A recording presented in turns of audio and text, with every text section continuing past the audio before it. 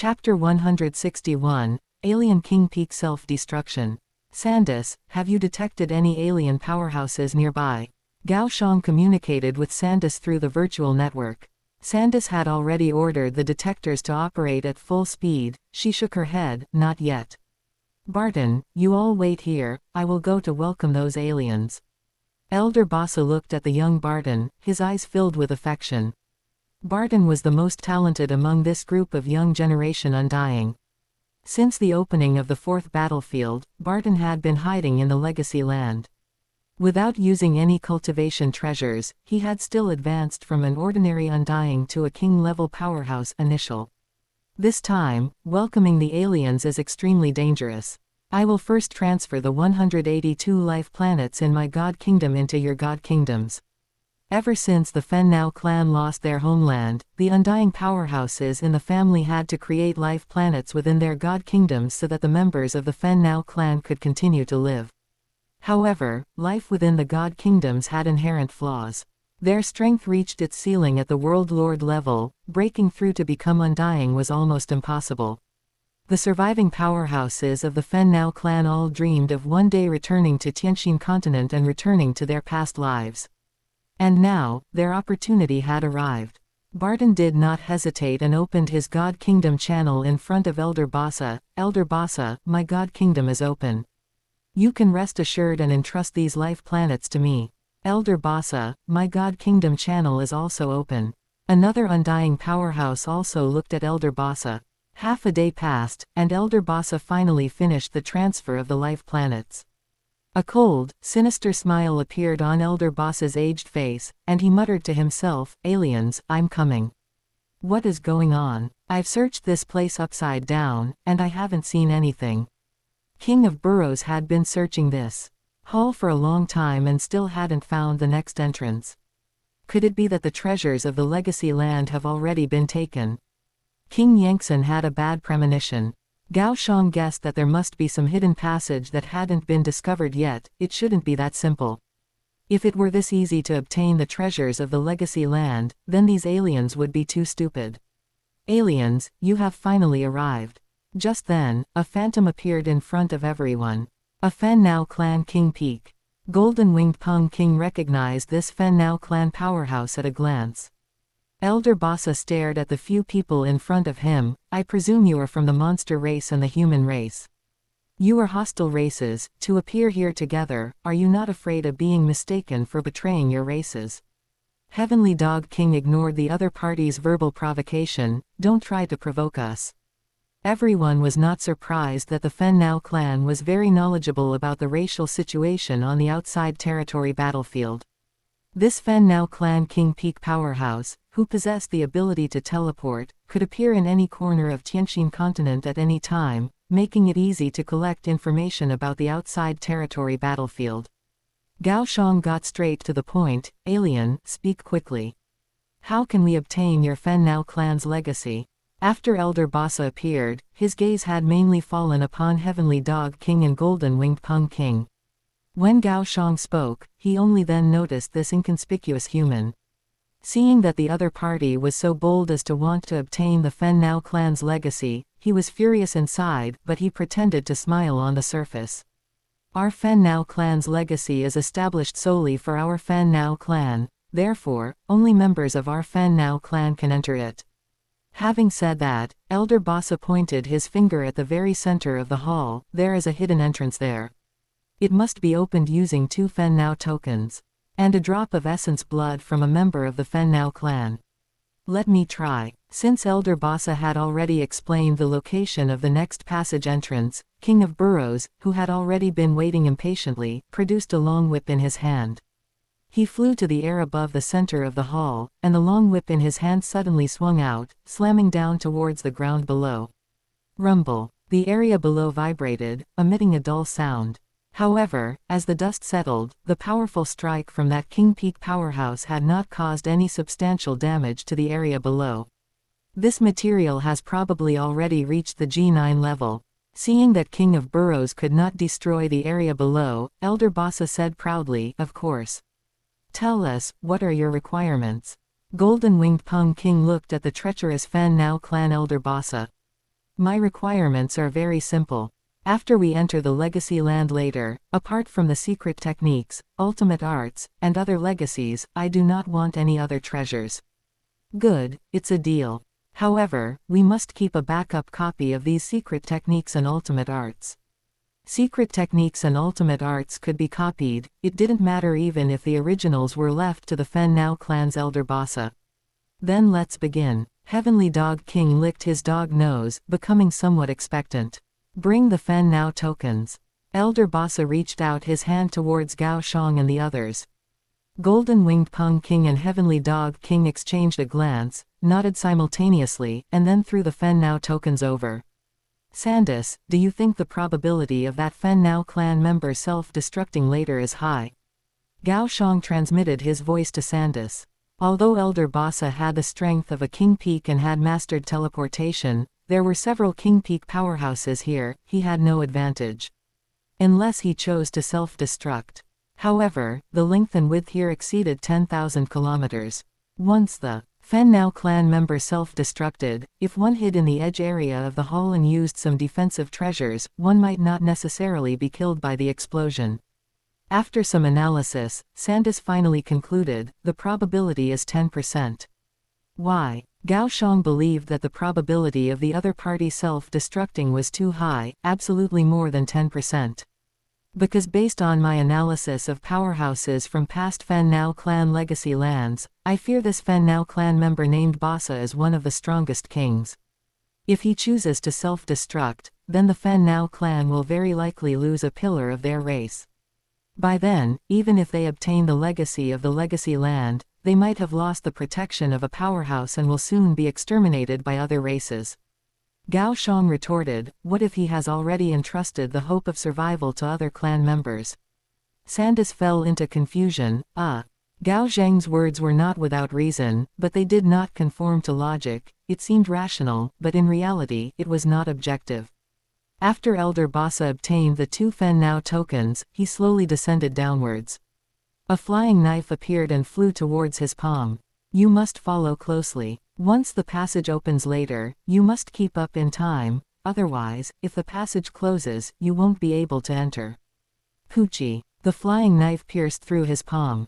Blood dripped from his palm.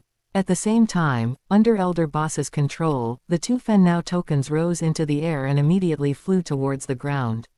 When the Fen Now tokens and the blood touched the ground simultaneously, the ground, which had been indestructible just a moment ago, emitted a rumbling sound. At the same time, hundreds of arc-shaped cracks appeared. They gradually grew larger until they formed a huge passage entrance with a diameter of about 100 meters. Please. In order to put these people at ease, Elder Bossa chose to enter first. King of Burrows and Heavenly Dog King cast their innate secret techniques, their bodies shrank significantly. They exchanged a glance and followed closely behind. Go in. Golden Winged Pung King looked in the direction of King Yangtsen and then took the first step. King Yangtsen nodded, and she transmitted her voice to Gao Xiang, let's go in too.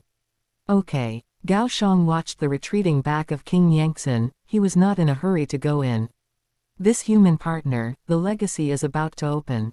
Hurry and come over. After entering the brand new passage, Elder Bossa discovered that Gao Xiang was still outside and had not entered.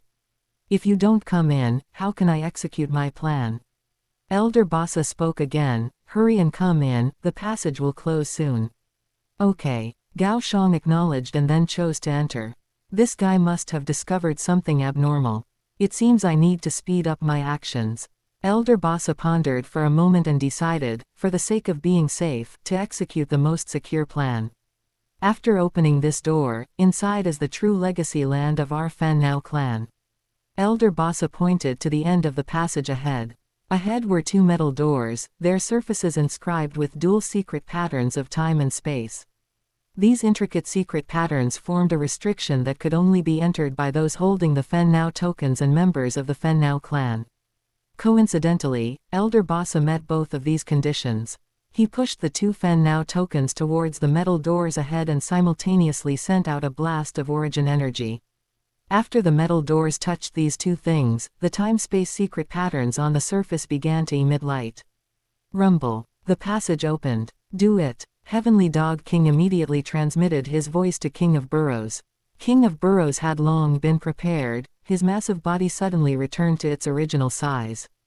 The passage, which was only 1,000 meters wide and high, was quickly occupied by King of Burrows' body, causing the passage to the final legacy land to be completely blocked. Heavenly Dog King immediately teleported to the legacy chamber. Golden Winged Pung King reacted just as quickly, following closely behind, and also teleported to the legacy chamber. Ha ha ha, you are all doomed. Elder Bassa was not in a hurry to teleport, instead, he immediately cast a space lock. At the same time, he noticed behind him and discovered that the passage behind had been completely closed. King Skyfoot, oh no, this guy wants to self-destruct. King Yangtze reacted immediately after discovering that the surrounding space had been locked. What a lunatic. Gao Xiang complained crazily. In a passage only 1,000 meters wide and high, once a King Peak powerhouse self-destructed, the power would definitely increase geometrically. Overlord Armor, if you are a supreme treasure, only then will I have an undying body today. Gao Xiang knew that he would likely be unable to escape this calamity today. A King Peak powerhouse choosing to self-destruct in such a confined area, its power had already surpassed the self-destruction of a Peak King. Gao Xiang judged that if he were only wearing a heavy treasure armor, he would still be annihilated. Unless he was wearing a supreme treasure armor. Back then, Luo Feng was able to withstand the self-destruction of a king-level powerhouse by relying on supreme treasure wings. Damn it! Golden Winged Pung King was furious. He looked at Heavenly Dog King, who was still trying to snatch the treasures on the side. Stop fighting for it. Once that lunatic self-destructs, we will all be finished. Fine. Heavenly Dog King also knew the situation was urgent. He transmitted his voice to Golden Winged Pung King, let's think of a way together to stop him from self-destructing. King of Burrows, under the signal of Heavenly Dog King, hurriedly shrank his body and shouted towards Elder Bassa. You fool, don't think about self-destructing. No one will get the things inside later. Yeah, we promise you. Additional benefits, just don't self-destruct. Golden Winged Pung King was starting to fear death at this moment. The space had been locked, it was impossible for him to teleport. Moreover, the material of the passage here was special. Even with his full power strike, he could at most leave a mark on the surroundings. Haha, I have lived for too long, too long. I am tired enough. Since this place has been opened, our clan members can also obtain the things inside, haha. In the legacy chamber, there was a huge black box. The material of this black box was also very hard and could withstand the self-destruction of a King Peak powerhouse. Gao Xiang did not say much, instead, he flew towards the entrance of the passage. He chose a corner of the entrance and ordered the cloud-caressing vine to fly out from his body. Soon, part of the cloud-caressing vines occupied more than half of the passage. The rest of the cloud-caressing vine was hidden inside a world ring. The entire world ring was already occupied by the rest of the cloud-caressing vine's body. And Gao Xiang was right in the center of this world ring, completely protected by the cloud-caressing vine. I have the protection of 20,000 kilometers of cloud-caressing vine around me, and the Overlord armor protecting my whole body. I hope I can survive this time. After preparing all of this, Gao Xiang began to wait for the lunatic's final self-destruction. Golden Winged Pung King discovered that Elder Boss's self-destruction did not stop. Damn it, this guy is stubborn. Good luck to yourself. Relying on his strong divine body and powerful treasures protecting his body, Heavenly Dog King believed that he would definitely not die. At this moment, he hoped even more that these people would all be blown to death, and then all the treasures would be his. King Skyfoot, save me, I still owe you 8 billion Hunyuan units. King Yangtze knew that Gao Xiang had too, heavy treasures and the protection of a King Peak cloud-caressing vine, so his hope of survival was greater. However, Gao Xiang did not pay attention to the other party. At this time, he hoped even more that everyone here would be blown to death, so that all the treasures would be his alone. He was not kicking someone while they were down by doing this, at most, it could be considered failing to save someone in danger. Once the Great Alliance held him accountable, he could simply play the video of today, and then no one could say he had a problem. In a moment of crisis, he didn't have time to rescue a king-level powerhouse who was some distance away from him. Oh no. In a distant place, in a huge underground world, Barton and the others, who were waiting for news, were anxious and impatient. There were 11 of them in total. One was a king-level powerhouse initial and the other 10 were marquee-level immortals. Barton was a king-level powerhouse initial. Barton, how is Elder Boss's situation now? An elderly marquee-level immortal looked at Barton anxiously. He had some bad premonitions. This group of theirs was now the only survivors of the entire Fen Nao clan, living in a precarious underground world in the 4th battlefield. This underground world was within the god kingdom of the Fen Nao clan Elder Bossa. Chapter 162, Fen Nao Embryo. Barton and the others rarely left Elder Bossa's divine power domain, because the entire 4th battlefield, the Tianqin continent, their former homeland, had been occupied by the 4 peak races. Once they appeared on the Tianqin continent and were discovered by the 4 peak races or their vassal races, they would face joint pursuit and extermination by these enemies. This had led to a situation where, since the opening of the 4th battlefield hundreds of millions of eras ago, the number of Fen Nao clan members had steadily dwindled, until now, only Elder Bossa's lineage remained. Elder Bossa will definitely be all right. Barton clenched one fist and said firmly, while his other hand kept holding a crystal ball. This crystal ball contained a wisp of Elder Bossa's aura. Once Elder Bossa fell, the aura of Elder Bossa on the crystal ball would dissipate, and the crystal ball would shatter. This effect was similar to the soul lamps and life slips found in cultivation novels. Snap! The crystal ball in Barton's hand suddenly shattered. Barton widened his eyes, staring at the shattered fragments of the crystal ball on the ground. He remained motionless, like a wooden statue. This. The other members of the Fen Nao clan who saw this scene were stunned, stuttering and unable to speak. The scene was terrifyingly quiet. One could hear a pin drop. Rumble. Along with the shattering of the crystal ball, the surrounding land and rivers began to fracture, and visible cracks appeared in the sky. After Elder Bossa fell, this divine power domain began to decay because it had lost its master. This process might last for several years, until it became an uninhabitable, ruined divine power domain.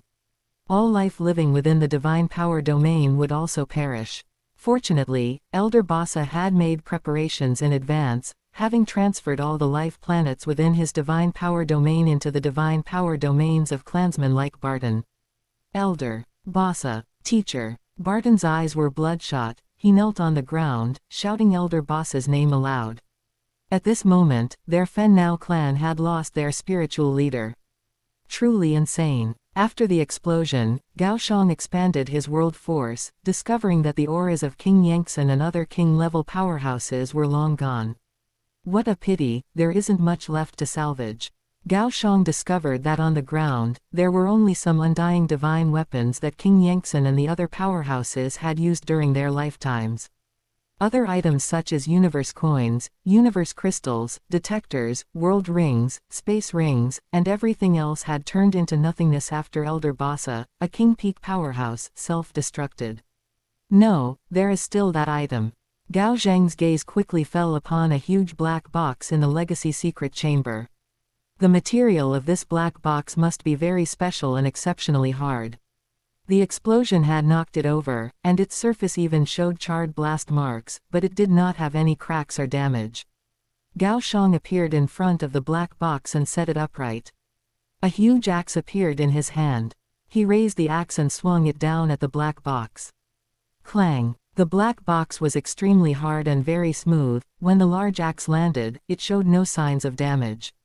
After the impact, sparks from the metal collision flew, and the large axe slid, falling toward the ground. One side of the axe blade plunged into the hard floor below. These floorboards had withstood the self-destruction of a king-level powerhouse, but they could not resist Gao Zhang's axe.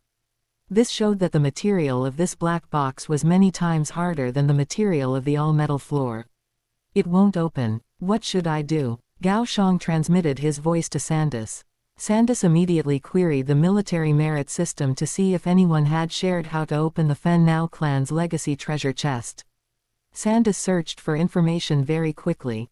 Within 10 seconds, she reached a conclusion. "Master, I just searched through a large amount of data and found no way to open the black box, unless a Fennao clansman opens it themselves." "Damn that elder Bassa," Gao Xiang cursed in frustration. However, soon after, Gao Xiang thought of a method. Elder Bassa chose to self-destruct with the intention of taking his enemies down with him. The opponent was willing to appear not just to take revenge on the human race, but to obtain the legacy treasures inside the black box. Since he himself had fallen, it was highly likely that he intended to leave this black box to others. Elder Bassa could not possibly leave the treasure chest to an alien race. Therefore, Gao Xiang could be very certain that Elder Bassa intended to leave the black box to his own clansmen. Since that's the case, I just need to wait for them to come to me. Gao Xiang took out a world ring, threw it on the ground, and then entered the world ring himself. He did not touch the surrounding loot. This way, even if the surviving Fennao clansmen came, they would not notice anything unusual. The explosion just now was too dangerous. If I hadn't had the demon cloud vine and the overlord armor for protection, I'm afraid I would have fallen. After the explosion, the demon cloud vine, relying on its massive divine body, did not perish on the spot. Currently, the demon cloud vine's divine body was only at 20% and had fallen into a deep slumber. It would take several eras to fully recover on its own. "I have a letter here." Elder Bassa said that if he were to fall, I should open it for everyone to read. Although Barton was very sad, he had long been prepared for Elder Bassa's death, so he quickly pulled himself together. He took out a letter, stood in front of everyone, and looked determined. After Elder Bassa's fall, he, the youngest king-level champion of the clan, would be the next leader of the Fennao clan. The other Fennao clan powerhouses did not think that. Barton was too young to serve as the new leader of the Fennao clan. Barton opened the envelope, took out the letter inside, and read aloud. "My fellow clansmen, when you see this letter, it means I have fallen. I am Elder Bassa of the Fennao clan. I have seen our Fennao clansmen spread across the entire Tianqin continent. We built empires, we conquered each other, and we slaughtered each other. We revered the strong, and we pursued the pinnacle of personal strength. However, the four peak races arrived. They turned our land into a battlefield for themselves and launched a genocidal slaughter against our people. We thought about uniting all Fennao clansmen. We set aside our conflicts and deep-seated grudges, united against our common enemy, and resisted together. We believed that with our powerful universe exalts presiding and tens of thousands of king-level immortals charging into battle, we would surely achieve victory. However, the four peak races were far more terrifying than we had imagined. They sent powerful universe lords to preside, easily annihilating our universe exalts and the vast majority of our king-level immortals. Later, we had to struggle to survive and built various Fennao clan legacy sites. But later, even after our clansmen obtained the treasures from these legacy sites, they still couldn't grow strong. Once they appeared on the Tianqin continent, they would be hunted down by the alien races. Although I have fallen, you, Barton, must live on. By now, you should have obtained the treasures of the legacy site. Barton, after you obtain the treasures, use your divine power domain to teleport away from the Tianqin continent immediately, as far as you can. It would be best if you never return. I believe that with these legacy treasures, our Fennao clan will be able to rise again." Barton read the letter word by word. By this time, his eyes were bloodshot, and his face was covered in tears. Elder Bassa had treated him like his own son. "Let's go. We will retrieve the treasures now." Barton did not let his emotions cloud his judgment. He gathered the clansmen and prepared to set off for the legacy site.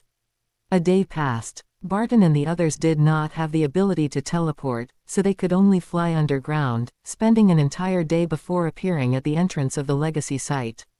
Barton opened his palm, and a wisp of his essence blood flew out from his palm toward the gate of the legacy site.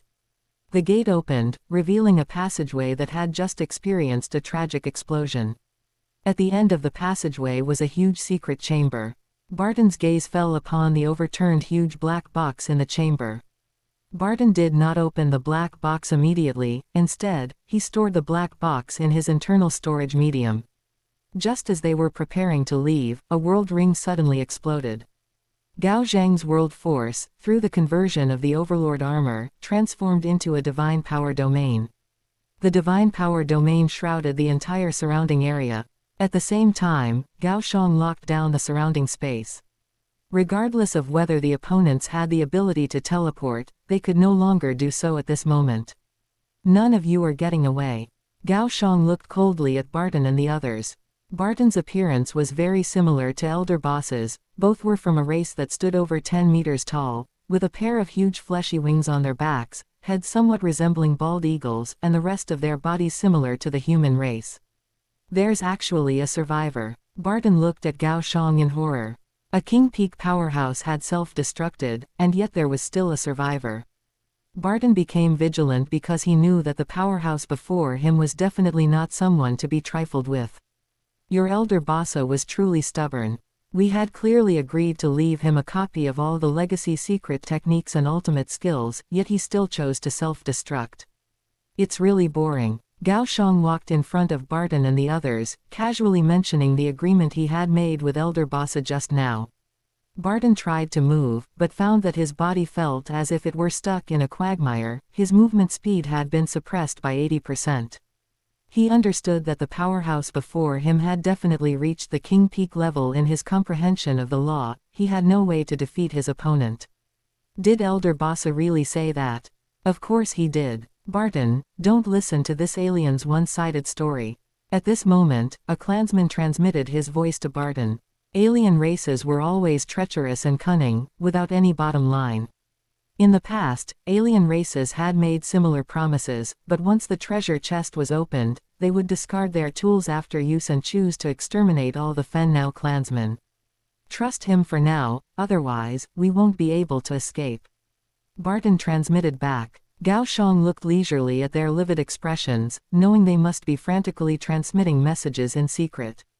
How can I believe that you won't kill us all after we open the treasure chest? Barton felt that the opponent's suggestion was quite good, but he was still worried that Gao Xiang was deceiving them. The treasures inside the treasure chest were of two types. One type was non-replicable treasures, such as divine weapons and materials. The other type was replicable treasures, such as secret techniques and ultimate skills. Killing you won't do me any good. You've been hiding for so long, I don't think much of the treasures you have on you. Although Gao Xiang's words were harsh, they were very reasonable. Cold sweat broke out on Barton's forehead. He was weighing the pros and cons. If the opponent could really do as he said, then Barton would obtain the most important secret techniques and ultimate skills of the legacy site. As for those divine weapons and materials, they were merely external objects. Obtaining them could improve individual strength, but for the entire clan, they were of little significance. The complete cultivation legacy was the most important thing. Currently, the complete Fennao clan cultivation legacies that Barton possessed amounted to only 8, other cultivation legacies had long been lost. Fine, I agree. In the end, Barton chose to trust the opponent. No, beware of a trick. Another clansman transmitted to Barton. What else can we do? We are doomed today. At worst, he'll kill us all, and no one will get the legacy. Silence. The strongest alien present was only Barton, a king-level champion. In their eyes, Gao Xiang was a powerful King Peak powerhouse who had even survived the self-destruction of a King Peak powerhouse. Such a powerhouse definitely had the strength to easily crush Barton and the others. You were quite smart. Gao Xiang looked at these Fennao clansmen with a smile. Barton took out the black treasure chest he had just stored in his body. A wisp of his divine power entered the black treasure chest, and at the same time, a drop of essence blood flew out and landed on top of the treasure chest. The method to open the treasure chest was very simple and crude. It only required the essence blood and divine power of the Fennao clan. However, for an alien race like Gao Xiang, this method was actually the most difficult. Click, click, click. The black treasure chest opened. Inside the black treasure chest, a small partitioned area was filled with neatly stacked black metal plates. The rest of the space contained some materials and divine weapons. The most powerful divine weapon was only a king-level divine weapon. There was not a single heavy treasure. I will make a copy of the legacy on these metal plates and leave them for you later. As for the other treasures, they are mine. Regardless of whether Barton and the others agreed, Gao Xiang picked up a metal plate and ordered Sandus to activate the scanning device to begin recording these legacies. Barton and the others' faces were livid, they were angry but dared not speak. There were quite a few treasures inside the black box. For example, some treasures that enhanced bloodline, some powerful divine weapons, and some treasures that briefly enhanced comprehension ability.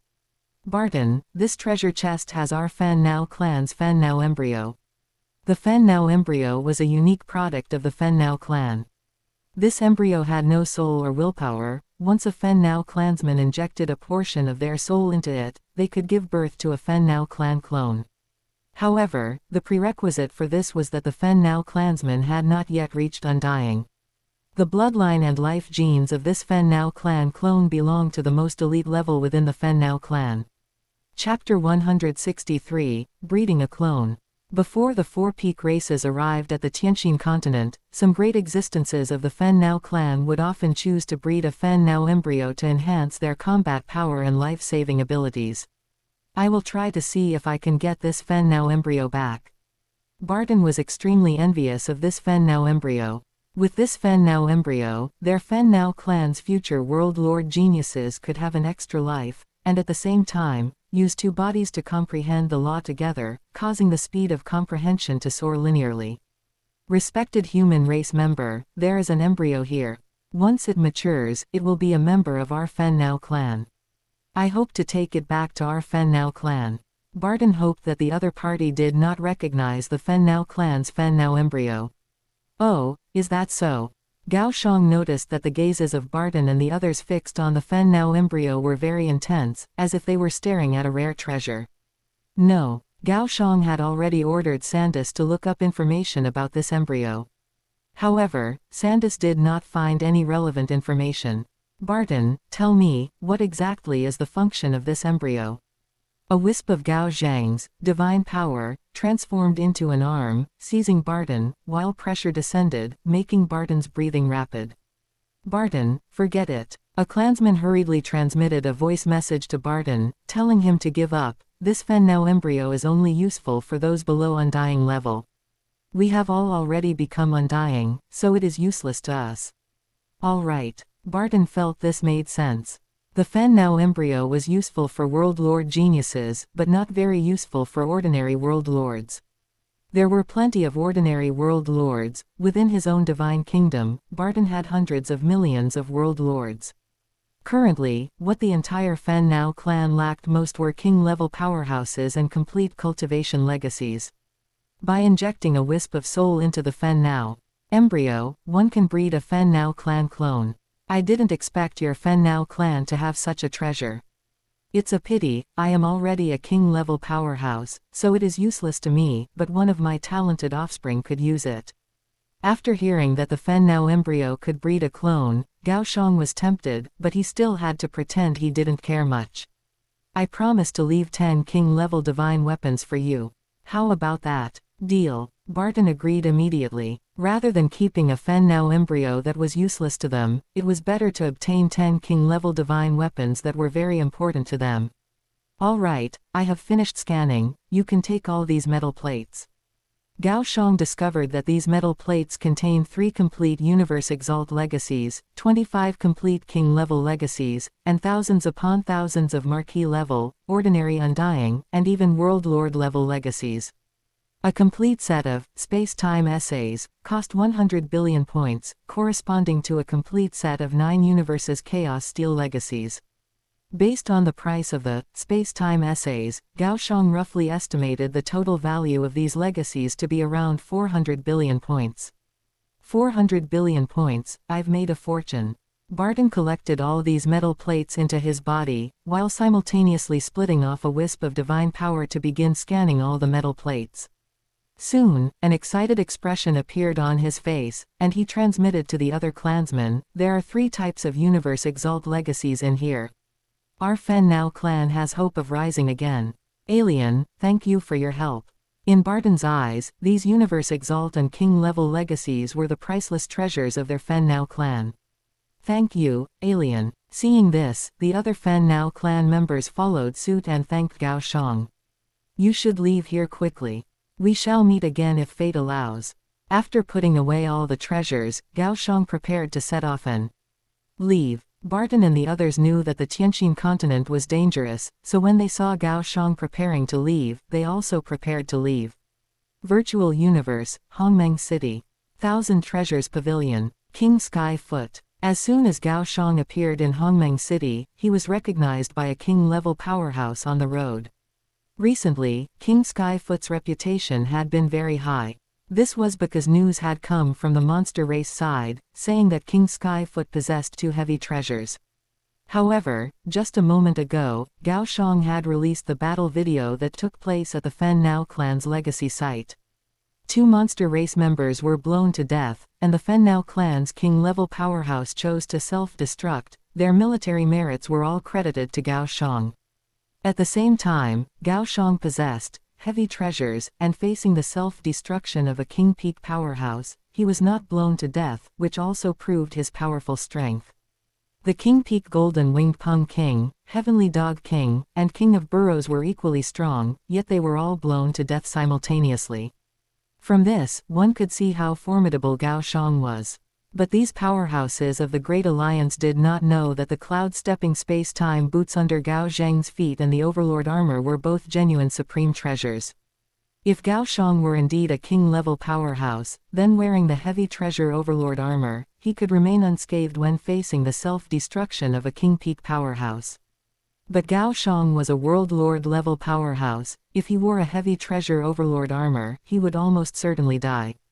Inferring from this, the Overlord armor must be a heavy treasure.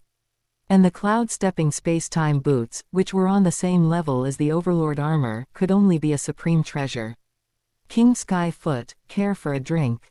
An alien king-level powerhouse held a glass of fine wine and greeted him very enthusiastically. For these aliens, perhaps a king-level powerhouse was already the peak combat power of their race, and they hoped even more to get to know the powerful king-level powerhouses of the human race. Especially since the strength Gao Xiang had displayed now was already very close to a peak king. King Sky Foot, are you interested in adventuring in the Star Tower? At this moment, a beautiful winged human race girl appeared in front of Gao Xiang. Star Tower, not interested. Gao Xiang recognized the winged human race girl in front of him. King Star Illusion, a top powerhouse of the 7th battlefield, skilled in teleportation, currently adventuring in the Star Tower, and at the same time, she had a shuttle service that was very famous throughout Hongmeng City. Tisk, tisk, tisk. King Sky Foot, are you worried that the Star Tower is too dangerous?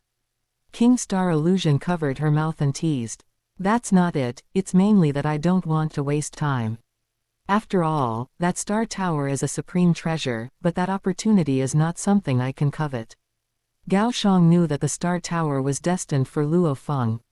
He was not of the Earth-human lineage, nor did he cultivate the 9-volume manual, so seeing the Star Tower was futile. Little sister, let's go. At this moment, a tall winged human race man appeared beside King Star Illusion. Coming. If you have any transport business, you can contact me at any time, and I will come immediately. King Star Illusion left with her brother, and before leaving, she did not forget to wink at Gao Xiang. No wonder this woman's business is so good. For the same price, with a beauty by one's side and someone who speaks so pleasantly, naturally, one would choose King Star Illusion. Gao Xiang shook his head, not thinking too much about it. He looked at the gate of the 1,000 Treasures Pavilion and then stepped inside. 10 minutes later, a Universe Exalt finished counting all the legacies and said with a smile, I have finished evaluating these legacies, they are worth a total of 450 billion points.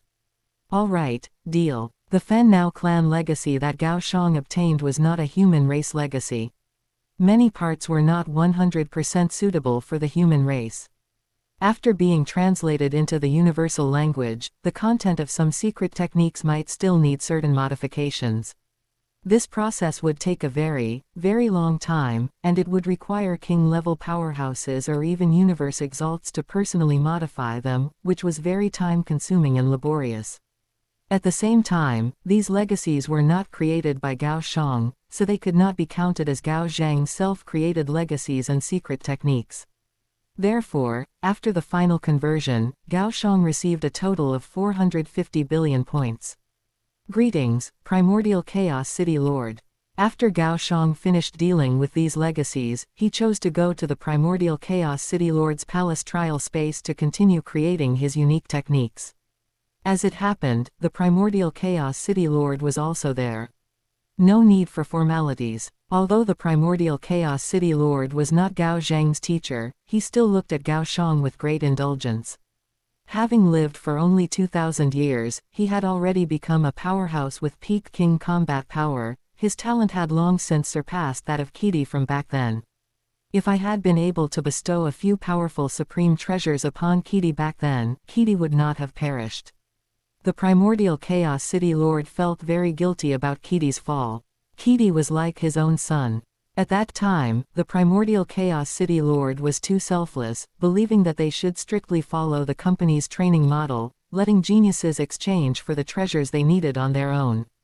However, these geniuses did not know that even if they cleared the World Lord rank primitive celestial mountain, the rewarded points were only 100 billion points. 100 billion points, not even enough to buy one heavy treasure. Moreover, there were quite a few peak king powerhouses in the outside territory battlefield who possessed heavy treasures. Every one of them had fought their way out of mountains of corpses and seas of blood, each had their own tricks. If a genius like Gao Xiang did not have supreme treasures to protect himself, when facing the siege of peak king powerhouses, the probability of falling would be very high. Gao Xiang did not know what the Primordial Chaos City Lord was thinking at this moment. Primordial Chaos City Lord, I am preparing to elevate my leg technique to infinitely approach an ultimate unique technique. Oh, interesting, interesting. If any other genius said they wanted to create a technique infinitely approaching an ultimate unique technique while at the World Lord rank, the Primordial Chaos City Lord would definitely think the other party was bragging. But with Gao Xiang, it was not necessarily so. The Primordial Chaos City Lord began to look forward to it. Trial space. A massive time-space worm appeared. Facing the time-space worm, Gao Xiang was no longer as embarrassed as in the past. Nowadays, he could trade blows back and forth with the time-space worm. But he still could not manage to slay the time-space worm. That's it. As if having an epiphany, Gao Xiang suddenly thought of a move. As he raised his leg, the energy was already fully charged, descending like a 10,000 jin rod, striking the time-space worm's seemingly soft body. Swish! The time-space worm's body was like paper, easily shattered by Gao Xiang's kick. Not bad, it worked. If I were facing the time-space worm in reality, with its innate secret technique of devouring time and space, I might not be its match. In the past, when Gao Xiang dealt with the time-space worm, it was almost impossible to kick its body, and even if he did, the opponent would only be slightly injured. However, after Gao Xiang's epiphany, the time-space worm's strength suddenly dropped, and its body was fragile to him, easily shattered by a kick. Next, the opponents Gao Xiang faced were much simpler. Having spent only 100 years, Gao Xiang had cleared all the way to 1,200 opponents. The 1,201st opponent was a 9-line centipede. The 9-line centipede was not a monster race, it resembled a centipede in appearance, but it was a special life form with life genes reaching 680 times the norm. A wisp of Gao Xiang's consciousness was creating unique techniques in the virtual universe trial space, while in reality, he was in the manor at Camp 036, looking at the previous Fan Now embryo. He had placed the Fan Now embryo at the Thousand Treasures Pavilion in Hongmeng City for a fake sale and quickly obtained information about the Fan Now embryo. The Fan Now embryo was a type of special heaven and earth treasure that could only be bred in the secret realm Tianxin continent. It took 10,000 eras to breed one. Its appearance was very similar to the Fan Now clan, but it was not the Fan Now clan, rather, it belonged to a special life form. It possessed 50 times the life genes and could allow a World Lord level powerhouse to split off a wisp of soul and merge it into it, thereby obtaining a Fan Now clone. The Fan Now clone possessed an innate secret technique, Fan Now incarnation. The Fan Now incarnation only had a portion of the Fan Now clone's strength. The number of incarnations was related to the strength of the Fan Now clone. Although its strength was slightly inferior to the main body, the good thing was that it was merely an incarnation, not the main body, so it could be created again after perishing. This trait was the same as the Nine Nether Master's Nine Nether clone. It could condense again after dying, which could be described as possessing an immortal body. With this Fen Now clone, I will have 2 lives. If I go to some very dangerous places, I can split off a Fen Now incarnation to go adventuring or to die. Luo Feng had 3 major clones. As long as his life core was not shattered, he would never die. This point was actually very similar to possessing an incarnation. Gao Xiang dropped a drop of essence blood onto the Fen Now embryo. At the same time, he split off a portion of his soul and injected it into it. The Fen Now embryo, having received the essence blood and a portion of the soul, was quickly activated, and the life aura inside began to rise. Thump, thump, thump tilde. Gao Xiang felt the Fen Now embryo's heart begin to beat. I can feel the soul connection between me and the Fen Now embryo. This feeling was very wonderful. Clearly sharing the same soul, yet having 2 bodies, he could switch the perspective of the bodies at will, and he could also multitask to control both bodies at the same time. A World Lord level powerhouse's soul was very powerful, sufficient to multitask. For this embryo to successfully breed, it requires 1,000 years. Once born, it will have World Lord peak strength. After successfully fusing with the Fen Now embryo, Gao Xiang could clearly feel the information inside the embryo. King Skyfoot, please use a wisp of your divine power to collect the goods. In front of Gao Xiang's manor, the undying monarch responsible for transporting the goods looked at King Skyfoot respectfully. Gao Xiang walked out of the manor gate and saw an undying powerhouse standing in front. This powerhouse wore a black robe, his aura was sharp, and he faintly emitted the aura of a powerhouse. He had already been very restrained, however, as a marquee-level immortal, his aura was difficult to be completely suppressed. It is actually a marquee-level powerhouse. Gao Xiang looked at the delivery person in front of him with some surprise. Marquis Blackrock explained with a smile, while also looking at the king-level powerhouse in front of him very respectfully. This time, because the treasure is truly too valuable, the Virtual Universe Company specially asked me to deliver the goods. The scale of Gao Xiang's manor, placed within the entire military camp of the outside territory battlefield, belonged to the highest level. Manors of this level usually belong to powerful king-level powerhouses, or marquee-level immortals who had stayed in the outside territory battlefield for a long time and accumulated huge amounts of points. Sorry for the trouble. Gao Xiang looked at a black box in front of him, his eyes shining, while at the same time, he released a wisp of divine power, which landed on the divine power sensing device on the black box. Chapter 164, Heavy Treasure and Supreme Treasure. Click. An electronic voice sounded, divine power attributes match, signing complete. Seeing that the box was indeed Gao Xiang's, the hanging heart of King Heian finally relaxed. After Gao Xiang saw King Heian off, he took the box and entered the secret room. This secret room had already been repaired at the expense of an undying. Gao Xiang only learned afterward that the military already had a regulation stating that once a tenant damaged a residence, they needed to pay for the repairs. It turned out that the undying had chosen to pay for the repair costs secretly on his own instead of asking Gao Xiang to pay, all to build a closer relationship with him. I will remember this favor. Gao Xiang still remembered the other person's name. If there was an opportunity to repay the favor, as long as he was capable and the situation was reasonable, he would not mind helping the other person once. After the black box was opened, there were 3 world rings inside. All 3 world rings were ownerless, and Gao Xiang only needed to inject a wisp of divine power into them to see what was inside.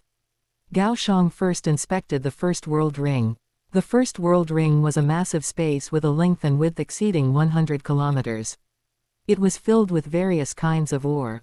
Some ore was purple, with an appearance like crystal, long, and looked very beautiful. Some ore was blue, oval-shaped, as if carved by hand, which was quite good-looking. Some ore was blood red, crystal clear, like giant diamonds the size of soccer balls, exceptionally tempting under the sunlight. There was everything from A-rank ore to G-rank ore. In the corner of the world ring, there was also a huge black box with a length, width, and height of 1 kilometer, 2 kilometers, and 1 kilometer respectively. The black box opened to reveal fruits, bottles and jars, and some corpses of alien races. The bottles and jars were filled with various kinds of potions, all personally concocted by formidable pharmacists. Not bad, not bad, the supplies are already very sufficient. This world ring was filled with enough resources to allow the star-eating grass to evolve into 1,000-vine star-eating grass and boost the probability of it breaking through to become undying to the extreme. The value of all the treasures in this one world ring alone already exceeded 100 billion. Withdrawing his consciousness from the first world ring, Gao Xiang quickly focused his attention on the second world ring. The space in the second world ring was clearly more than half smaller. However, the value of the goods inside far exceeded the first world ring. It contained femovenom, high-grade fire god source crystal, and venerable rank restricted detectors including large detectors and small detectors. The value of these treasures combined also exceeded 200 billion. The last ring was filled with a large amount of biological materials. Some of these biological materials were corpses of alien races, some were special potions concocted by the insect race, and others were some heaven and earth treasure. This was the upgrade plan for Gao Xiang's customized biological spaceship. With this set of upgrade plans, his biological spaceship would soon be able to upgrade to G rank. Once the insect race heart upgrades to a G rank biological spaceship, it will be time for me to return to the outside territory battlefield. By then, no one in the entire outside territory battlefield will be able to destroy my biological spaceship, not even a universe exalt could do it. G-rank biological spaceships are very similar to automaton race spaceships of the same rank, both are extremely sturdy. Their performance far exceeds human spaceships of the same rank, and the price is several hundred or even 1,000 times higher. G-rank biological spaceships have astonishing defense and possess self-consciousness, like a mobile insect race mother nest that can produce large batches of warriors. 1,000 years later, Gao Xiang walked out of the secret room. At 3,000 years old, Gao Xiang had long since shed his former naivety.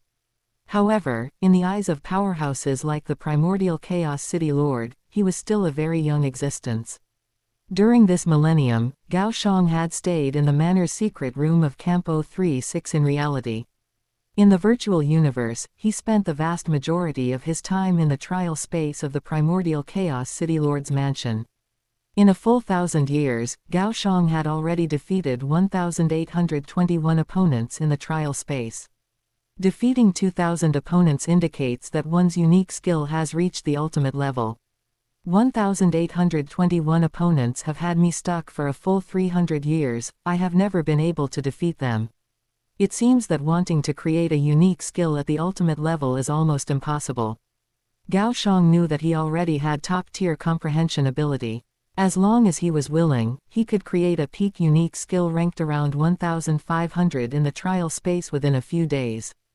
However, despite his painstaking efforts, he was still unable to create an ultimate unique skill. The primordial Chaos City Lord told him that to create an ultimate unique skill, one must at least become undying. Gao Xiang was not discouraged and tried several hundred times, still failing to defeat the 1,821 opponents. As it happened, his Fen Now clone was very close to being fully gestated, and Gao Xiang wanted to personally see how this clone turned out. Inside the divine kingdom of the demon cloud vine, there was a towering palace with a height exceeding 1,000 kilometers. Gao Xiang was in the main hall of the palace, looking at a huge gestation sac in front of him. The gestation sac was a full 15 meters high, with its surface covered by a very tough membrane. The interior of the gestation sac was filled with liquid. Through the light, one could see inside the membrane a Fen Now clone with curved limbs. Suddenly, Gao Xiang felt the Fen Now clone inside the gestation sac open its eyes. At this moment, Gao Xiang's consciousness quickly entered the clone's body, he could now fully control this clone. The Fen Now clone suddenly straightened its body, causing the entire gestation sac to explode. The liquid inside splattered everywhere, forming a large, sticky area in the surroundings. The Fen Now clone stood in front of Gao Xiang's original body. Gao Xiang's original body looked up at the huge Fen Now clone in front of him. Just after being gestated, the appearance of this Fen Now clone was not much different from Fen Now clansman like Sutton. However, the Fen Now clone was a special life form with 50 times the life gene, and although its appearance was very similar to the Fen Now clan with 8 times the life gene, it still belonged to the same race. Hello. The Fen Now clone opened its mouth, and the mouth emitted the unique sound of the Fen Now clan. Hello. Gao Xiang's original body greeted it in return. Let's test how fast the comprehension of law is. The Fen Now clone immediately sat cross-legged and began to comprehend the law of time. An hour passed, and the Fen Now clone opened its eyes, looking at the human original body in front of it. I didn't expect my comprehension speed to be so much slower. It seems that my golden finger only works on the human original body. Gao Xiang was not disappointed, on the contrary, he was very excited. The speed at which my human original body comprehends law is already extremely heaven-defying. I believe that in less than 2,000 years, I will be able to completely master the law of space-time, and by then, I can directly ascend to become a universe lord. During this millennium, besides creating unique skills in the trial space, Gao Xiang spent the remaining time comprehending law. Therefore, the comprehension speed of the law of space-time was not as fast as before. In the future, my human clone only needs to focus on comprehending law, and as for the Fen Now clone, it will be my main combat clone. As soon as the Fen Now clone was finished gestating, Gao Xiang decided to go see the primordial Chaos City Lord. Once Gao Xiang broke through to become undying, his body and soul would fuse, and the primordial Chaos City Lord would be unable to determine if Gao Xiang was human. Therefore, for the sake of integrity, it was necessary for Gao Xiang to inform the primordial Chaos City Lord about his Fen Now clone in advance, so as to avoid any misunderstandings by human powerhouses when he brought out the Fen Now clone in the future. Gao Xiang, what is the important matter? The primordial Chaos City Lord had his hands behind his back, his gaze gentle, looking at the Gao Xiang in front of him with satisfaction. He knew that Gao Xiang had already defeated over 1,800 opponents, and the leg technique he created was already very close to the ultimate unique skill of a universe lord. This achievement had already surpassed any world lord rank genius in the history of the human race. Teacher Primordial Chaos City Lord, look. After spending several thousand years with the Primordial Chaos City Lord, Gao Xiang had long since started calling him teacher. Although the two did not have a formal master-disciple relationship, it was better than that of a master and disciple. Beside Gao Xiang, an alien race over 10 meters tall suddenly condensed. The alien had a head like an eagle, a body like a human, and a pair of red fleshy wings on its back. It is actually a Fen Now clone. You actually have such an opportunity, not bad, not bad. The primordial Chaos City Lord was knowledgeable and recognized at a glance that this was a Fen Now clone. However, the primordial Chaos City Lord walked a few steps closer to the Fen Now clone and looked up at the massive Fen Now clone. The Fen Now clone only has 50 times the life gene. For a genius like you, it is still too low. Gao Xiang touched his forehead, feeling a bit ashamed. He also wanted to get a more powerful clone, but he did not have the same opportunity as Luo Feng, who could perform possession on a golden horned beast. But soon, Gao Xiang reacted. In the eyes of the primordial Chaos City Lord, Luo Feng's opportunity of performing possession on a golden horned beast could only be considered medium.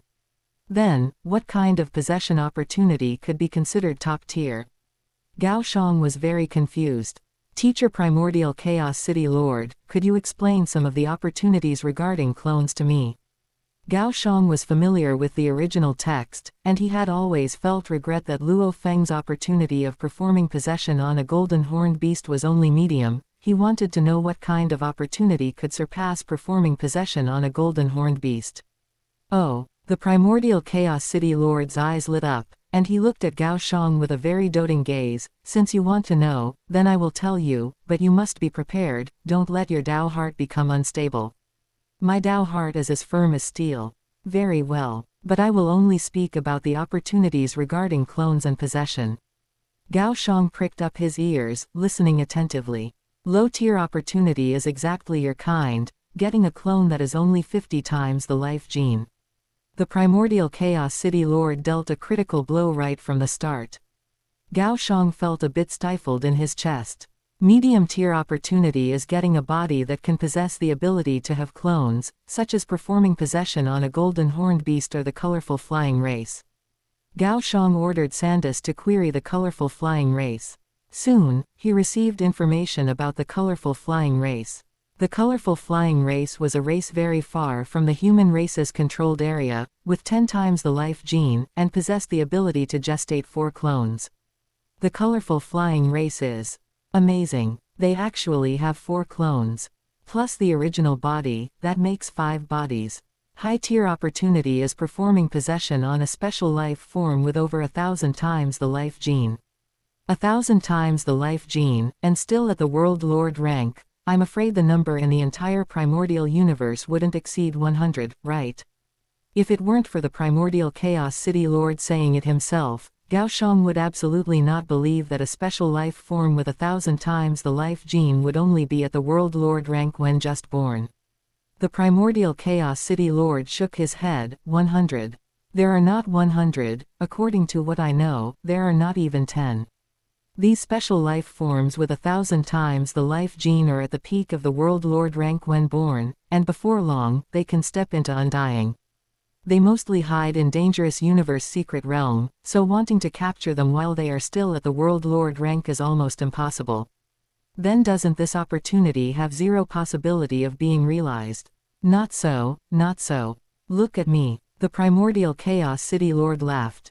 So Teacher Primordial Chaos City Lord actually possesses a high-tier opportunity. When I was a World Lord, like you, I was also a peerless genius of the human race, and I also had to go out to train. At that time, I chose a universe secret realm. I was lucky. In the universe secret realm, I survived a life and death situation and encountered a newly born special life form World Lord with over 1,200 times the life gene. I did not have any hesitation and immediately performed possession on the other party. Gao Xiang listened with cold sweat dripping from his forehead. A special life form with over 1,200 times the life gene, even if it was just born not long ago, its strength must be extremely powerful. Fortunately, I was lucky and successfully performed possession on that special life form. After the possession was successful, I discovered that this special life form possessed the clone talent, which allowed me to gestate 2 clones. What a heaven-defying special life form. Gao Xiang was very envious after hearing this. The primordial Chaos City Lord's opportunity was the most awesome kind. Compared to the primordial Chaos City Lord, Luo Feng was not even fit to carry his shoes. Let me reveal a secret to you. The primordial Chaos City Lord saw that Gao Xiang had already gestated a Fen Now clone with 50 times the life gene and felt there was no need to hide it, as the other party would know sooner or later. Please tell me, Teacher Primordial Chaos City Lord. Gao Xiang was always very interested in the secrets of the human race. You should already know that the Overlord armor you are wearing and the cloud-stepping space-time boots are both supreme treasure, right? When I survived after wearing the Overlord armor and encountering the self-detonation of a King Peak powerhouse, I knew that I possessed 2 pieces of supreme treasure. Correct. Only supreme treasure can allow you to withstand the self-detonation of a King Peak powerhouse while only being a World Lord. However, below supreme treasure, there is heavy treasure. Heavy treasure is also a formidable treasure. They are very attractive to Universe Exalt. For Universe Exalt and those of us who are Universe Lord, points and Hunyuan unit no longer have any meaning, so we have created a higher level currency unit. After the primordial Chaos City Lord's explanation, Gao Xiang finally learned about a higher level currency. Heavy treasure points are the unit used to measure the value of heavy treasure. Supreme treasure points are the unit used to measure the value of supreme treasure. 1 supreme treasure point is equivalent to 3,000 to 4,000 heavy treasure points. The specific conversion unit will fluctuate according to the number of stored supreme treasure and heavy treasure of the human race at that time. In the eyes of the primordial Chaos City Lord, only treasures exchanged using heavy treasure points, or even supreme treasure points, can be called true treasures. Among these, there is a class of special life forms that the primordial Chaos City Lord calls treasures. In our human race clan treasury, there are many special life forms and peak races available for possession. their prices easily reach several thousand heavy treasure points, or even several supreme treasure points. For example, a golden horned beast world lord available for possession has a price of 1,500 heavy treasure points. Chapter 165, Star Tower. For example, a phantom spirit bird with 200 times life gene that can be used for possession costs 2,000 treasure points. Gao Xiang listened from the side, dumbfounded. These data were currently inaccessible to Gao Xiang. Gao Xiang understood that although these life forms available for possession were only at the World Lord rank, their exchange price already exceeded the strength of any World Lord, clearly meant for the offspring and students of super powerhouses. Your Fan Now embryo is worth approximately 500 treasure points. One treasure point is equivalent to 10 trillion Hunyuan units. Except for those invincible king-level powerhouses, almost all king-level powerhouses could not earn so many Hunyuan units in their entire lives. After bidding farewell to the primordial Chaos City Lord, Gao Zheng's gaze quickly fell upon the Fan Now clone. He handed over his Overlord armor and cloud-stepping space-time boots to the Fan Now clone. With this, the Fan Now clone became Gao Zheng's strongest clone. Let me test if it can drive the third layer of secret patterns of the Overlord armor. The Fan Now clone exploded with full power, and the Dragon Blood Tyrant body technique was fully unleashed. 1,000 years ago, after surviving the self-destruction of the King Peak powerhouse Elder Bassa, Gao Xiang was surprised to find that his Dragon Blood reservoir was completely full. After consuming 2 units of energy, Gao Xiang finally raised the third layer of the Dragon Blood Tyrant body technique to the level of perfection. With this, Gao Xiang could explode with 16 times the power. The Fan Now clone had not yet integrated the Blood River Crystal, so it could not use Shuiluo power. Under comprehensive explosion, the Fan Now clone could explode with 80,000 times World Lord power. Next, it depends on the might of the Blood River Crystal. Gao Xiang was very expectant of the 50 times life gene Fan Now clone. A small blood river crystal appeared on the huge palm, just like an adult holding a bean. Only 1 minute passed. Gao Xiang had no uncomfortable reactions and easily integrated a blood river crystal into his body. 10 days passed. Gao Xiang opened his eyes. There were no uncomfortable reactions when integrating the first 20 blood river crystals. When integrating the 21st blood river crystal, physical and mental pain began to appear, but it was still bearable. Later, this pain became more and more intense. Fortunately, Gao Xiang already had astonishing willpower, and coupled with the huge body of the Fan Now clone, he forcibly integrated 100 blood river crystals. When integrating the 101st blood river crystal, Gao Xiang failed. He did not feel regret, but was very excited instead. Just the first time of integration, and he integrated a full 100 crystals. Explode with full power. The wings behind the Fan Now clone shone with blood-red light, instantly exploding with full power. After the Fan Now clone integrated the blood river crystals, the power was mainly strengthened on the 2 pairs of wings, so the wings became more solid, with hardness comparable to a treasure. Rumble. 800,000 times World Lord power. It was very close to 1 million times World Lord power. Awesome. The Fan Now clone set off. Relying on the cloud-stepping space-time boots with poisonous phimovenom on the soles, it was estimated that it could easily kill a King Peak powerhouse. Hello, I want to register for the military merit system. Gao Xiang used the Fan Now clone to open the human race military merit system page in the virtual universe network and said to the intelligent life. Okay, Fan Now clan. The system detects that the Fan Now clan has been exterminated. Are you willing to participate in the outside territory battlefield as a vassal of the human race? The intelligent life, through the virtual universe network detection, easily knew that Gao Xiang was not a real Fan Now clan powerhouse, but a clone of the human race. But it did not have the authority to know whose clone this was among the human race powerhouses. Therefore, it could only follow the requirements of the military merit system and process a new military identity for Gao Xiang. I am willing. Your military identity has been processed. You need to go to the outside territory battlefield to report yourself. Okay, thank you. After the Fan Now clone closed the virtual network, he walked out of the manor. This time the harvest is not bad, actually killed a powerful monkey demon champion. The monkey-eating king was a tall alien king-level powerhouse. His biggest hobby in life was eating monkey demons, so he named himself Monkey-Eating King. Hello, Monkey-Eating King.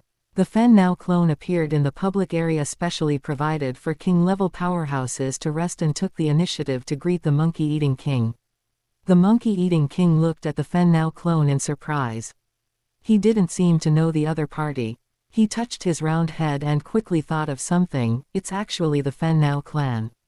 Seeking death. After speaking, the Monkey-Eating King took out an iron rod, preparing to smash the Fen Now clone to death with one blow. Monkey-Eating King, wait. However, at this moment, a female champion appeared. King and Ling, a beautiful female human race king-level powerhouse. King and Ling, why are you stopping me? This is the Fen Now clan that everyone shouts to beat. All the king-level powerhouses present had experienced life and death battles in the Tianxin continent and had long been aware of the extinct Fen Now clan. Although the Fen Now clan was nominally extinct, there were still a small number of undying Fen Now clan survivors in the entire Tianxin continent. If they mostly hid in their divine nations, no one could find them. There were many champions here who had killed some Fen Now clan members. Hello, my name is King and Ling. King and Ling smiled, and greeted the Fen Now clone.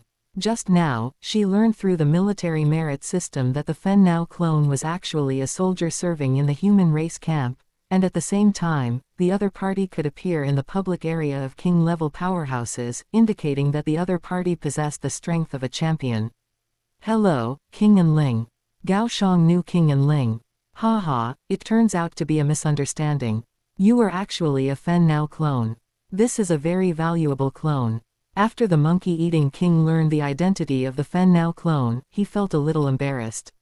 He specially walked to the side of the Fen Now clone and pushed the Fen Now clone's shoulder with his shoulder. Tell me, which lucky champion birthed this clone?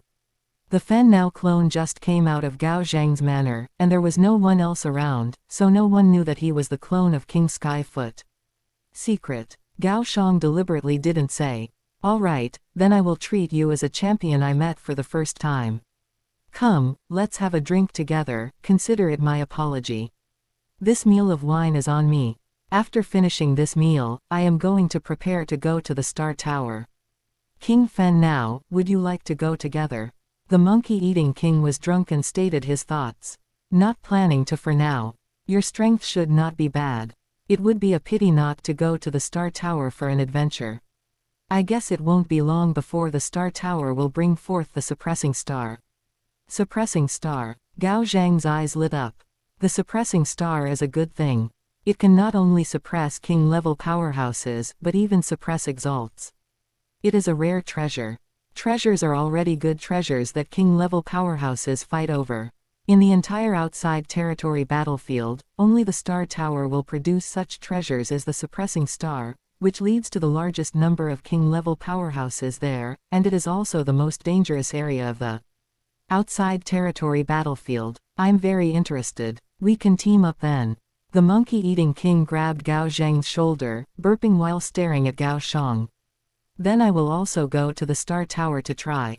The Star Tower is indeed very dangerous, but Gao Xiang has the Fen Now clone. Even if the Fen Now clone really falls, he will at most lose 2 treasures. In case he gets some suppressing stars, his attack methods will improve a lot. Moreover, there are many powerhouses there, and it is very easy to farm military merit. I believe it won't be long before his human race main body can complete the point requirements of the Virtual Universe Corporation. Let's go, we are leaving now. The Monkey-Eating King said and did it. After he stood up, the drunkenness on his body disappeared instantly. He is a powerful king-level powerhouse and can control whether the alcohol in his body takes effect at will. King and Ling, are you going too? Gao Xiang looked at the beautiful King and Ling beside him. King and Ling is a very famous peak king powerhouse in the Tianxin continent and possesses teleportation ability. Since the suppressing star is about to appear, how can I not go and try my luck? The treasure suppressing star is about to appear, and almost all powerhouses below invincible king level will be moved. Go, let's teleport through the divine nation. The monkey-eating king has the divine power coordinates of his servants near the star tower, so it is very convenient and fast to go to the star tower. Under the teleportation of the monkey-eating king's servant divine nation, the three of them left the 036 military camp by spaceship, found a remote area with no one, and started divine nation teleportation. Is this the seventh battlefield? The seventh battlefield is also in a huge universe secret realm. Gao Xiang looked at the boundless seventh battlefield and soon saw a huge high tower in the distance. This place is 0.3 light-years away from the star tower, but the huge body of the star tower still looks very spectacular. The monkey-eating king stared at the distant star tower with burning eyes. He is best at using a stick, and the star tower is also a weapon similar to a stick. If he could hold it in his hand, it would definitely be very majestic. After arriving at the star tower, the first thing is to try your luck. King Ling smiled sweetly and suddenly held Gao Xiang's hand. The next instant, King Ling and Gao Xiang appeared at the foot of the star tower at the same time. Wait for you. The monkey-eating king appeared behind Gao Xiang. Don't dream about wanting to master the star tower. The monkey-eating king once thought he was arrogant and thought he was the chosen one who could master the star tower. However, when the blood on his palm touched the surface of the star tower, he completely gave up. The universe strongest, universe lord, and universe exalt cannot master the star tower, so how could he, a small champion, do it?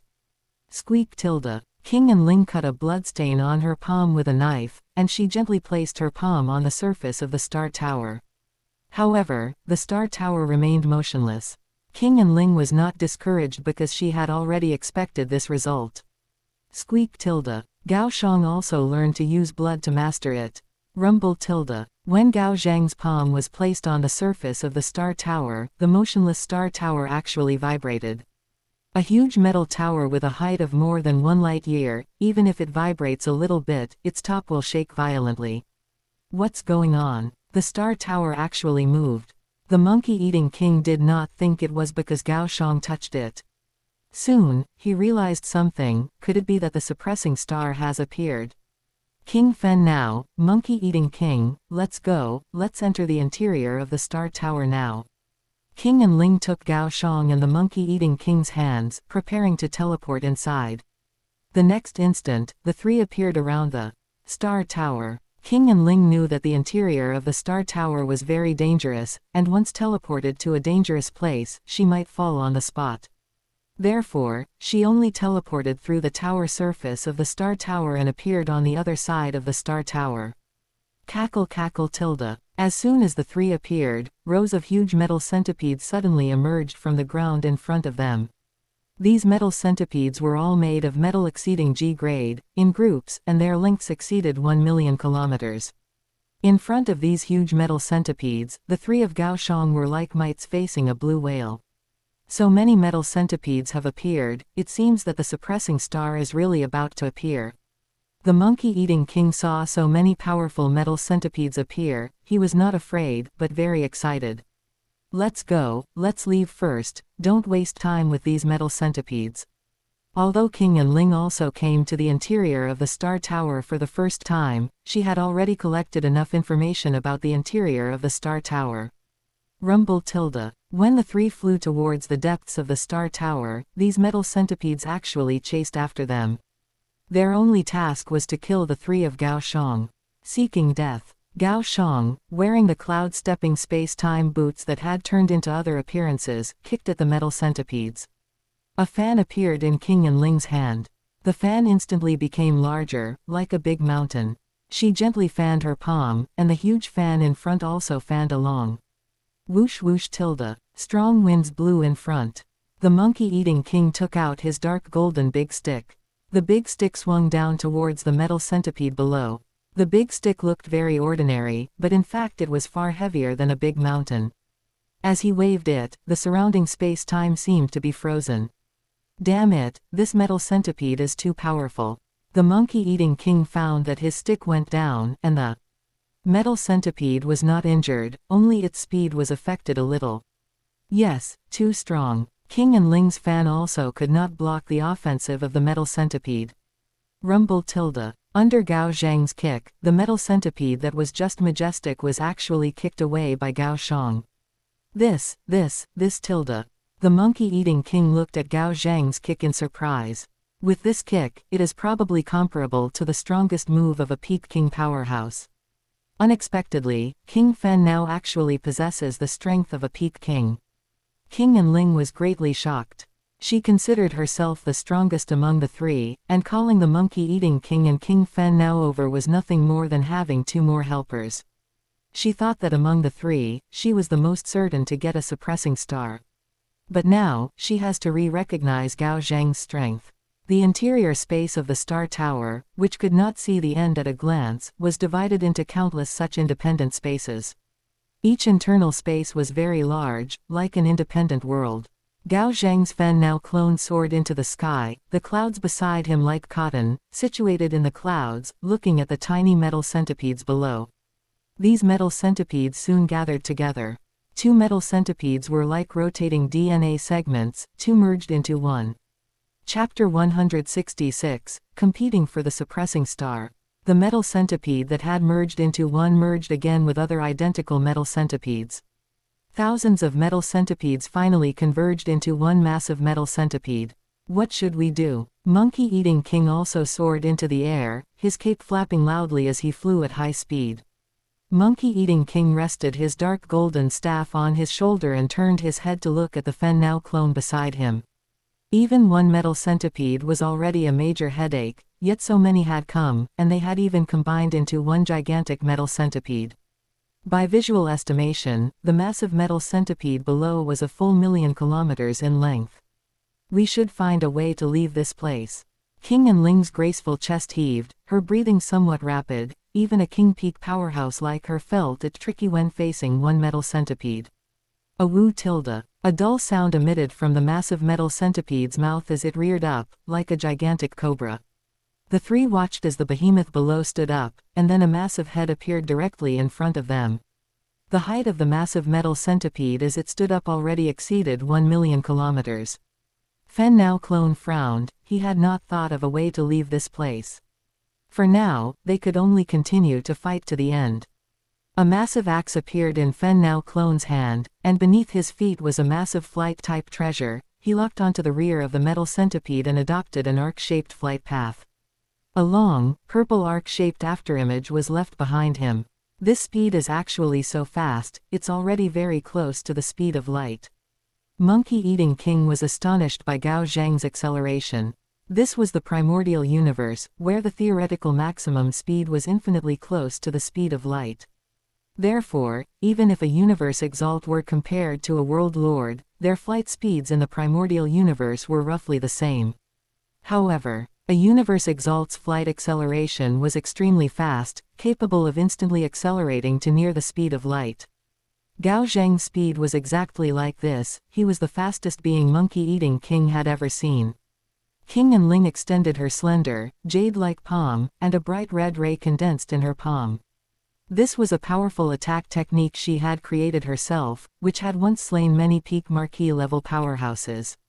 Swish! The massive metal centipede, over 1,000,000 kilometers in length, had its 10,000 metal compound eyes simultaneously lock onto the three king-level powerhouses, achieving 360-degree monitoring with no blind spots.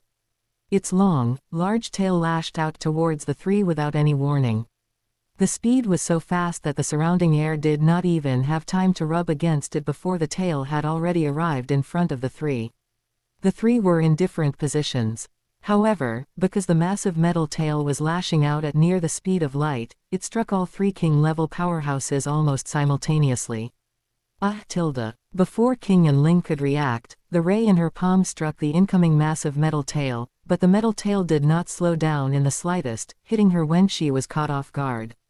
Thud. King Enling was wearing powerful champion armor, but she was still instantly beaten into nothingness. Damn it! Monkey-eating king was greatly alarmed and hurriedly used both hands to wield his staff, smashing it towards the incoming massive metal tail. However, before he could grasp the dark golden staff with both hands, his body had already been struck by the massive metal tail. Monkey-eating king was not from the human race, but a race with extremely powerful physical constitution. His physical defense alone was already comparable to champion armor. However, his physical body, which was comparable to champion armor, protected externally by a set of powerful champion armor, and internally by a powerful undying plant-type life form, was still easily pulverized like tofu. Damn it. After the attack, Qiulong quickly recondensed her body and began to curse. Damn it, it actually made me lose 1% of my body. Indeed, if we continue to wear down like this, it won't be long before we all fall. Monkey-eating king, who had also recondensed his body, saw his 1% of body consumed and felt a bit afraid. Don't let it seem like a long time passed while they were fighting the metal centipede. In reality, it had only been a moment. If they continued at this rate of body consumption, the three of them would probably be completely fallen in less than 3 minutes. Qiulong suddenly noticed that Gao Xiang had also been attacked by the metal tail, but his body had not shattered, he was only heavily injured without being pulverized, and she exclaimed, "King Fen Nao, you actually didn't lose any of your body, amazing." Fen Nao clone did not speak. He was not a true king-level powerhouse, but a genuine world lord. If his divine body were annihilated, then this clone of his would truly be dead, with no chance to recondense. The combat power displayed by Fen Nao clone was absolutely leading among the three. By now, Fen Nao clone had vaguely become the leader among the three. PFFT, PFFT, PFFT tilde.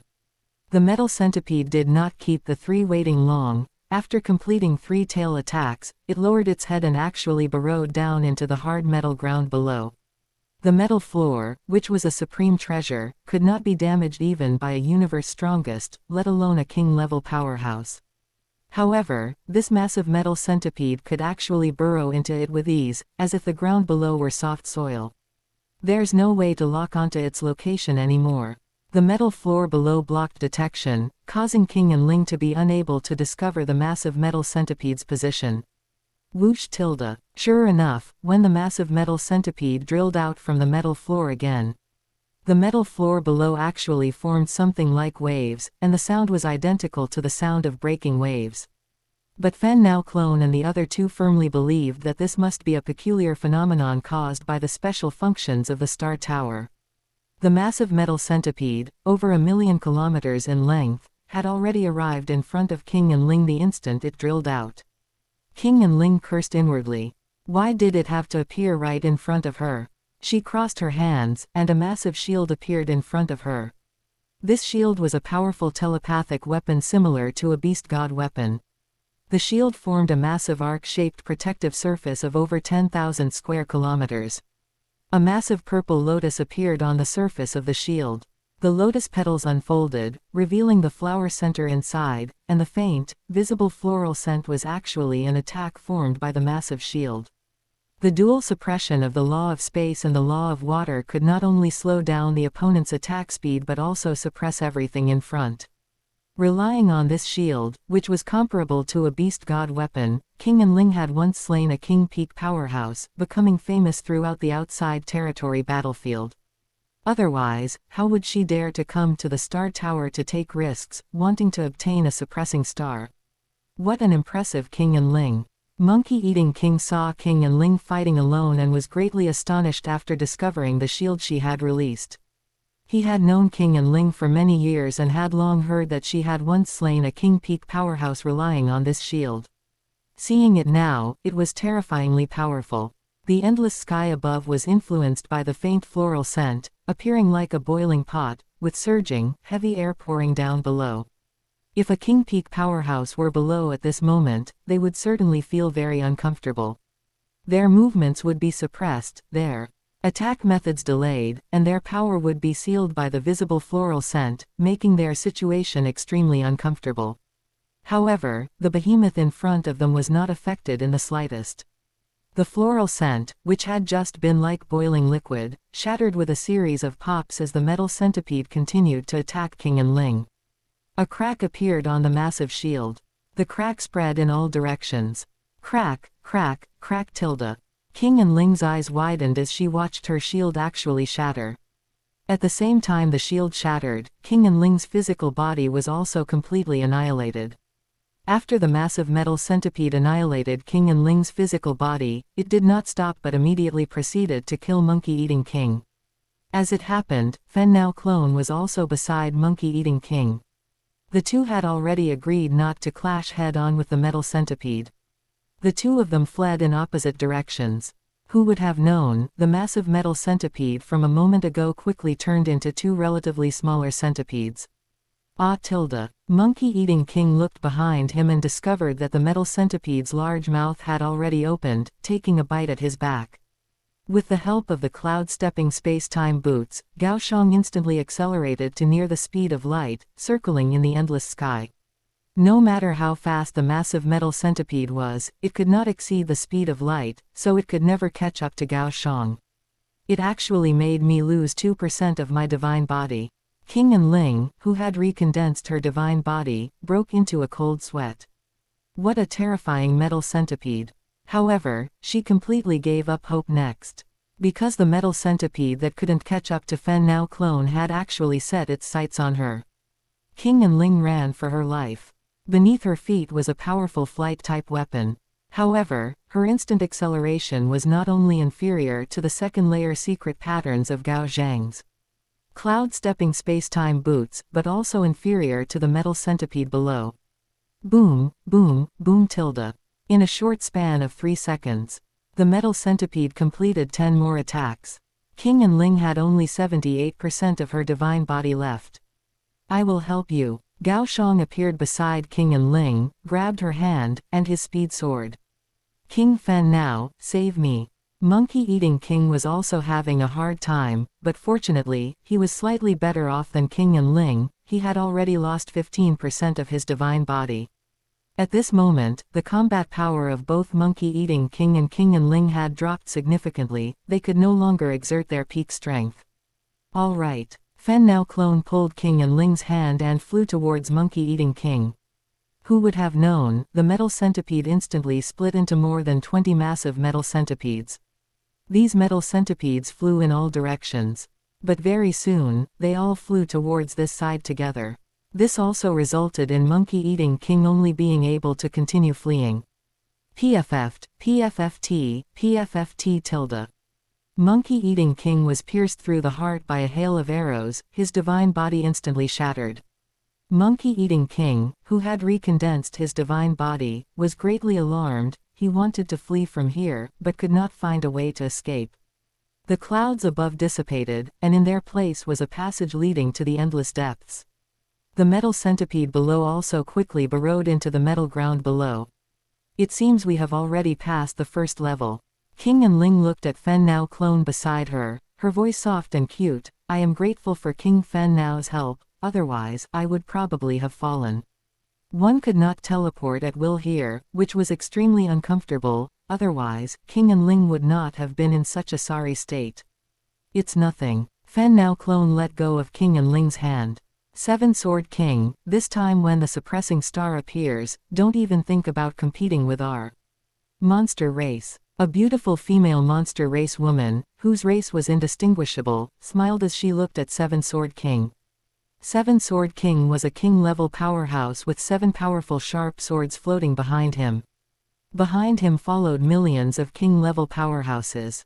Some of these king-level powerhouses were from the human race, and some were from the human race's vassal races. Seven Sword King was representing the Great Alliance faction this time to compete for the suppressing star. No expression could be seen on Seven Sword King's stern face. His voice was cold, as if looking at a cold machine, without a hint of emotion. King Mengdi, competing for treasure depends on one's own ability. If you have the ability, come and snatch it. HMPH. King Mengdi did not want to continue chatting with this unromantic Seven Sword King, and she quickly cast her gaze upon a mechanical race powerhouse at the very front of a group of king-level powerhouses not far away. King Lan Shan, how about we join forces to deal with the Great Alliance, and we'll split all the suppressing stars equally when the time comes.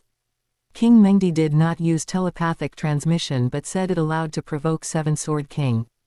All right. The mechanical race king-level powerhouse King Lan Shan readily agreed. King Mengdi was the leader of the monster race faction here, and behind her stood a large group of massive monster race members. Seven-Sword King, shall we join forces too? Further away, a seductive, mature, and sexy woman transmitted to Seven-Sword King. All right. Seven-Sword King transmitted back to this woman. This woman was the insect race queen, Nan Chang. In the insect race faction, there was only one insect race member, Nan Chang, and the rest were all vassal races of the insect race. Thus, the over 100,000 king-level powerhouses who survived inside the entire Star Tower were divided into two major temporary factions. The Great Alliance led by Seven-Sword King and the insect race led by Nan Chang were temporarily cooperating. The monster race faction led by King Mengdi and the mechanical race led by King Lan Shan were temporarily cooperating. Look over there. A monster race member suddenly discovered that a ribbon like a galaxy had suddenly appeared in the distance. If one looked carefully, one could discover that there were hundreds of star-like spheres on that ribbon. Many king-level powerhouses here had witnessed the appearance of suppressing stars before, so they recognized it very quickly. Seven-Sword King was the first to move. He transmitted to Nan Chang, "You hold back King Mengdi and King Lan Shan, and I will go first to obtain the suppressing star."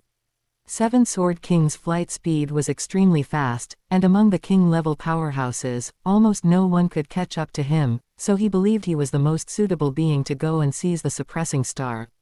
However, Nan Chang would not be fooled. She had already ordered her powerful servant, King Qiulong, to lead the vast insect race faction powerhouses behind her to charge towards King Mengdi's side. King Qiulong was a powerful peak king powerhouse, and after being soul enslaved by Nan Chang, he became her first major general under her command. King Qiulong's voice was like thunder, "Follow me and go intercept the monster race side." Seven-Sword King turned his head to look behind him and discovered that Nan Chang had actually caught up. He was not surprised. Nan Chang was not so easily fooled. King Mengdi and King Lan Shan also followed, flying towards the direction of the suppressing star. The powerhouses behind each of them one after another began to go and intercept the king-level powerhouses of the Great Alliance and the insect race factions. Chapter 167, Resisting the Soul Attacks of Two Peak Kings. However, the moment Seven-Sword King flew out, many powerhouses from the four camps did not go to deal with the powerhouses of other camps, but instead followed Seven-Sword King to snatch the suppressing stars. Seven-Sword King saw a Chushi race champion appear behind him.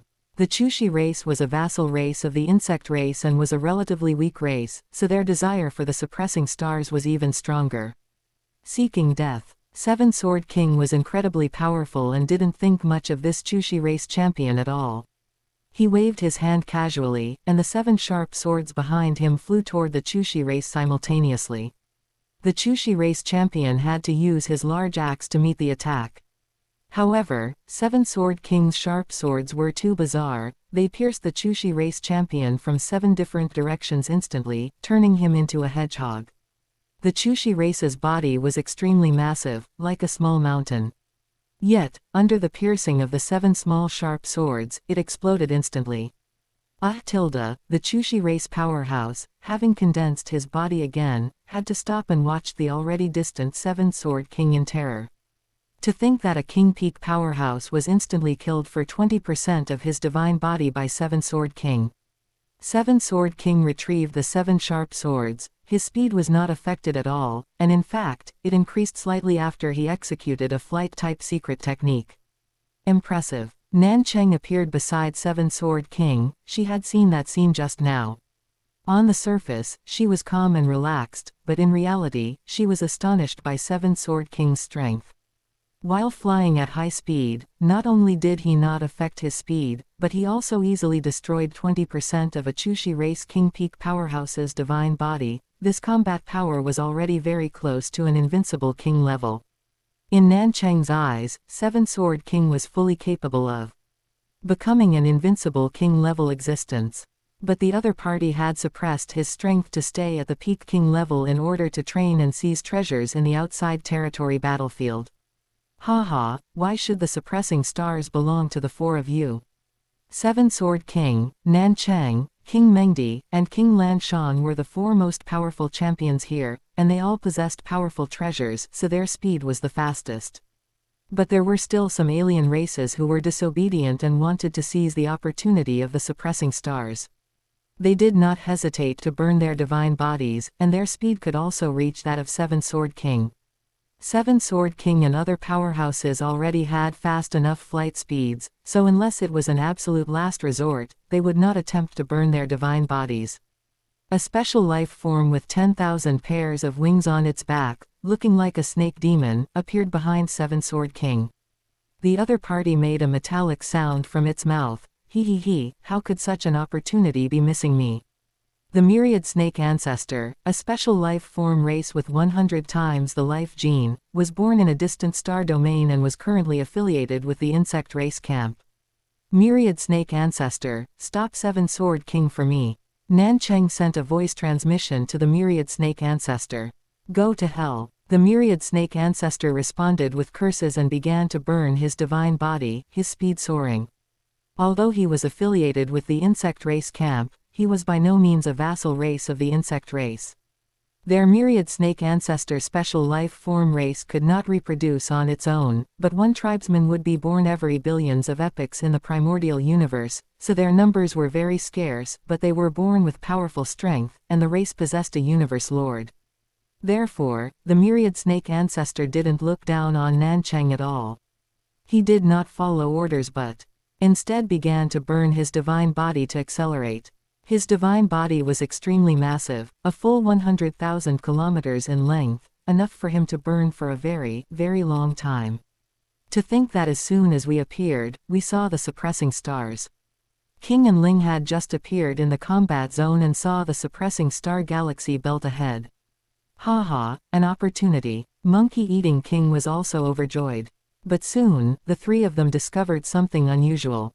Because all around them, more than 20 super powerhouses were flying in simultaneously. These 20-plus champion powerhouses were all renowned existences in the outside territory battlefield. Any one of them could easily crush King and Ling and Monkey-eating King. King and Ling and the other, among these 100,000-plus champions, could only be considered to have above-average strength. However, they were very lucky. After being teleported over, they appeared directly next to the suppressing stars. The ones close to the water get the moonlight first, let's each take 1/3, and then leave the rest to fate. Fen Now Clone sent a voice transmission to King and Ling and Monkey-eating King. Okay. People die for wealth, and birds die for food. King and Ling and Monkey-eating King knew that they could not be a match for Seven Sword King and the others, but facing Seven Sword King and the other powerhouses, they still decided to snatch these easily accessible suppressing stars.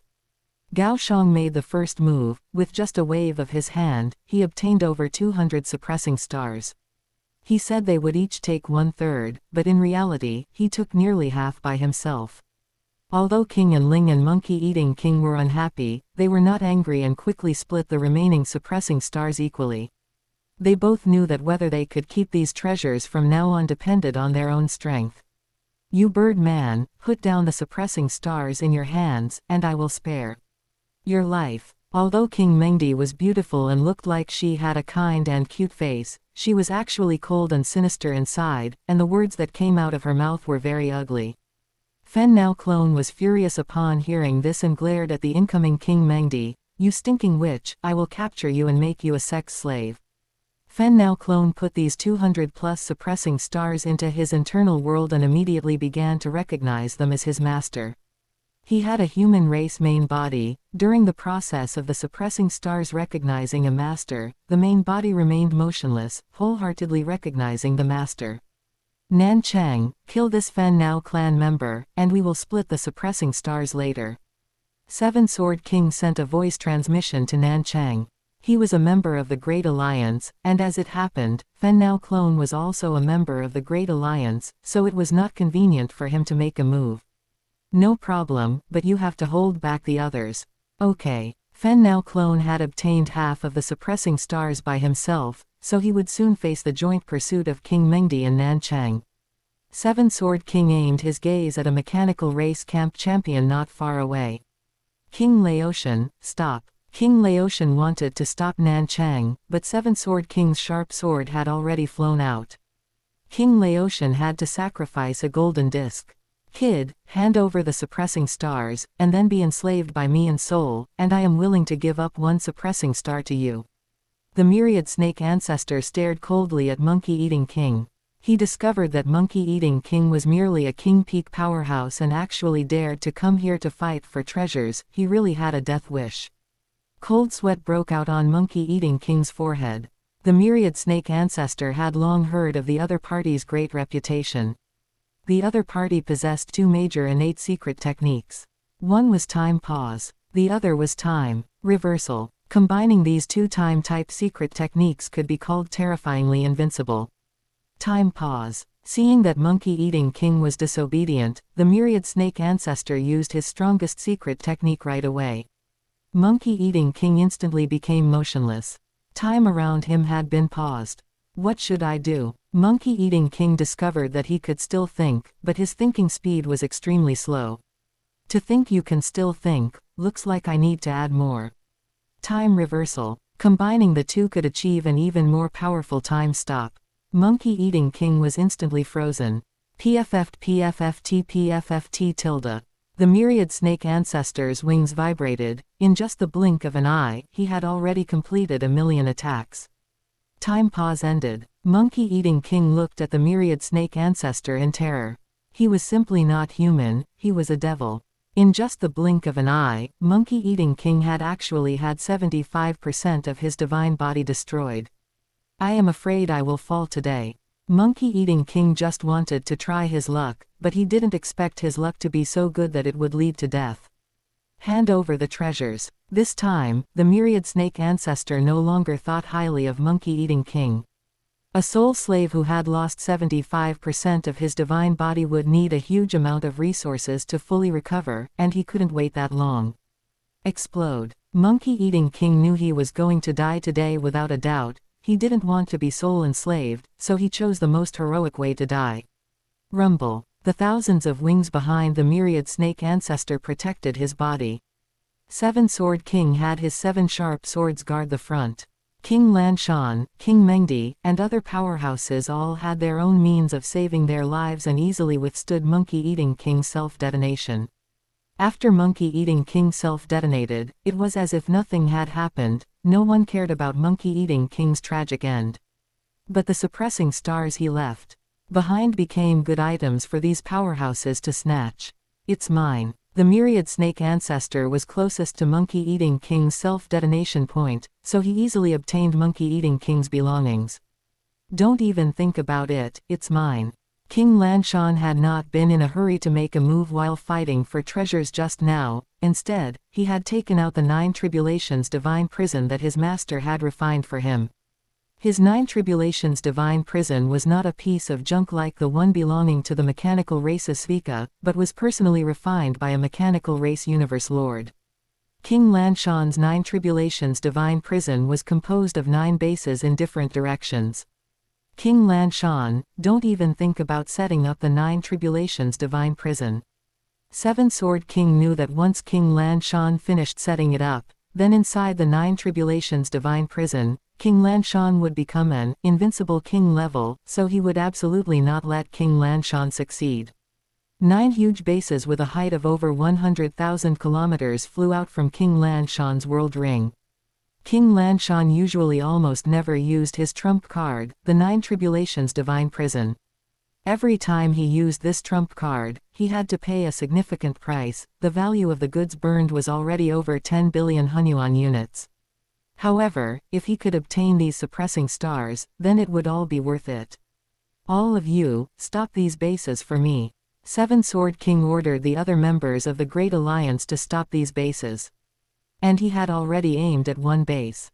Don't even think about it. King Lanshan was not good at close quarters combat, so he controlled a large golden pestle, controlling it from afar, and thrust it toward 7 Sword King's direction. Facing the powerful large pestle that could shatter any star, 7 Sword King did not dodge but instead controlled the 7 sharp swords to meet it. This also happened to give King Lanshan a chance to set up his trump card. 7 Sword King discovered that the other party was doing it on purpose. He stepped on a sharp sword, turned around, and chased after the base that had already flown far away. He took out a high-level fire god source crystal and tied it to a sharp sword. You were ruthless. King Lanshan discovered that Seven Sword King actually wanted to use the high-level fire god source crystal to blow up his base. The material of his base was very special and could withstand the high-level fire god source crystal bombing without shattering, but the precision components inside the base might be damaged after suffering such an explosion. It would be an astronomical price to repair it then. All of you, go stop him. King Lanshan gritted his teeth and decided to continue setting up his 9 tribulations divine prison. At worst, he would just repair it later. He must obtain the suppressing stars of today. The mechanical race vassal powerhouses behind him swarmed out. Self-detonate, and our great mechanical race universe lord will resurrect you. King Lanshan sent a voice transmission to these powerful champions. Before this, he had already discussed with these vassal races that if needed, he could let them self-detonate. Don't look at these vassal races as all having king peak or even higher strength. They were very likely the pillars of their races, or even the strongest of their races. They did not hesitate to choose self-detonation to fight for a future for their own races. Lunatics, lunatics. Seven Sword King felt a headache seeing this group of reckless guys. Hundreds of reckless lunatics were chasing Seven Sword King's 7 sharp swords while choosing to self-detonate. To increase their flight speed, they let some powerhouses carry the powerhouses who were preparing to self-detonate. Seven Sword King could only dodge. He had the confidence to resist the self-detonation of one King Peak powerhouse. But he did not have the confidence to resist the self-detonation of more than 10 King Peak powerhouses. Let's see how you catch up to me. In the distance, Fen Now Clone, having obtained over 200 suppressing stars, moved away at high speed. Obtaining so many suppressing stars was enough. Bird man, leave it to me. An exasperated King Mengdi followed closely behind. Nan Cheng followed on her other side. Nan Cheng's gaze was cold. She was already trying to use soul attack methods, and she sent a voice transmission to King Mengdi. How about we use soul attacks together?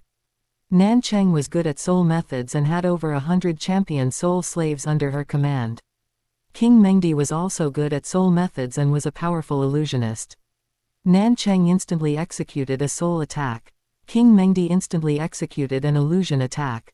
An invisible mountain of soul attack descended toward Fen Now Clone without warning. At the same time, an invisible illusion enveloped the area around Fen Now Clone. Aha! Fen Now Clone's head ached intensely, and he fell into an illusion at the same time. Break for me. Fen Now Clone instantly broke King Mengdi's illusion and also resisted Nan Cheng's soul attack. It's a good thing I merged 110 blood river crystals. My willpower is amazing, comparable to an invincible king level, otherwise I might have fallen today. You didn't die. Nan Cheng looked at the fleeing Fen Now Clone in surprise. You actually broke free from my illusion. King Mengdi was somewhat surprised.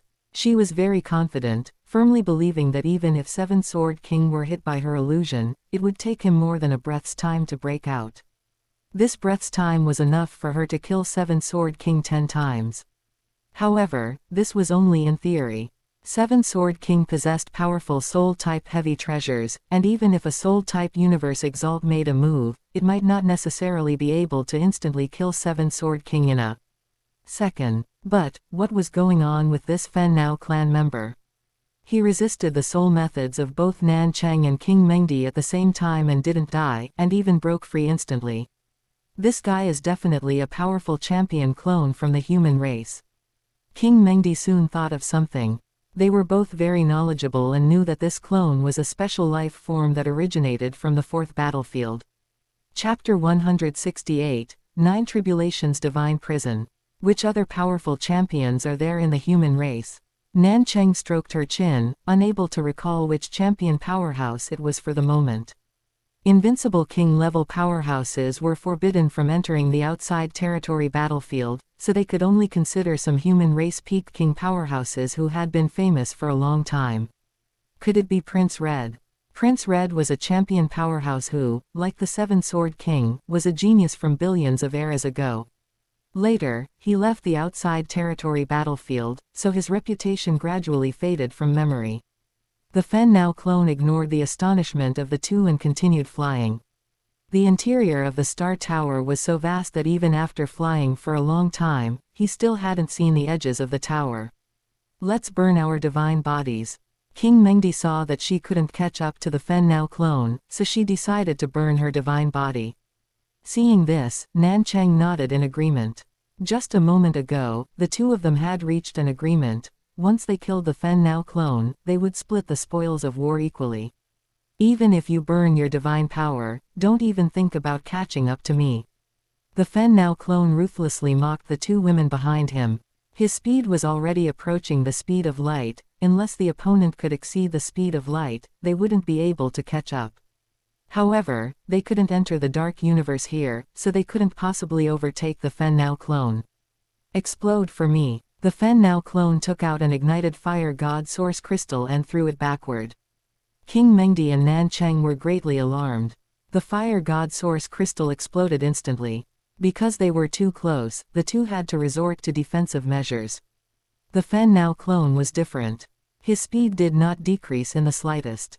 Because he was wearing the Overlord armor and had the Undying Thousand Vine Star-Eating Grass's defensive armor, he could easily withstand the self-explosion of the fire god source crystal without needing to stop to defend.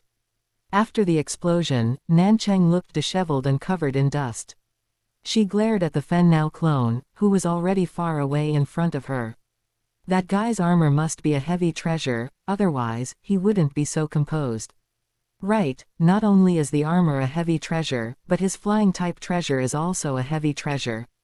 Furthermore, the value of these two heavy treasures is not low.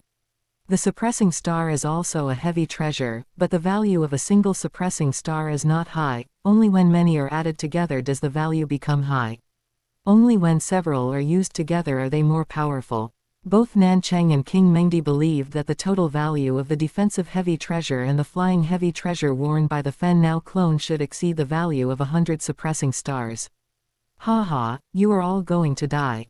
The Fen Now clone had just shaken off the pursuit of King Mengdi and Nanchang when he soon heard King Lanshan's wild laughter. Just a moment ago, King Lanshan had already set up the 9 Tribulations divine prison. The 7-Sword King failed to stop the opponent's base. Other champion powerhouses also failed to stop the remaining bases. Damn it, he actually trapped us inside. It seems this King Lanshan had already made preparations. The Fen Now clone cursed. King Lanshan didn't start setting it up when the suppressing stars appeared, rather, he had already made preparations in advance. The bases from just now were merely simplified versions. He had already secretly ordered several champion servants to quietly set up the real bases.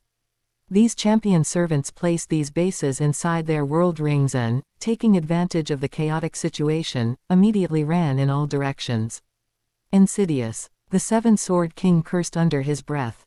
Buzz buzz buzz tilde. After the 9 Tribulations divine prison was activated, the 9 bases combined to form a massive net. It was almost impossible for the champion powerhouses inside the net to leave. Let's destroy these bases together. The 7-Sword King knew how to break the 9 Tribulations divine prison. The positions of my 9 bases are constantly changing. The distance is too great for you to see, and there are anti-detection devices, so you cannot discover exactly where the bases are. King Lanshan laughed loudly. Rumble. Under his control, a bolt of red thunder suddenly descended from the sky. The red thunder struck a champion powerhouse.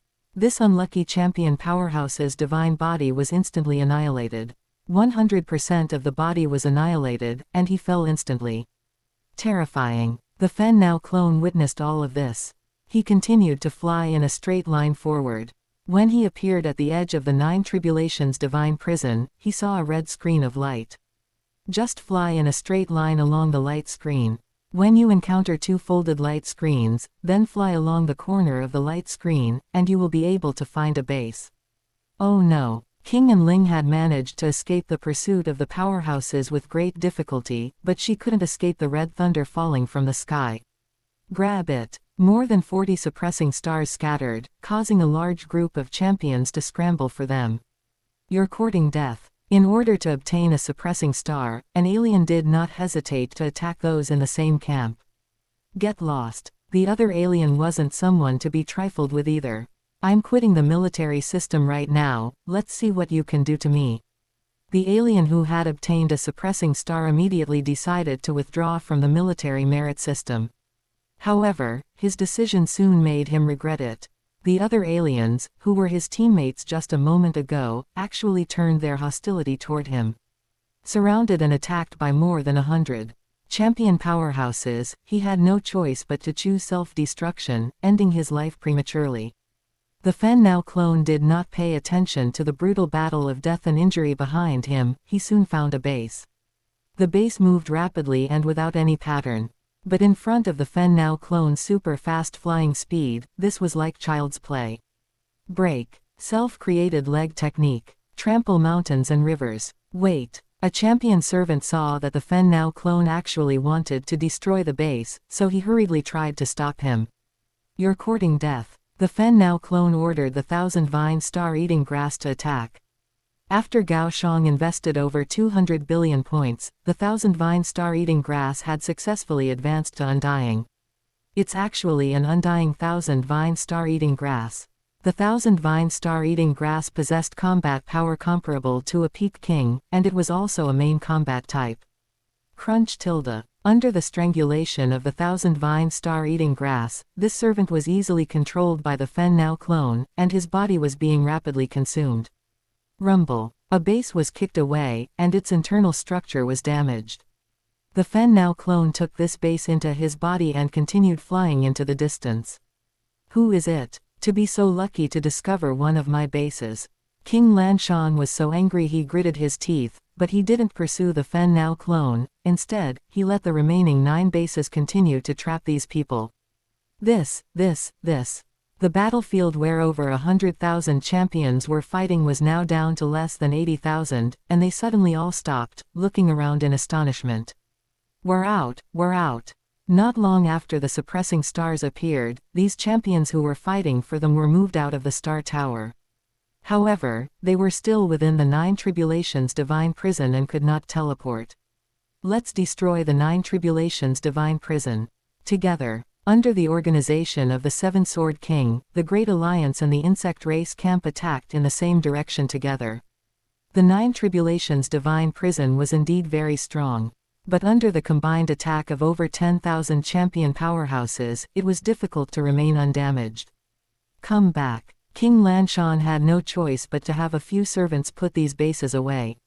My base. When everyone was teleported out of the Star Tower, King Lanshan wanted to retrieve his 9 great bases, but he discovered that one base had disappeared.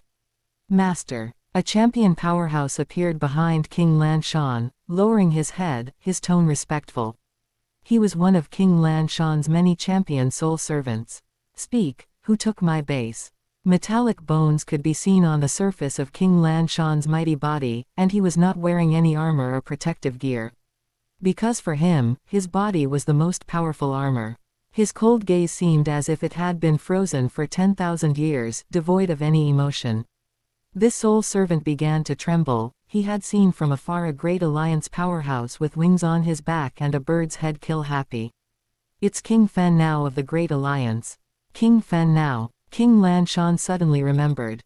This time, when the suppressing stars appeared, it was that King Fen Now who, all alone, faced the pursuit of 2 peak King Soul Masters, King Mengdi and Nan Cheng, and was actually able to leave safely. Since when did the Great Alliance appear with such a heaven-defying genius? The anger in King Lanshan's heart was burning brightly, and he decided to report what happened today to the Father God. All members of the automaton race must acknowledge a powerhouse as their master, so he called the latter Father God. At the same time, Father God had another meaning in the automaton race. That is, the strongest member of the automaton race is also called the Father God of all the automaton race. Pass down the order. Once the whereabouts of King Fen Now are found, if the evidence is conclusive, reward 2 billion Hunyuan units. King Lanshan's voice was cold as he announced his plan. Just by obtaining the whereabouts of King Fen Now, one could receive 2 billion Hunyuan units. Who wouldn't be jealous seeing this speed of making money? My 9 bases were all personally refined by a universe lord and are of immeasurable value. For a universe exalt, they are all highly coveted good things, they must be recovered. This is a good thing. The Fen Now clone, who had already escaped, sent a wisp of his telekinetic power into his world ring and discovered that the material of the base of King Lanshan's 9 Tribulations divine prison that he had taken was very special. On the surface, it looked like G-grade metal, but the internal structure was complex, covered in various secret patterns. He took one look and felt dizzy. This thing, at least a universe exalt could refine it, right? The Fen Now clone had no use for this base and prepared to dispose of it within the Great Alliance. It's fortunate that the 1,000 vine star-eating grass helped this time, and I also applied Famo poison under the cloud-stepping space-time boots, which allowed me to take the opportunity to kill 6 Peak King powerhouses in this star tower. At the same time, I also obtained more than 200 suppressing stars. The Fen Now clone revealed a satisfied smile as he took out a disc. The surface of the disc showed that 3 bars of energy were fully charged. The 7th battlefield, base 026, the Fen Now clone appeared above the huge base. After receiving permission from the base, a huge G-grade biological spaceship slowly landed on the base's landing pad. My god, it's actually an insect race spaceship. Some undying spiritual gods looked at the swarming dark shadows appearing in the sky, the massive spaceship that blocked out the sun, and were very shocked in their hearts. A huge insect race spaceship over 20 kilometers long slowly landed, surrounded by hundreds of thick tentacles, each over 30 kilometers long. There were hundreds of huge openings on both sides of the spaceship. These openings could be opened at any time, with individual small insect race combat spaceships standing by at any moment. At this time, a member of the Fen Now clan came out of the huge insect race spaceship. It's actually an alien, and it's the already extinct Fen Now clan. No, it's a special life form that resembles the Fen Now clan. The Fen Now clone glanced at the huge spaceship behind him, feeling very satisfied. Being envied by quite a few undying spiritual gods just now made him feel very comfortable. This thing called face, the stronger one's strength, the more one cares about it. Greetings, King Fen Now. At this time, an undying spiritual god responsible for managing the landing pad appeared in front of the Fen Now clone. His attitude was respectful and very enthusiastic. King Fen Now's strength was unquestionable and was already very close to the Seven-Sword King. The brutal battle that occurred in the Star Tower not long ago had been heard of by these undying spiritual gods of the 4th battlefield. The Seven-Sword King led tens of thousands of Great Alliance powerhouses to fight, killed thousands of champion powerhouses, and obtained the heavy treasure, the suppressing star, which even exalts were extremely covetous of. It is said that the Seven-Sword King alone obtained more than 20 suppressing stars. However, the one who stole the show initially in that battle was not the Seven-Sword King. It was King Fen Now, who faced the joint pursuit of the monster races King Mengdi and the insect races Nan Cheng, and not only didn't die, but instead succeeded and retreated safely.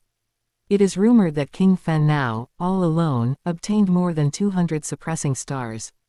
Has my accommodation been arranged? The Fen Now clone did not look at the undying beside him and walked straight ahead. Everything is prepared, and your accommodation has been arranged according to our camp's highest specifications. In a huge manner covering an area of over 100,000 square meters, the Fen Now clone took out a world ring. This world ring was filled with the materials needed to cultivate the Dragon Blood Tyrant Body Technique. To cultivate the 4th level of the Dragon Blood Tyrant Body Technique, a large amount of materials needed to be provided. Fortunately, Gao Xiang had already prepared these materials in advance. Once the Dragon Blood Reservoir was fully charged, he could start immediately. 3 days later, the Fen Now clone stood up again. The 3 bars of energy in the Dragon Blood Reservoir were consumed. The 4th level of the Dragon Blood Tyrant Body Technique reached the elementary level. Power amplification by 24 times. The Fen Now clone possessed 160 times life gene. In summary, the Fen Now clone could burst out with 384,000 times the power of a world lord. It seems there is still a big gap from 1 million times the power of a world lord. The Fen Now clone rubbed his forehead and decided to continue hunting champion powerhouses. But before that, he needed to see a beauty. King Wanling, long time no see. In the champion area of the military camp bar, the Fen Nao clone had already ordered drinks, waiting for King Wanling to appear. King Wanling was a professional teleportation service personnel in the 7th battlefield, with very extensive connections. King Fen Nao, is there any good news? I'm very curious, which champion is your original body? King Wanling's beautiful eyes stared at King Fen Nao for a long time. She had always been curious about which powerhouse in the Great Alliance King Fen Nao was the clone of. King Fen Nao was obviously cultivated using a Fen Nao embryo, and the Fen Nao clan had long been nominally extinct, so King Fen Nao could only be the clone of a champion in the Great Alliance. You will know in the future. Although the Fen Nao clone's original body had some friendship with King Wanling, it was not enough to be open and honest with her. Hee. King Wanling did not delve into this topic and went straight to the point. Speak, you invited me over this time, is there any cooperative project? You have extensive connections and should know many champion powerhouses who are interested in this.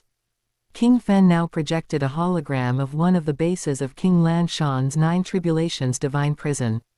It's actually one of the bases of the 9 Tribulations Divine Prison. King Wanling had a sharp eye and naturally recognized it at a glance.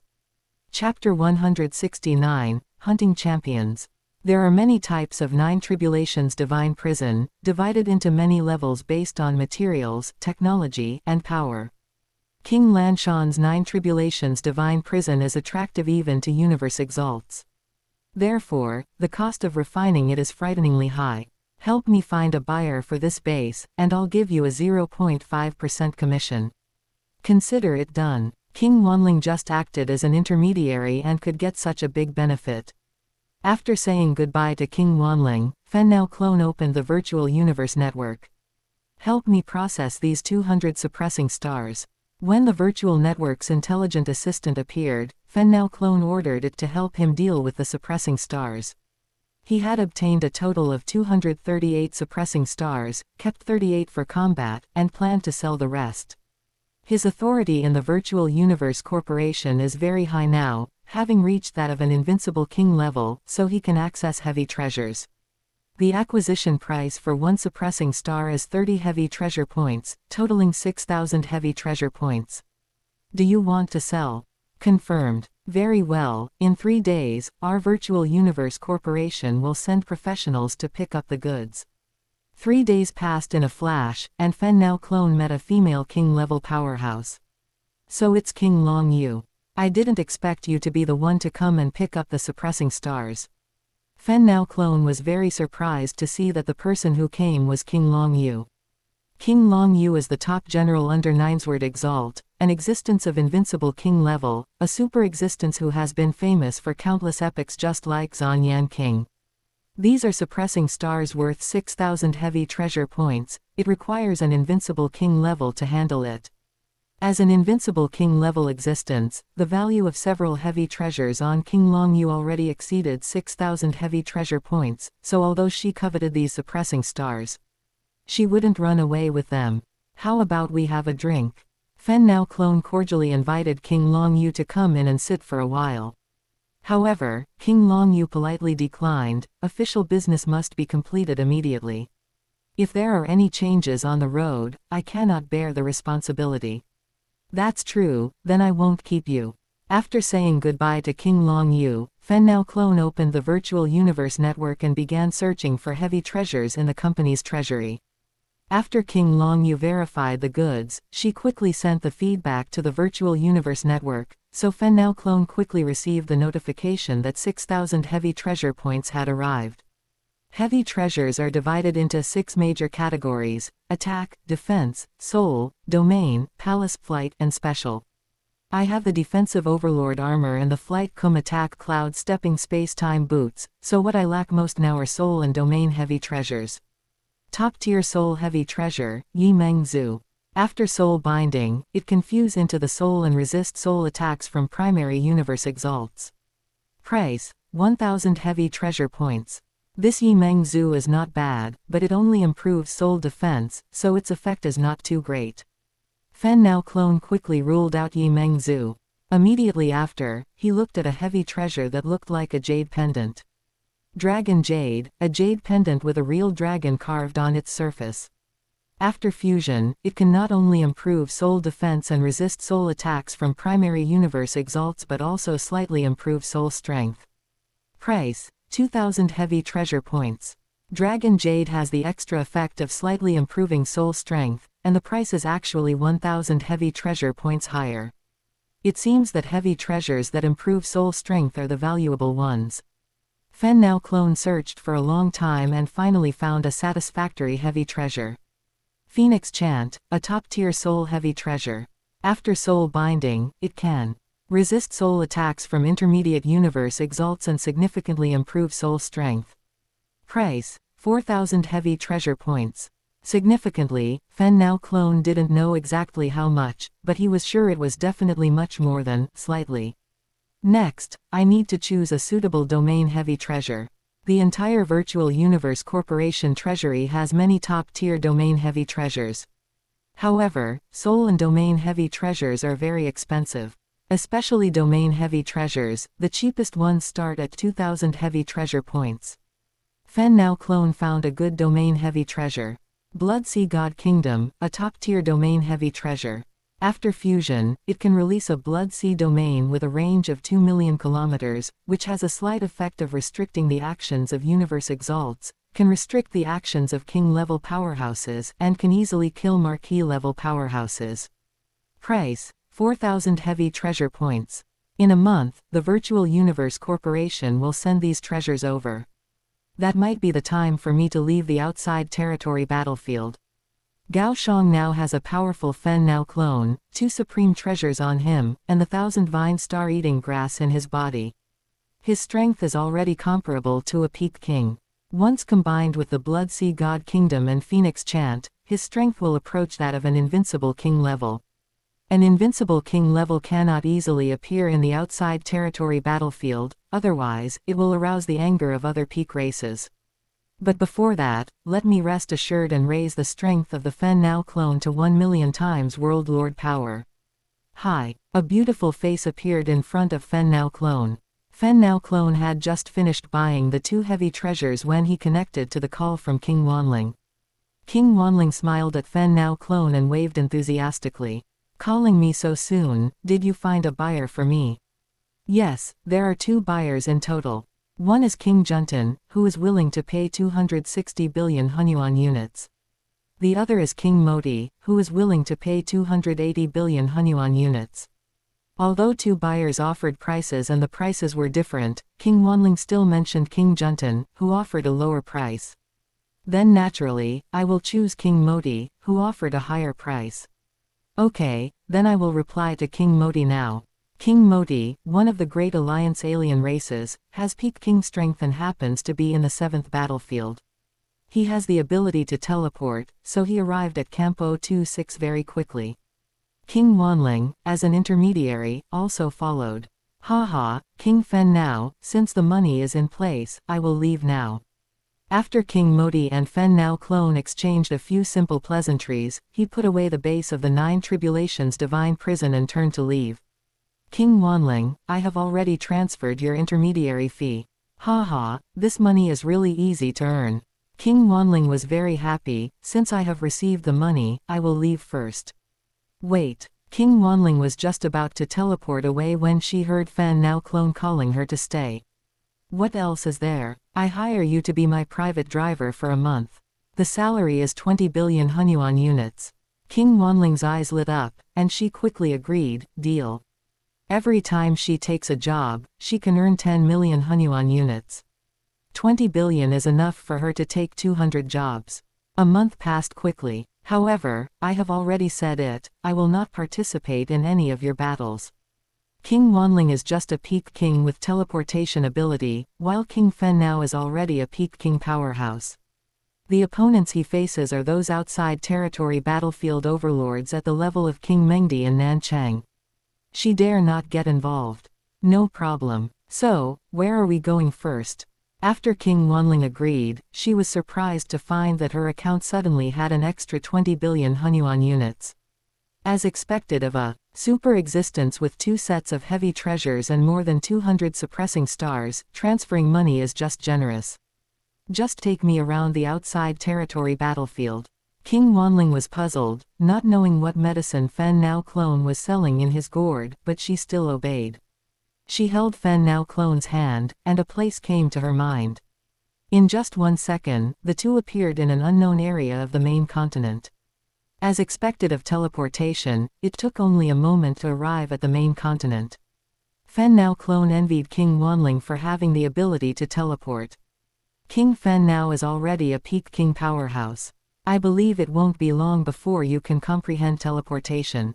King Wanling smiled politely. Fen Nao clone hovered in the air, simultaneously activating his large and small detectors. There is a peak king alien at coordinate 4x.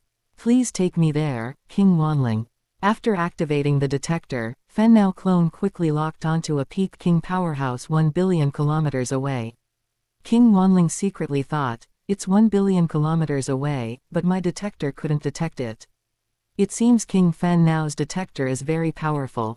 King Wanling used 5 consecutive teleports and finally appeared in front of a peak king powerhouse. King Pei Qi, a peak king powerhouse who was lurking underground, suddenly discovered that the space around him had been locked. However, he did not find any powerhouses around him. In other words, the opponent's detector's ability to shield detection is very powerful. Who is it that locked the space? King Pei Qi was not too arrogant, he was very cautious. He is an affiliated race of the automaton race, and the strongest in his race is only a universe overlord, so he has always been very cautious when acting in the outside territory battlefield. King Wanling was not surprised that Fen Nao clone possessed space locking ability. When Fen Nao clone turned off the shielding function, he appeared in front of King Pei Qi. It's King Fen Nao and King Wanling. King Pei Qi was shocked. He didn't think he had offended King Fen Nao and King Wanling. King Wanling is a peak king powerhouse with teleportation ability, and her flying ability is also top-notch, so her self-preservation ability is very strong, but her frontal combat ability is average. King Pei Qi believed he had the confidence to defeat King Wanling. However, he had no confidence at all against King Fen Nao. Not long ago, King Fen Nao caused a scene at the Star Tower and defeated 6 peak king powerhouses in one go. His frontal killing ability had already reached the level of a peak king. King Pei Qi's self-preservation ability was very strong. He once faced a peak king's pursuit and still managed to escape. Cold sweat broke out on King Pei Qi's forehead, and his voice was a bit hoarse and trembling. King Fen Nao, what do you want with me? The opponent had obviously locked the space, and it was 9 times out of 10 that he wanted to do something to him, but King Pei Qi still wanted to try his luck to see if the opponent would let him leave. King Fen Nao, I'll go a bit further, so King Pei Qi's self-destruction won't hurt me. King Wanling transmitted to Fen Nao clone, and then took the initiative to fly away. She believed that Fen Nao clone had the strength to easily defeat King Pei Qi, but killing him would not be that easy. 9 times out of 10, King Pei Qi would eventually choose to self-destruct. Okay. Seeing that King Wanling had moved away, Fen Nao clone stopped watching and a large axe appeared in his hand. Cold sweat continued to drip from King Pei Qi's forehead. He didn't look at Fen Nao clone's large axe, but at his feet. Fen Nao clone possessed powerful leg techniques, which had long spread throughout the entire automaton race camp. Moreover, the opponent's defensive power was also astonishing. 9 times out of 10, he possessed a defensive heavy treasure. Whoosh tilde. Who knew? King Pei Qi had no intention of fighting. He turned and ran. He burned his divine power crazily, and his acceleration was 5 or 6 times the usual. Coward, you ran away. If you have the ability, let's fight. Fen Nao clone wanted to use a provocation technique to make the opponent stop and fight him. King Pei Qi didn't say anything. He continued to burn his divine power to accelerate his flight. Although Fen Nao clone locked the surrounding space, making him unable to teleport, it did not affect his flight speed. However, he soon discovered that his flight speed was no longer increasing. What's going on? King Pei Qi was shocked. Under my time reversal, your acceleration has been neutralized, so your speed remains unchanged. Damn it. Seeing Fen Nao clone catching up, King Peiqi knew that if he didn't resist, he would definitely be annihilated by the opponent. He stopped running and fought bravely instead. King Fen Nao not only possesses space-locking ability but also time reversal ability.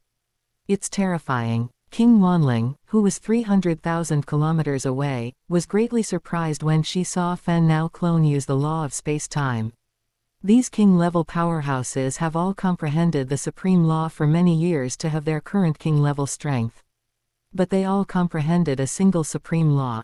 Without a suitable lower-level law as a bridge for connection, trying to comprehend a supreme law that they are not good at is not cost-effective for them. Unless they break through to become universe exalts, they will choose to comprehend another supreme law. Since you want to fight, then I will use my best leg technique to fight you. Fen Nao clone believed that since the opponent was unwilling to escape, he should respect his opponent and give him the highest spec death. Swish swish swish tilde. Fen Nao clone's leg technique was excellent, a self-created leg technique very close to an ultimate skill. Under the blessing of the Supreme Treasure Cloud stepping space-time boots, King Peiqi's divine body was being annihilated at a speed visible to the naked eye. I don't tilde. When death truly arrived, King Peiqi felt both unwillingness and fear. He had lived for hundreds of millions of epochs. He was the pride and genius of his race. He was full of expectations and longings, wanting to make a name for himself in the outside territory battlefield. However, when he arrived at the outside territory battlefield, he found that there were too many weak race undying like him who held such ideals and ambitions. Fortunately, he quickly learned to be low-key in the outside territory battlefield, and his strength also improved from ordinary undying to peak king. However, today he was unlucky and ran into King Fen Nao. He wanted to live, but King Fen Nao wanted his life. Then, before he died, he would drag King Fen Nao into the water with him. King Peiqi did not hesitate at all, he decided to self-destruct. Sure enough, this guy still chose to self-destruct. King Wanling had seen many powerhouses self-destruct and was not surprised. Chapter 170, Strength Soars Again. Want to self-destruct? It's not that easy. The Fen Nao clone took out 38 suppressing stars and threw them toward King Peiqi, who was about to self-destruct. The secret patterns of these suppressing stars had long been comprehended by the Fen Nao clone, so he could use these suppressing stars with ease. Suppressing stars have two major functions. The first is to be used as a weapon for attack. Don't be fooled by the fact that a single suppressing star is only the size of an egg. In reality, their true form is a giant solid metal ball with a diameter exceeding 90,000 kilometers. The second is to be used as a seal-type heavy treasure. 38 suppressing stars surrounded King Peiqi simultaneously, forming a unique domain exclusive to the suppressing stars. Trapped within the domain, King Peiqi discovered that he couldn't self-destruct even if he wanted to. Why treat me this way? I refuse to accept this. King Peiqi believed he had no enmity with the Fen Nao clone, yet the other party wanted to kill him, and he couldn't even self-destruct. Swish, swish, swish tilde. King Peiqi attacked the surrounding suppressing stars frantically. However, these suppressing stars were heavy treasures, he couldn't break through them.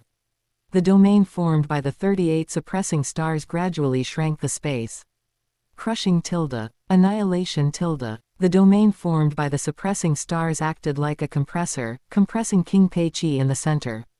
Ah tilde. King Peiqi realized his divine body was rapidly annihilating.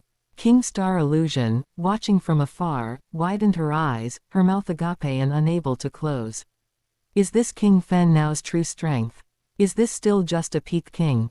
This is clearly an invincible king level already. I am King Peiqi. I was killed by King Fen Nao. He has invincible king-level strength. Before dying, King Peiqi released his last words through the automaton race's communication system. Courting death, King Fen Nao squeezed his hand. And under his control, the 38 suppressing stars quickly closed in completely. King Peiqi fell. With King Peiqi completely fallen, his remaining treasures were taken by King Fen Nao. The surrounding space lockdown disappeared, and King Star Illusion teleported to King Fen Nao's side. King Fen Nao, you actually have invincible king-level strength. Now the entire automaton race in the outside territory battlefield knows. It won't be long before this news reaches the ears of our great alliance, the insect race, and the monster race. Take me away from here first. King Fen now wasn't too worried, he decided to let King Star Illusion take him away first. Okay. In a canyon fully 2 billion kilometers away from the battlefield, King Star Illusion looked at King Fen now, her face filled with apology. King Fen now, I'm afraid you can no longer appear in the outside territory battlefield, otherwise you will incur the wrath of other races. She had already made the decision to provide a partial refund. King Fen now's strength was truly too strong, especially after using the 38 suppressing stars, his strength was already comparable to an invincible king level. Who said I have invincible king level strength? Seven Sword King, King Mengdi, Nan Chang, and King Lan Shan are all stronger than me. King Star Illusion thought about it and felt it made sense. That's true, our human race's Seven Sword King also has the strength to easily kill King Pei Qi. King Star Illusion had seen Seven Sword King take action. The scene was no less exaggerated than King Fen now's. That's right. Let's go, take me to the next target. King Fen now pulled King Star Illusion's hand. King Fen now, why is it you? What do you want to do? King Mengtuo sensed the space around him vibrate, and then a man and a woman appeared. The man was the famous King Fen now of the Star Tower. King Mengtuo was of the camel race from the monster race faction, a super powerhouse very close to the peak king level, and his strength was much greater than the fallen King Pei Qi. At this moment, King Mengtuo did not know that 2 days ago, King Pei Qi of the automaton race faction had already been easily annihilated by King Fen now. King Mengtuo had a track record of escaping safely from the hands of peak kings, so even though he saw that King Fen now had malicious intentions toward him, he wasn't too terrified. Seeing King Mengtuo, King Star Illusion immediately moved away. She wouldn't interfere in the affairs of powerhouses, she would just focus on being a veteran driver. King Mengtuo, I've taken a liking to the 9-section whip in your hand. King Fen now casually fabricated a reason to make a move. You want my 9-section whip? That depends on whether you have the ability. Oh, the Fen now clone smiled. It seemed this King Mengtuo didn't know the news of King Pei Qi's fall, otherwise, the other party would definitely have run away the moment he saw him appear. How about this? King Mengtuo thought of a method. Speak. If you can easily defeat me, then how about I gift you the 9-section whip? Okay. King Fen now found this King Mengtuo quite interesting. He was a bit like a newborn calf not fearing a tiger. This time, the Fen now clone didn't take out the 38 suppressing stars, but instead used leg techniques and started kicking wildly. In just 3 seconds, King Mengtuo discovered that his divine body had actually lost 15%. This guy is terrifying. I'm afraid if this drags on, I'm going to fall. King Mengtuo looked at King Star Illusion in the distance and knew the other party had the ability to teleport. Although he also had the ability to teleport, the probability of him falling during a teleport would be very high. The 9-section whip is yours. King Mengtuo threw the 9-section whip on the ground and then teleported away. Interesting. The Fen now clone took the other party's 9-section whip. This 9-section whip was not a heavy treasure, but a powerful king-level divine weapon. Nowadays, Gao Xiang's eye was sharp and picky. If it wasn't a heavy treasure, he simply wouldn't look at it. King Fen now, you actually let King Mengtuo run away. King Fen now's actions redefined King Star Illusion's perception of Gao Xiang. This is for you. The Fen now clone threw the 9-section whip to King Star Illusion. King Star Illusion happily put away the 9-section whip. King Fen now was truly generous. A king-level divine weapon worth several million Hunyuan units was thrown to her like trash. Let's go, let's find the next target. Another 3 days passed. The Fen now clone found a peak king powerhouse whose strength was on par with King Mengtuo. King Ig, a king-level powerhouse from one of the insect race's vassal races.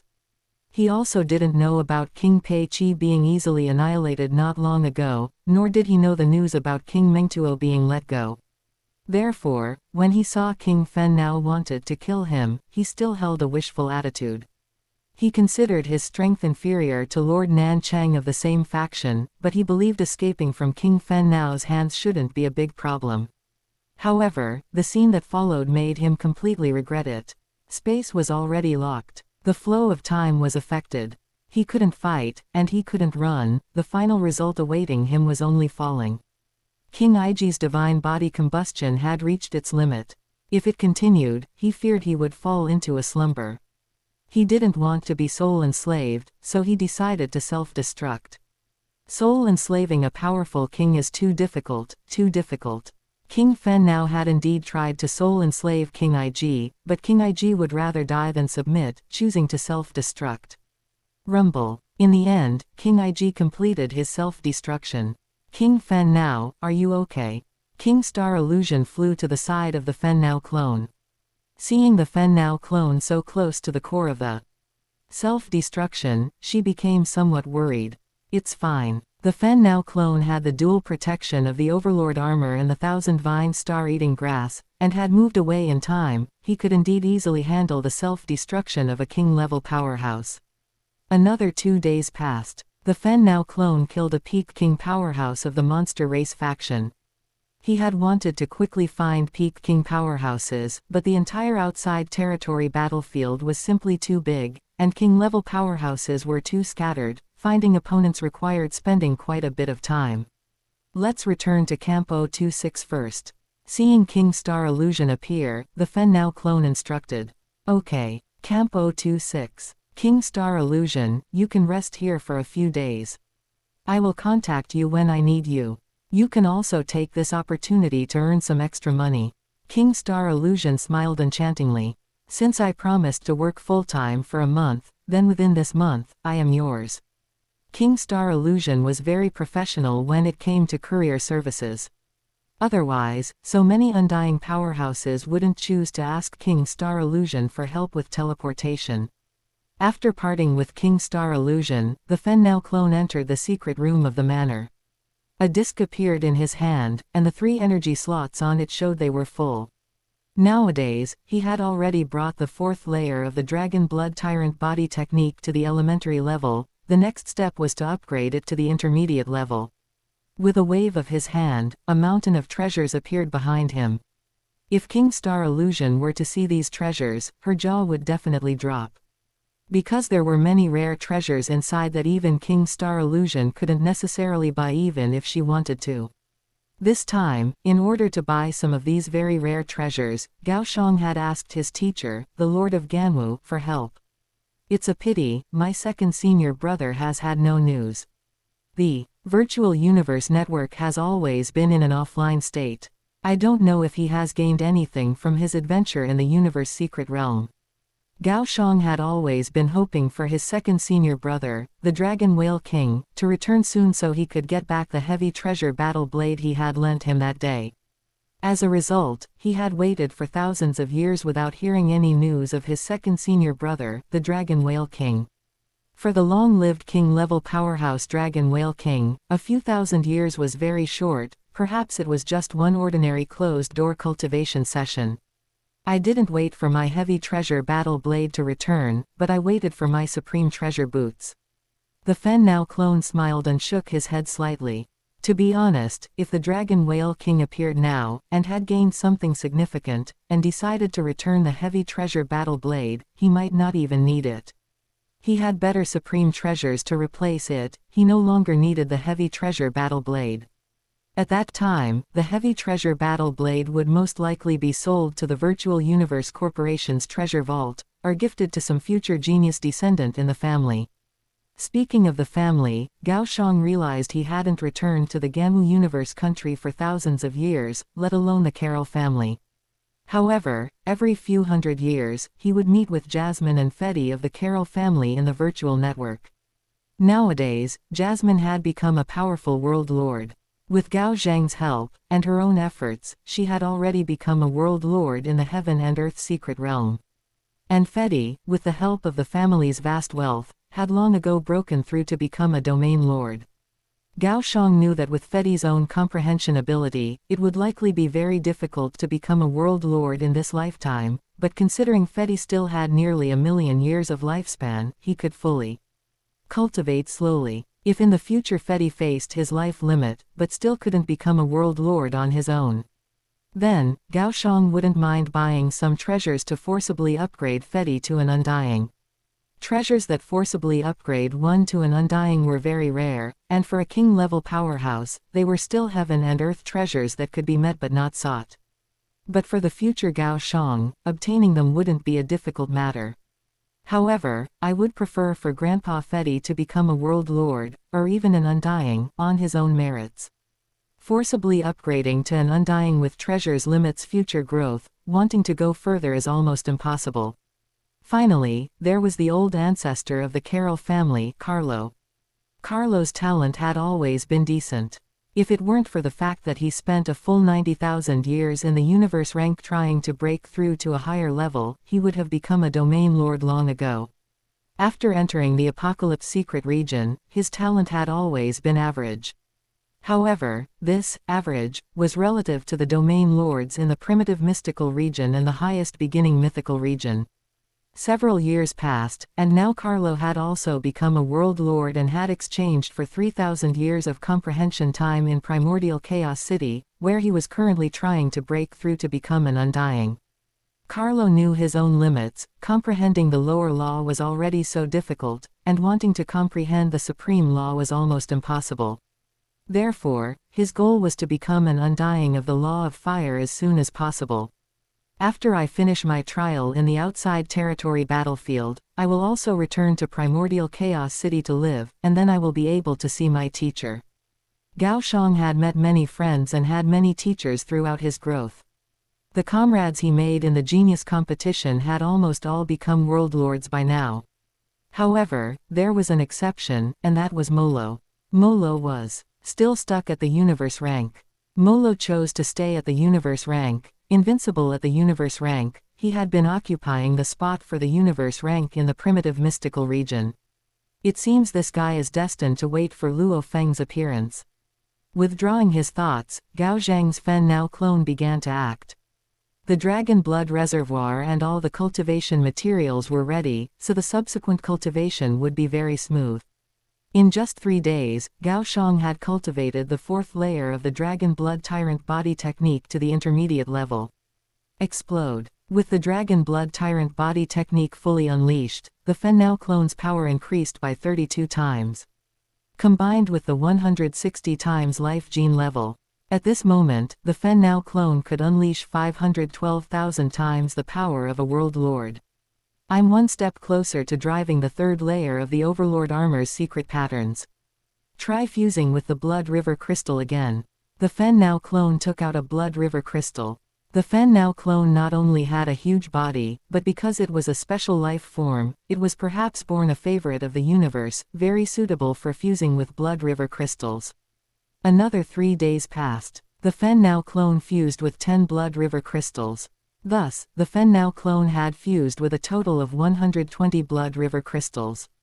Try exploding one more time. Rumble. Every part of the Fen Now clone's huge body formed the unique secret patterns of the Shuiluo power. Under his full burst, the Fen Now clone's power began to skyrocket. 544,000 times the power of a world lord. Now, without relying on the power boost of the Overlord armor, and without the help of any plant-type life, I can easily defeat a high-level king. After the Fen Now clone finished fusing with the Blood River crystals, he received an email from a king-level powerhouse. King Long Yu, King Fen Now, may I ask if you are at Camp 026? I am. Chapter 171, Great Reputation. Inside the manor of the Fen Now clone, he saw the beautiful woman King Long Yu, who was wearing purple battle armor. King Long Yu, come, please sit. The Fen Now clone had prepared delicious food and fine wine in advance to entertain King Long Yu. King Long Yu sat on a stool with a smile, looking at the Fen Now clone, and said, I believe you know why I came here this time, right? Naturally, I do. All right then, I will hand the items over to you now. King Long Yu took out a black box. Inside the black box were the 2 top-tier heavy treasures that the Fen Now clone had ordered. After the Fen Now clone verified that the goods were correct, he smiled and asked, I remember the Virtual Universe Corporation said it would take a month for the goods to arrive. I didn't expect them to arrive so quickly. That's only because I personally took charge. King Long Yu held her wine glass and drank it in one gulp. The reason King Long Yu was able to come this time was because she happened to have business to handle here, so she delivered the goods for the Virtual Universe Corporation along the way. She liked to make friends with this formidable king-level powerhouse. A king-level powerhouse who possessed two heavy treasures would very likely become an invincible king-level or even a venerable existence in the future. Naturally, King Long Yu was willing to befriend him. However, she was very curious about which champion of the human race King Fen Nao's true body actually was. After King Long Yu left, the Fen Nao clone walked out of the manor. King Star Illusion, sorry to keep you waiting. The Fen Nao clone dialed King Star Illusion's virtual universe network communication number. Are we setting off? Yes, please come over now. King Star Illusion chuckled lightly, I am already near your manor, I have arrived. After ending the call, the Fen Nao clone walked out of the secret room. He flew out of his independent manor and saw King Star Illusion at the entrance. Tell me, where are we planning to go? No specific target, just seeing who the unlucky one will be. King Star Illusion covered her mouth and giggled, hee hee. If I were an alien race, I would definitely stay far away from King Fen Nao, and it would be best not to continue staying in the 7th battlefield. Holy crap, it's actually King Fen Nao and King Star Illusion. When King Star Illusion and King Fen Nao appeared together at the Hongmeng City Champion Bar, the group of king-level powerhouses who were drinking were all drawn to look at them. Recently, there was a message from the automaton race camp saying that King Fen Nao of the Great Alliance was like a rabid dog. He had hired King Star Illusion as his driver and was randomly selecting unlucky King Peak powerhouses. An unlucky champion from the automaton race camp had fallen because of this. Subsequently, powerhouses from the monster race and the insect race also confirmed this information. King Fen Nao, an alien champion, held a glass of wine, revealing an enthusiastic smile, and walked in front of the Fen Nao clone. King Fen Nao's strength is obvious to all. Impressive, impressive. This alien champion came from a very weak race, and he had always wanted to build good relationships with the powerful human race in the Great Alliance.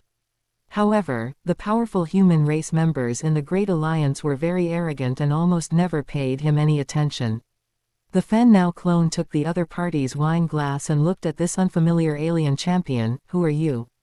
Seeing that the Fen Nao clone was very polite, this alien champion took the initiative to introduce himself. I am King Ane. Nice to meet you, King Ane.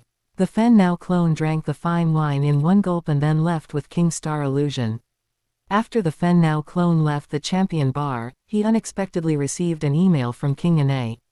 King Ane, hello King Fen Nao, I have discovered a hidden passage entrance, but that entrance is extremely dangerous because I have already seen 3 fallen king-level powerhouses at the door. They are King Longtang, King Shikuang, and King Duanzhang.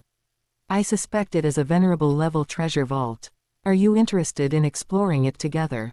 The Fen Nao clone thought to himself, King Longtang and the other 3 champions are all peak king powerhouses. For such powerhouses to have fallen at the entrance, it seems likely that the inside of the passage is a venerable level treasure vault. The entire Yanji continent, which is the main continent of the 7th battlefield, was once the home of the Yanji race. Like the Fen Nao clan, they went extinct after their home was developed into an outside territory battlefield. Since there is a chance, I must give it a try. He no longer looked down upon the current champion-level treasure vaults and legacies. But he still wanted to try his luck with venerable-level legacies. The Yanji race had produced venerables in their history, so there was indeed a possibility of a venerable-level treasure vault. Soon, the Fen Nao clone replied to King Ane, when are we setting off? Before long, King Ane replied, 10 days later.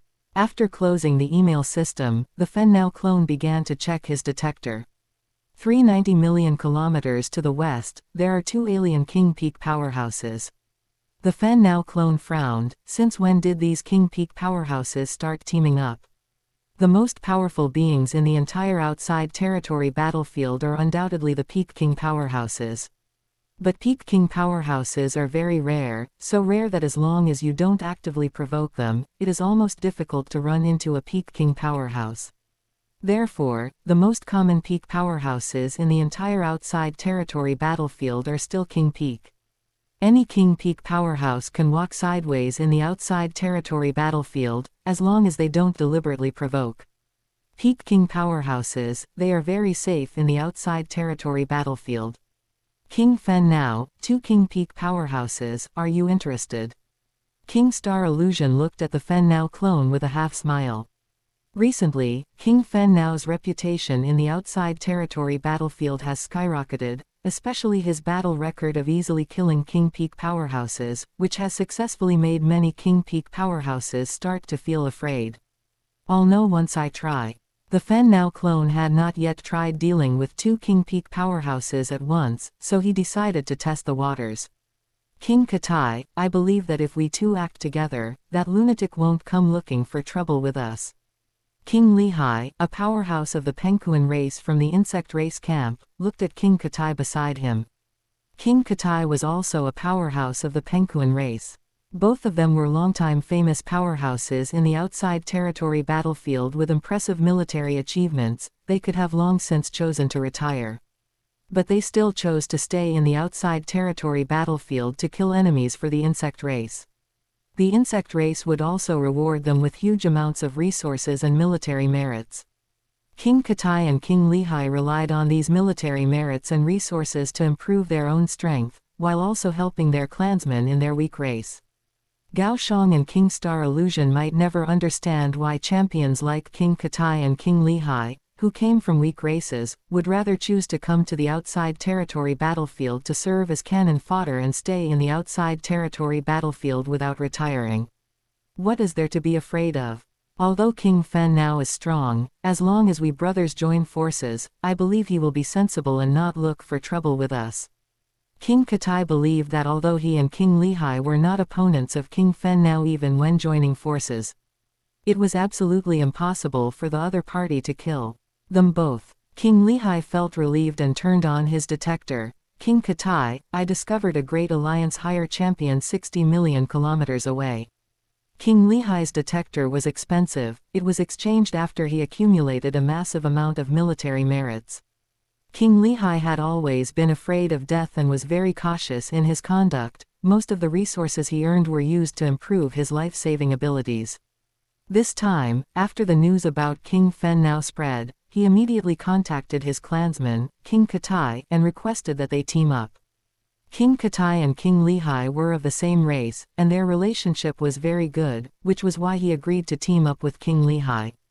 However, King Katai thought that the entire Yunji continent was simply too big, and the probability of meeting King Fen now was very low, so there was no need to worry too much. It's only a higher champion. With the two of us joining forces, it's very easy to kill him. By the way, which race is he from? King Katai did not have as powerful a detector as King Lehigh. His detector could only detect an alien 6,000 kilometers away, but he couldn't determine the other party's strength unless they got closer. Human race. King Katai's eyes lit up. It's actually the human race. The human race is rich. King Katai was very tempted. The human race is one of the peak races. They are all wealthy people, and they might not be able to experience the poverty of weak races. Oh no, I've actually been locked onto. When King Suoli discovered that powerhouses were rapidly approaching his surroundings, he was shocked. Because he hadn't discovered the other party immediately. His detector was clearly not bad, but he still failed to discover the other party in time. King Suoli, the space here has been locked. Don't even think about escaping, and don't even think about calling for rescue. After King Katai locked the surrounding space, he sent a voice transmission to King Suoli from afar. Cold sweat broke out on King Suoli's forehead.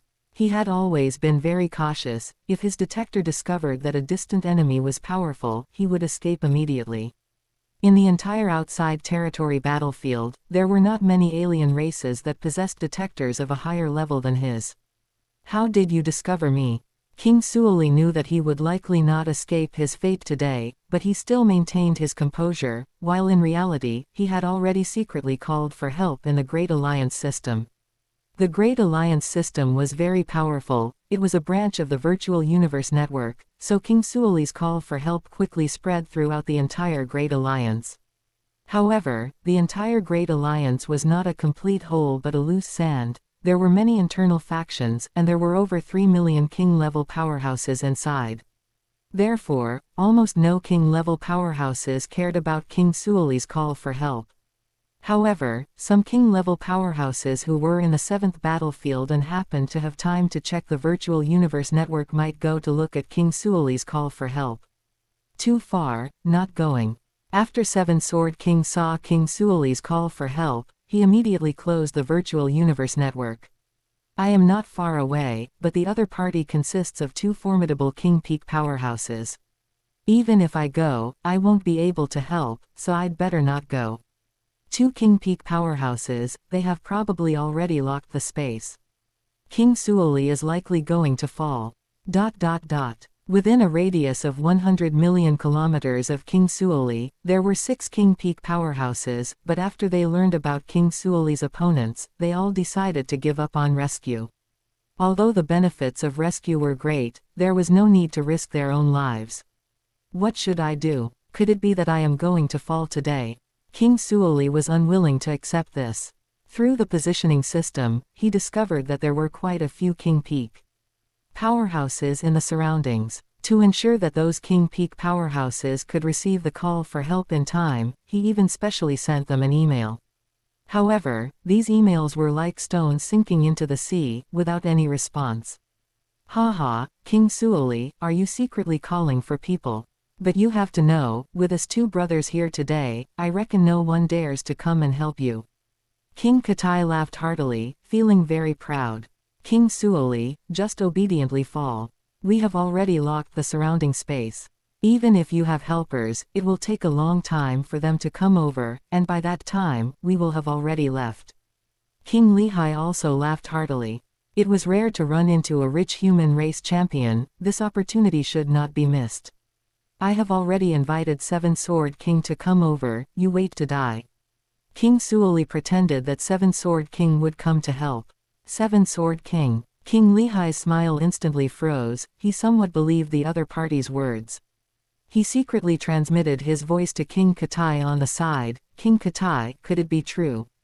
7 Sword King is a peak king powerhouse and the most powerful human race champion in the entire outside territory battlefield. If he really appeared, then King Katai and King Lehigh would definitely escape at the first opportunity. King Lehigh began to worry. His detector did not detect 7 Sword King appearing. But the detector that 7 Sword King possessed must be more advanced than his, so it was normal not to be able to detect him in time.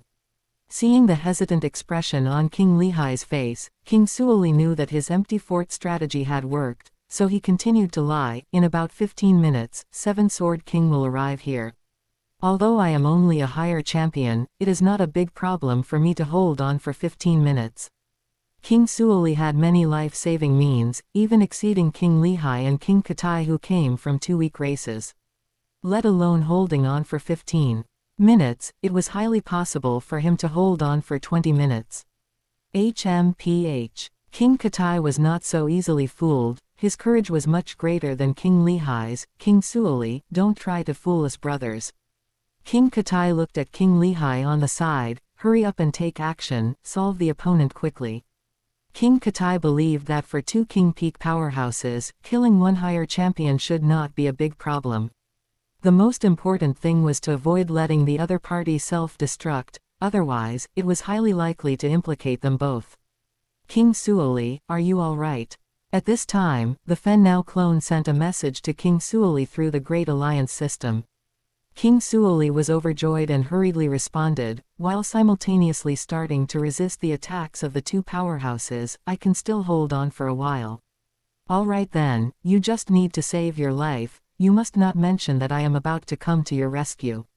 Okay. King Suoli had heard the rumors about King Fen Now, so he knew that King Fen Now might be preparing to hunt down the 2 King Peak powerhouses.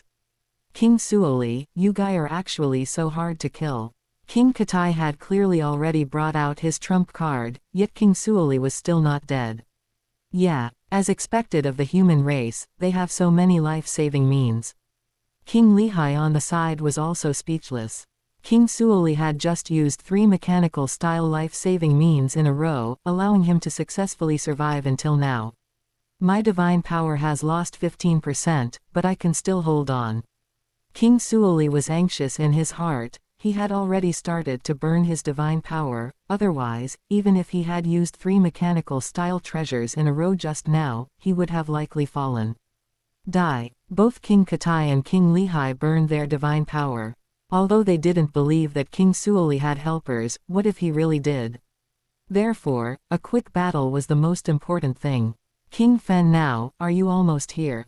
I can't hold on much longer. King Suoli was about to be unable to hold on, and he frantically sent emails to King Fen now. Chapter 172, Fighting King One-Eye. Very well, fly towards my side. King Fen now responded quickly. Trying to escape. No way. King Lihai noticed King Suoli starting to flee, and at this moment, he was 100% certain that the opponent had no more helpers. I will distort the space around him, you go kill him.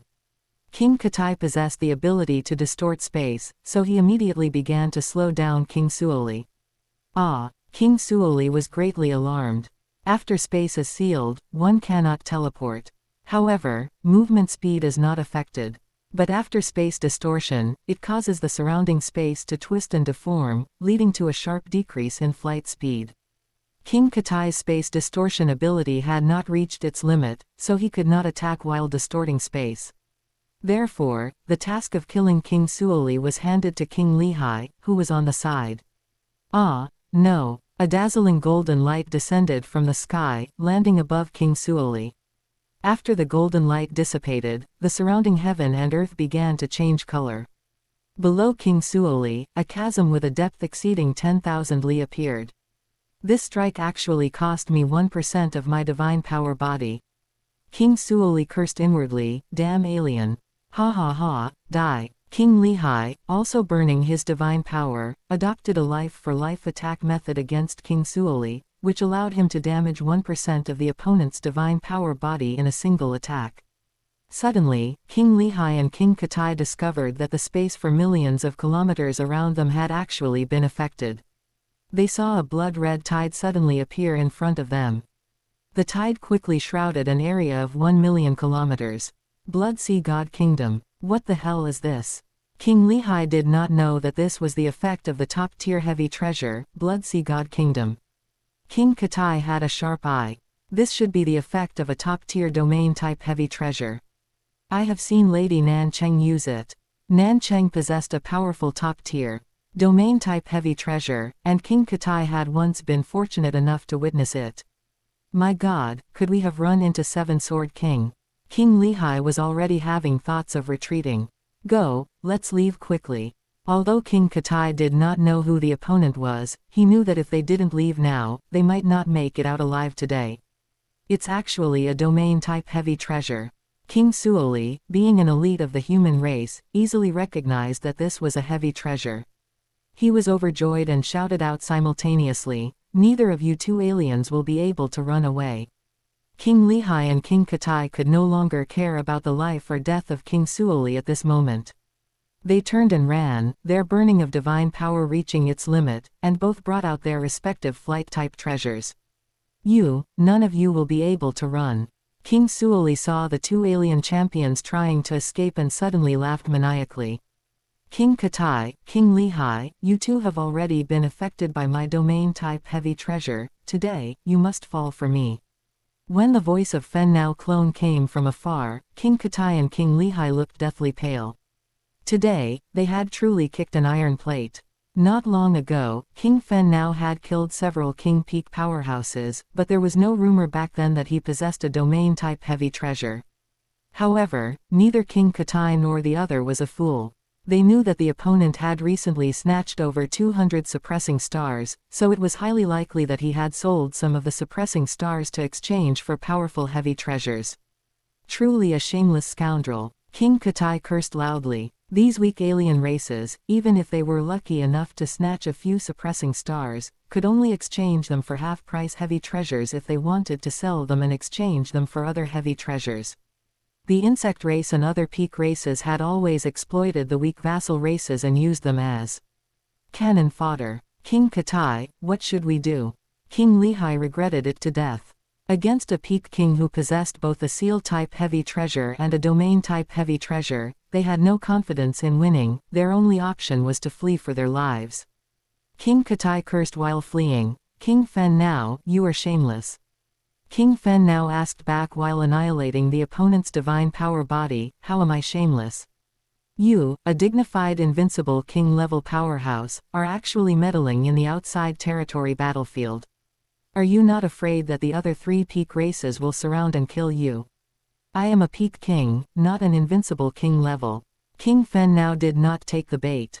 Although he was somewhat famous in the outside territory battlefield and rumored to be very powerful, the vast majority of champions believed that the strength of Nan Chang, King Lan Shan, King Mengdi, and Seven Sword King were all above King Fen Nao.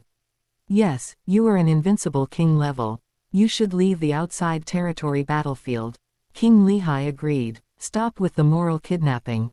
After I kill King Mengdi, King Lan Shan, and Nan Chang, then talk to me about these things." During their conversation, the battle did not stop because of it. King Lihai, let's self-destruct. All right. King Katai and King Lihai both knew that there was no escaping their fate today. Their divine power bodies were already almost exhausted, and if they continued to drag it out, they might fall into a deep slumber. If they were enslaved by their soul, then everything would be over. But self-destruction was different. If a universe lord were to be born in their race in the future, they would still have a chance to be resurrected. Wanting to self-destruct is not that easy. Fen Nao clone threw out the suppressing star. Once the suppressing star appeared, it directly sealed King Katai and King Lihai, making it impossible for them to even self-destruct. Go to sleep. Fen Nao. Clone forcibly annihilated their divine power bodies until both of them fell into a deep slumber. Impressive, King Fen Nao. King Suoli was greatly shocked after seeing King Fen Nao take the 2 sleeping king peak powerhouses into his internal world. Suppressing stars are indeed powerful, they make it impossible to even self-destruct. I, King Lihai, am being killed by King Fen Nao. I, King Katai, am being killed by King Fen Nao. Before King Lihai and King Katai fell into a deep slumber, they each released their respective information onto the insect race's regional network on the outside territory battlefield.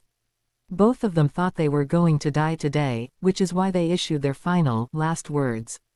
On the other side of the distant Yan Festival continent, Nanchang had just received the last words from King Lihai and King Katai. It was not that King Katai and King Lihai intentionally sent them to Nanchang, but rather that the latter two had sent their messages before death to the public channel of the insect race simultaneously. The undying powerhouses of the entire insect race were very, very rare. Their numbers were likely not even 1/10,000,000th of the human race, which was also a peak race. Therefore, almost all members of the insect race in the 7th battlefield already knew about this matter at this time. Interesting, interesting. Nanchang rubbed her chin, her curvaceous figure twisting slightly, and turned her cute yet mature face towards the direction where the great battle had ended. It seems I need to find an opportunity to meet this King Fen Nao. Before King Katai and King Lihai died, they had both sent out the coordinates of Fen Nao clone. Nanchang was very far from those coordinates. Wanting to rely on teleportation or flying over quickly was not realistic at all. By that time, King Fen Nao would likely have already left for a long, long time. Pass down the order. Let all members of the insect race faction in the entire 7th battlefield report immediately upon discovering the traces of King Fen Nao. If I can catch up, there will definitely be a heavy reward. Nanchang quickly drafted the wanted notice for King Fen Nao. The insect race needed dignity and needed a large number of cannon fodder to do things for them. If the appearance of one King Fen Nao caused the vassal races of the insect race to leave the outside territory battlefield one after another, it would lose the face of the insect race. Another 3 days passed. King Star Illusion held King Fen Nao's hand. She looked at King Fen Nao beside her. This time, you have continuously killed several king peak powerhouses of the insect race and the automaton race. Next, you will likely face their retaliation. King Fen now, however, was indifferent. I've only killed a dozen or so alien champions, how could I possibly face retaliation? King Fen now believed that in the entire 7th battlefield, the Star Tower area alone had over 100,000 champions, and the number of champions falling due to battles every day must be several dozen. King Star Illusion shook her head. It is not as you imagine. Although there are many champion powerhouses in the entire outside territory battlefield, usually very few champions fall, because champions are very troublesome to deal with every time, and they have many means to save their lives. Unless they encounter the appearance of a treasure or a regional war, very few champions fall. King Star Illusion was, after all, an old hand in the outside territory battlefield and knew the way of survival in the outside territory battlefield well. Otherwise, why would she choose the safe teleportation business instead of personally hunting other champions? The family fortune of a champion could be dozens or even hundreds of times that of a marquis. She continued to add, an abnormal act like yours, crazily hunting champions in a short period of time, will definitely attract the attention of the alien peak kings. I estimate that there should already be alien peak kings eyeing you now. Who would have known that King Fen now was not only unafraid but rather excited? Oh, is that so? Then I look forward to it even more. Sigh. King Star Illusion looked at King Fen now's fearless attitude and felt somewhat helpless. She had already solemnly warned the other party, if the other party did not know how to restrain themselves, she would not meddle in other people's business. Camp 026. King Fen now had already finished charging the Dragon Blood Reservoir. It was time to continue improving the level of the Dragon Blood Tyrant body technique. Done. King Fen now, who had been in seclusion for several days, suddenly stood up. Blood-red evil chi emerged on the surface of his body. As the Dragon Blood Tyrant body technique was unleashed, his aura also began to erupt. 40 times the power. Combined with Shuiluo power, at this moment, King Fen now could erupt with 680,000 times the power of a world lord. Almost there, one step closer to 1 million times the power of a world lord. Let's see if I can continue to fuse Blood River crystals. King Fen now took out the Blood River crystal and began to attempt fusion. In less than a day, King Fen now fused another 10 Blood River crystals. My life gene has reached an astonishing 180 times, already very close to some relatively powerful special life forms. King Fen now erupted with all his might again, and at this moment, he had erupted with 720,000 times the power of a world lord. It's a pity, my Dragon Blood Tyrant body technique is about to reach its limit.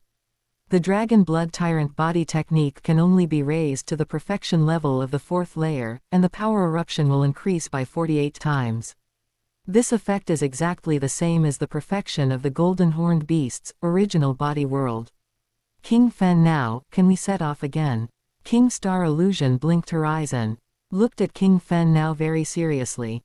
She discovered that the King Fen now in front of her seemed to have become even more powerful. Yes. Boss, we seem to have been locked onto. Among the two figures flying at high speed, one of the champions spoke to the other champion beside him. The champion who spoke was King Gen Tan, one of the vassal races of the monster race faction, a King Peak powerhouse. What are you afraid of? As long as it is not the 4 strongest of the 4 peak races, I am not afraid of anyone in the entire outside territory battlefield. The one who responded was King One-Eye of the reincarnation Kong Eye Snake, the royal family of the monster race faction, a renowned peak king powerhouse, whose strength in the monster race faction was second only to King Mengdi. King One-Eye had the capital to be proud. He had once relied on intense poison and illusion to kill a peak king powerhouse of the human race, shocking the entire outside territory battlefield. The opponent seems to be King Fen now of the Great Alliance faction, who has recently become famous. King Gen Tan was still somewhat worried. King Gen Tan had heard stories about King Fen now and knew that the opponent was ruthless and killed King Peak powerhouses very quickly.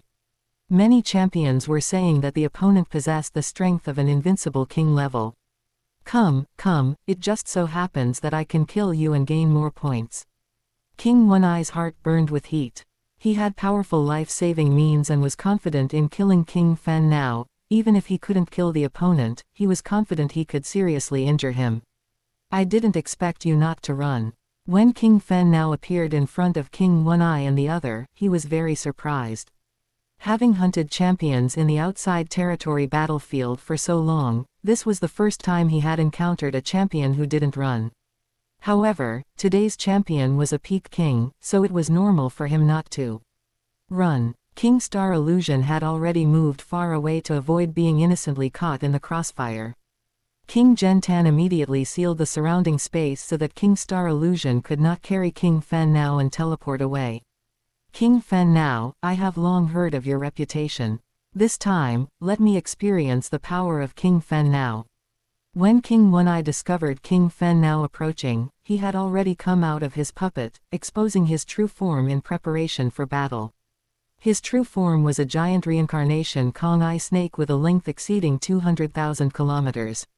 Let me poison you to death, haha. When King Fan now approached, King One-Eye immediately released his intense poison. His intense poison appeared a sh*T yellow color, dyeing a large area around it into yellow poisonous fog. Combined with King Gentan's space seal, it resulted in the area within a radius of 100,000 kilometers being filled with intense poison. You want to poison me to death with just this poison? King Fan now laughed. With the protection of the Overlord armor and the 1,000 vine star-eating grass, how could he possibly be worried about the opponent's poisonous fog? Hiss, hiss, hiss tilde. King One-Eye's poisonous fog was like sulfuric acid, beginning to corrode the Overlord armor. The surface of the Overlord armor appeared as if liquid was boiling, and it made sizzling sounds that would make one's scalp tingle at a single glance. Ha ha ha, it won't take long before your divine power body is completely corroded. However, after this state continued for a while, King One-Eye discovered that the opponent's aura had not suffered any loss. It seems your armor is a heavy treasure. King One-Eye knew that his poisonous fog was not ineffective, rather, it was necessary to break through the opponent's physical body and let the poison enter the opponent's body for it to take effect. Although his poison was not as rapid as Famo poison in completely corroding the body of a champion, it could still gradually consume the opponent's body. Fall into my illusion. Ha ha ha. King One-Eye's single eye emitted purple light. The purple light quickly shrouded a large area around it. Chapter 173, Meeting the Venerable of the Outside Territory Battlefield. King Fan now had nowhere to dodge and could only brace for the impact. King One-Eye is using his venom and illusion simultaneously. It seems he intends for King Fan now to fall. King Fan now, who had been fighting just a moment ago, was now completely motionless. King One-Eye knew that his opponent had fallen into his illusion. Ha ha, King Fan now, aren't you quite arrogant? King One-Eye discovered that the renowned King Fan now had actually fallen for his illusion, so, the opponent was nothing more than this after all. King One-Eye appeared directly in front of King Fan now, manipulating a sharp saber, die. The surface of the saber was coated with a layer of his strongest venom. King One-Eye could secrete 3 types of venom. One type of venom could be diluted into a poisonous mist, ranking 3rd in toxicity. The second type of venom ranked 2nd in toxicity. The final type of venom, the one he had coated on the saber, possessed the miraculous effect of paralyzing and depleting the divine body. Oh no, King Fan now has actually been affected by the opponent's illusion. King Star Illusion was shocked, realizing that King Fan now might be in danger. Although she was worried, she was not about to go up and help. King One-Eye was not an ordinary peak king, he was the monster race's peak king second only to King Mengdi, possessing a glorious record of slaying other peak kings. Bang! When King One-Eye's saber thrust toward King Fan now's chest, a violent collision sound occurred. The saber deflected, flying off past King Fan now's side. I can't even break through the opponent's defense. Is this a heavy treasure? King One-Eye had never fought an opponent equipped with heavy treasure armor. He had assumed he could easily break through the opponent's defense and seep the venom into the opponent's physical body. In that case, King Fan now would almost certainly be dead. It seems I can only kill the opponent from the perspective of the soul. King One-Eye quickly modified his assassination plan. To kill a champion, one must either forcibly annihilate the opponent's divine body or annihilate the opponent's divine soul. Die. A massive purple phantom appeared above King Fen Nao. The purple phantom was King Wen-Ai's strongest soul attack, condensed into form. King Fen Nao was motionless and trapped in the illusion, therefore, as long as he was hit, his divine soul would certainly be annihilated. It's over, King Fen Nao is finished. King Star illusion began to flee rapidly. If King Fen Nao fell, she might be held accountable. The monster race's King Wen-Ai was no benevolent character. While fleeing, King Star illusion observed King Fen Nao's situation from afar. Rumble. The soul attack landed. King Fen Nao's body shook for a moment, then remained motionless. Ha, it's done. King Wen-Ai knew that the sudden twitch was a natural physical reaction that occurred after the divine soul was annihilated in an instant. I never expected the renowned King Fen Nao to be so easily dealt with by King Wen-Ai. King Zhen Tan, who had been maintaining the spatial lockdown, watched this scene in shock. King Wen-Ai was truly, incredibly strong. King Fen Nao is still too green. Thinking that decent strength allows one to easily slay a peak king, what a fool. King Wen-Ai's massive body looked down at the tiny King Fen Nao below. Is that so? Suddenly, King Fen Nao moved, and he was smiling as he looked at the boundless King Wen-Ai. You didn't die. And you walked out of my illusion. King Wen-Ai was shocked. He had clearly detected that the opponent's divine soul had been annihilated, how could he not be dead? Then die in the illusion once more. King Wen-Ai's purple illusion enveloped King Fen Nao once again. King Fen Nao became motionless again. Swish, swish, swish tilde. King Wen-Ai began to burn his divine power, attacking King Fen Nao's physical body frantically. Since the venom and soul attacks couldn't kill the opponent, he would use physical annihilation methods. King Zhen Tan, come over and help. All right. The opponent's divine power hasn't diminished at all. 10 seconds later, King Wen-Ai discovered that King Fen Nao's divine power had not diminished in the slightest. In other words, the opponent's divine body had not been annihilated. In reality, King Fen Nao did not have a divine body, he relied on the effects of the Overlord armor. Because of the damage reduction from the Overlord armor and the 1000 vine star-eating grass, the remaining damage only caused slight harm to King Fen Nao. Have you killed enough? Now it's my turn. Suddenly, King Fen Nao spoke. What's going on? King Wen-Ai had a bad premonition. What's going on? King Star Illusion, who was fleeing for her life, noticed that King Fen Nao had woken up again. She stopped flying and continued to watch. Your illusion is too weak. I was just pretending to be trapped in it. King Fen Nao stared at King Wen-Ai with a mocking smile, and at the same time, he released an illusion the moment he spoke. Where is this? King Wen-Ai discovered that he had suddenly turned into a human race child. Stealing things, you deserve a beating. A woman holding a large club walked over and struck the buttocks of King Wen-Ai, who had turned into a child, heavily. King Wen-Ai wanted to flee, only to find that his arm had been grabbed by the opponent. He was just a child and could not resist or escape at all. Smack. As the large club came down, the buttocks of the child King Wen-Ai had turned into were instantly smashed. His blue pants turned blood red, and blood flowed from his feet onto the ground. Old hag, you're courting death. I am a reincarnation Kong Eye Snake of the monster race's royal family. Since King Wen-Ai couldn't escape, he began to resist.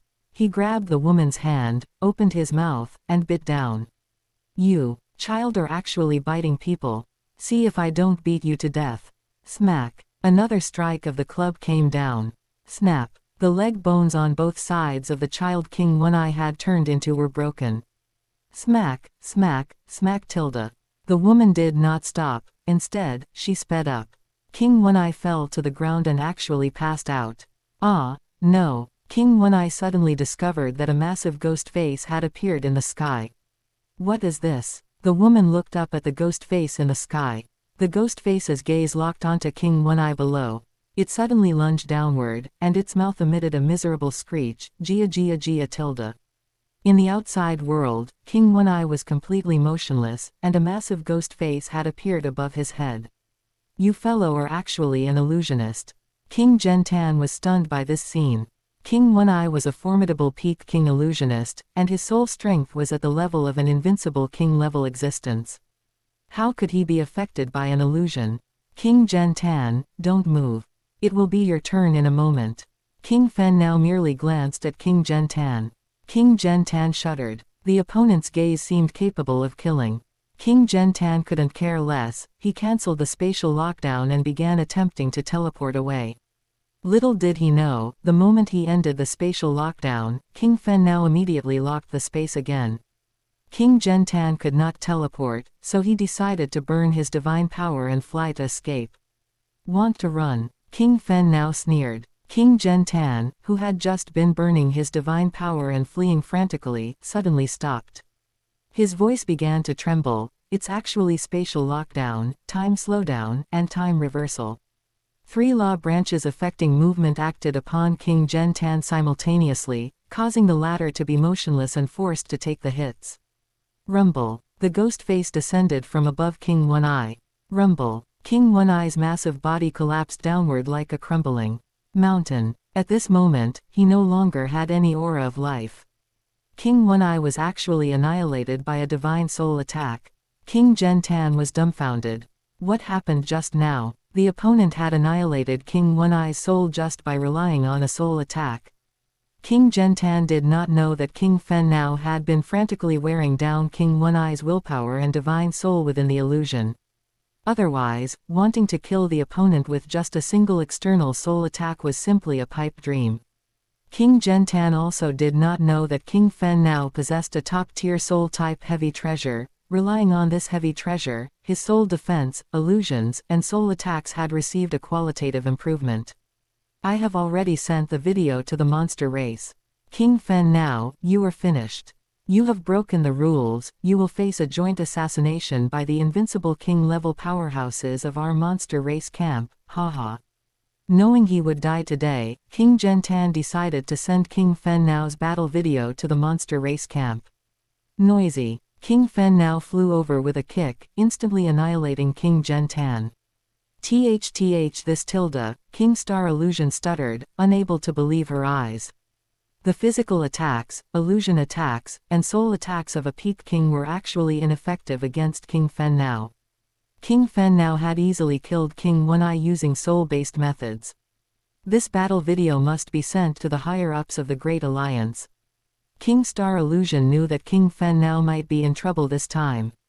She vaguely had a hunch that King Fen now might be King Skyfoot, who had appeared a while ago.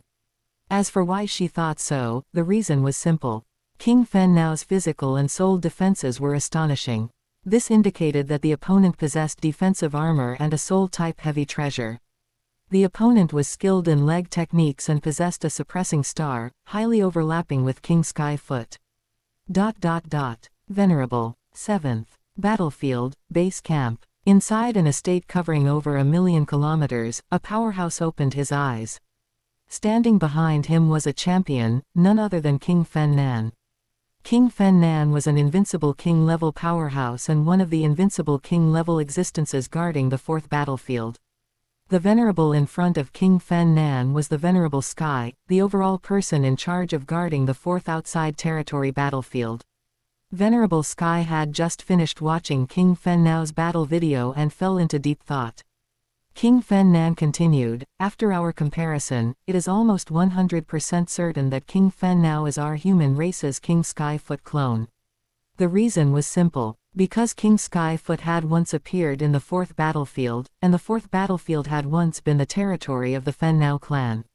Both King Skyfoot and King Fen Now possessed a suppressing star, heavy treasure armor, and were skilled in leg techniques. Summon King Fen Now. Venerable Sky finally spoke. All right. King Fen Nan subsequently sent an email to King Fen Now. King Fen Now, who was searching for targets, suddenly received an email. It's actually an email from King Fen Nan. King Fen Nan was an invincible king-level powerhouse and one of the invincible king-level existences guarding the outside territory battlefield. These powerhouses would not take action in the outside territory battlefield unless they encountered some special circumstances. For example, if an invincible king-level powerhouse took action in the outside territory battlefield without authorization. I must trouble King Star Illusion to take me to the base camp. The 1-month hiring period passed quickly. King Fen now decided to renew for another month and doubled the remuneration. King Star Illusion gladly agreed. All right. A day passed. King Fen now and King Star Illusion appeared outside an estate in the 7th Battlefield Base Camp. King Fen now, this is the base camp of our outside territory battlefield. It has a venerable stationed here, and the city gate has a super planet destroying cannon capable of easily killing a venerable level existence. It is an absolutely safe area. King Star Illusion had been here once before, and seeing the massive super planet destroying cannon before her again, she was filled with emotion. King Fen now, come, follow me to meet the venerable. King Fen Nan appeared in front of King Fen now. All right. King Fen Nan looked at King Star Illusion on the side. Please wait here, King Star Illusion. King Fen Nan grabbed King Fen Now's hand and began to teleport. In a short while, the two appeared in a grand hall. King Fen Now saw a man in a white robe in front of him. The man looked very ordinary, but his sharp gaze indicated that he was not an ordinary person. Greetings, Venerable. Sit. Venerable Sky gestured for King Fen Now to sit down. Venerable Sky did not continue speaking. He picked up a glass of fine wine and began to taste it. King Fen Nan played a video. The first half of the video was King Skyfoot's battle footage. The second half was King Fen Now's battle footage. The video consisted of edited clips. Venerable Sky stared intently at King Fen Now. King Fen Now, you are King Skyfoot, aren't you? Yes. By now, there was no need for King Fen Now to continue pretending. King Fen Nan stated the severity of the situation. According to our assessment, your strength is already very close to invincible king level. However, I estimate that you have already been judged by the monster race, automaton race, and insect race as having invincible king level strength. Therefore, if you continue to appear in the outside territory battlefield, you will face a joint assassination by the invincible king level powerhouses of the 3 races. King Fen Now smiled and shook his head. I am just a formidable peak king, not an invincible king level. What is called invincible king level? That refers to peak king powerhouses who possess several heavy treasures. They possess the ability to withstand a few moves in front of a venerable and escape safely, which is what can be called an invincible king level. For example, powerhouses like King Long Yu, Zanyan King, and King Haiwu are invincible king level existences. The other 3 races won't care about that much. King Fen Nan shook his head. King Fen Now was speechless. Then what do 7 Sword King, King Lan Shan, King Mengdi, and Nan Cheng count as? They are all peak kings. All right. Then should I retire or continue to stay in the outside territory battlefield? King Fen Now had just killed 2 champions, and the Dragon Blood Reservoir was charged by 2 segments. 1 more needed to be charged. Therefore, he still needed to kill 1 more champion. You should retire. King Fen Nan felt that it was best for King Fen Now to retire to avoid being truly targeted by the invincible king-level powerhouses of the 3 races. Before I retire, I want to kill 1 more champion. Which champion do you want to kill? Kill any one of King Lan Shan, King Mengdi, or Nan Cheng. King Fen Nan's eyes widened, and he suddenly stood up, looking at King Fen Now in disbelief. What? King Fen Now was so bold. Ha ha. The Venerable, who hadn't spoken much, suddenly spoke. He looked at King Fen Now and addressed him by his human race title, King Skyfoot. Go do it. If you encounter danger, crush this, and I will come to save you immediately.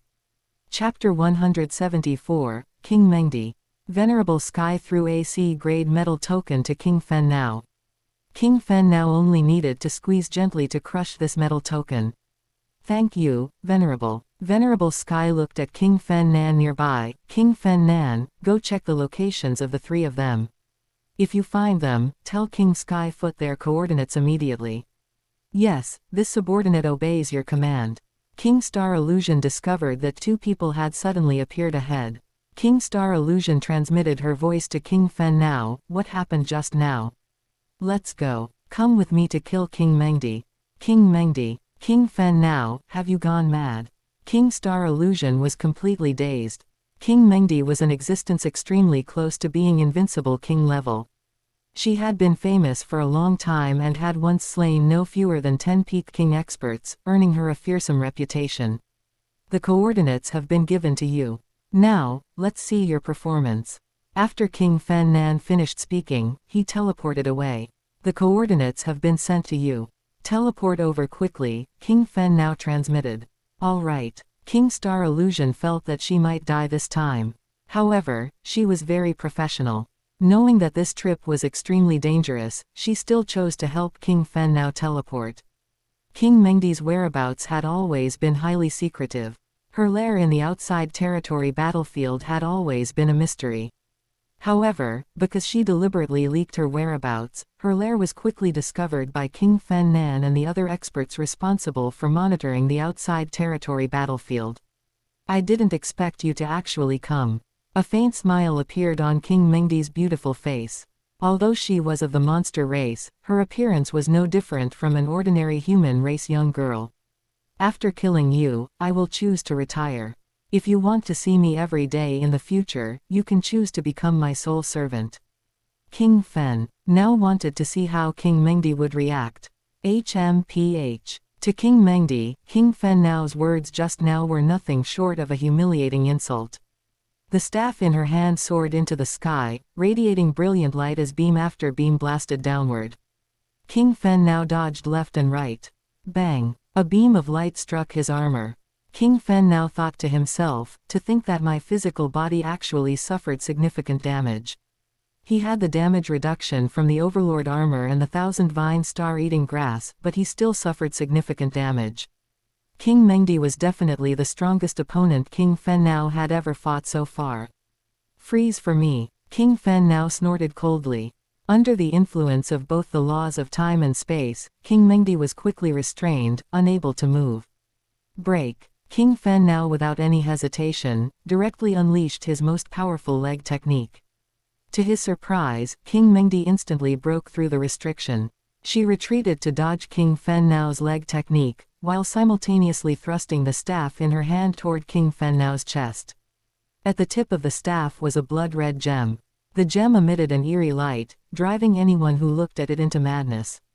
A treasure that could affect the soul. Freeze too. King Mengdi was a grandmaster of the law of time. With a command, she attempted to affect King Fen Now's movements. King Fen Now's speed plummeted, and he could only watch helplessly as the staff lunged toward his chest. So dangerous, King Fen Now thought to himself. Master, this woman is so powerful. My body has actually lost 1,000th of its mass. The 1,000 vine star-eating grass transmitted to King Fen Now. King Fen Now frowned, thinking to himself, the 1,000 vine star-eating grass is protected by the Overlord armor, and its divine body is tens of millions of kilometers long, yet it still lost 1,000th of its divine body.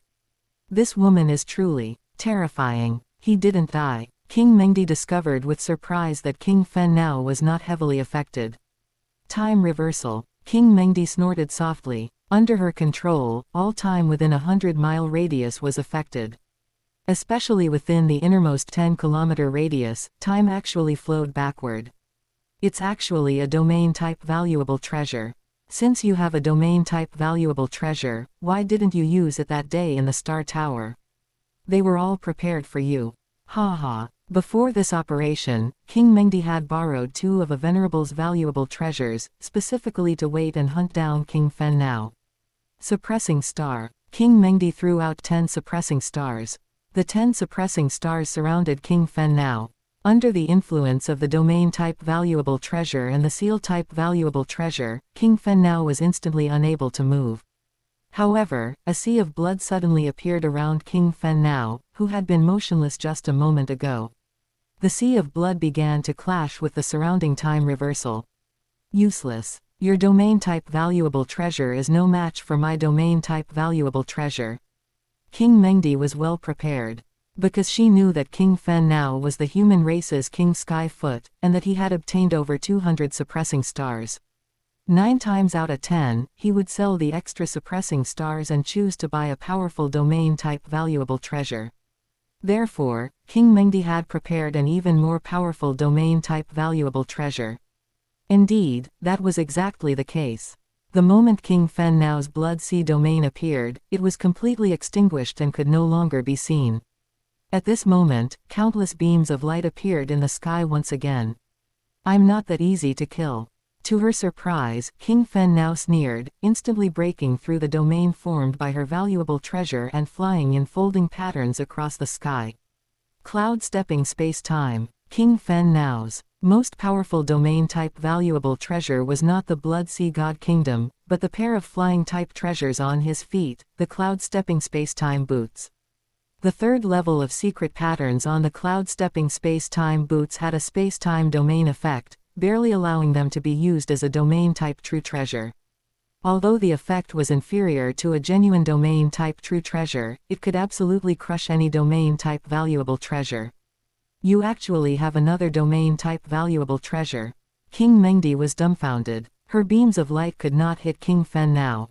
This was because King Fen Nao had mastered several major branches of the dual laws of time and space, which, combined with the miraculous effects of the cloud-stepping space-time boots, gave him incredible flying abilities.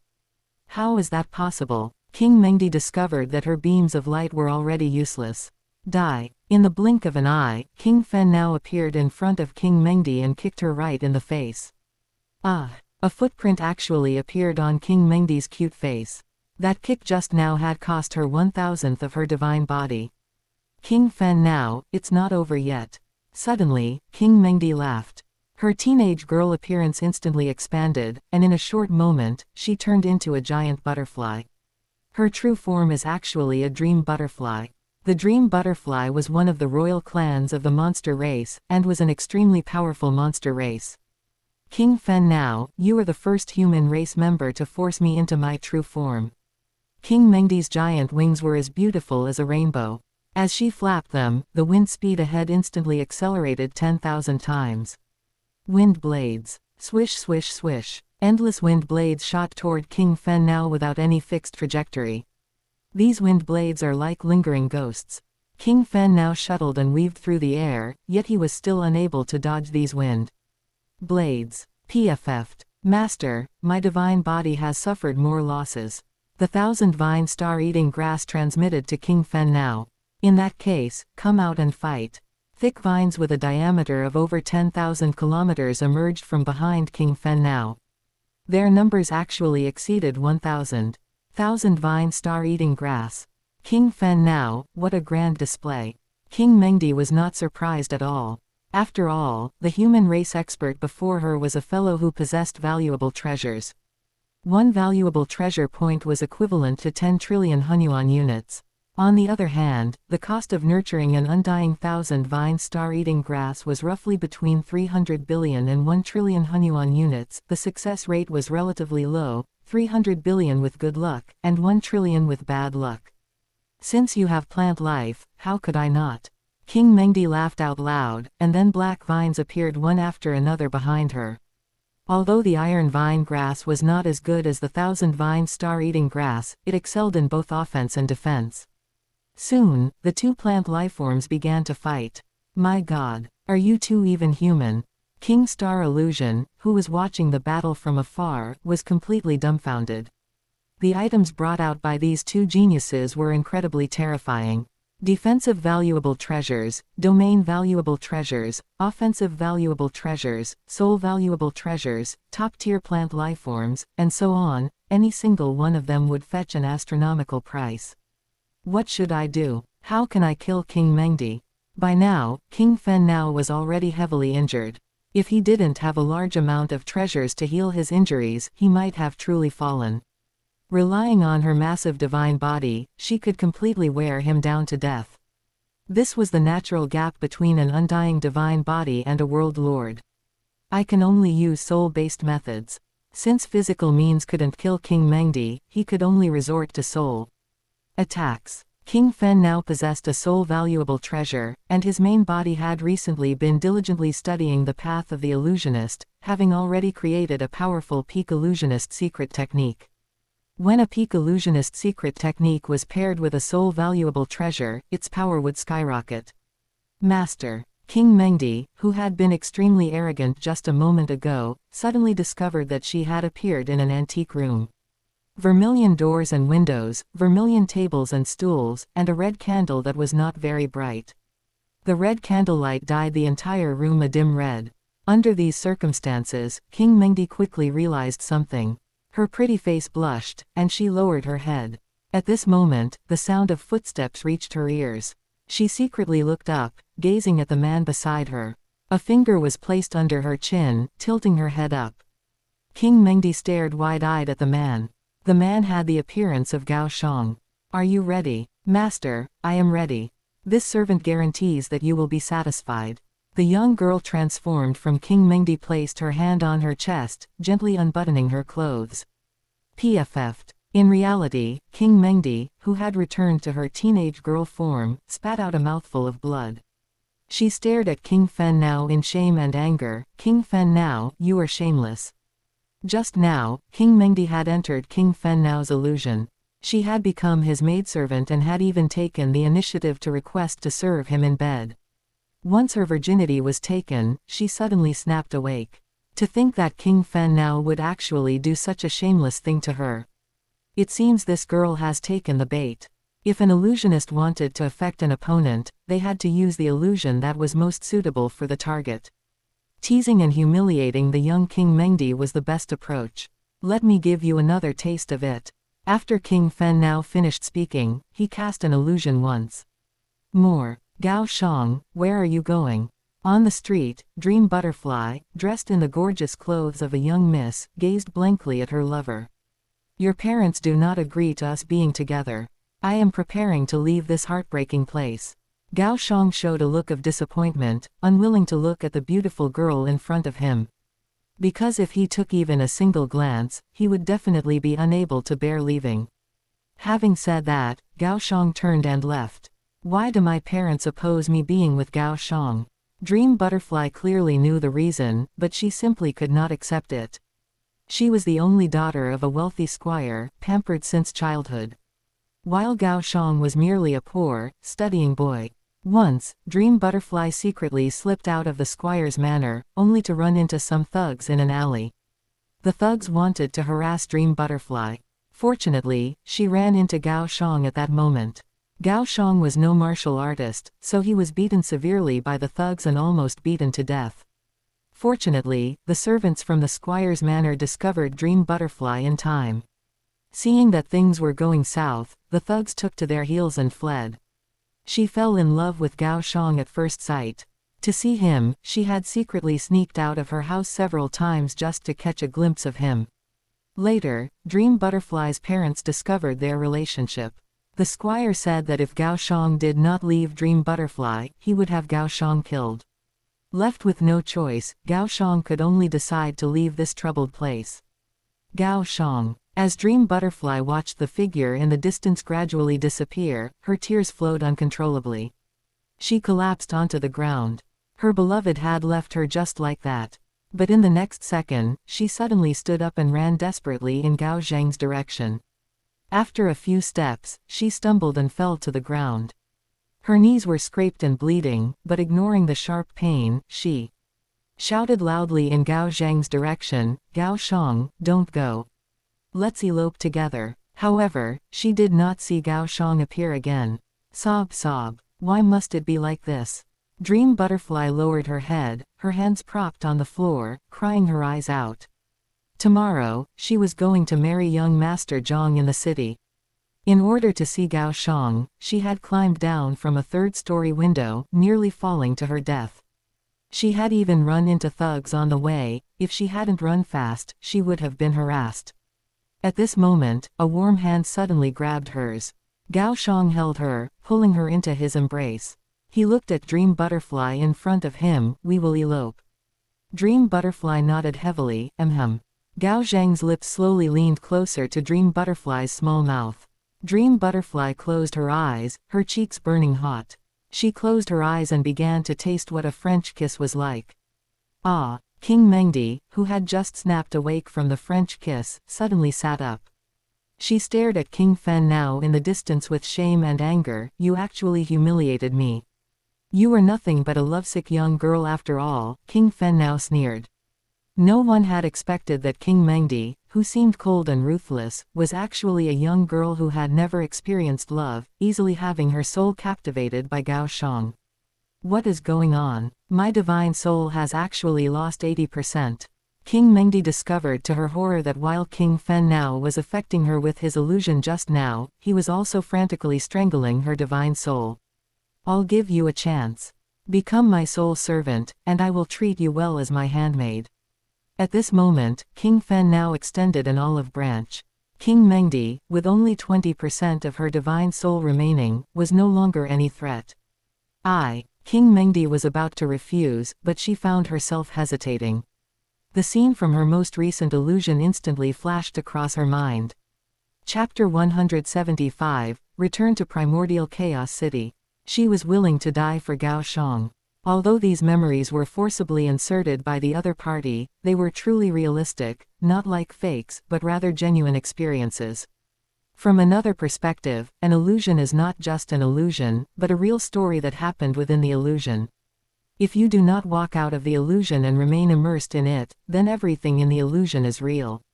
Even the cultivation achievements within the illusion are just as useful after you wake up.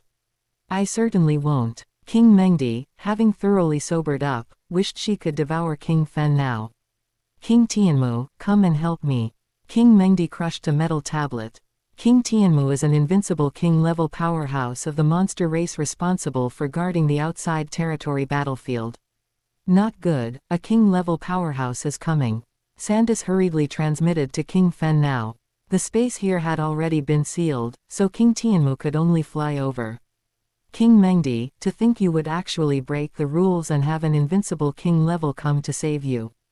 However, it is already too late for you. Just wait to be enslaved by me. I will cherish you well.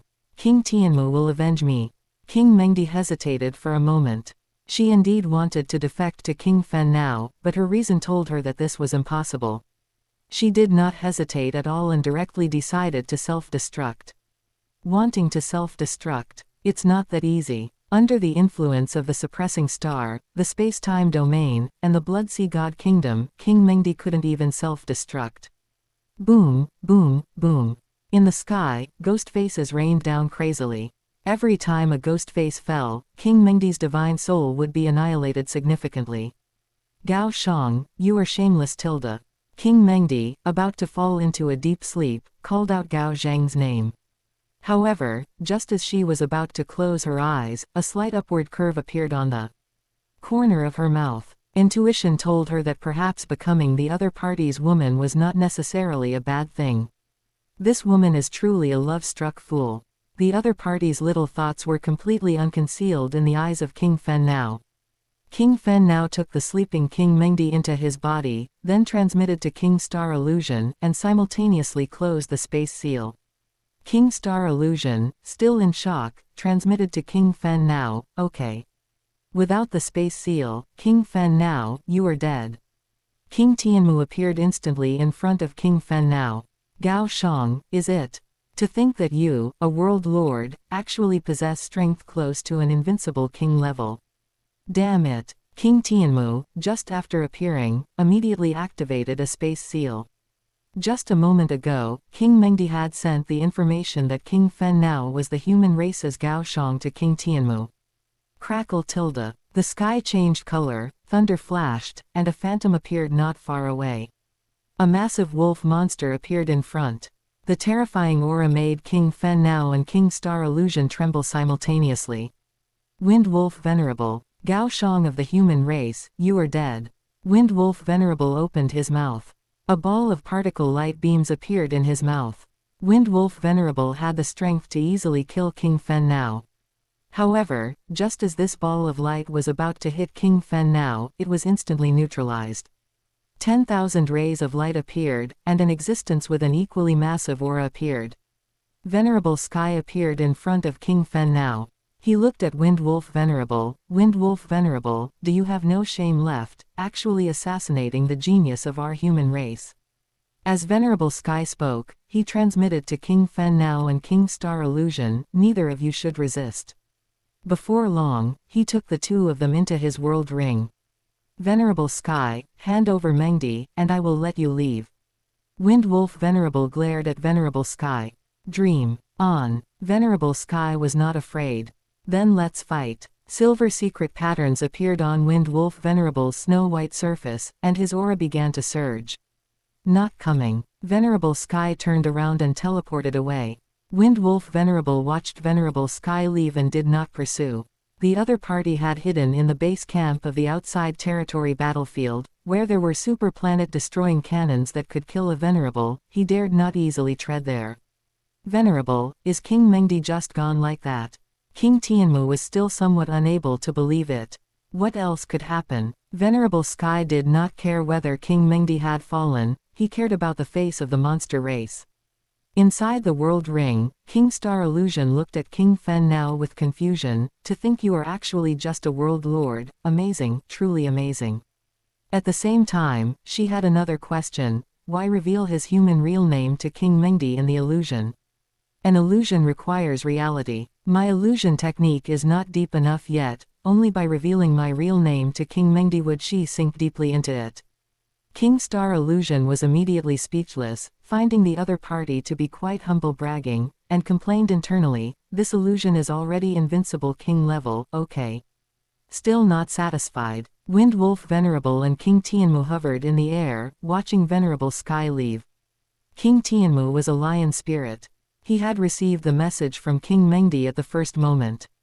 When he learned that King Mengdi actually said the recently famous King Fen now was actually the clone of the human race genius world lord Gao Xiang, he immediately notified Wind Wolf Venerable, who was responsible for guarding the outside territory battlefield. The 5 superpowers of humanity would occasionally send some super world lord geniuses to the outside territory battlefield for trials. However, to ensure the safety of these geniuses, humans did not advise them to use their real names, and would also have them appropriately change their appearance and looks. The top existences of the monster race would regularly transmit the list of human super geniuses who were very likely to appear in the outside territory battlefield to Wind Wolf Venerable. Among these lists was Gao Xiang's name. Moreover, Gao Xiang was the number 1 on the must-kill list among this group of world lords. Wind Wolf Venerable attached great importance to this operation. When he heard King Tianmu say that the human race world lord Gao Xiang had actually appeared in the 7th battlefield, he immediately brought King Tianmu here. Who knew this guy also had a backup plan. Seeing the situation was not good, he contacted a human race universe exalt at the first moment. Wind Wolf Venerable and Venerable Sky had fought several times, but each time he was slightly at a disadvantage. Therefore, he had no confidence in killing Gao Xiang in front of Venerable Sky. Venerable, was that King Fen now really the human race world lord genius Gao Xiang? King Tianmu looked at the direction of the human race base camp with some disbelief. If the other party were truly a peak king, or an invincible king level, it would be fine. King Tianmu would at most try to find a way to kill the other party. But knowing that the other party was actually just a world lord while possessing the strength to kill a peak king, then all that was left for King Tianmu was jealousy. Let's go. The subsequent assassination operation is not something we should do. Although Wind Wolf Venerable was somewhat reluctant to let Gao Xiang go, he also knew that after this battle, Gao Xiang would most likely choose to retire, and at that time, the task of assassinating the latter would be formulated by other higher-ups of the monster race. Having said that, Wind Wolf Venerable teleported away. King Tianmu shook his head and also teleported away. What a pity for King Mengdi, actually becoming Gao Xiang's sole slave. King Mengdi missed the opportunity to self-destruct. Once she became the other party's sole slave, there would never be a chance for liberation. Inside a huge palace that was over 100,000 kilometers long and wide, King Star Illusion stood respectfully in front of Venerable Sky, her voice trembling slightly. King Star Illusion has met Venerable Sky.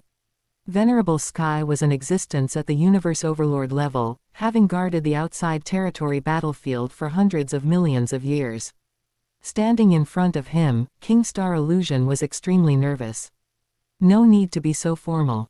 Venerable Sky did not pay too much attention to King Star Illusion, but smiled at King Fen now. Gao Xiang, right? Yes, this is one of my clones. King Fen now admitted. Not bad, not bad. To think your opportunities are so good, actually obtaining a special life form clone with life genes reaching 50 times. In the future, when you go to act in more dangerous places, you can let go and do as you please. Venerable Sky looked at King Fen now with envious eyes. This made King Fen now feel very unaccustomed. Could it be that many universe exalts do not have clones? In Gao Xiang's eyes, those who could become universe exalts were all geniuses like him during the World Lord stage, or geniuses like Bo Lan or Man Jun. Geniuses like Bo Lan and Man Jun, during the World Lord period, surely it shouldn't be difficult to obtain a clone talent, right? That is a matter of course. Venerable Sky looked at King Fen now somewhat taken for granted attitude and was speechless. Thus, he began to analyze it with King Fen now. We of the human race want to obtain a clone, there are only two ways. King Star Illusion, who was on the side, although she knew she had missed the time period to get a clone, still pricked up her ears to listen. The first method is the same as yours, obtaining special materials like a Fen Now embryo. King Fen now nodded, back. Then he was also very lucky to have the opportunity to obtain a Fen Now embryo.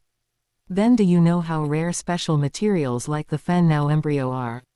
King Fen now shook his head, he had not specifically tried to understand this. As far as I know, there are no more than 10 such special materials, and any one of them takes hundreds of epochs or even hundreds of millions of epochs to be born. Moreover, those who can obtain these materials are basically super powerhouses. And these super powerhouses have already become undying. After they obtain these treasures, they can only contribute them to the race or gift them to their descendants. I guessed this much as well. King Fen now nodded repeatedly. A Fen Now embryo, the exchange price in our human race is already over 10 supreme treasure points. With such a heaven-defying price, even we exalts hardly dare to exchange for it. Unless it is some universe lords who, for the sake of their descendants, choose to exchange for it. Gao Xiang understood. There is another way, with a relatively lower difficulty. I ask the Venerable to elaborate. Possession of a life form that possesses the clone talent. However, life forms that possess the clone talent are already very rare, wanting to catch one is much more difficult than performing possession on one. In short, wanting to obtain a clone is too difficult, too difficult. Even if one is truly lucky and has the fortune to obtain a clone, one might not have the opportunity to become a powerhouse due to lack of talent and comprehension ability. Without becoming a powerhouse, having more clones is useless. Let's go. Where do you plan to go next? Venerable Sky had just received an email from the Primordial Chaos City Lord, who requested Venerable Sky to escort Gao Xiang away from the outside territory battlefield. I plan to go to Primordial Chaos City. Gao Xiang knew that this time he had exposed his identity, and continuing to stay in the outside territory battlefield would be meaningless. At the same time, he had long completed the military contribution requirements set by the Virtual Universe Corporation for him. Okay, I will send you there. After the main body of King Fen now completed the handover with the Fen Now clone at the 036 camp of the 4th battlefield, he immediately left the outside territory battlefield. Now his main body was comprehending laws in Primordial Chaos City. On the spacious street in front of Primordial Chaos City, King Fen now descended from the sky. He looked at the deserted street and shook his head helplessly. This was Primordial Chaos City, where cultivation opportunities were very precious, so everyone was busy comprehending in their own cultivation places, who would have time to wander around on the street. On both sides of the street were densely packed small buildings. More than half of the rooftops of the small buildings had a cultivator sitting on them. At this moment, a woman suddenly flew in front of King Fen now. The woman in front of him had a big ponytail and wore a suit of armor that refracted a pitch-black ink color. She looked at King Fen now with red eyes. Gao Xiang, I finally see you again. Regardless of whether King Fen now agreed, the woman flew straight in front of him and held his face. King Fen now was over 10 meters tall, while the woman was only about 1.7 meters, so she could only hold King Fen now's face. Ji Feng, let go, don't be like this. King Fen now was not Ji Feng's lover, so he did not want the other party to hold him like this. Ji Feng had to let go. She stepped back a few steps, her eyes already red. After I heard from my teacher about your experiences in the outside territory battlefield, I was so scared that I haven't been able to sleep well for this period. Am I not back now? King Fen now suddenly smiled. Ji Feng's teacher was King Haiwu, an invincible king-level powerhouse of the same rank as Zanyan King. The other party was well informed, and knowing Gao Xiang's recent experiences in the outside territory battlefield was not difficult. I'd better switch to my original body to talk to you. At this moment, a human suddenly flew out from a small building on the street in the distance. He flew towards this side and then landed in front of Ji Feng. As for the clone, it left at the first moment. HMPH. It was only then that Ji Feng realized that Gao Xiang had already returned to Primordial Chaos City. Your main body returned to Primordial Chaos City long ago, why did you delay coming to find me? Gao Xiang casually found an excuse and said, cultivation is more important. What are you planning to do next? Since the other party liked cultivation, Ji Feng decided to chat with the other party about cultivation issues. Next, my main body will live in Primordial Chaos City for a long time to comprehend laws. Then what about your clone? Naturally, to go on an adventure. Ji Feng's eyes lit up, and she said in a pleading tone, then can you take me with you? Ji Feng was now a world lord powerhouse. Under the crazy resource dumping of King Haiwu, her talent and comprehension ability had improved a lot, and she had now passed the 15th level of the Heavenly Bridge. Ji Feng's law comprehension was equivalent to the level of a barely there marquis, which was at a medium level among the world lords in the primitive mystical region. That won't do. The place I am going to next is very dangerous. Besides, you might have to go to the outside territory battlefield for adventures next. How can you follow me on adventures? In Gao Xiang's eyes, Ji Feng's 15th level Heavenly Bridge law comprehension was truly too low. Taking her out would seriously drag him down. Our World Lord life and death training can choose the outside territory battlefield, or we can choose to adventure in the universe secret realm. I guess you are going to adventure in the universe secret realm next, so I want to go to Chapter 176, Sicily's Opportunity. It must be said that Ji Feng was quite clever. She had roughly guessed that Gao Xiang was preparing to adventure in a universe secret realm. Powerful treasures and materials all originate from various universe secret realms. For example, Gao Xiang's Fen Now embryo originated from the universe secret realm where the 4th battlefield is located. And the devil fruit and Bai Shen fruit he had eaten before also originated from universe secret realms. Unexpectedly, Gao Xiang still shook his head and refused. Your strength is too weak, you still need to continue to cultivate. All right. Ji Feng lowered her head, becoming somewhat dejected. However, she thought to herself, I must go to the universe secret realm to adventure. Wherever you go, I will secretly follow. Haha, Gao Xiang, it's been many years, you've already become a champion. At this moment, several acquaintances flew toward this side. Leading them was Chao, followed by dozens of geniuses who had entered together back then. Chao, long time no see. Looking at the acquaintances behind Chao, Gao Xiang did not see Kazan and the succubus Sicily. Among the geniuses of their batch in the genius competition, the most outstanding was Gao Xiang. Following him were Chao, Kazan, Sicily, and Ji Feng. Chao, Kazan, and Sicily were already very excellent before entering the Virtual Universe Corporation. Whereas Ji Feng was a late bloomer who only gradually rose to prominence after becoming a disciple of King Haiwu. Gao Xiang did not see the figures of Kazan and Sicily, so he asked Chao, where have Kazan and Sicily gone? During the thousands of years of training in the outside territory battlefield, Gao Xiang had not contacted Chao and the others, so he did not know where Kazan and Sicily had gone at this moment. You know Kazan's personality, he just left Primordial Chaos City yesterday to go to the outside territory battlefield for life and death training. Kazan had always been a genius with a very strong sense of jealousy. Before entering the Virtual Universe Corporation, he had always been the #1 genius locally. After entering the Virtual Universe Corporation, he never managed to take first place, so he had always been psychologically uncomfortable. A few days ago, he learned about Gao Xiang's story in the outside territory battlefield. and his mindset instantly exploded, so he decided to go to the outside territory battlefield for training ahead of schedule. Very well, perhaps training in the outside territory battlefield ahead of time will actually be beneficial for Kazan. I think so too. That guy is too narrow-minded. After experiencing life and death in the outside territory battlefield, he might be able to take all of this in stride. Although Chao didn't understand what it meant to cultivate the heart, he believed that any powerhouse must treat themselves as their own competitor, otherwise, it would be very bad for their cultivation. Then where did Cicely go? She went into seclusion. She hasn't woken up for over 500 years, and no matter what, we can't contact her. 500 years without waking up. Gao Xiang was also startled. Cicely was a powerful illusionist and had previously received guidance from king-rank masters of the illusion Dao in primordial chaos city several times. By logic, one shouldn't go into seclusion for so long for the illusion Dao. Gao Xiang's original body cultivated both illusion and soul, so he knew a thing or two about the illusion Dao. He had once relied on soul-type heavy treasures, combined with his illusion and soul attack methods, to forcibly annihilate King Mengdi's divine soul, successfully taking King Mengdi into his possession.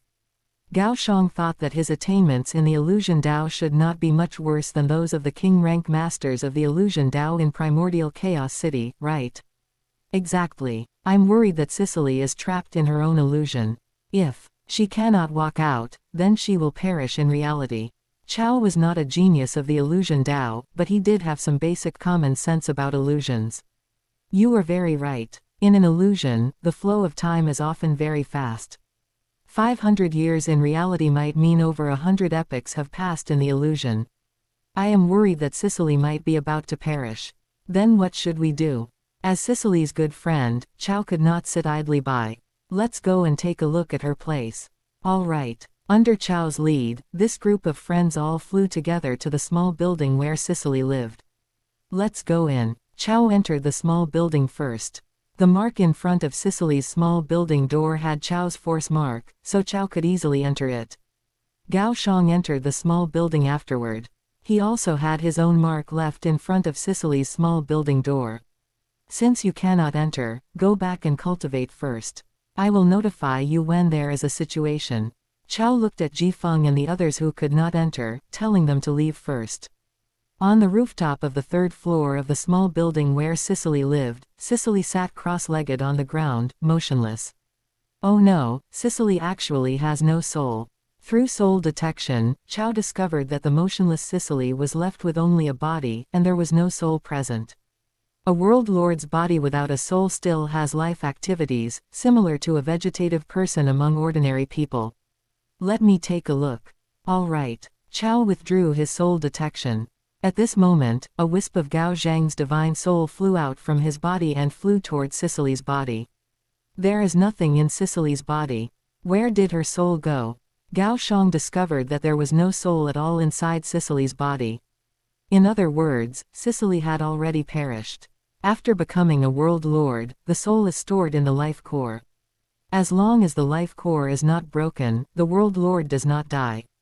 The life core can be in any position in the body. Gao Xiang started scanning from Cicely's head, searching all the way down. He even specially rummaged through her private parts, but still did not find any life core storing a soul. When an illusionist cultivates powerful illusions, it is indeed possible for their own soul to be annihilated. Without a soul, the life core will naturally shatter and disappear as well. Gao Xiang felt some regret and prepared to withdraw his divine soul. Had Cicely really perished just like that? No. Gao Xiang was, after all, knowledgeable, especially in the outside territory battlefield, where he had seen all kinds of illusions.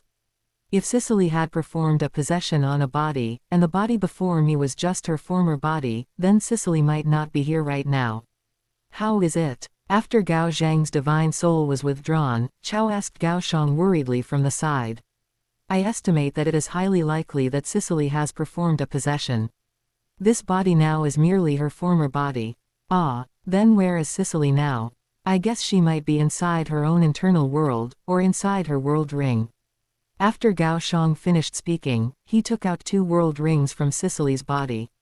Space rings cannot store living things, only inside world rings can living things be stored. Look, these 2 world rings still have life marks, which means Sicily is still alive. Gao Xiang handed the 2 rings to Qiao.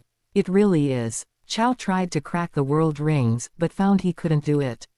Leave it to me. Gao Xiang separated 2 powerful strands of mental energy and landed them on the 2 rings. Crack. Through Gao Xiang's efforts, the 2 world rings were easily cracked by him. After a while, Gao Xiang shook his head gently. I checked just now, Sicily is not inside either ring. Then, is she in her own internal world? Qiao had a bad premonition. I will break open her internal world. A knife appeared in Gao Xiang's hand. To break open a world lord's internal world, unless one is undying, Gao Xiang, can you do it?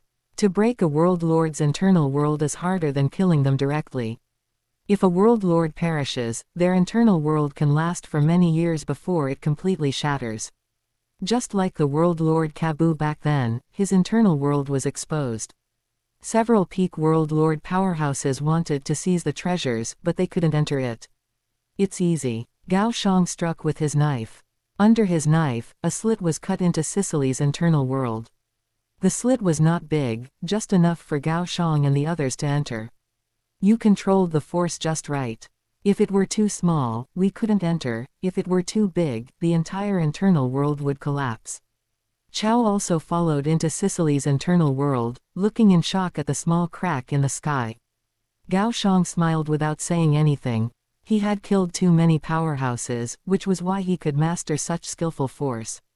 Rumble. The crack from just now was quickly repaired with the help of the world force, returning to its original state. Look, over there. Gao Xiang soared into the sky, his mental energy sweeping across the entire internal world, and he soon discovered an alien on a small island 100 kilometers away. What race is that? Qiao looked at the strange race in the distance that was as huge as a mountain, feeling very puzzled. That is a starlight knight. It is not a race that can reproduce naturally, but a type of special life form. Gao Xiang was knowledgeable and recognized it as a starlight knight at once. The starlight knight in front of them was a full 30 meters tall. Her body was transparent, like a water person, and at the same time, one could see tiny stars inside her body, just like the starry sky at night, hence the name, Starlight Knight. It's actually a special life form. Qiao looked at the Starlight Knight in disbelief. He queried the virtual network and quickly found information about the Starlight Knight. Starlight Knight, born from a universe secret realm in the distant Yechen universe kingdom, is very rare in number, has 30 times the life gene, has an affinity for illusions, and is a natural illusionist. It seems Sicily's opportunity is quite good. Gao Xiang smiled, and then a wisp of his consciousness tried to enter the Starlight Knight's body. Deep within the Starlight Knight's soul, Gao Xiang discovered a strange soul. It was a miniature version of the Starlight Knight, not in the image of Sicily. Who is it? The Starlight Knight's soul suddenly turned its head to look at Gao Xiang's soul. Before Gao Xiang could react, it soared into the air, like an evil ghost, and pounced on Gao Xiang. Gao Xiang stood motionless, watching the Starlight Knight's soul pounce over. Ah! After the Starlight Knight's soul collided with Gao Xiang's soul, it was as if it had hit an iron plate, and it let out a painful wail. Gao Xiang did not find Sicily's soul in this area. It seems Sicily's soul has already been devoured by you. Gao Xiang guessed that perhaps the Starlight Knight's soul was too strong, and Sicily failed when attempting possession, so her soul had already been devoured by the opponent. However, from the mark on Sicily's world ring, it could be known that Sicily's soul had not been completely annihilated. Seeking death. Gao Xiang slapped over. Ah! The Starlight Knight's soul was like a gust of wind, it was easily dispersed by Gao Xiang. The previously transparent soul, after shattering, revealed the equally transparent soul of Sicily inside. Sicily's soul had fallen into a deep sleep, lying on the ground motionless. What kind of thing are you, to have such a strong divine soul? The Starlight Knight's soul condensed again. It suddenly turned into the appearance of an evil ghost, opened its mouth, grabbed Gao Xiang's divine soul with one hand, and stuffed Gao Xiang into its mouth. How delicious! However, in less than 10 seconds, the Starlight Knight's soul actually began to burn. Ah! The Starlight Knight's soul began to wail in pain. Its divine soul burned for a short while before it was burned into nothingness. Since the Starlight Knight's divine soul has been dealt with, I will leave the rest to you. Gao Xiang's divine soul withdrew from the Starlight Knight's body, and at the same time, he took out a nutrition pod and placed the nutrition pod above the Starlight Knight. When he was training in the outside territory battlefield, he had prepared quite a few materials for repairing divine souls, and there was still quite a bit left unused. After mixing these materials in a certain proportion, Gao Xiang turned on the nutrition pod. The nutrients in the nutrition pod slowly entered the Starlight Knight's body. Gao Xiang and Qiao waited in Sicily's internal world for a full 3 days, and finally saw the Starlight Knight wake up. After the 30-meter-tall Starlight Knight stood up, she looked like a skyscraper and appeared very terrifying. I actually succeeded. The Starlight Knight raised her hand, looked at her transparent arm, and then laughed loudly. After laughing wantonly, she noticed Gao Xiang and Qiao. The Starlight Knight had a special talent, which was to condense an incarnation. An incarnation is not a clone, it only has a portion of the original body's strength. Before long, an incarnation with the exact appearance of Sicily appeared before the two. Thank you both for saving me. I thought my possession had failed. If you want to thank someone, you should thank Gao Xiang. Qiao pointed to Gao Xiang beside him. Gao Xiang responded, you did indeed fail the possession, but fortunately, I am also a soul great master, otherwise, I wouldn't have been able to save you. If it were a king rank master who was not of the soul Dao, they could only be helpless upon seeing Sicily's situation. Break. Sicily gave a light hum, and a slit appeared in the internal world above. The three of them flew out of the internal world together. Sicily looked at the original body sitting cross-legged and motionless on the ground, and took it into her internal world. Creak. The door of Sicily's small building opened. Sicily, what happened before? After Sicily appeared, many geniuses rushed over. Seeing that Sicily was safe and sound, they were all very curious. There was a mistake in my cultivation. Fortunately, Qiao and Gao Xiang helped me, and now it is fine. Sicily did not want her secret to be made public, so she decided to keep it a secret. Qiao and Gao Xiang already knew in advance, so they also kept silent. After Gao Xiang returned, this group of geniuses arranged to have a dinner gathering at a luxury hotel in Yushang Mountain of the virtual universe. After the dinner party, Qiao and Gao Xiang appeared together on the Heavenly Bridge plain. Gao Xiang, you haven't challenged the Heavenly Bridge for several thousand years. Just now, I sent emails to many people about you going to challenge the Heavenly Bridge. I hope you don't mind, right? The man in the starry robe responsible for guarding the Heavenly Bridge could have chosen not to tell the other party, but he still asked. Chapter 177, King Rank Master. This also shows that he both acknowledges and respects Gao Xiang's strength. My good disciple has finally decided to challenge the Heavenly Bridge. After receiving the email, Lord of Ganwu immediately appeared in a separate plane. This plane was an independent one created specifically for Universe Exalts to watch the Heavenly Bridge challenges together. Lord of Tianxi Palace. Ninesword Exalt. Venerable Sky. Venerable Liguang. ... Every time a Universe Exalt appeared, Lord of Ganwu would greet them warmly. In a short while, more than 100 Universe Exalts had gathered here. Meanwhile, in another plane, over 1,000 king-level powerhouses had already gathered. There was the burly ape-man Zan Yan King with his arms crossed, the cold and voluptuous snake woman King Haiwu, the beautiful woman in purple armor King Long Yu, the ostentatious and violent King Lai Di, and so on. Lord of Ganwu, how many levels do you think your disciple can reach? A friend of Lord of Ganwu asked with a smile. Lord of Ganwu replied with a smile, you guess first.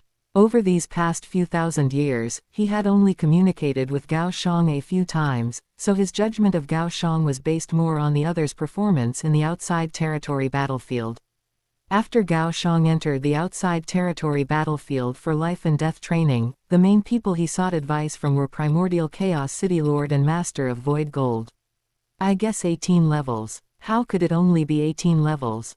He has the ability to kill a peak king. I say it should be 19 levels. Right, I also think it's 19 levels. After some discussion, the mainstream view was 19 levels. Everyone was a universe exalt, who didn't have a few heavy treasures or even supreme treasures in their hands. Who didn't know that Gao Xiang was only able to kill a peak king by relying on treasures. A pure world lord, without the support of ultimate techniques and treasures, no matter how high their law comprehension is, it is only high comprehension, their actual combat power is only a few times stronger than an ordinary world lord. High law comprehension allows one to drive powerful heavy treasures, or even supreme treasures. High law comprehension allows one to learn powerful ultimate techniques and secret methods, or even create powerful ultimate techniques and secret methods. But challenging the heavenly bridge is different, it tests law comprehension. Ultimate techniques, secret methods, and treasures are all useless here. Lord of Ganwu believed Gao Xiang could amaze everyone. Haha, I think Gao Xiang can pass the 20th level. How is that possible? As soon as Lord of Ganwu finished speaking, he was met with opposition from many people. I also think so. At this moment, Lord of Tianxi Palace spoke up. Lord of Tianxi Palace had had contact with Gao Xiang, and he believed that the other could pass the 20th level. Stop talking, the good show is starting. A universe exalt noticed that Gao Xiang had already started challenging the heavenly bridge, so he suggested everyone shut up. In less than 10 minutes, Gao Xiang appeared in the 18th level heavenly bridge plane. The difficulty of the previous heavenly bridge levels was too low, he killed his opponent with a single blade strike. The 18th level of the heavenly bridge represented king level law comprehension. Die in one strike. Gao Xiang's law of time and law of space now only had two major branches left that he hadn't fully comprehended. As for the other major branches, he had already fully comprehended them. If it weren't for him splitting some of his focus to comprehend the law of water, law of wind, and other lower laws, he would probably only have one major branch of the supreme law left to comprehend by now. Gao Xiang had read the original work, so he knew there were only two ways to become a chaos dominator. One is to break the law with force and break through by force. The other is to comprehend all 10 laws and fuse them into the law of chaos. Once he became undying, the thousand-fold law comprehension would disappear, and Gao Xiang didn't want to slowly comprehend other laws in the future. Swish tilde before the opponent could even make a move, they were finished off by Gao Xiang with a single strike. 19th level. Gao Xiang fought with the opponent for 3 minutes, found their flaw, and finished them off with one strike. 20th level. Gao Xiang fought the opponent for 10 minutes and similarly killed the opponent. 21st level. My god, that's peak king level law comprehension. A universe exalt was stunned. Gao Xiang has only been cultivating for 3,000 years, right? If calculated according to the primordial universe time flow, that's only half an epoch, yet he's already at peak king level. Don't be anxious, there's still the 21st level. Lord of Tianxi Palace was the calmest. How could it be the 21st level? That means he's already a universe exalt. The words of Lord of Tianxi Palace were quickly opposed by everyone, including Gao Xiang's teacher, Lord of Ganwu. If he could pass the 21st level, that would mean he could step directly from World Lord into a universe exalt. Such a monster had never appeared in the entire history of the human race. I am not saying Gao Xiang can pass the 21st level, look. Lord of Tianxi Palace looked at the screen in front. On the screen, Gao Xiang was already fighting a martial artist. The opponent successively released space locking, but it was quickly broken by Gao Xiang. The opponent then released space teleportation, wanting to appear behind Gao Xiang and kill him. As a result, Gao Xiang used space strangulation, almost causing the opponent behind him to perish. After being greatly shocked, the opponent released the complete law of space. Space locking, space strangulation, and space teleportation fused perfectly, the heaven and earth changed color, and the surrounding air began to distort. My god, he actually made the gatekeeper exert 100% of a space universe exalt's strength. Some universe exalts were dumbfounded. Being able to make the opponent exert 100% of a space universe exalt's strength was enough to show that the other was already very close to the law comprehension of a space universe exalt. If it weren't for me wanting to comprehend the lower laws, I would have already completely comprehended these laws. Gao Xiang thought to himself, then began to try to dodge. However, the space he was in had actually turned into a space millstone, beginning to strangle everything within the space. He had nowhere to dodge and could only perish. Amazing. 21st level. You actually managed to hold on for so long. Qiao saw Gao Xiang walk out and stepped forward to congratulate him. Lord of Tianxi Palace. When Lord of Tianxi Palace was preparing to leave the independent plane, Lord of Ganwu called out to him. What is it? Gao Xiang practices both time and space. Just now, the 21st level gatekeeper didn't use the law of time. What level do you think Gao Zhang's law of time has reached? It should also be at the 20th level. Lord of Tianxi Palace said without hesitation. So monstrous. Lord of Ganwu widened his eyes. Doesn't that mean he has the possibility of becoming a universe lord? Lord of Tianxi Palace asked back, you are his teacher, you should know best. I am only guessing. The actual situation was indeed as Lord of Tianxi Palace had guessed. My God. Lord of Ganwu suddenly felt that he was not a competent teacher at all. He didn't know anything about his disciples' cultivation progress. However, Lord of Ganwu felt very innocent. It wasn't that he didn't want to teach his disciple. Rather, he was waiting for the other to take the initiative to come and ask him questions. But ever since he took on Gao Xiang as a disciple, Gao Xiang had sought him out less than 5 times, and almost every time it was to ask for help, not to ask questions. As for external items, he had once gifted Gao Xiang 20 billion points. This amount of points was insignificant to Lord of Ganwu. It seems I need to go and see my disciple. Lord of Ganwu began to feel a bit ashamed. Gao Xiang, who was attending a banquet with Sicily and others, suddenly received a call request from Lord of Ganwu. Teacher. Gao Xiang was wearing his usual blood-red robe. He looked very calm and easy to get along with. If you knew that he was the King Skyfoot and King Fen Now who had recently killed many alien king-level powerhouses in the outside territory battlefield, you would surely be greatly shocked. No need for formalities. Just as Gao Xiang was preparing to salute, Lord of Ganwu in front reached out to stop him, looking at his disciple with satisfaction. I didn't expect that after a few thousand years, you would actually possess king-level strength at the World Lord stage. Not bad, not bad. Teacher, you overpraise me, it was all just using some external items. Lord of Ganwu shook his head, not so. I know you possess 2 supreme treasures. But for a world lord, supreme treasures can only exert a portion of their power. The most important thing is still your amazing law comprehension and the high level of your ultimate techniques. After all, Lord of Ganwu was an experienced person.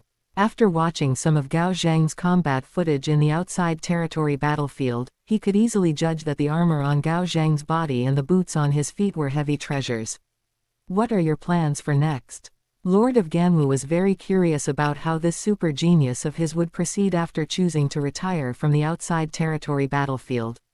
Gao Xiang had already prepared for his next plans, so he answered quickly, my human original body will stay in primordial chaos city for a long time, simultaneously comprehending laws and teaching others.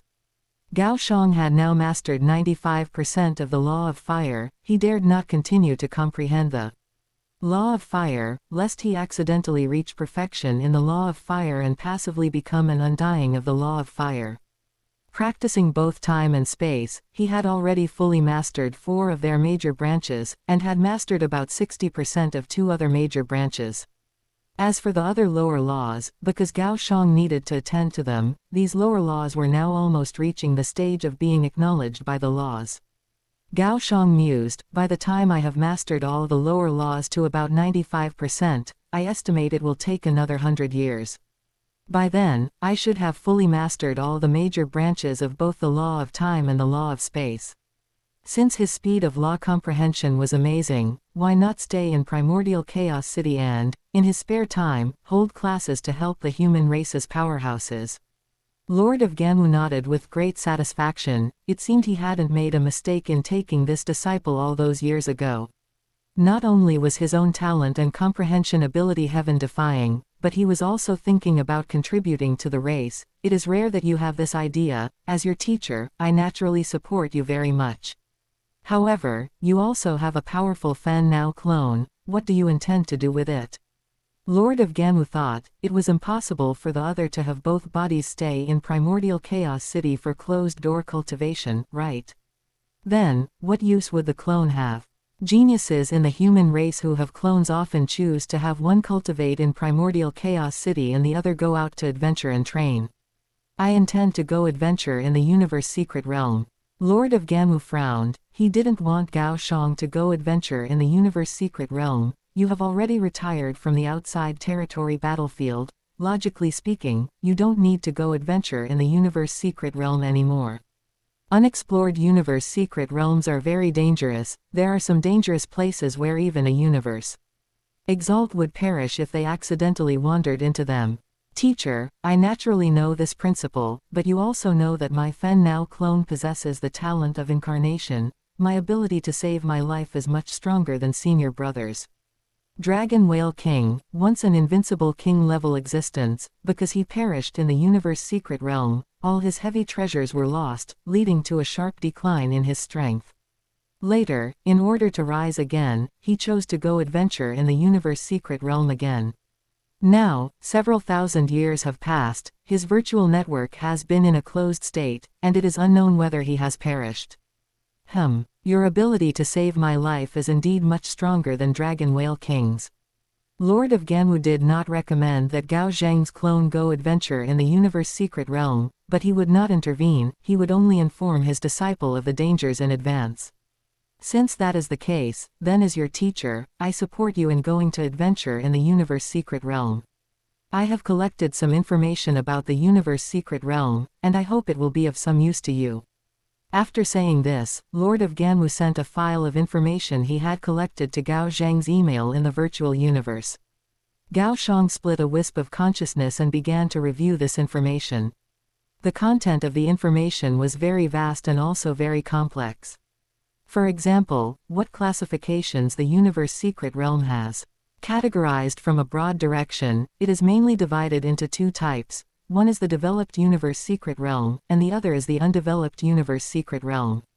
Undeveloped universe secret realms are divided into those that have been fully explored, partially explored, and never explored. The things in the universe secret realm do not develop according to the logic of the primordial universe, so various heaven and earth treasures will appear. At the same time, it is full of crises, and one careless move could lead to perishing. After ending the call, Gao Xiang continued to drink with Chao and the others. King Sky Foot. King Lai Di was a burly man. He stood beside Gao Xiang, making Gao Xiang look very refined and petite. King Sky Foot. King Suppressing Heaven also greeted Gao Xiang. King Suppressing Heaven was a woman of the desolate god race, 10 meters tall, with thick limbs and a tomboyish personality. Both of them were king rank masters of the giant axe chaos steel lineage of the Virtual Universe Corporation, who had spent years in primordial chaos city giving lectures. From the moment Gao Xiang chose the giant axe chaos steel, the two of them had been paying attention to Gao Xiang's growth. King Suppressing Heaven, King Lai Di. Gao Xiang greeted the two warmly. He had a pretty good relationship with these two king rank masters. King Lai Di pointed to the residential areas with various shapes in the distance. Do you see over there? I see it. The area King Lai Di was pointing to was a plot of land specifically prepared by Primordial Chaos City for king rank masters. King rank masters could freely choose a plot of land there and build the house they wanted according to their own plans. However, there was one prerequisite: the height of the house could not exceed the city lord's mansion.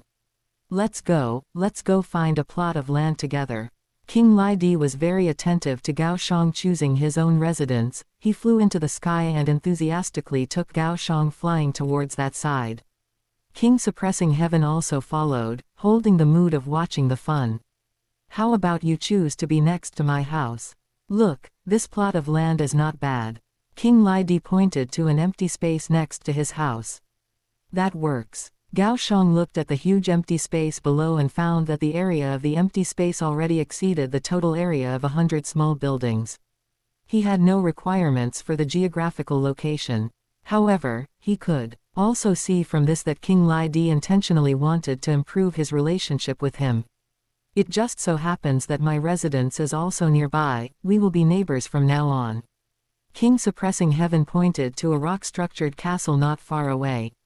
Chapter 178, Opening a Class and Taking Disciples. King Suppressing Heaven's house was like an ancient European stone fortress, primitive and rustic, fitting her wildling image. King Lai Di's house, on the other hand, was built entirely from wood, with the bark still on, shaped into a sharp point, looking very strange. My house is built in the style of my hometown. Not bad, right? Not bad, not bad. Gao Xiang didn't actually like the other's architectural style, but since it was what he liked, he didn't say anything. Liking something is a person's freedom. Gao Xiang lightly waved his hand, and under his control, the huge empty space below quickly began construction. In no time, a 3-story quadrangle courtyard was built by him. What style of architecture is this? But I really want to go in and look around. A wildling like King Lai Di couldn't have seen an ancient dragon country quadrangle courtyard before, so he found it very novel. King Suppressing Heaven also landed in the central open space of the quadrangle. She walked around and said, "This house is square, with rooms on all 4 sides. So which room will King Skyfoot sleep in?"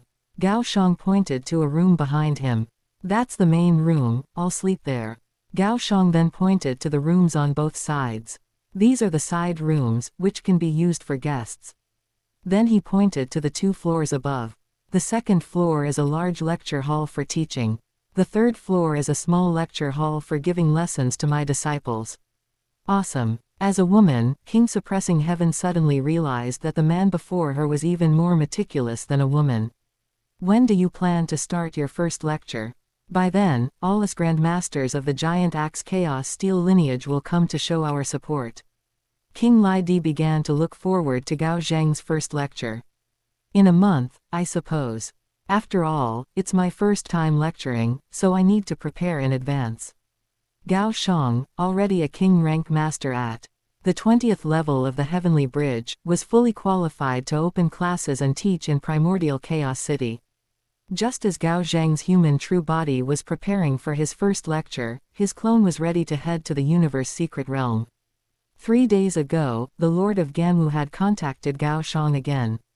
After ending the call, Gao Xiang decided to set out for the new universe secret realm that Dragon Whale King had visited years ago. It wasn't that the Lord of Ganwu had asked Gao Xiang to go. Rather, the Lord of Ganwu had told Gao Xiang everything about Dragon Whale King's failure to connect to the virtual universe network all these years. The Lord of Ganwu feared that Dragon Whale King might have fallen. Before leaving, Dragon Whale King had specifically told the Lord of Ganwu the coordinates of the universe secret realm he was heading to. "The coordinates my teacher sent me are at the border between the human race and the insect race, a full 300 billion light-years from the Virtual Universe Corporation headquarters. Even flying through the dark universe, it would take a long time." Gao Zhang's biological spaceship had been upgraded to G grade, reaching 100 times the speed of light in the dark universe. So, a distance of 300 billion light-years would still take a full 300 years to fly. At such a great distance, relying entirely on dark universe flight would mean waiting until everything was cold. With that in mind, Gao Xiang decided to first restore his top general, King Mengdi. When Gao Xiang first took the sleeping King Mengdi into his inner world, he immediately tried to soul enslave her. The sleeping King Mengdi offered no resistance, so Gao Xiang easily soul enslaved her. Gao Xiang spent 600 billion Hunyuan units to help King Mengdi awaken. Now, quite some time had passed. King Mengdi should be about ready to wake up, right? With that thought, Gao Xiang sent a wisp of his consciousness into the inner world of the Fen Now clone. The Fen Now clone possessed the incarnation talent, so he created an incarnation within his inner world. The Fen Now incarnation looked at the motionless King Mengdi soaking in the nutrient tank ahead. Why hasn't she woken up yet? It's been so long. King Mengdi had her eyes closed, curled up, completely immersed in the nutrient tank without moving. The outer shell of the nutrient tank was made of transparent material, so the Fen Now incarnation could clearly see King Mengdi from outside. King Mengdi had the appearance of a cute girl, beautiful with a great figure. If he hadn't known in advance that she was from the monster race and her true body was a giant dream butterfly, Gao Xiang would have mistaken her for a human race maiden. Suddenly, Gao Xiang sensed a ripple of divine soul, like a phone line from the outside, with a faint connection to him. The Fen Now incarnation smiled. It seems my servant is about to wake up. The sleeping King Mengdi's long eyelashes suddenly fluttered, and then her fair, rosy fingers moved. Gurgle, gurgle. She slowly opened her eyes, and what met them was the surrounding green transparent liquid. Bubbles kept rising from her mouth, as if she were drowning. King Mengdi was a powerhouse of such caliber that she could easily go without breathing, yet she still kept bubbling, blinking as she observed the liquid around her. She found that soaking in this liquid, her divine body was visibly recovering. After becoming an undying divine body, the soul and body were completely fused, so recovering the divine body meant recovering the soul. Master. Soon, King Mengdi saw the Fen Now incarnation standing outside through the transparent nutrient tank. Who would have thought that the awe-inspiring King Mengdi, one of the super geniuses of the monster race's royal family, a super existence with the potential to become a venerable, would one day become someone else's servant? Though unwilling, King Mengdi felt no anger toward Gao Xiang. Instead, she gazed at him with admiration. The Fen Now clone transmitted telepathically, "You're finally awake. Are you willing to come with me to explore the newly discovered universe secret realm?" King Mengdi was startled. A newly discovered universe secret realm. The danger level of a newly discovered universe secret realm was definitely hundreds of times greater than the outside territory battlefield.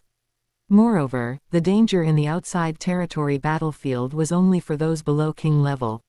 For powerhouses like them, who had reached king peak or even peak king, the outside territory battlefield was actually quite safe, unless a major battle like the Star Towers fight for the suppressing star occurred, causing many kings to fall. Yes, a newly discovered universe secret realm. King Mengdi was merely shocked by the place Gao Xiang intended to go next, not afraid. She replied with a firm tone, "Wherever Master goes, I go." After speaking, King Mengdi noticed that the liquid in the nutrient tank had little nutrition left. She flew out of the tank, landing wetly in front of the Fen Now clone. "Here, take this." The Fen Now clone tossed a world ring to King Mengdi. King Mengdi caught the world ring, sent a wisp of divine power into it, and widened her eyes. "So many materials. They must be worth a lot." "Yes, these materials are for you to quickly recover your strength." Gao Xiang had bought a 60 billion Hunyuan unit nutrient tank to help King Mengdi awaken. Then he bought another 60 billion Hunyuan units, worth of materials for her to quickly recover her strength. "Thank you, Master. With these materials, I believe I can fully recover in just a month." "Good. I've sent you the coordinates. See if it's convenient for a Divine Kingdom teleport." Soon, King Mengdi received the coordinates Gao Xiang sent via telepathy. "It's that far, and at the border between the human race and the insect race. But fortunately, I have my divine power imprint left in an area 3 billion light years from that coordinate. All right, let's set off now." With everything prepared, they wasted no time and departed immediately. In a month, King Mengdi would have long recovered to her peak state, but their destination might not even be reached yet. "I can't believe all my treasures are still here. Master, thank you so much." King Mengdi was surprised to find that several of her world rings were still intact, with no signs of tampering. She possessed 2 heavy treasures, one offensive and one soul-related. With these 2 heavy treasures, her strength could still remain at its peak. King Fen now took King Mengdi aboard the spaceship and left Primordial Chaos City. As soon as they appeared in the primordial universe, Gao Xiang immediately took out the biological spaceship. The biological spaceship flew to a remote area. "Master, I'll open the Divine Kingdom teleport now." King Mengdi opened a passage to her Divine Kingdom via the Divine Kingdom teleport.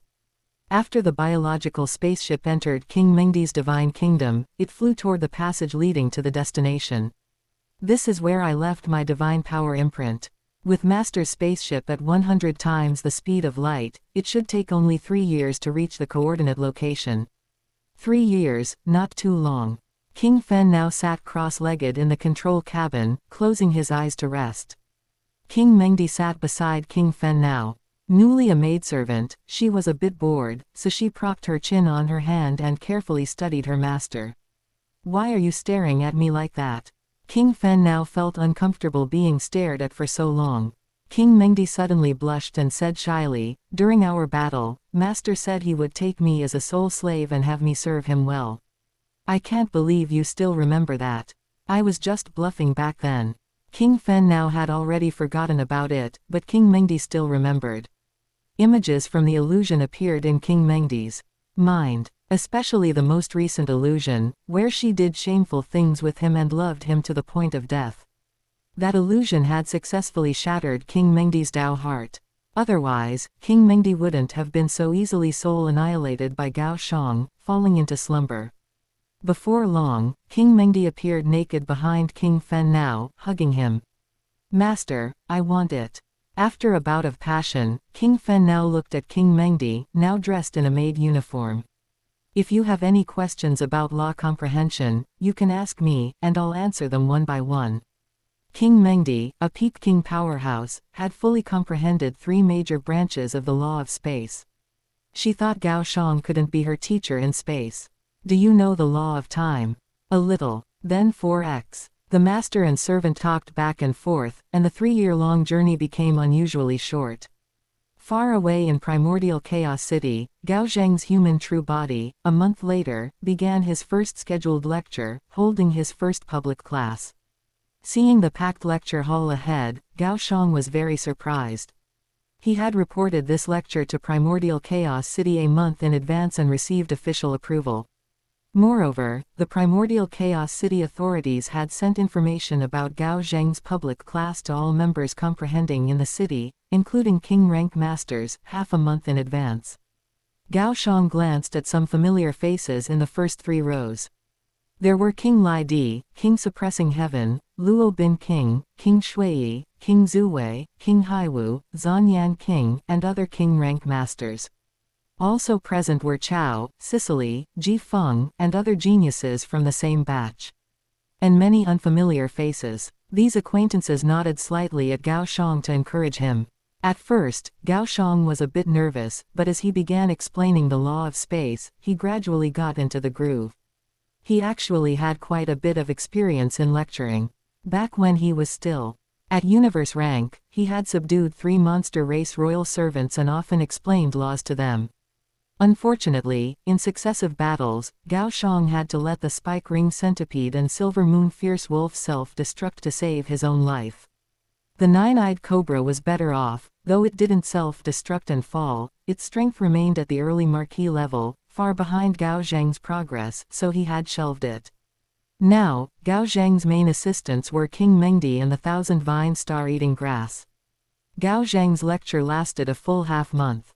Actually, he had ended the first public class 5 days earlier. But to answer questions, he specifically reserved 5 days for the attending students to ask questions.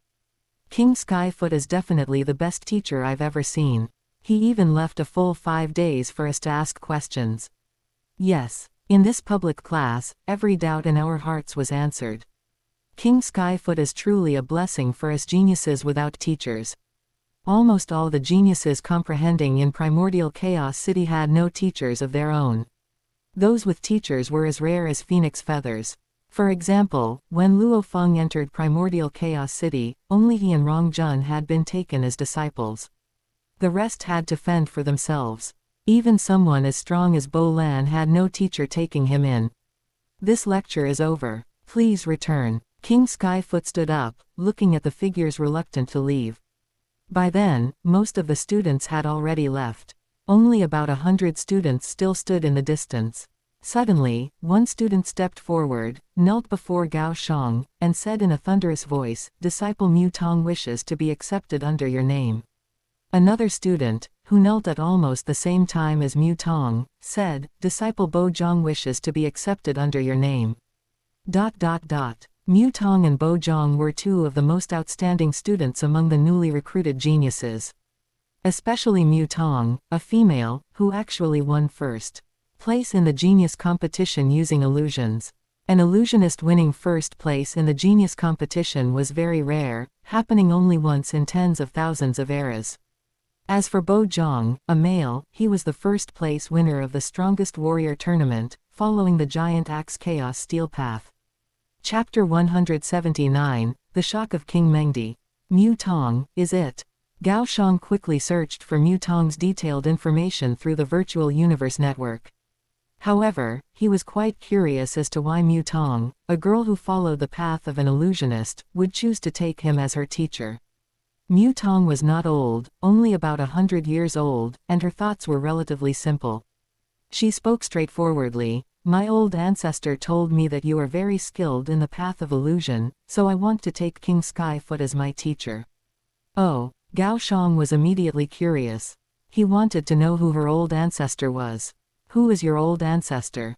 Venerable Li Guang. Very well, from now on, you are my first personal disciple. Venerable Li Guang had once gifted Gao Xiang a soul-type treasure capable of resisting any soul attacks below the undying level, which had been of great help to him during the early days of his campaigns in the outside territory battlefield. Moreover, Mu Tong's talent was indeed excellent. She was the first illusionist to place first in the genius competition in over 10,000 epochs. And what about you, Bo Zhang? Although he was asking, he already knew everything about Bo Yang's background. Bo Zhang came from a remote area of a universe country, and the race they belonged to was very warlike, so Bo Zhang had shown powerful talent from a young age. He had earned the title of Great Axe Martial Artist and had taken first place in the Strongest Warrior tournament. However, his most brilliant achievement was that not long after becoming a domain lord, he had obtained the recognition of the lower-level laws, and his comprehension of the supreme law was also quite high. I like to fight, and I like to comprehend laws during battle. I heard the recommendation from teacher King Lai Di that I was most suited to take you as my teacher.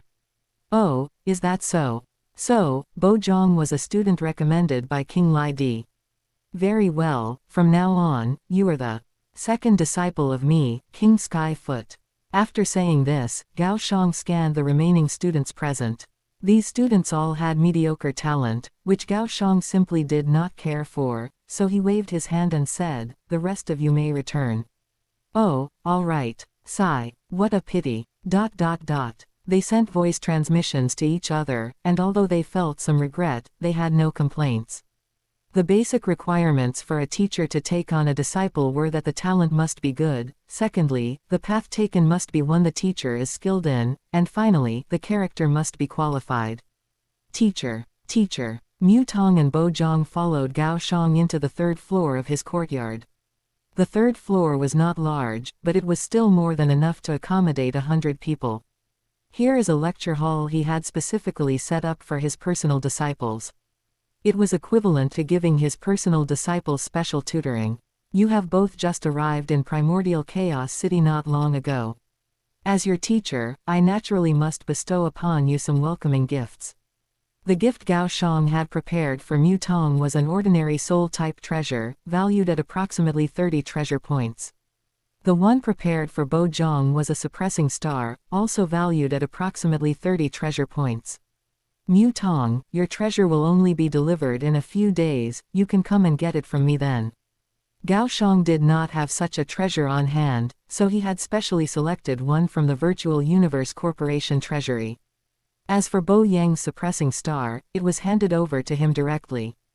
These two are both valuable treasures, remember not to take them out casually. Wait until you have reached the outside territory battlefield before using them. Gao Xiang believed that only when conducting life and death training in the outside territory battlefield would one encounter true life and death crises.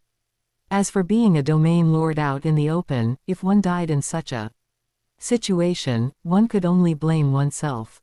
While his human original body in Primordial Chaos City was giving special tutoring to his two newly accepted disciples, his Fen now clone on the other side of the universe was piloting a biological spaceship, flying towards the universe secret realm where the Dragon Whale King was located.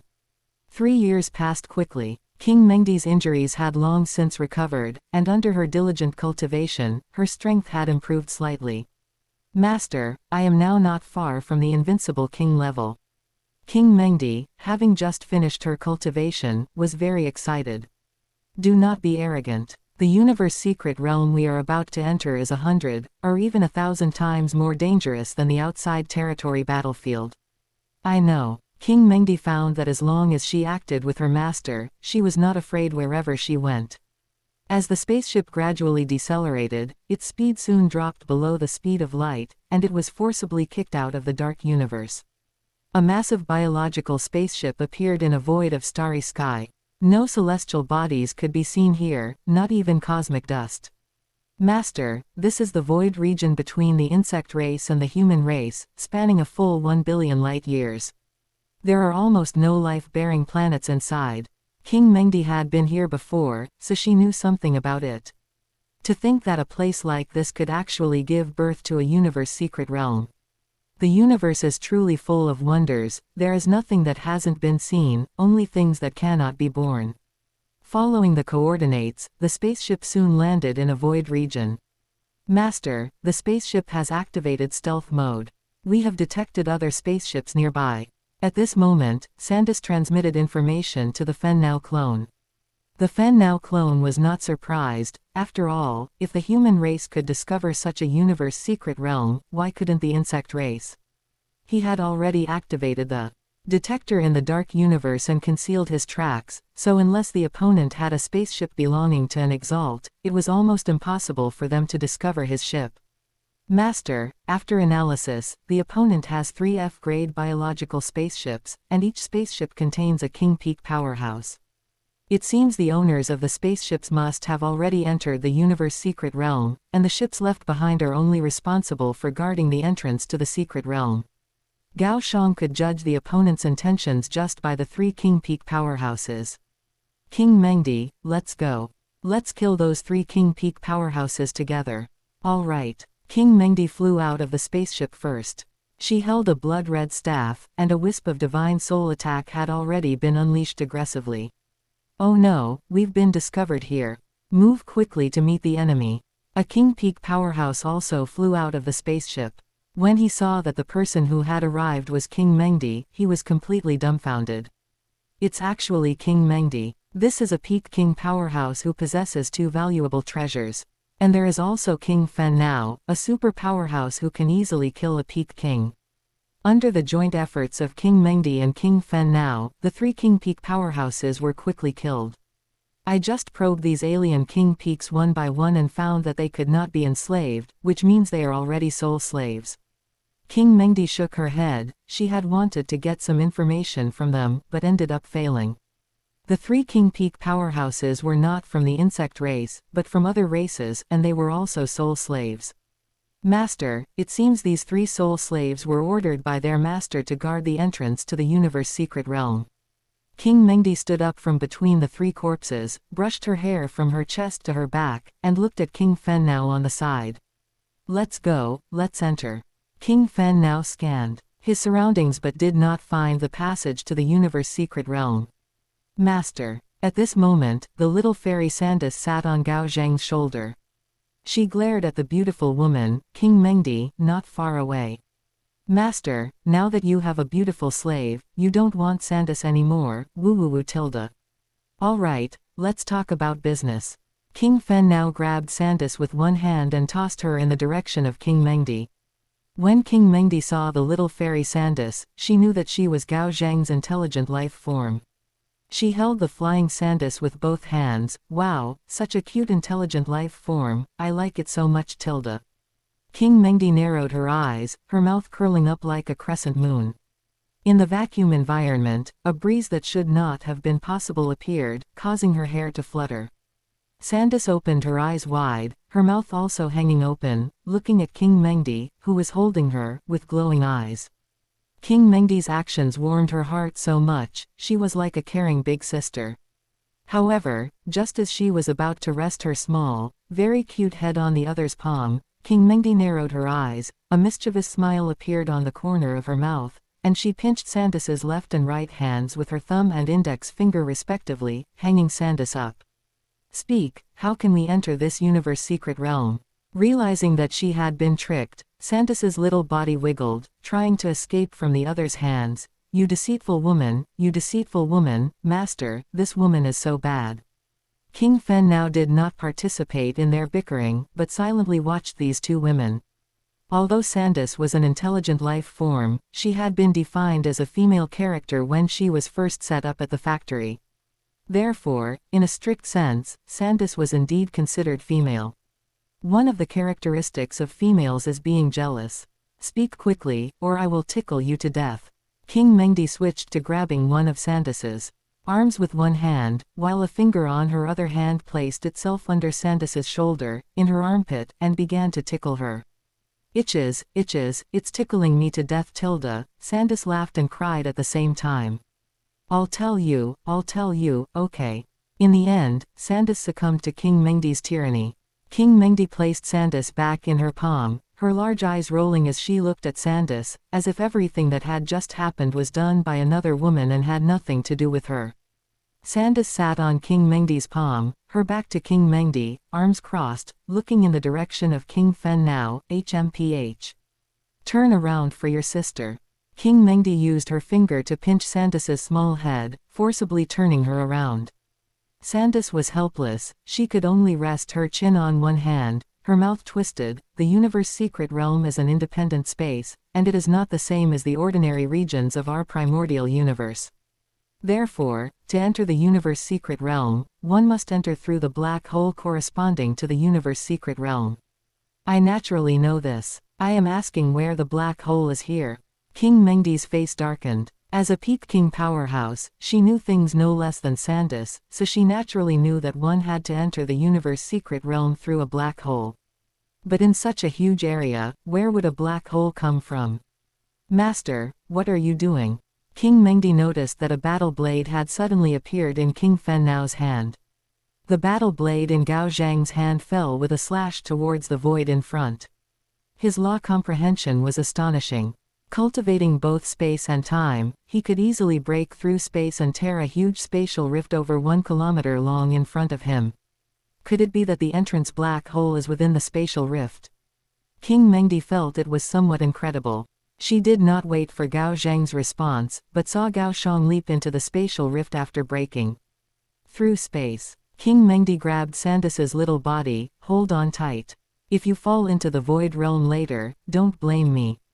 After King Mengdi entered the spatial rift, the huge, long spatial rift that had been 1 kilometer long just a moment ago actually slowly closed. The space of the primordial universe had self-healing capabilities. After a gap was forcibly torn open, it would gradually close itself.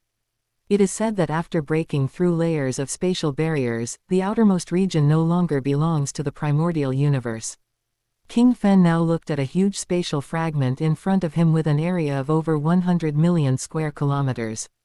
King Mengdi's heart trembled. She looked in the direction of King Fen Nao. Master, do you actually know what place lies beyond the outermost layer of the spatial barriers? King Mengdi was a peak king powerhouse, highly valued among the younger generation of the monster race, and also one of the core members of the monster race. But she only knew that once the space of the primordial universe was broken and one entered the spatial rift, the deeper one flew inside, the stronger the space strangulation ability would be. With her current strength, she could at most break through to the layer outside the Divine Kingdom layer. If she flew further inside, her divine body would very likely shatter and perish. She knew that only exalts had the possibility of surviving there. If one continued to fly to the outer layers, then even universe exalts might perish. King Mengdi, do you know about the Universe Sea? Gao Xiang asked casually. Universe Sea. King Mengdi shook her head. Obviously, she had not heard of what the Universe Sea was. She guessed, could it be an ocean born within the universe? From King Mengdi's answer, it could be seen that the current King Mengdi, within the monster race, was not yet qualified to know about such high-level regions as the Universe Sea. You have it exactly backwards. King Fen now smiled and shook his head. King Mengdi's eyes widened. Her hand involuntarily gripped Sandis tighter, causing Sandis to scream in pain. A universe was born within an ocean. King Mengdi's little brain could not imagine how a universe could be born from an ocean. Because, in her cognition, the universe was infinite and had no specific shape. In an endless region, countless spherical universes were born, just like a vast ocean, so it is called the Universe Sea. And the primordial universe we are in is just the largest spherical universe in the Universe Sea. What? King Mengdi felt her worldview was about to collapse. It was the first time she had heard that the primordial universe they were in was merely the largest spherical universe in the universe sea. Then do you know that our primordial universe has a lifespan? How is that possible? King Mengdi shook her head firmly. In her cognition, it was impossible for the primordial universe to ever perish. Thus, King Fen now began to popularize knowledge about the universe sea and the lifespan of the primordial universe to King Mengdi. Chapter 180, Universe Secret Realm Supercontinent. However, King Fen now only knew a little about these secrets from the original work and was not particularly clear about them. Therefore, after popularizing them for a few minutes, he hastily ended the topic.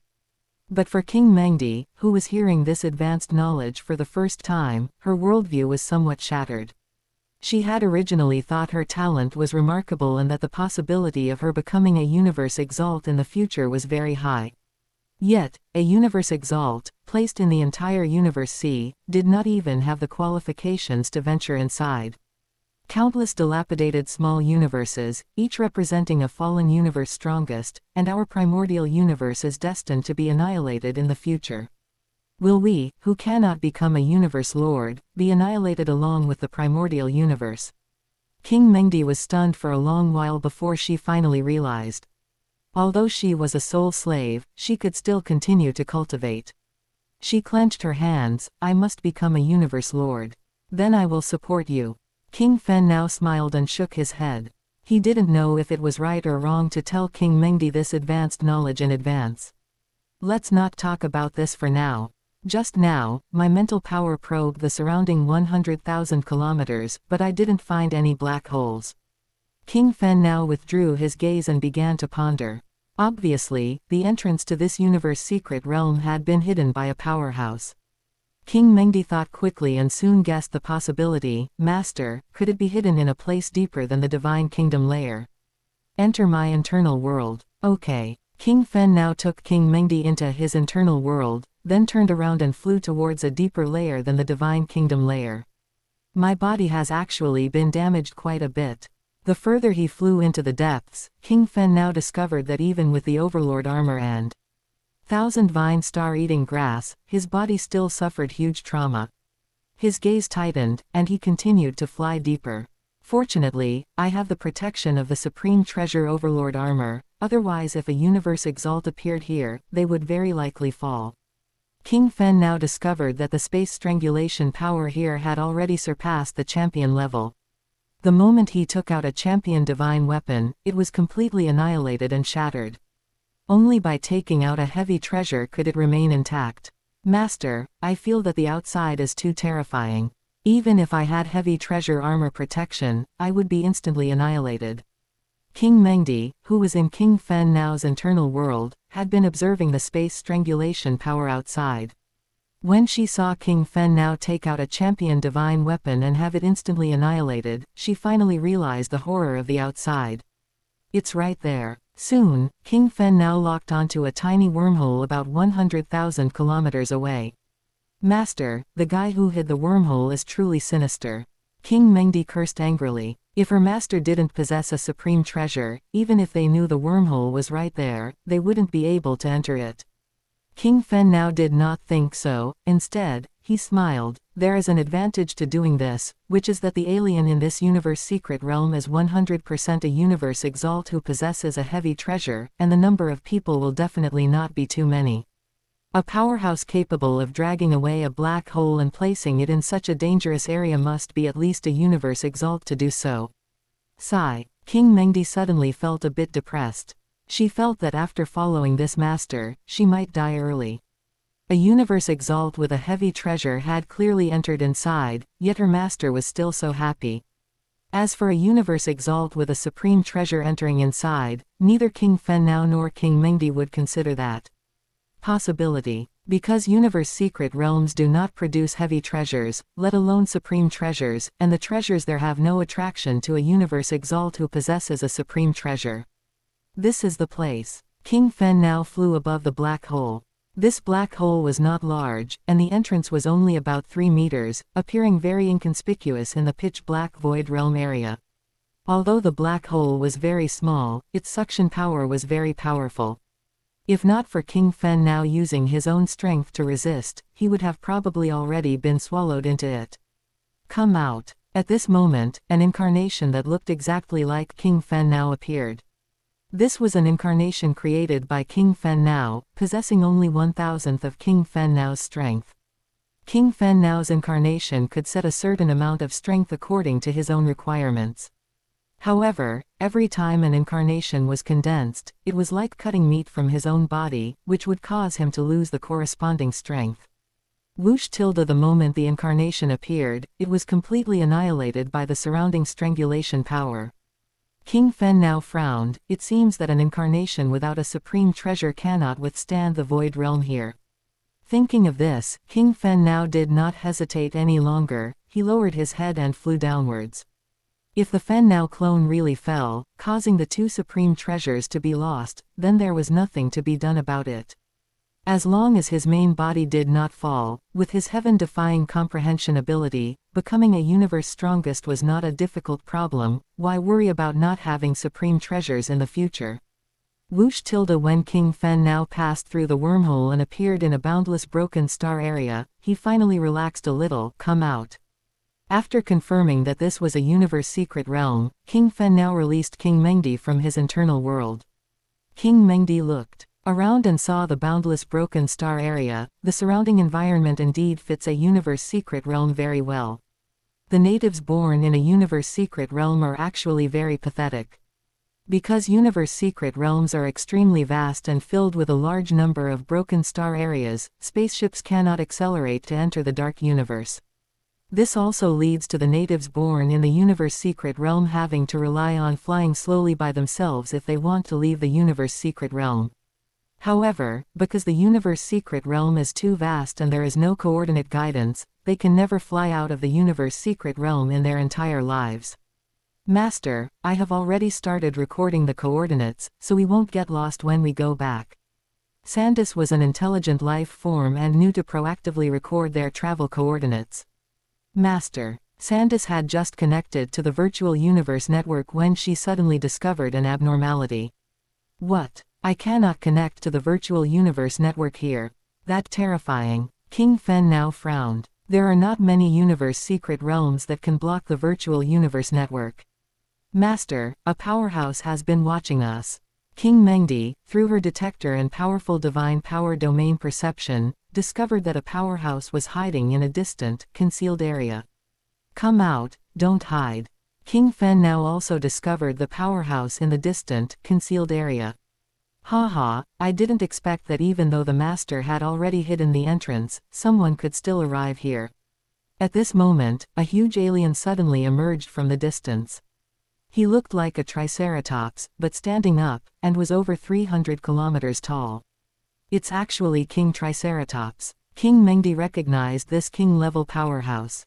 At the same time, she transmitted to King Fen now, Master, we must be careful, this King Triceratops is an invincible king-level powerhouse. An invincible king-level powerhouse is a super powerhouse who has reached the level of no further progress after the peak king level, possessing the ability to save their own life in front of a universe exalt. They are extremely rare, even rarer than universe exalts.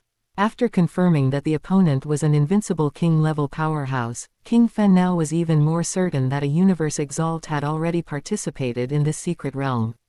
However, he was very curious as to who King Triceratops's master was. Speak, who is your master? My master, you are not worthy of knowing. King Triceratops was hiding here because he had received orders from his master. Firstly, he was responsible for killing enemies who luckily entered the secret realm, and secondly, he could timely inform his master of the opponent's information. King Triceratops had been in this universe secret realm for some time. He could not communicate with the outside world, so he did not know about what happened to King Fen now in the outside territory battlefield. He attacked first. The trident in his hand instantly became larger and stabbed towards King Fen now's direction. Master. The staff in King Mengdi's hand emitted 10,000 feet of blood-colored light. At the same time, a wisp of her divine power suddenly appeared and struck King Triceratops's body. King Triceratops's attack speed instantly dropped by 5%. Break for me, he snorted angrily, shattering the 10,000 feet of bloodlight shrouding him. King Mengdi, whose soul attack was broken, flew backward. She was somewhat incredulous and thought to herself, I clearly possess a soul-heavy treasure, yet I cannot injure King Triceratops's soul. Obviously, King Triceratops either possessed a powerful soul-heavy treasure or possessed willpower at the universe exalt level.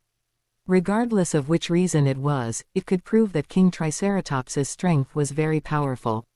The moment King Triceratops attacked, King Fen now let the million-kilometer-long thousand-vine star-eating grass fly out from behind him, wanting to entangle and strangle King Triceratops. At the same time, his leg technique also kicked towards King Triceratops at the first moment. It's actually someone skilled in leg techniques. King Triceratops was encountering a champion skilled in leg techniques for the first time. But soon, he discovered the clue, it's actually a heavy treasure boot. King Fen Nao's leg technique gave him a strong sense of oppression, and at the same time, he discovered that the surrounding time and space had been affected. A king-level powerhouse cannot possibly influence time and space while simultaneously performing several time-space methods. Only by borrowing heavy treasures, or even supreme treasures, can this be done. Rumble. King Triceratops blocked King Fen Nao's kick with his trident. He was still in shock. I didn't expect that as an invincible king-level existence, I would be unable to kill you. After saying that, he began to burn his divine power body crazily. Facing the rapidly rising aura of King Triceratops, King Fen Nao decided to leave this place first. He transmitted to King Mengdi, asking her to enter her internal world. Actually want to run? No way. King Triceratops simultaneously locked the space, cooperating with a space domain type heavy treasure, causing the surrounding space to be like a quagmire, making it extremely difficult to move quickly. Whoosh! A mass of blood water suddenly emerged from the quagmire covering millions of kilometers. I didn't expect you to also have a domain-type heavy treasure. King Triceratops discovered that his domain-type heavy treasure had been offset by the opponent's heavy treasure, so he decided to rush up personally and kill the opponent. Space folding, time acceleration, space jumping, time transition. King Fen now simultaneously performed 4 types of time-space law profound truths. His flight speed surged again, shuttling between huge broken stars, and his flight speed did not decrease much. King Triceratops was different. He did not have a flight-type heavy treasure and had not learned powerful flight-type secret techniques, so he could only forcefully crash into the broken stars in front of him. If he had dodged the broken stars in front one by one like King Fen Nao, his speed would have plummeted, and he would have been even less able to catch up with the enemy. King Triceratops chased for a long time and found that King Fen Nao was no longer in sight, so he had to stop. HMPH. If we were in the outside world, you would be dead. In the outside world, without the obstruction of the broken star area, he could easily catch up with King Fen Nao. That was close. I didn't expect that. I almost tripped up. King Fen Nao released King Mengdi and let out a long sigh. This was his first time battling an invincible king level. This time also made him clearly know how big the gap was between a peak king and an invincible king level. It seems that I need to quickly break through to undying, otherwise if I encounter a universe exalt here, I might fall. King Fen now clearly realized that the strength of a universe exalt would only be stronger than an invincible king level. King Triceratops is a long-renowned invincible king level. I didn't expect him to be someone else's soul slave. King Mengdi looked into the distance and let out a long sigh. The entire universe secret realm is so big, the possibility of encountering a universe exalt is very small. Let's go. King Fen Nao was not too worried. Firstly, his main body was crazily comprehending laws. Secondly, the probability of encountering an exalt was low, and even if he really encountered one in the future, he might have already become undying. After becoming undying, would he fear an exalt? Master, I think we should go find a continent to explore first.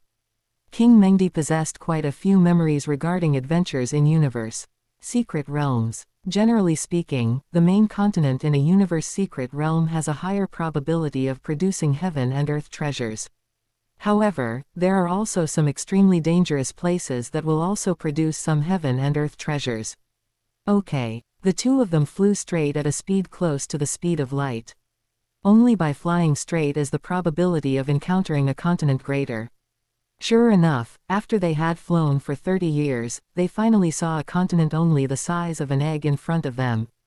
Don't look at it as only the size of an egg, in reality, it was a very large continent.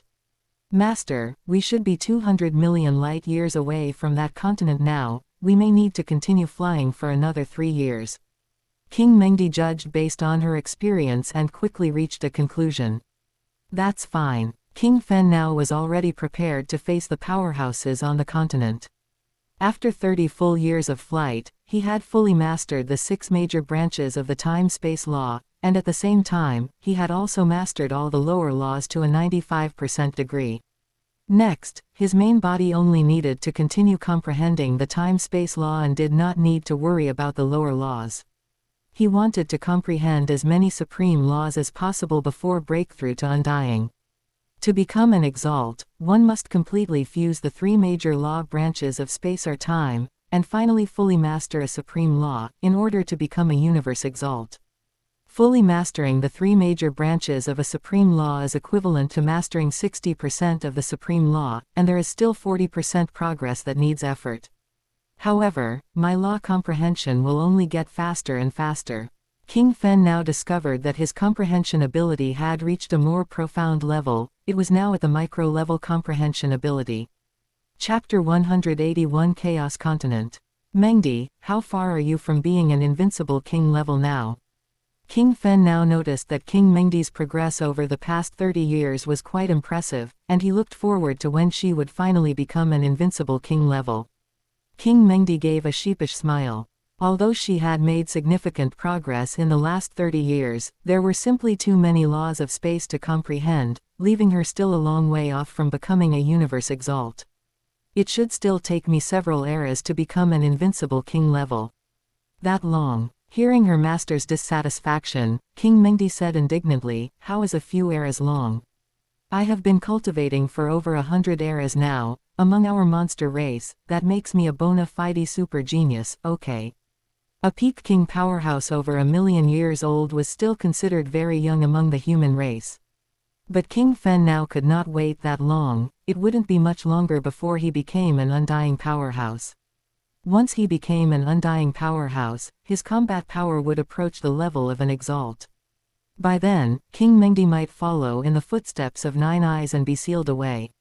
How about this? King Fen now suddenly thought of a solution. Master, speak. I will let you cultivate within an illusion. Oh, that sounds good. King Mengdi had entered King Fen now's illusion before, she had experienced painful love and hate in those 2 illusions, leaving a particularly deep impression on her. King Mengdi closed her eyes. Without any resistance, she quietly waited for King Fen now's illusion. Suddenly, a strand of soul attack landed on her. King Fen now did not attack her soul but instead brought her soul into an illusion. I must cultivate faster. I must avenge my father. Inside the illusion, a mature woman sat cross-legged on the ground. She was a human woman transformed by King Mengdi. This human woman was also named Mengdi. Her father was an invincible king-level powerhouse, but because he had offended a universe overlord, he had been slain by the universe overlord. After Mengdi learned of this, she was filled with rage and wanted to avenge her father. Just as she set off to find the enemy, a man stopped her. The man said that Mengdi's strength was insufficient, going would be suicide. It would be better to continue to cultivate and wait until she herself reached the level of a universe overlord before seeking revenge. But whenever Mengdi thought about becoming a universe overlord, she felt utterly dejected. Becoming an invincible king-level powerhouse was still a possibility. As for becoming a universe overlord, she had absolutely no confidence in that. But later, the man suddenly displayed the strength of a universe overlord and said he was willing to guide Mengdi in her cultivation. With guidance from a teacher who was also a universe overlord, Mengdi finally had the determination to challenge the universe overlord realm. In the spacecraft cabin, King Fen now was also sitting cross-legged on a cushion. Watching King Mengdi's back, his forehead was covered in sweat. For a powerhouse like him, even when unleashing full power, his breathing and heartbeat would remain steady, he would not break out in a sweat. This showed how much effort King Fen now had expended to maintain the illusion. I am maintaining the illusion at 1,000 times the time flow. I hope King Mengdi does not disappoint me. The time flow of an illusion far exceeded reality. For example, when Sicily was just at the planetary level, the illusion she created had a time flow 100 times faster. However, one could not cultivate within the illusion she created. But the illusion created by King Fen now was different. Not only was the time flow very fast, but one could also cultivate within it. However, the results of cultivation within the illusion were not completely equivalent to real-world cultivation. This was because it had a lot to do with the degree of realism within the illusion. For example, the human race had the virtual universe network, where one could engage in combat training and law comprehension training. But the Glory Continent virtual network created by the Elder God cult could only be used for combat training, not law comprehension training. Even more so, the virtual networks created by the monster race and other groups could not even facilitate combat training. The biological spacecraft flew in the star fragment region for 3 whole years before finally arriving above this continent. King Fen now ended the illusion. He stood up and quietly waited for King Mengdi to wake up. I want revenge. King Mengdi opened her eyes, her first reaction being revenge. She clenched her hands and, seeing King Fen now standing in front of her, she knelt down abruptly, her voice extremely respectful. Disciple greets the exalt. She recognized the King Fen now before her. He was the universe overlord who had guided her cultivation in the illusion. King Mengdi had spent a full 3,000 years in the illusion. These 3,000 years had changed her so much that after she woke up, her mindset still remained with herself in the illusion. As for her previous memories, because there was no storage in the illusion, after she woke up, she simply regarded her past memories as memories from a previous life. In the illusion, she had wanted to take the other as her teacher many times, but she had been rejected. Get up. I am not your teacher, but your master. However, since you like yourself from the illusion, then you should forget yourself in the monster race. Yes. King Mengdi nodded heavily. Master, I am now one step closer to being an invincible king level. After waking up this time, King Mengdi found that the distance to invincible king level was now close enough to perceive. Then do your best. As the two chatted, the huge biological spacecraft they were riding in gradually shrank, becoming a small spacecraft only 100 meters long, and with its entire hull in stealth mode, it descended slowly toward the ground. Master, detected a primitive tribe below. In the tribe, there are 3 king peak, 13 high-level kings, 100 initial-level kings, and 2,000 peak marquee level. This is a tribe with a population of over 1 million. The reason Sandus called the population gathering below a tribe was that it was a huge, high-density population gathering place. Their buildings were all single-story stone houses, and there were very few of them, mainly gathered in the central area of the tribe. It seems that because this secret realm has been isolated for too long, their technological level is very low. Although they have researched how to cultivate, because of the special conditions of the universe secret realm, becoming an exalt is almost impossible. The uniqueness of this continent reminded King Fen now of the Shuiluo continent he had visited before. The Shuiluo continent and this continent were actually very similar. The technology of the Shuiluo continent was very backward. After they fought with the outside world, they gradually learned outside technology, which led to the invention of low-tech spacecraft and crude locators. However, their level of forging equipment remained very primitive. One main reason was that the Shuiluo continent had no contact with the outside world, lacking many raw materials needed to forge equipment. As for the number of powerhouses, the former Shuiluo continent was actually full of them.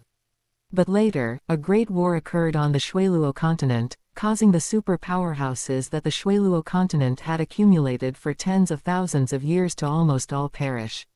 It is not strange that there are so many powerhouses below. After all, the continent in this universe secret realm has never been in contact with the outside world. King Mengdi was already unsurprised. She had heard of many such universe secret realm continents in the monster race camp. Master, we have chosen to land on the edge of the tribe below. Sandus quickly found an area very suitable for landing. 100-meter-long spacecraft landed slowly on a flat ground. The spacecraft turned on stealth mode, which could isolate all divine power probes, so the surrounding powerhouses did not know that there were visitors from outside the sky at this time.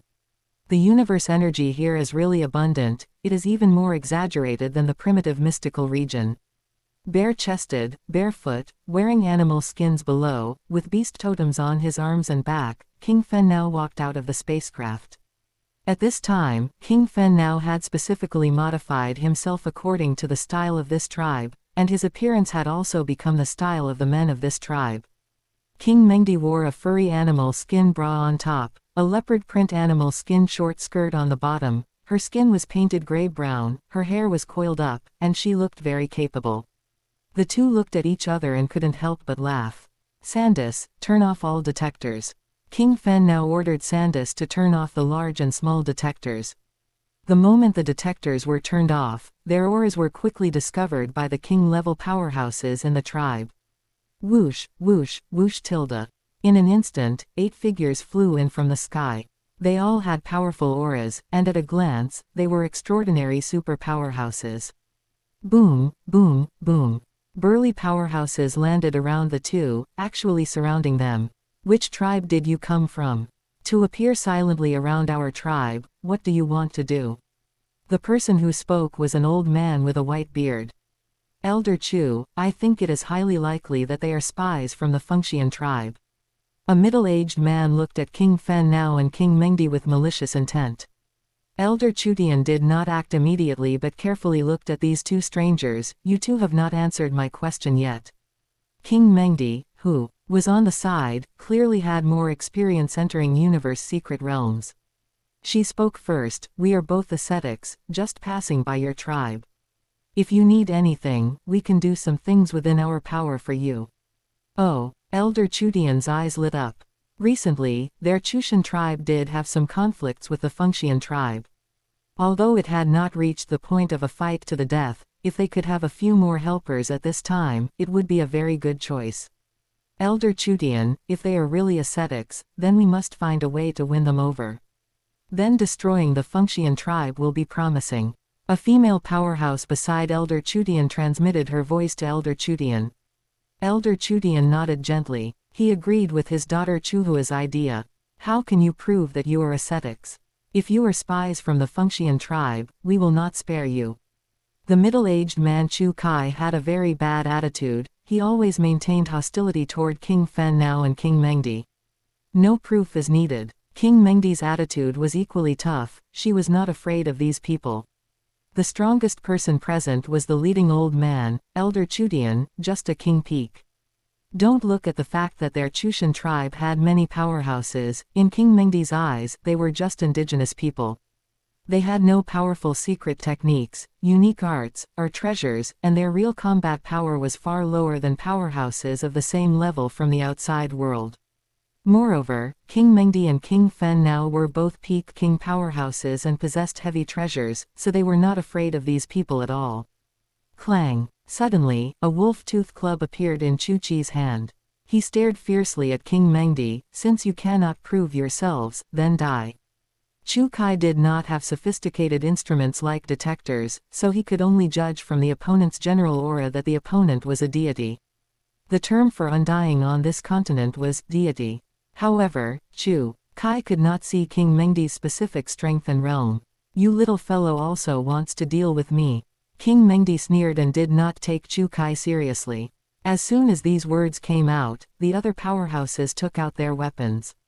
However, Elder Chuhua of the Chutian tribe did not act, but remained as she was, continuing to watch the two. You all step aside, let me slaughter this woman. Chu Kai held the wolf-tooth club and swung it at King Mengdi's head. His secret techniques and unique arts were very simple and crude, like a primitive man, using brute force to smash. However, his wolf-tooth club did not land on King Mengdi's head. He suddenly stood motionless, his whole person as if he had lost his soul. Chu Kai, what is wrong with you? Chuhua looked worriedly at Chu Kai, who was motionless and seemed to be possessed. Oh no, Chu Kai has been hit by a soul witchcraft. Chu Tian frowned. He radiated his divine power and quickly enveloped the motionless Chu Kai. However, his divine power could not break the opponent's soul witchcraft. His voice trembled slightly, and he took 2 steps back. It is actually a witch god. After hearing that King Mengdi was a witch god, the other tribal powerhouses all took a few steps back. King Fen now transmitted his voice to King Mengdi. It seems that the indigenous people of this continent have very ordinary attainments in the soul. King Mengdi withdrew her divine power. Soon, Chu Kai came to his senses. Everything he had just experienced in the illusion instantly surfaced in his mind. His legs had no strength, and he sat on the ground with a thud, his face pale, and cold sweat breaking out on his forehead. Lord Witch God, please forgive the offense. At this time, Elder Chu Tian walked to the front of King Mengdi. He knelt on one knee, his tone respectful. Soon, Chu Hua and the other powerhouses also knelt on one knee in front of King Mengdi. Chu Kai, who had just come to his senses and was still fearful, also followed Chu Hua and knelt down. Greetings, Lord Witch God. What is going on? King Fen now transmitted his voice to King Mengdi on the side. I suspect that the status of illusionists in this world is very high, or they have a transcendent force, and they are mainly illusionists.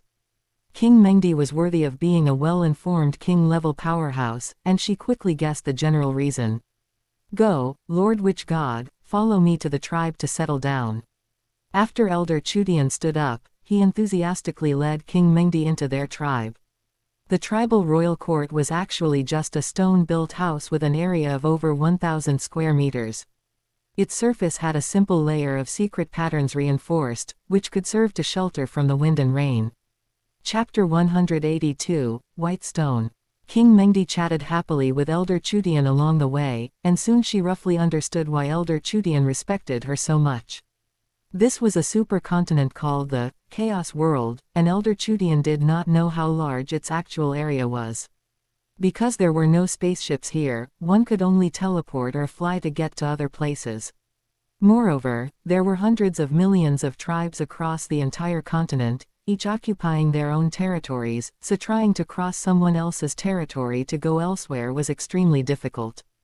However, in this chaos world, there was a transcendent power above all tribes, and it was called the Witch Temple. All members of the Witch Temple were very skilled at using soul witchcraft. Soul witchcraft, when placed in the outside world, was actually just illusion techniques. The reason why this continent was filled with experts was mainly because Champion was their peak, and these gods with infinite lifespans had not experienced the super wars like those on the Shuiluo continent, which allowed them to accumulate so many experts. But these experts only had high realms, their secret techniques, ultimate arts, and treasures were still in a very primitive state. This is a pathetic continent, because it is located within a universe secret realm, it can never give birth to a universe exalt. After learning the simple information about this continent, King Fen now did not feel that the natives of this continent were very lucky. Elder Chu, it's bad. At this moment, someone flew over in a hurry. What is the matter, why are you panicking? Elder Chu Tian was communicating with King Mengdi and was somewhat annoyed at being interrupted by a tribe member. People from the Fengxian tribe have attacked. What? Just in time. Elder Chu Tian was initially surprised, but quickly became excited. He looked at the two, King Mengdi and King Fen now. I ask the 2 witch gods to lend our Chushan tribe a helping hand. The rewards will definitely not be lacking when the time comes. King Mengdi and King Fen now had come to this secret realm to adventure for the sake of treasures, so they were very concerned about what the rewards were. What rewards? Look. Elder Chu Tian flipped his hand, and a white stone, only the size of a fingernail, appeared on his palm. The moment the white stone was taken out, an invisible pressure instantly enveloped this area. King Mengdi and King Fen now frowned, cold sweat breaking out on their foreheads. They widened their eyes, staring at this white stone. They had willpower at the champion level, yet they were actually being affected by this white stone. Needless to say, the stone before them was definitely a good thing. Fine, I agree. King Mengdi quickly nodded in agreement. Sandus, hurry and search for what that stone was just now. King Fen now transmitted through voice to Sandis, asking it to query information about this white stone. Master, I cannot connect to the virtual network here, so I can only search within my local database. Sandis searched its local database and soon shook its head. Nothing found. Mengdi, can you tell what that thing is? King Fen now transmitted to King Mengdi beside him. Master, I don't know either. King Mengdi was equally clueless. The two suppressed the urge to ask Elder Chutian and flew out with him, soon seeing a large group of experts hovering in the distant sky. Master, there are 7 King Peak experts, 30 King high-level experts, and 350 King low-level experts over there. Sandis quickly determined the opponent's strength through its detector. Clan Chief Fengpei, what do you want by coming over here for no reason? Elder Chutian looked coldly at Clan Chief Fengpei. Ha ha. Fengpei laughed wildly, his gaze quickly falling upon King Mengdi. Respected witch god, I have come this time to welcome the witch god to our tribe as a guest. I hope the witch god will do us the honor. Your attitude makes me very unhappy. King Mengdi replied coldly. Fengpei was not surprised, because he had come with such fanfare not truly to invite King Mengdi to be a guest. He had other purposes. Clan Chief Fengpei, we are all gods, it is very, very difficult to kill each other, so there is really no need to make things so tense. Elder Chutian did not want to escalate things. Experts at the marquee level possessed immortal bodies, and after becoming a champion, experts had even more means to save their lives. Therefore, even though the Fengxian tribe and the Chutian tribe had accumulated quite a few conflicts over the years, they still had not fought to the death. HMPH. I am inviting the witch god, it has nothing to do with you, Elder Chutian. Fengpei's gaze remained fixed on Mengdi in front. Dream on. At this moment, Chu Kai flew out. Of all the Chutian tribe members present, the one with the biggest conflict with the Fengxian tribe was Chu Kai. Chu Kai had a younger sister who was once humiliated by a member of the Fengxian tribe. Later, Chu Kai killed that person. Since then, Chu Kai had always despised the people of the Fengxian tribe. Although the two tribes always had conflicts, they would still intermarry privately to replenish fresh blood. Chu Kai, I've long been annoyed with you. At this moment, a woman flew out from the Fengxian tribe. Both were King Peak experts. The woman took out a bone blade. The bone blade was forged from the bones of some kind of Yao beast. It looked very crude and not sharp at all. This showed how rough the weapons of this world were. The two fought in the air for a long time. To avoid harming the innocent below, Elder Chu Kai activated a huge divine power shield covering a radius of 100,000 kilometers. The woman fought for a long time, always at a disadvantage, and finally shouted, I surrender. She had been beaten crazily and looked completely disheveled. Sigh, although this woman was beaten miserably, her divine body didn't suffer much loss. This Chu Chi's ultimate arts, secret techniques, and weapons are really too crude. No wonder he couldn't kill the opponent. King Mengdi watched the battle, which was like playing house, and felt somewhat speechless. No wonder that when she used illusion techniques to control Chu Kai just now, it had startled Elder Chutian. Elder Chutian, if I can kill all these people, can you give me more white stones? At this moment, King Mengdi quietly transmitted to Elder Chutian. Elder Chutian was stunned. He saw that King Mengdi did not look like she was lying. He was silent for a long time, and finally nodded, fine, I agree to you. Elder Chutian had lived for hundreds of millions of eras and had long held grievances against the Fengxian tribe, but because he could not kill the other side's experts, he could only keep it in his heart. Master, I will make the first move. King Mengdi, very eager to obtain more white stones, suddenly flew out. Witch god, are you prepared to come to our Fengxian tribe as a guest? Fengpei watched King Mengdi approach with a smile. Who would have known that King Mengdi would suddenly unleash a soul attack? Fengpei was only stunned for a moment before quickly recovering. Your witchcraft seems useless against me. It turned out that this guy Fengpei had already prepared, no wonder he was so arrogant. Just now, King Mengdi had coordinated the use of a soul treasure. If his willpower had not been comparable to the exalt level, he would have been controlled by the illusion. Just as King Mengdi was surprised, King Fen now, who was to the side, made his move. One blade falls. The astonishing blade light instantly tore through the surrounding space, forming a narrow, long space rift in front that exceeded 1,000,000 kilometers in length. My God, what level of attack is this? Fengpei, in the distance, was dumbfounded when he saw this blade.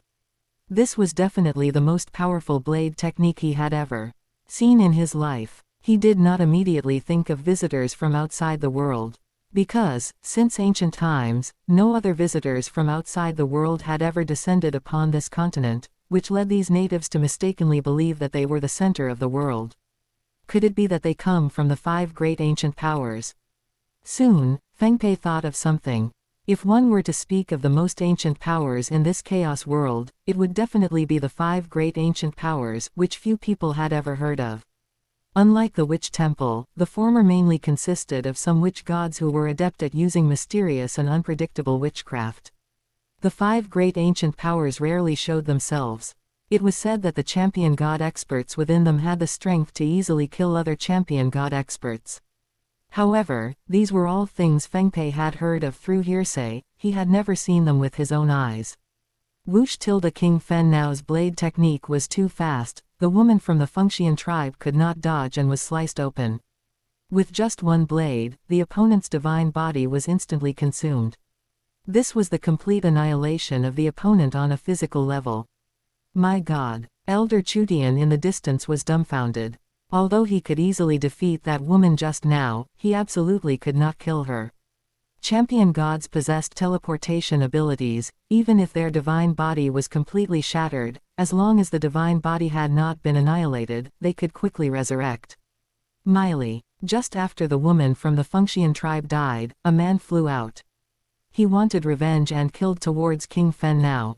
Seeking death. King Fen Nao discovered that the armor worn by the natives here was all crude metal armor. It was neither a champion god weapon nor a force armor, comparable to the armor of the Shuiluo continent before the Great War. In King Fen Nao's eyes, what was the difference between such armor and running naked? Clatter tilde King Fen Nao struck with another blade. The champion god who had just wanted revenge was instantly annihilated again. Master, the champions here are all weaklings. Sandis appeared on King Fen Nao's shoulder, stunned to see such weak champions.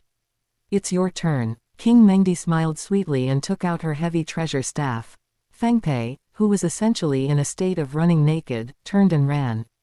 With a loud boom, Fengpei was completely annihilated by King Mengdi. A fist-sized heart slowly flew towards King Mengdi's palm.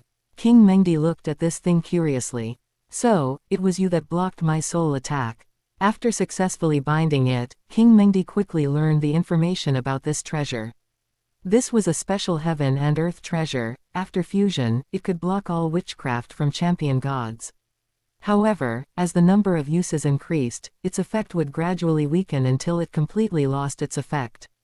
This thing can block about 10 times of champion god witchcraft, but it's a pity it cannot be reused. It's a bit of a chicken rib.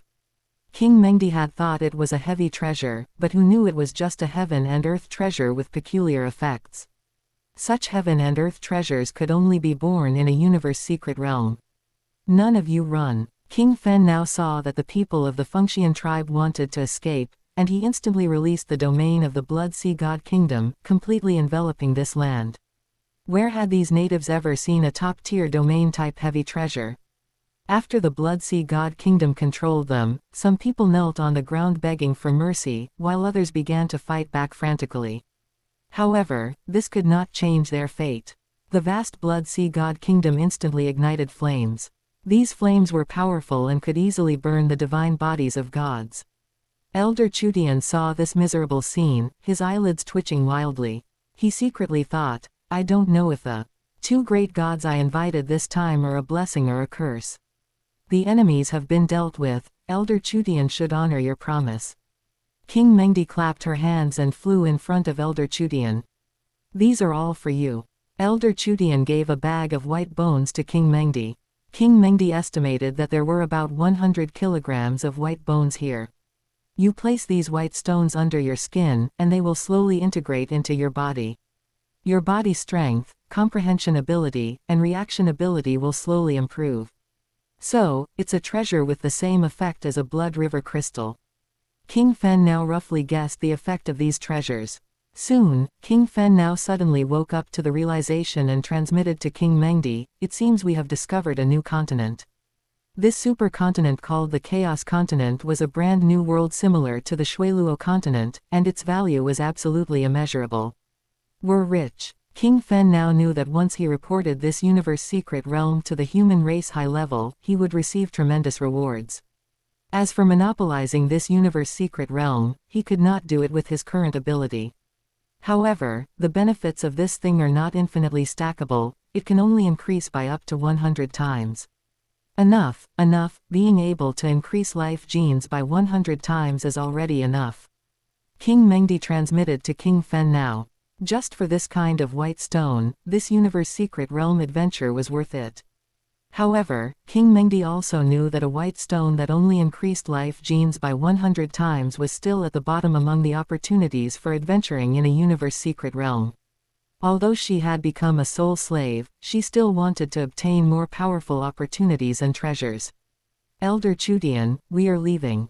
King Mengdi and King Fen now discussed and decided to go to other tribes to plunder white stones. Once they had collected enough white stones, they would decide to leave this continent. So far, the opportunities on this continent were just so-so, and the attraction was only average. Two figures, one after the other, soon disappeared into the horizon. Elder Chu, are they really people from the 5 great ancient powers? Chu Kai watched the backs of the two as they disappeared, somewhat unable to recover from his shock. How would I know? How could our small tribe possibly come into contact with those things? Elder Chutian shook his head helplessly. Don't look at the fact that their tribe had quite a few champion gods, these were all accumulated slowly over hundreds of millions of eras. After 3 months of slaughter, King Mengdi and King Fen now finally collected about 100 tons of white stones. These white stones were enough for 100,000 people to use. Chapter 183 Lord Po Yun. They flew forward, slaughtering every tribe they encountered. However, after 3 months of flight, they finally saw a massive city. The style of the city resembled ancient cities of the Western world, although it was still quite primitive, it was much better than the stone houses of those tribes. The two stayed in the city for a few days, and after specifically learning some of the city's secrets, they soon decided to leave. Above the city, an invisible spaceship was docked. King Fen now and King Mengdi boarded the spaceship. As the spaceship's hatch closed, it instantly accelerated and vanished from this world. Master, the Chaos World is just an indigenous continent similar to the Shuiluo continent. In this universe secret realm, it is merely an insignificant region. We still cannot let our guard down and must be cautious at all times. King Mengdi had visited several dangerous universe secret realms before, and she worried that after visiting the indigenous continent, King Fen now had lost his sense of awe for universe secret realms.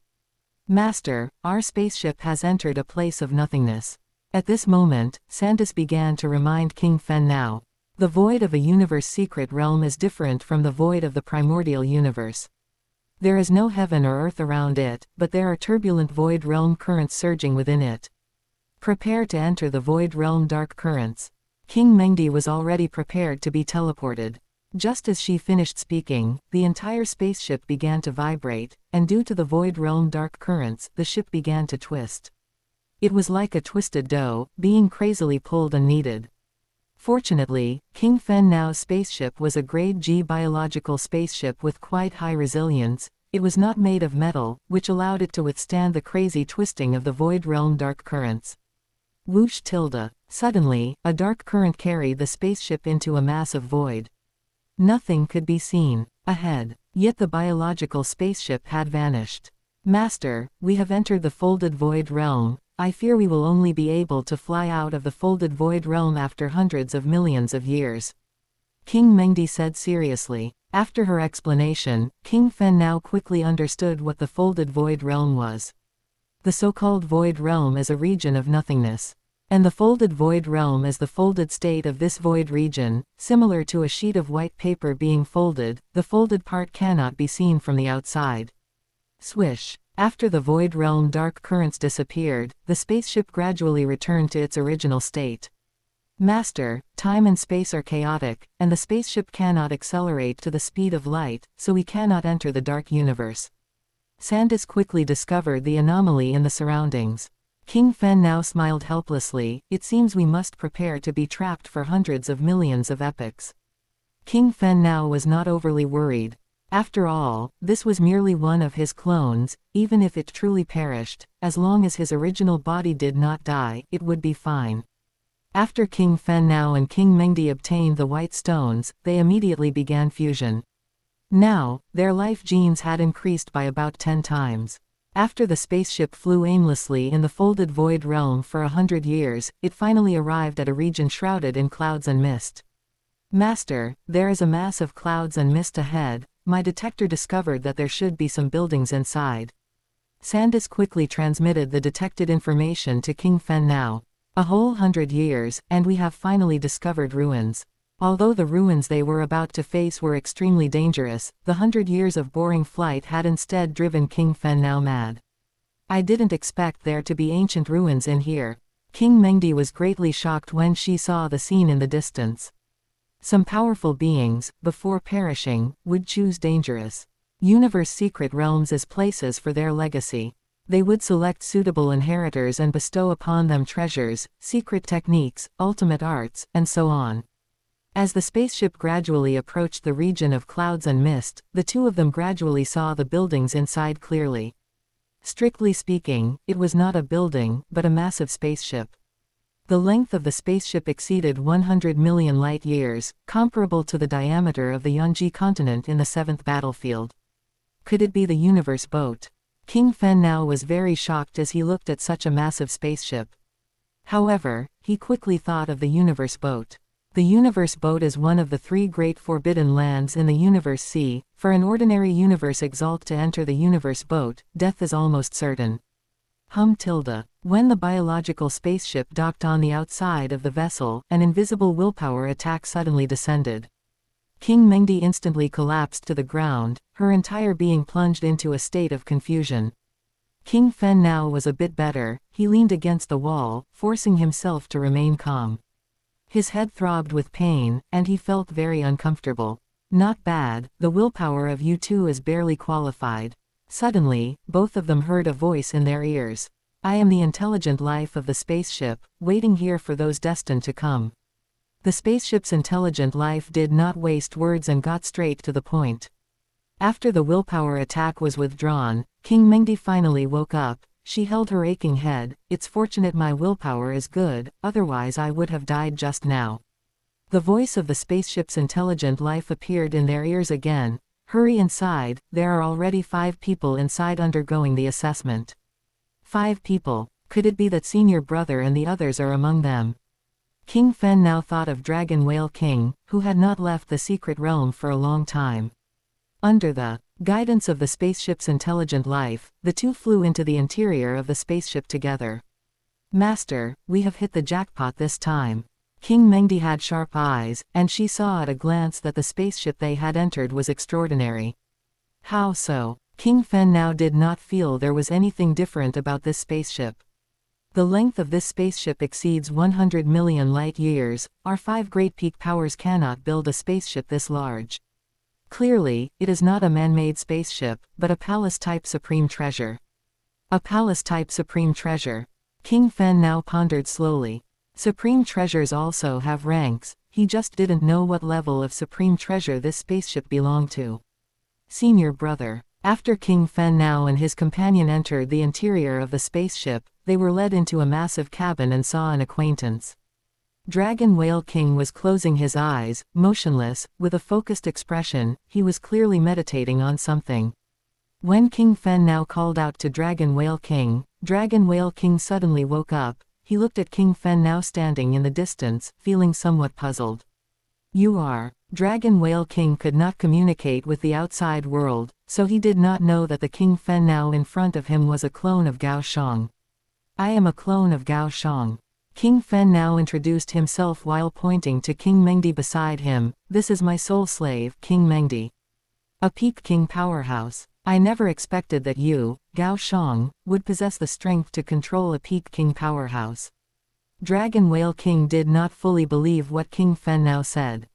However, Gao Xiang soon spoke through voice transmission, mentioning some things that had happened between the two of them. Only then did Dragon Whale King have some trust in Gao Xiang. He sent a voice transmission to King Fen now. Junior brother, I have been meditating on the Poyan scroll here for 1,000 years, and I still haven't fully mastered the first volume. It is truly too difficult, too difficult. The Poyan scroll was a secret technique created by the spaceship's intelligent life to assess inheritors. The Poyan scroll has 3 volumes in total. The spaceship's intelligent life required that the first volume must be fully comprehended within 2,000 years, the second volume within 4,000 years, and the third volume within 8,000 years before one could enter the second part of the assessment. Little junior brother, this is King Potian. Dragon Whale King looked at a tall human race man not far away. This is King Mingyun. Following that, Dragon Whale King looked at a human race woman in another spot. Dragon Whale King's adventure in this universe secret realm was undertaken together with King Potian, King Mingyun, and others. At the beginning, there were several of them, but after passing through a dangerous region, a few companions unfortunately perished, and in the end, only the 3 of them remained. King Fen now sent a voice transmission to Dragon Whale King, asking if the other party had been to the Chaos Continent. Dragon Whale King indicated that they had not been to the Chaos Continent. Thus, King Fen now secretly handed a space ring containing 1 kilogram of white bones to Dragon Whale King. You too, quickly meditate on the Poyan scroll. Once you have fully comprehended the Poyan scroll, you can obtain my master's legacy. The intelligent life strictly followed its master's requirements from before his death. Upon discovering that lucky individuals had entered, it began to assess these lucky individuals. HMPH. Just then, a man in the distance, wearing dark golden scales and having a long scaled tail, coldly glanced at King Fen now. It is actually a universe exalt. King Fen now discovered that the other party's aura was powerful and was staring at him with hostile eyes. Beside this universe exalt, there was also another universe. Exalt sitting cross-legged. However, this universe exalt's aura was much weaker than the scaled man's. King Fen now guessed that the other party was very likely the scaled man's sole slave. If they were teaming up for an adventure in a universe secret realm, the scaled man would only team up with peers of equal strength, otherwise, he would be carrying dead weight. My master is the great Lord Po Yun, a super existence very close to the universe strongest. The spaceship's intelligent life transformed into the body of a transparent little boy. He stood in front of the 7 people and introduced his master with great pride. Lord Po Yun. King Mengdi hurriedly sent a voice transmission to King Fen now. Her tone was surprised, clearly indicating she had heard of the other party. Mengdi, introduce Lord Po Yun to me. King Fen now's local database did not contain information about Lord Po Yun, so he did not know the story of Lord Po Yun. King Mengdi had heard information about Lord Po Yun, and she told King Fen now everything she knew. Lord Po Yun is a very ancient universe lord, a powerhouse from the same era as our monster race's dream demon lord. King Mengdi did not know much. So it is such an ancient universe lord. King Fen now had a general idea about Lord Po Yun. Next, the intelligent life began to introduce how to meet his assessment requirements. The content was consistent with what Dragon Whale King had said. Mengdi, let's meditate together.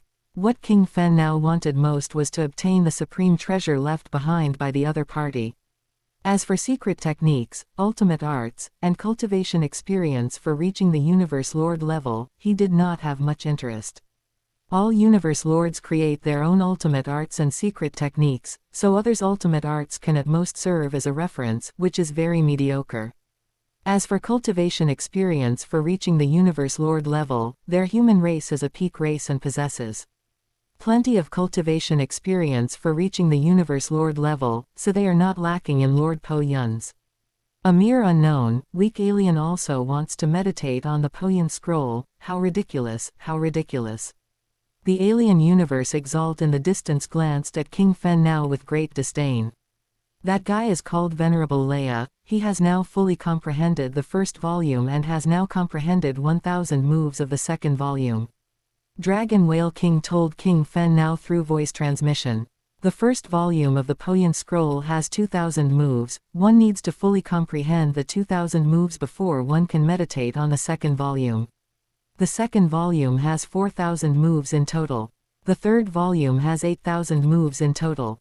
Meditating on secret techniques, I am the most skilled at. King Fen Nao's comprehension ability was astonishing, and he was very confident that he would be the first to fully comprehend the third volume. Almost all powerhouses, when choosing an inheritor, take comprehension ability as the primary condition. King Fen Nao had a great advantage in these legacy assessments. I didn't expect the Poyan Scroll to be so complex. King Fen Nao discovered that the first volume of the Poyan Scroll had 2,000 moves in total, and each move was a completely different secret technique. In short, King Fen Nao needed to crack these secret techniques one by one. Ha ha ha, I have already cracked the 3,101st move. Venerable Leia laughed loudly. Dragon Whale King, who was nearby, frowned upon hearing this. This guy only used 3 months to meditate up to the 3,101st move, he actually fully comprehended it so quickly. The first move comprehended. King Fen Nao spent 3 days and finally fully comprehended the first move. He did not make a scene and continued to meditate on the second move. Ha ha ha, I have finally fully comprehended the first volume. King Potian suddenly laughed wildly. He stood up, feeling very excited. After fully comprehending the first volume, he had hope of obtaining the legacy. How could he not be happy? Although Venerable Leia was currently in the lead, who knows if he might catch up from behind. Congratulations, congratulations. The female invincible king-level powerhouse, King Mingyun, began to congratulate King Potian. As it stands, among the three of them, the one with the most hope of obtaining Lord Poyun's legacy was King Potian. HMPH, you have already fallen too far behind. Venerable Leia sneered. He did not regard King Potian as a rival. The other party was 1,000 moves behind him. Wanting to surpass him would require his comprehension ability to achieve a massive improvement in a short time. Time flew by, and 200 years passed. Congratulations to King Fen Nao for comprehending the first volume of the Poyan Scroll. Suddenly, the intelligent life, which had not spoken for 200 years, spoke up. What? Venerable Leia stood up abruptly, looking at King Fen Nao with disbelief. How is it possible? 200 years have passed, how did you comprehend 2,000 moves? On average, King Fen Nao could actually comprehend 20 moves every 3 months. Each move of the Poyan Scroll represents a profound secret technique. The difficulty of each secret technique is different, so the meditation time for each move varies in length. Venerable Leia found it hard to accept. In these 200 years, he had comprehended 523 moves. He considered his speed to be very fast, but he never expected there to be someone even faster than him. This won't do. If he continues like this, I must kill him in advance. Venerable Leia was wary of the spaceship's intelligent life and did not dare to kill people indiscriminately. Chapter 184, Peak Palace Treasure. Otherwise, if they were in the outside world, he would have already moved to kill Dragon Whale King and the other two. Master, do you want me to kill that King Fen Nao? Venerable Leia's sole slave, Venerable Dianguang, transmitted a message to Venerable Leia. Not yet. Venerable Leia suppressed his killing intent, telling Venerable Dianguang not to act rashly for the time being. However, another 200 years passed before the intelligent life form spoke again. Congratulations to King Fen Nao for having completely comprehended the 2,000 puzzles of the second volume. Damn it! Damn it! Venerable Leia roared in his heart at this moment. What kind of comprehension ability is this to be so fast? He had now comprehended up to the 4,325th volume. Although he was currently in the lead, given King Fen Nao's speed of comprehension, it was only a matter of time before he was overtaken. Master, your speed of comprehension is so fast. King Mengdi, who was nearby, transmitted a message to King Fen Nao as soon as she heard the intelligent life form's announcement. She had only comprehended the 1,500th puzzle and was still quite a distance away from completely comprehending the first volume. Dragon Whale King, I fear your junior brother will be the first to completely comprehend the Poyan Scroll. King Potian hurriedly transmitted to Dragon Whale King. He desperately wanted to obtain the legacy of Lord Po Yun, so he was working very hard to comprehend the Po Yun scroll, but his comprehension ability was just that.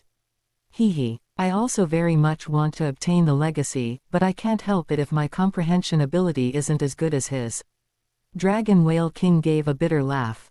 For this universe secret realm adventure, he had borrowed several heavy treasures, and several companions by his side had already fallen before he finally arrived here. If he were to return empty-handed, he would certainly be very unwilling. Another 223 years passed, and the intelligent life form of the spaceship spoke again. Congratulations to King Fen now, you have completely comprehended the second volume of the Po Yun scroll. How is that possible? Venerable Leia could no longer hold back. He jumped up abruptly and glared in the direction of King Fen now. Just then, his soul slave hurriedly transmitted to Venerable Leia, Master, I will go kill King Fen now immediately. Good. Suddenly, Venerable Dianguang soared into the air. A long sword appeared in his hand, and he thrust it towards the direction of King Fen now. Space here was distorted, making instant teleportation impossible, so Venerable Dianguang could only fly towards King Fen now. At the same time, a giant sword appeared behind Venerable Dianguang.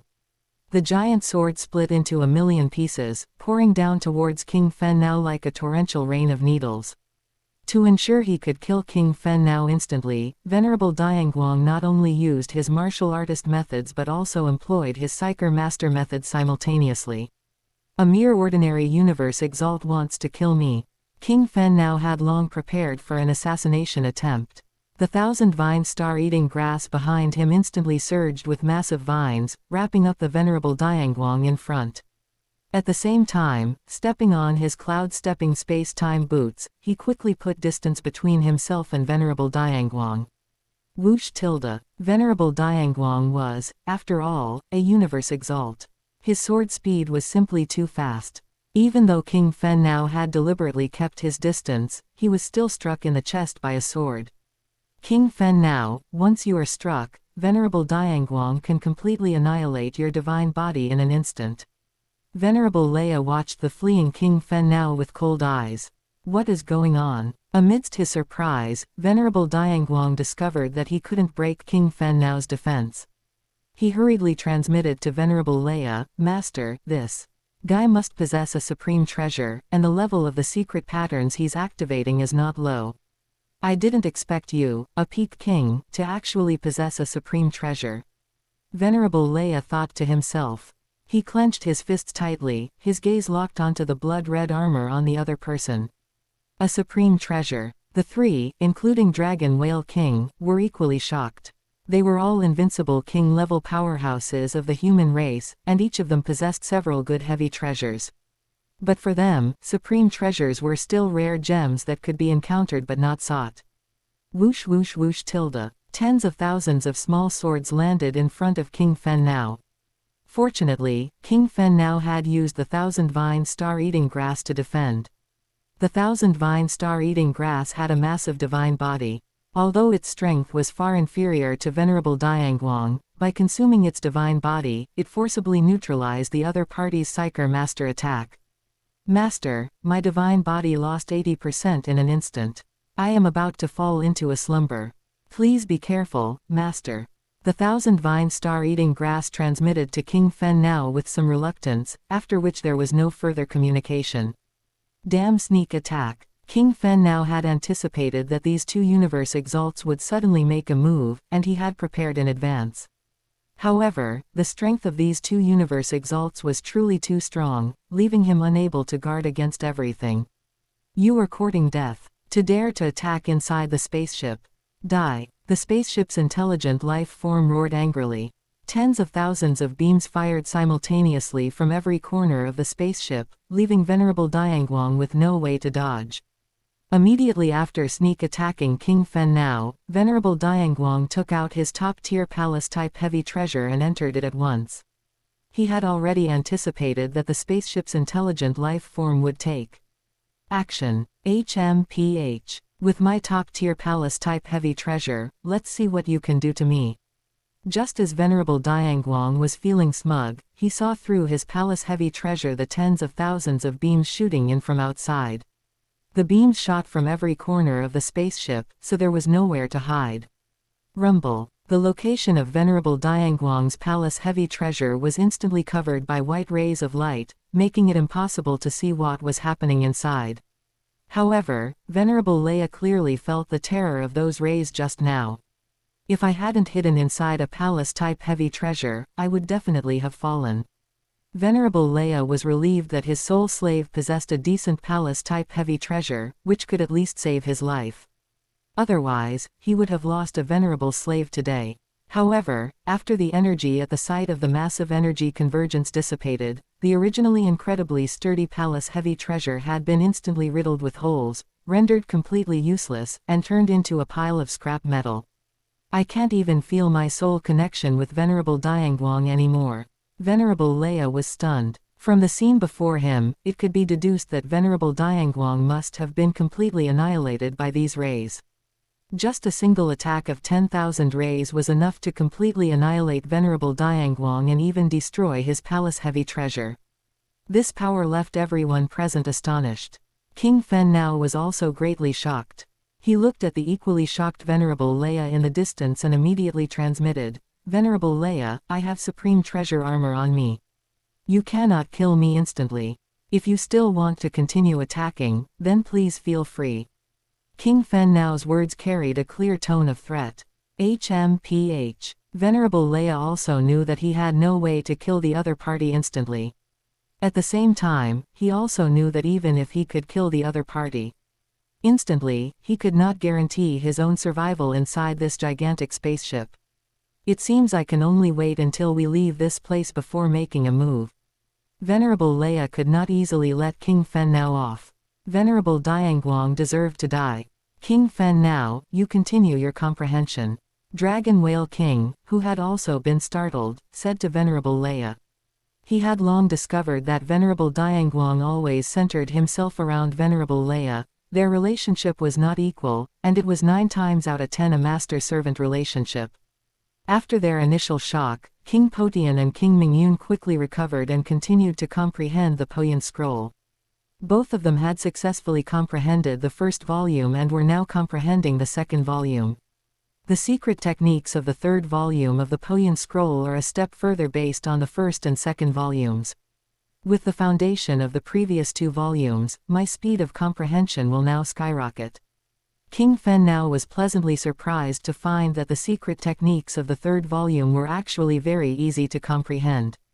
Knowing he couldn't kill King Fen Now, Venerable Leia could only continue sitting cross-legged on the ground and began to comprehend. 325 years later, King Fen Now suddenly opened his eyes. Congratulations to King Fen Now for successfully comprehending the third volume of the Poyan scroll. The spaceship's intelligent life form suddenly spoke. What? Venerable Leia was completely dumbfounded. Why did King Fen Now only take 325 years to comprehend the third volume?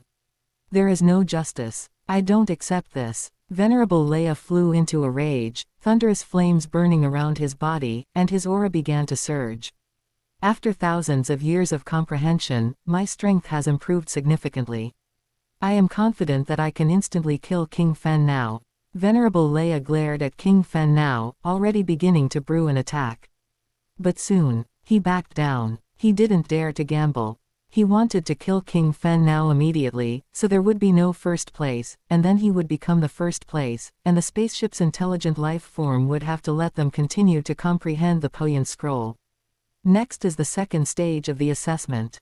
After the intelligent life form finished speaking, King Fen Now inside the cabin vanished instantly.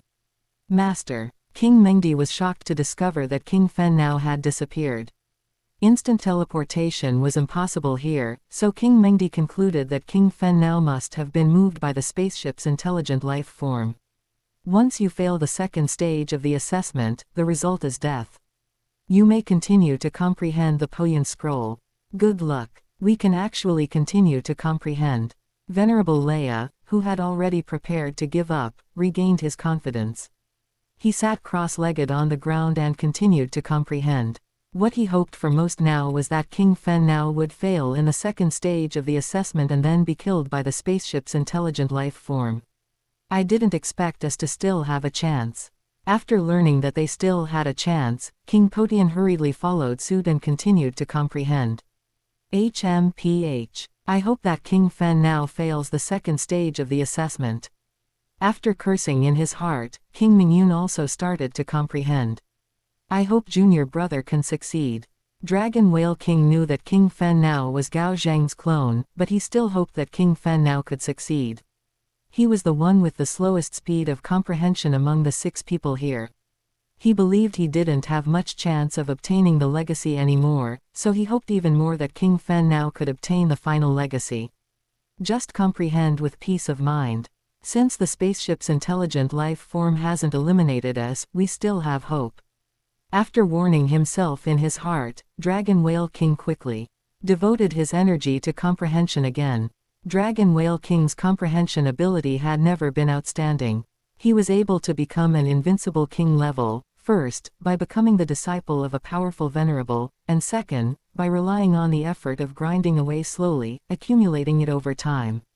Congratulations to King Mengdi for successfully comprehending the 3000th layer of the Poyan Scroll. At this moment, the intelligent life form spoke again.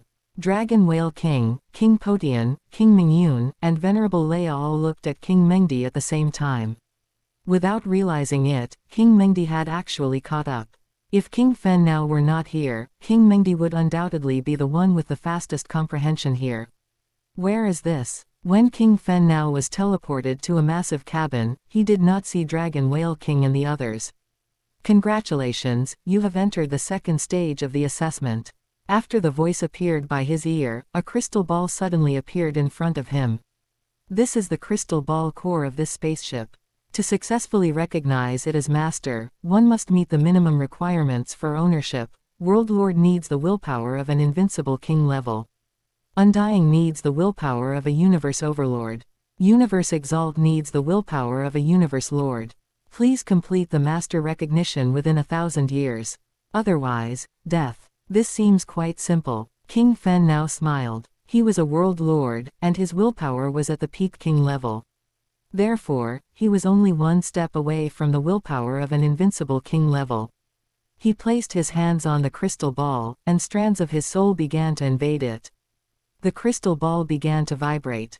Obviously, the crystal ball detected that King Fen Now's willpower had not yet met the standard and began to resist violently. This resistance quickly acted on the depths of King Fen Now's soul, like sharp poisonous needles piercing into King Fen Now's fragile soul. This feeling was extremely painful, similar to fusing with a blood river crystal. Just 1 year later, Venerable Leia, who was still holding on to hope, suddenly heard the spaceship's intelligent life form say, "Congratulations to King Fen Now for passing the second stage of the assessment and becoming the successor of Lord Po Yun."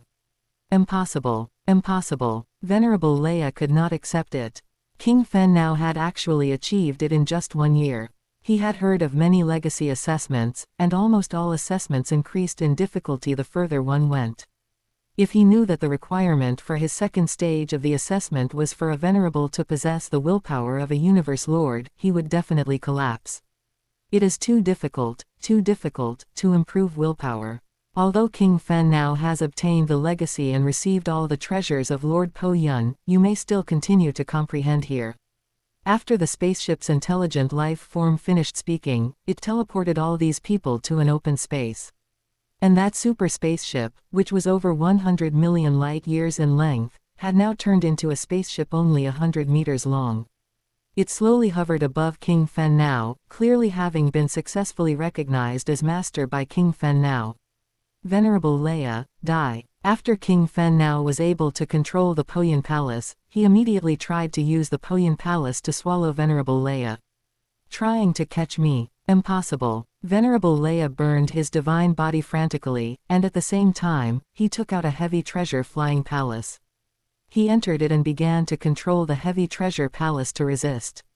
What he was controlling was a triangular black pyramid palace. Swish tilde. The Black Pyramid Palace was fleeing in the opposite direction of the suction force. This suction force is too strong. It truly lives up to being a supreme treasure palace.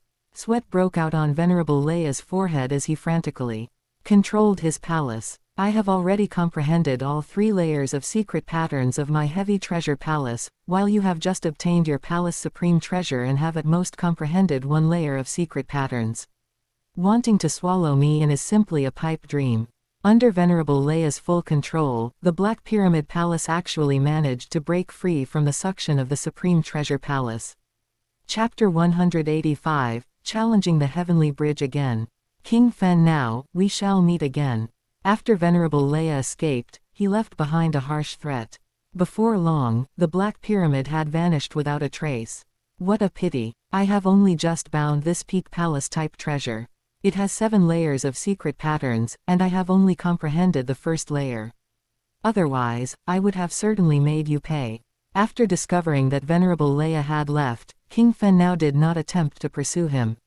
Once he left this entire universe secret realm, he would have plenty of opportunities to kill Venerable Leia.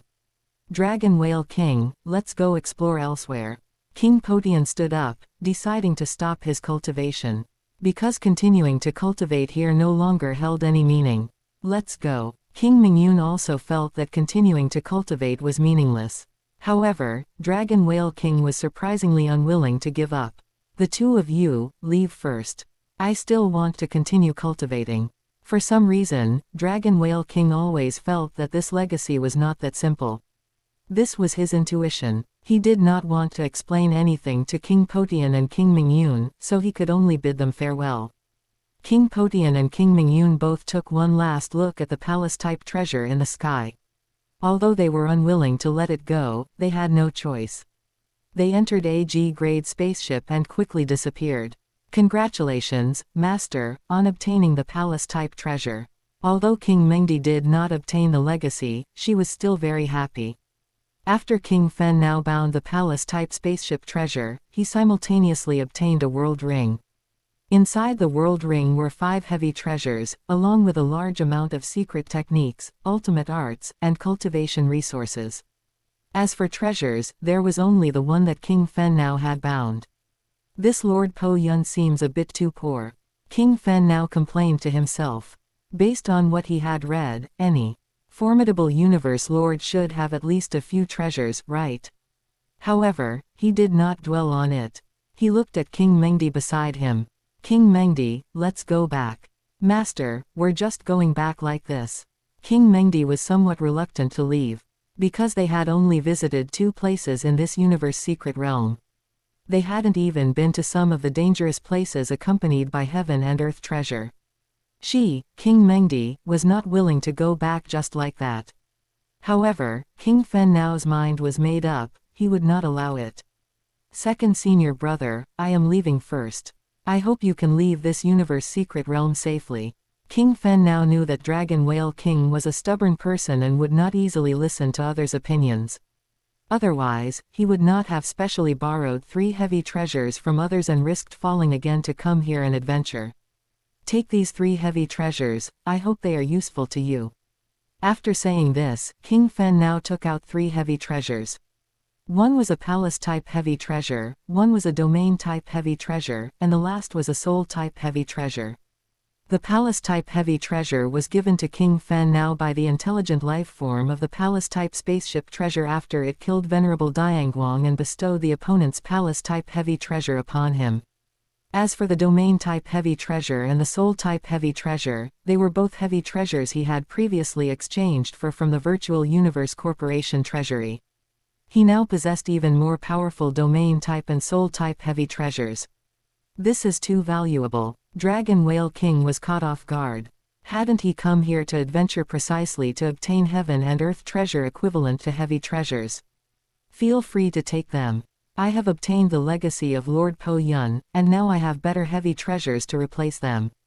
All right then. Dragon Whale King agreed. Mengdi, let's go. When King Fen Nao and King Mengdi entered the palace-type spaceship treasure, the latter slowly ascended into the sky, then instantly turned into a phantom image and disappeared.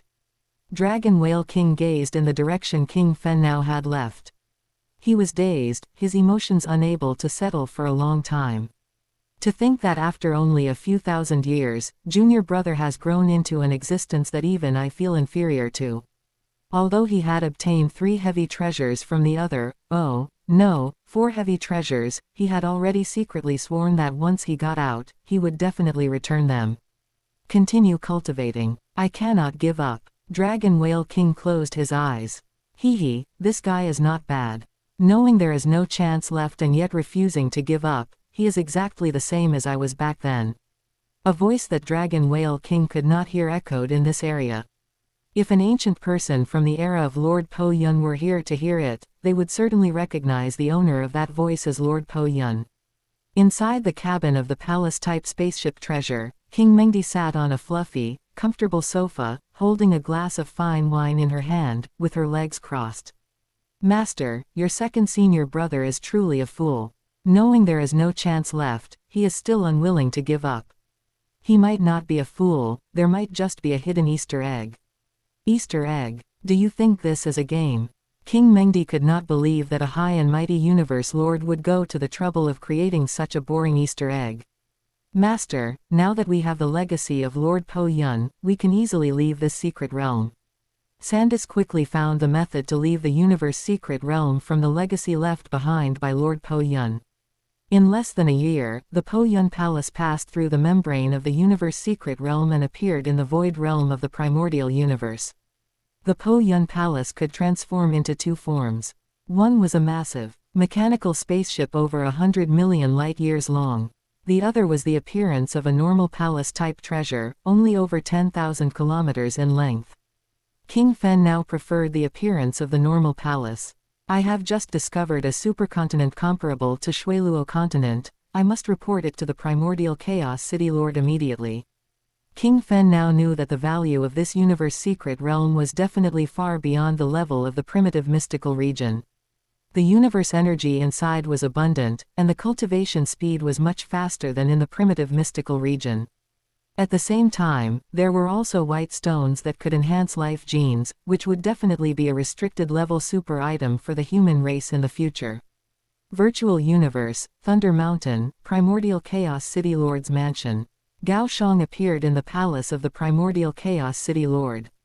Standing in front of him was a tall man clad in scales, who half knelt. Greetings, Primordial Chaos City Lord. Rise. The Primordial Chaos City Lord looked at Gao Xiang with a smile. He was very satisfied with this genius. If it hadn't been for the Great Axe founder insisting on taking Gao Xiang as his disciple back then, the Primordial Chaos City Lord would have taken Gao Xiang as his disciple 9 times out of 10. Especially during the 1,000 years Gao Xiang spent in Primordial Chaos City, he calmly comprehended the law and simultaneously opened classes to lecture. Every step he took was very steady. Nowadays, Gao Xiang already had 11 personal disciples. These disciples were all personally vetted by Gao Xiang. First, their character had to be qualified, and second, their talent had to be good. I have discovered a universe secret realm where the universe energy is abundant, several times that of the primitive mystical region. Oh, the Primordial Chaos City Lord felt slightly surprised, but was not overly shocked. After all, in the entire primordial universe, there were still many universe secret realms with denser universe energy than the primitive mystical region. The Virtual Universe Corporation chose the primitive mystical region as its primary talent cultivation base, and the concentration of universe energy was an important assessment indicator, along with many other indicators. For example, whether it was safe, whether the transportation was convenient, and so on. The most important thing is that I discovered a supercontinent there comparable in area to Shuiluo continent, with at least tens of millions of king-level powerhouses inside. The Primordial Chaos City Lord just listened quietly and did not say anything. An undiscovered universe secret realm, even if it contained tens of millions of king-level indigenous inhabitants, still held no great attraction in the eyes of the Primordial Chaos City Lord. However, Gao Zhang's next words successfully made the Primordial Chaos City Lord take it seriously. I discovered a type of white stone on that continent that can enhance the multiplier of life genes after fusion, although it can only enhance it by a maximum of 100 times. The Primordial Chaos City Lord was somewhat skeptical. He stared at Gao Xiang seriously. Really? Look. Gao Xiang took out a few white stones. The functions of the virtual universe were extremely powerful and could perfectly simulate the white stones from the Chaos Continent. The primordial Chaos City Lord held the white stone and examined it carefully for a while. If we are not mistaken, this kind of white stone is formed from the blood of an innate beast god. Innate beast god. Gao Xiang had not considered this at the time. According to my understanding, there are a total of 64 types of innate beast gods, and they each represent the fusion of two laws. The white stone you obtained should be from an innate beast god of the fusion of light and time. Nowadays, Gao Xiang was already a powerhouse comparable to an invincible king level, and he was also a disciple of the Great Axe founder. His authorization level was equivalent to that of an ordinary universe exalt, and he was already qualified to know some things about beast gods. The primordial Chaos City Lord began to enlighten Gao Xiang about things like white stones and blood river crystals. 64 different types of innate beast gods represent 64 different types of materials, and these materials can all enhance the level of life genes. Gao Xiang's eyes widened. He looked at the primordial Chaos City Lord, saying in disbelief, in other words, if one could collect the materials of all 64 types of innate beast gods, then the life gene level could be enhanced by at least 6,400 times. Yes, that is exactly it. My God. When Gao Xiang read the original work in the past, seeing powerful universe lords like Lord Peng Gong, and the original work stated that their life genes were 10,000 times, Gao Xiang had always been very confused about how their life genes achieved that. Lord Peng Gong and the others couldn't possibly possess the 9-volume manual, right? It was not the case that everyone was a lucky person like Luo Feng, who could cultivate the 9-volume manual, and rely on a heaven-defying secret technique to reach the perfect gene level. It is precisely because the entire body of an innate beast god is a treasure that their fate is naturally destined. Rather than saying they are lucky, it is better to say they are tragic. By the way, Gao Xiang took out a black box at this moment. This time I had good opportunity and obtained the legacy of Lord Po Yun. These are some secret techniques, ultimate arts, and cultivation experience that Lord Po Yun passed on to me. Gao Xiang was not worried that the primordial Chaos City Lord would covet his legacy, nor was he afraid that his treasures would be snatched by the primordial Chaos City Lord. The other party was also a universe lord, and even more powerful than Lord Po Yun. Was back then, he would not look down upon the legacy of Lord Po Yun at all. So it was Lord Po Yun, he was an innate beast god. What a pity. He was an innate beast god, destined to be killed by a coalition of billions of races. So, Lord Po Yun was actually an innate beast god. Gao Xiang felt slightly surprised, but quickly understood. No wonder the legacy of Lord Po Yun was in that universe secret realm. It turned out that when he was about to fall, he had specifically sought out a universe secret realm to leave his legacy behind. I will have the staff of the Virtual Universe Corporation Treasury tally these legacies, and the points will be deposited into your account at that time. The primordial Chaos City Lord did not go to examine these legacies, which made Gao Xiang feel relieved. In addition, you have discovered a new continent. We will send personal disciples of Universe Lords to investigate the specific reward situation, and we will inform you of the amount of the reward as soon as possible. Okay. After Gao Xiang bid farewell to the primordial Chaos City Lord, he appeared in the heavenly bridge plain. Long time no see. After Gao Xiang appeared, he greeted the guardian Ba Fen immediately. Gao Xiang, the last time you appeared here, you passed the 20th level of the heavenly bridge. Could it be that this time you want to pass the 21st level directly? Gao Xiang had been lecturing in Primordial Chaos City for 1,000 years, and the number of his followers had already exceeded 100,000. He was not only good at teaching the law of space, but also very good at teaching the law of time. At the same time, he was also one of the top king rank masters of the Giant Axe Chaos Steel lineage in Primordial Chaos City. Many genius descendants of Universe Lords wanted to become Gao Xiang's disciples. Gao Xiang has entered the heavenly bridge, I must send a mass email immediately.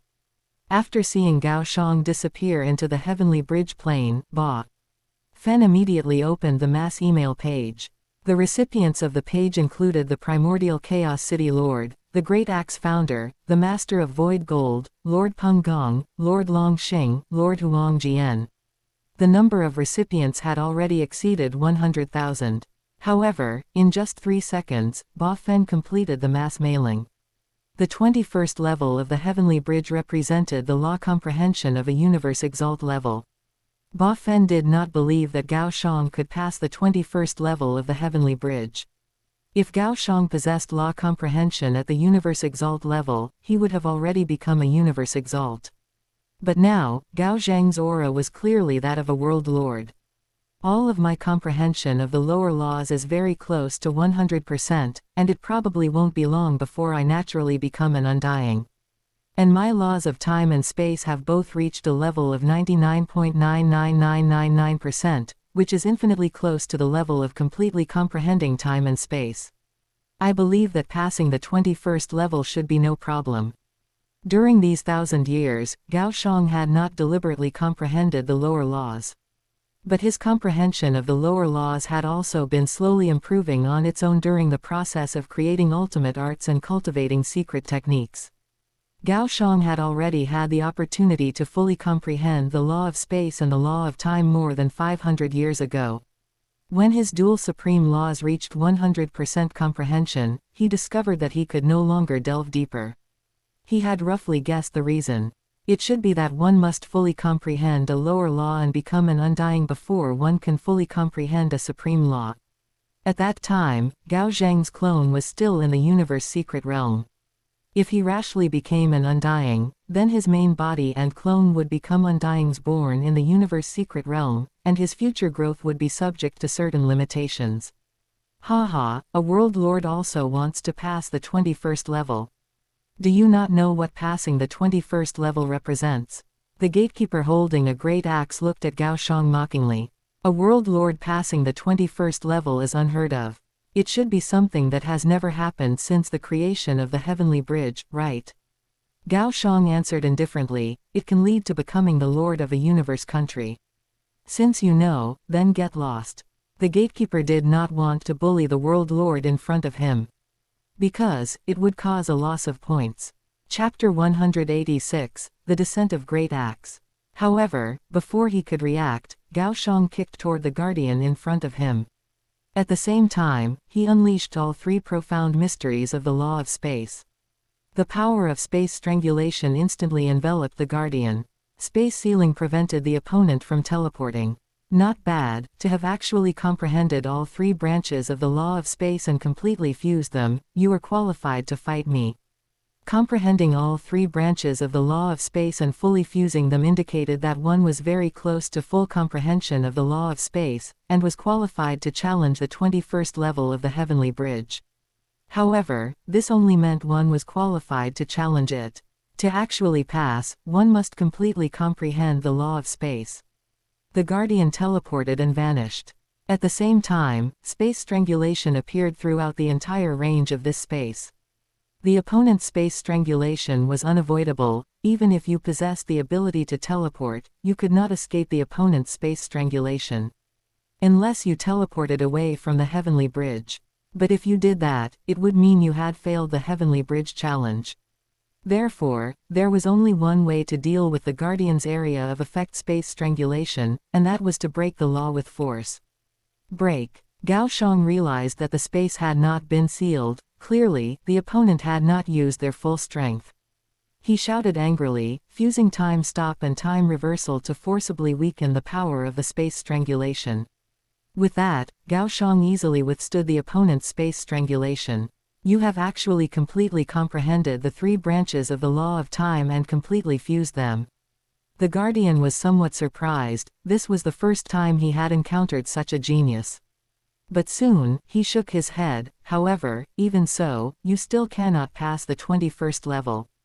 The intense battle on the Heavenly Bridge soon attracted the attention of many experts. My God! The burly man, King Lai Di, was completely dumbfounded. He had initially thought that Gao Xiang, who was merely a world lord, although possessing great talent, was still a king-rank master like them. Who would have known that the opponent's posture was that of someone aiming to challenge the lofty universe lord? Indeed, Gao Xiang has the capital to challenge for the universe lord. King suppressing heaven also sighed with emotion. Not bad, it seems it won't be long before a universe lord is born within our human race. Primordial Chaos City Lord watched Gao Xiang on the screen with satisfaction. Ha ha ha, it seems that taking Gao Xiang as a disciple back then was the most correct decision of my life. Lord of Ganwu, sitting on his throne, suddenly stood up and laughed wantonly. Those few treasure points I owe the clan and others are nothing. Lord of Ganwu knew that Gao Xiang was a person who valued gratitude and would definitely find a way to help him when the time came. With a universe lord as a backer, wouldn't the cost of future resurrections be discounted by 70%? How wonderful. Not bad, you fellow. It seems the task of teaching you next will have to go to Great Axe. Master of Void Gold looked at Gao Xiang on the screen and nodded with great satisfaction. Although he had not taken Gao Xiang as a disciple, he at least had the grace of teaching him. Therefore, he was naturally very happy that Gao Xiang could achieve such success. I will now completely comprehend the law of fire. Gao Xiang realized that after using the power of the law of space and the law of time, he still could not defeat his opponent. The law of fire is comprehended. Gao Xiang's eyes lit up as he suddenly discovered that the final barrier to his comprehension of the law of space had disappeared. The complete law of space was now clear in his mind. After Gao Xiang thoroughly comprehended the law of space, he killed the guardian with just a single kick. The complete power of space rendered the guardian unable to move, and being defeated was just a matter of an instant.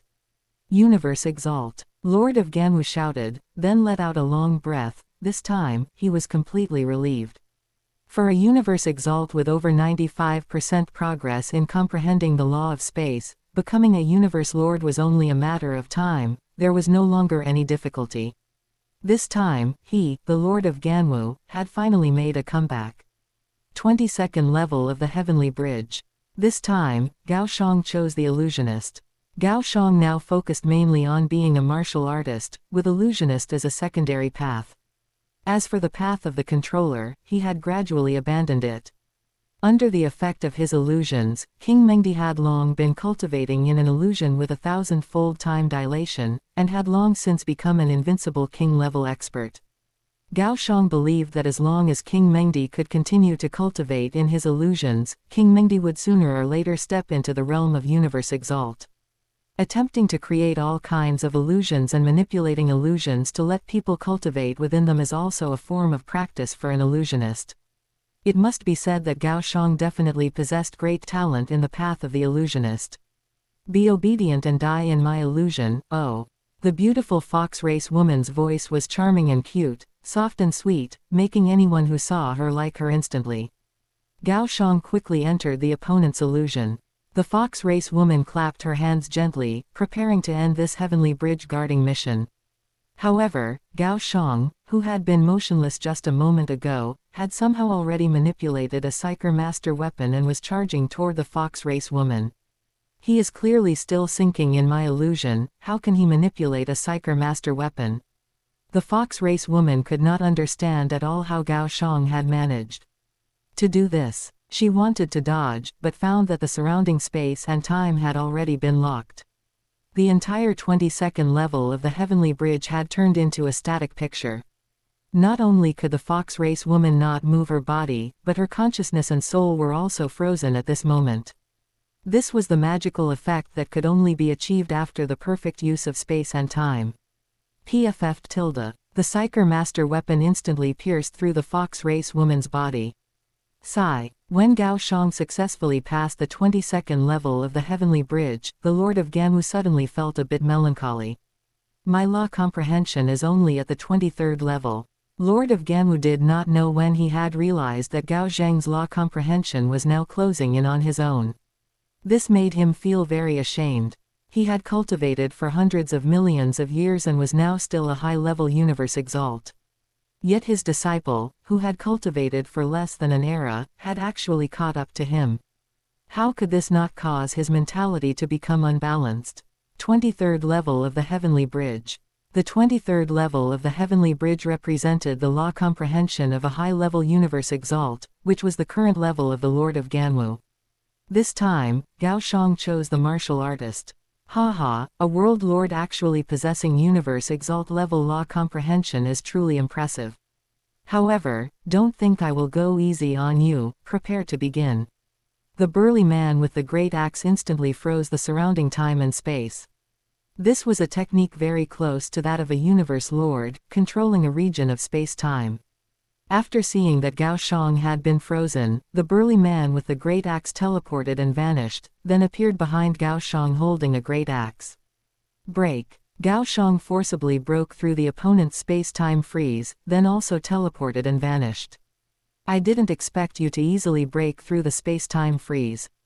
The burly man with the great axe laughed, but he was not afraid, instead, he was very excited. The space-time freeze he had just used was not just freezing the body, it also froze the opponent's soul, consciousness, and even the surrounding time was frozen. By logic, Gao Xiang should not have been able to break the space-time freeze at this moment. The prerequisite for breaking a space-time freeze was that the soul and consciousness were not frozen. Otherwise, one could only rely on external objects. But this is the heavenly bridge. It was impossible to use external objects. Your space-time freeze is useless against me because I also used a space-time freeze to cancel it out just now. So that's it. The burly man with the great axe finally understood why his space-time freeze was ineffective against the opponent. Because the opponent already possessed the law comprehension of the 23rd level. Interesting, he has skipped over undying directly from World Lord to become a high-level universe exalt. Master of Void Gold said with a chuckle. That's not right. Suddenly, Master of Void Gold heard a middle-aged man's voice behind him. Master of Void Gold looked back sharply and discovered that it was actually the Great Axe founder. Great Axe, when did you return? Standing behind Master of Void Gold was a bare-chested burly man with messy hair, restrained aura, and strong muscles that looked full of power. He was the current pillar of the human race, the Great Axe founder. The Great Axe founder stared at Gao Xiang on the screen. He possesses the flight and attack treasures I bestowed upon him, as well as the defensive treasure bestowed by the primordial Chaos City Lord, and the palace treasure from Lord Po Yun. He is already in existence at the level of a universe overlord. What did the 4 words, Universe Overlord, represent for a peak race? They represented the top combat power of a peak race. The reason for saying this was that universe overlords possessed combat power comparable to ordinary universe lords, and at the same time, they could be resurrected after falling, making them a group of existences that truly did not fear death.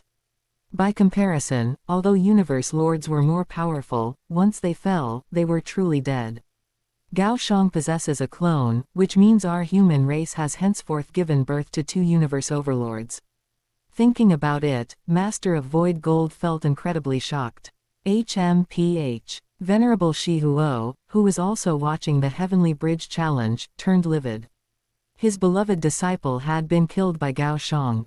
As a result, not only could he not avenge his disciple, but he also discovered that the opponent had actually been taken as a named disciple by the Great Axe founder. How could this not make him jealous and angry? He was a venerable of the Great Axe lineage and knew what it meant for the Great Axe founder to take someone as a named disciple. Even though he was talented, he was narrow-minded and very vengeful. The burly man with the great axe could not use the space-time freeze technique to sanction Gao Xiang, so the comparison between the two could only depend on who could hold out until the end. Damn it! The burly man with the great axe discovered that no matter what, he could not get close to the opponent. Gao Xiang used leg techniques. Once unleashed, he would maintain distance from the opponent. After the two sides stalemated for as long as 20 minutes, Gao Xiang finally kicked the opponent to death. Haha, a high-level universe exalt. Suddenly, Lord of Ganwu was in tears. How many years had it been? He had actually cultivated a high-level universe exalt. It seems today is the moment for me to return to Thunder Mountain. For these years, in order to avoid debts, Lord of Ganwu had been unwilling to enter his residence on Thunder Mountain, fearing that he would run into those old acquaintances and then be scolded. 24th level of the Heavenly Bridge. Gao Xiang was completely annihilated by his opponent in just 1 second. Wait until I become a universe lord, then I will come here and try again. After Gao Xiang left the heavenly bridge, he stood on the heavenly bridge plane. At this moment, the great axe founder suddenly appeared before him. Gao Xiang quickly bowed. "Greetings, Lord Great Axe Founder." Disciple pays respects to teacher. This was the first time Gao Xiang had seen the great axe founder, and he hurriedly bowed. "Not bad, not bad. I hope you become undying as soon as possible. From now on, you are my great axe's disciple." The great axe founder paused, and he continued, "Since you have already become a universe overlord, my requirement for you is to create an ultimate technique as soon as possible. Disciple will certainly strive for it. Defeating 2,000 enemies in the trial space would allow one to create an ultimate technique." Gao Xiang had now defeated 1830 enemies, and he was not far from creating an ultimate technique. "When you have successfully created an ultimate technique, come and find me in the virtual universe." After the great axe founder finished speaking, he quickly vanished. "Congratulations, congratulations." After Ba Fen learned that the great axe founder had taken a disciple, he was not surprised, because he had long known these secrets. "Lord Ba Fen, do you mind having a drink with me?" Gao Xiang took out a table, 2 stools, and several bottles of fine wine. "It is my honor to be able to drink with a universe overlord." Ba Fen naturally would not refuse to drink with a super genius of the human race. At this moment, geniuses who were challenging the heavenly bridge came in one after another. Ba Fen only focused on drinking with Gao Xiang and did not pay attention to these people. Although these people felt dissatisfied, they did not have the guts to complain to a king-rank master of primordial chaos city. Fortunately, they all knew which path to choose, so they could still challenge the heavenly bridge without Ba Fen's guidance. Ba Fen waved his hand and chose to synchronize the playback of one of the most prominent geniuses, and holding his fine wine, he said with a chuckle, "What do you think of this guy's performance?" Ba Fen wanted to see what Gao Xiang's judgment was like. Many experts possessed great personal strength, but their eye for teaching disciples and judging people was very average. High-level figures like the primordial chaos city lord were not only strong themselves but also very good at teaching disciples. Such high-level figures were what the human race lacked the most. Gao Xiang said nothing, he just drank while staring at the screen. The battle lasted for quite a while. In the end, that genius ended in failure. When this genius walked out of the heavenly bridge, Ba Fen said with a chuckle, "Lifu, you don't need to be discouraged, I believe you will be able to pass next time." "Thank you, Lord Ba Fen, thank you, King Skyfoot." Lifu was not only grateful for Ba Fen's reminder but also grateful to Gao Xiang. Because she saw the screen in front of Ba Fen and Gao Xiang. The image on the screen was frozen at the moment she had just finished challenging the heavenly bridge. In other words, the process of her challenging the heavenly bridge just now had already been noticed by the other party. Being noticed by a powerful king-rank master was her honor. If you could apply the sliver of the law of space you have mastered to the law of earth to form a barrier, you should be able to pass this heavenly bridge challenge. Gao Xiang gave a simple evaluation. Okay. Lifu had indeed been trying to fuse the law of space and the law of earth recently. However, she had tried many times and had not succeeded. She was clearly combining them according to the experience in the secret techniques, but she just couldn't do it. The method Gao Xiang recommended was a method she had never heard of before. Chapter 187, Earth, Luo Feng. Lifu immediately sat cross-legged on the ground, closed her eyes, and began to contemplate. Only half an hour later, she opened her eyes again, then knelt on the ground and thanked Gao Xiang. "I succeeded. Then go and give it a try." Okay. Lifu stood up, regained her confidence, and walked into the heavenly bridge. Only 5 minutes later, Lifu successfully passed this level of the heavenly bridge. Impressive. Who would have thought that just a single piece of guidance would allow a little one to pass through the heavenly bridge? It doesn't count as guidance, I just noticed she was stuck at that exact level, and I helped her think of a better solution, that's all. At this moment, Lifu walked out of the heavenly bridge. For the next level of the heavenly bridge, she failed, naturally, because her accumulation was not yet enough. However, this also made her very excited. She had now become the #1 genius in her cohort. At this moment, Lifu suddenly knelt in front of Gao Xiang. Laifu wishes to become your disciple, King Skyfoot. Gao Xiang shook his head, not directly rejecting her. If you can master the first level of the Earth Space Beast God within 3,000 years, then you will be my disciple. Laifu was stunned. Although she had not cultivated the Earth Space Beast God, after entering the Virtual Universe Corporation, she had roughly browsed through all the secret techniques and ultimate arts she could see. Among them was the Earth Space Beast God. This was a set of secret techniques similar to the open double-angle bracket 7 kills of the Beast God. Back then, the requirement of the primordial Chaos City Lord for taking Luo Feng as a disciple was to master the first level of the open double-angle bracket 7 kills of the Beast God within 3,000 years. Okay, this disciple will definitely work hard. Laifu was not confident, but she felt she needed to try. After Laifu left, Ba Fen finally couldn't help but laugh. Haha, you fellow, now that you have become a Universe Overlord, your requirements for taking a disciple have become so high. This requirement for taking a disciple is clearly modeled after the primordial Chaos City Lord. That goes without saying, my requirements for taking a disciple will only get higher and higher in the future. Gao Xiang finished a glass of fine wine, then stood up. Lord Ba Fen, see you later. Ba Fen watched Gao Xiang leave, his emotions still unable to calm down. Who knew when this little guy had developed such harsh requirements for taking a disciple, comparable to the primordial Chaos City Lord. After leaving the virtual universe, Gao Zhang's Fen Now clone began to attempt a breakthrough. His original body intended to stay in primordial Chaos City and was in no hurry to make a breakthrough. He didn't want to waste the 1,000-fold comprehension of a world lord. Master, feel free to make your breakthrough. In the remote starry sky of the universe, King Mengdi looked at her master. At this time, she had already sealed off the surrounding space to protect her master throughout the breakthrough.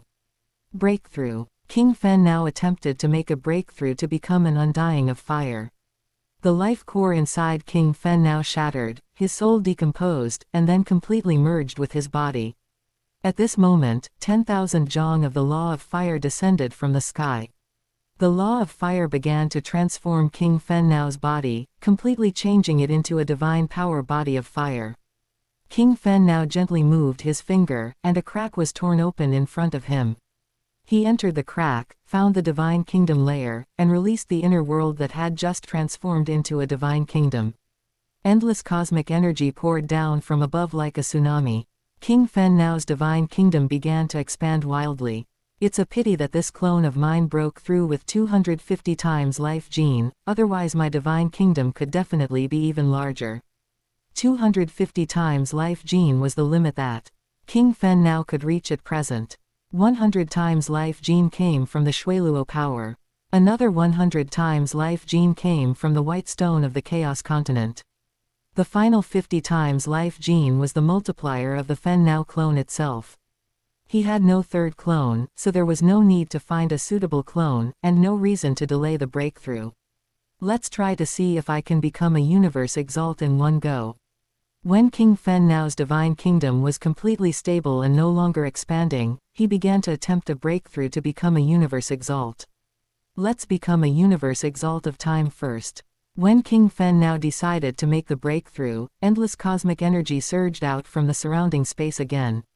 Every time there was a breakthrough, the primordial universe would grant an opportunity to madly absorb cosmic energy. The divine kingdom hidden in the divine kingdom layer expanded again. 1-fold, 2-fold, until it expanded 100-fold. Greetings, Venerable Fen Now. King Mengdi saw that King Fen Now had completed his breakthrough and smiled to congratulate him. Let's go, accompany me to the Ancestral God Secret Region. The Ancestral God Secret Region. King Mengdi was stunned. She had heard of the Ancestral God Secret Region. That was the territory of the Elder God cult. Master, we don't have a Beast God inheritance token. If we go there, we will only be killed. We absolutely must not go. King Mengdi was a member of the monster race, so it was very difficult for her to obtain a Beast God inheritance token. Relatively speaking, the Elder God cult favored some weaker races. With the same strength, weaker races had a much lower chance of obtaining a Beast God inheritance token than the peak races. That's simple, I'll just exchange for 2 of them. A beast god inheritance token cost 2,500 heavy treasure points each, which was not much for the current Venerable Fen now. He had contributed the legacy of Lord Po Yun and received one supreme treasure point. He discovered the Chaos Continent and received one supreme treasure point. Thank you, Master, thank you, Master. King Mengdi had originally thought that becoming an invincible king level was her ceiling. Now that she had the beast god inheritance token, she had hope of breaking through to become a universe exalt. That day, Venerable Fen now exchanged for one fire space beast god inheritance token and one water space beast god inheritance token. What is going on? In the magnificent palace, Zanyan King sat on the throne holding a wine glass. When he heard that King Fen now had actually obtained 2 beast god inheritance tokens, he smashed the glass heavily on the floor. Zanyan King's face was ferocious, his expression twisted. His chest felt stuffy, and he looked at his friend in front of him. King Fen now is only a world lord, yet he managed to apply for 2 beast god inheritance tokens, and even his soul slave has one. Zanyan King had been trapped at the invincible king level for countless epochs and had long been unable to make any further progress. If he had to rely on himself to become a universe exalt, it was almost impossible. Therefore, he had set his sights on applying for a beast god inheritance token. There were 3 ways for human race powerhouses to obtain a beast god inheritance token. One was to apply to the race. However, this was also the most difficult method. The entire human race had over 100,000 king-level powerhouses, but the number of beast god inheritance tokens was limited, and very few people could successfully apply for one.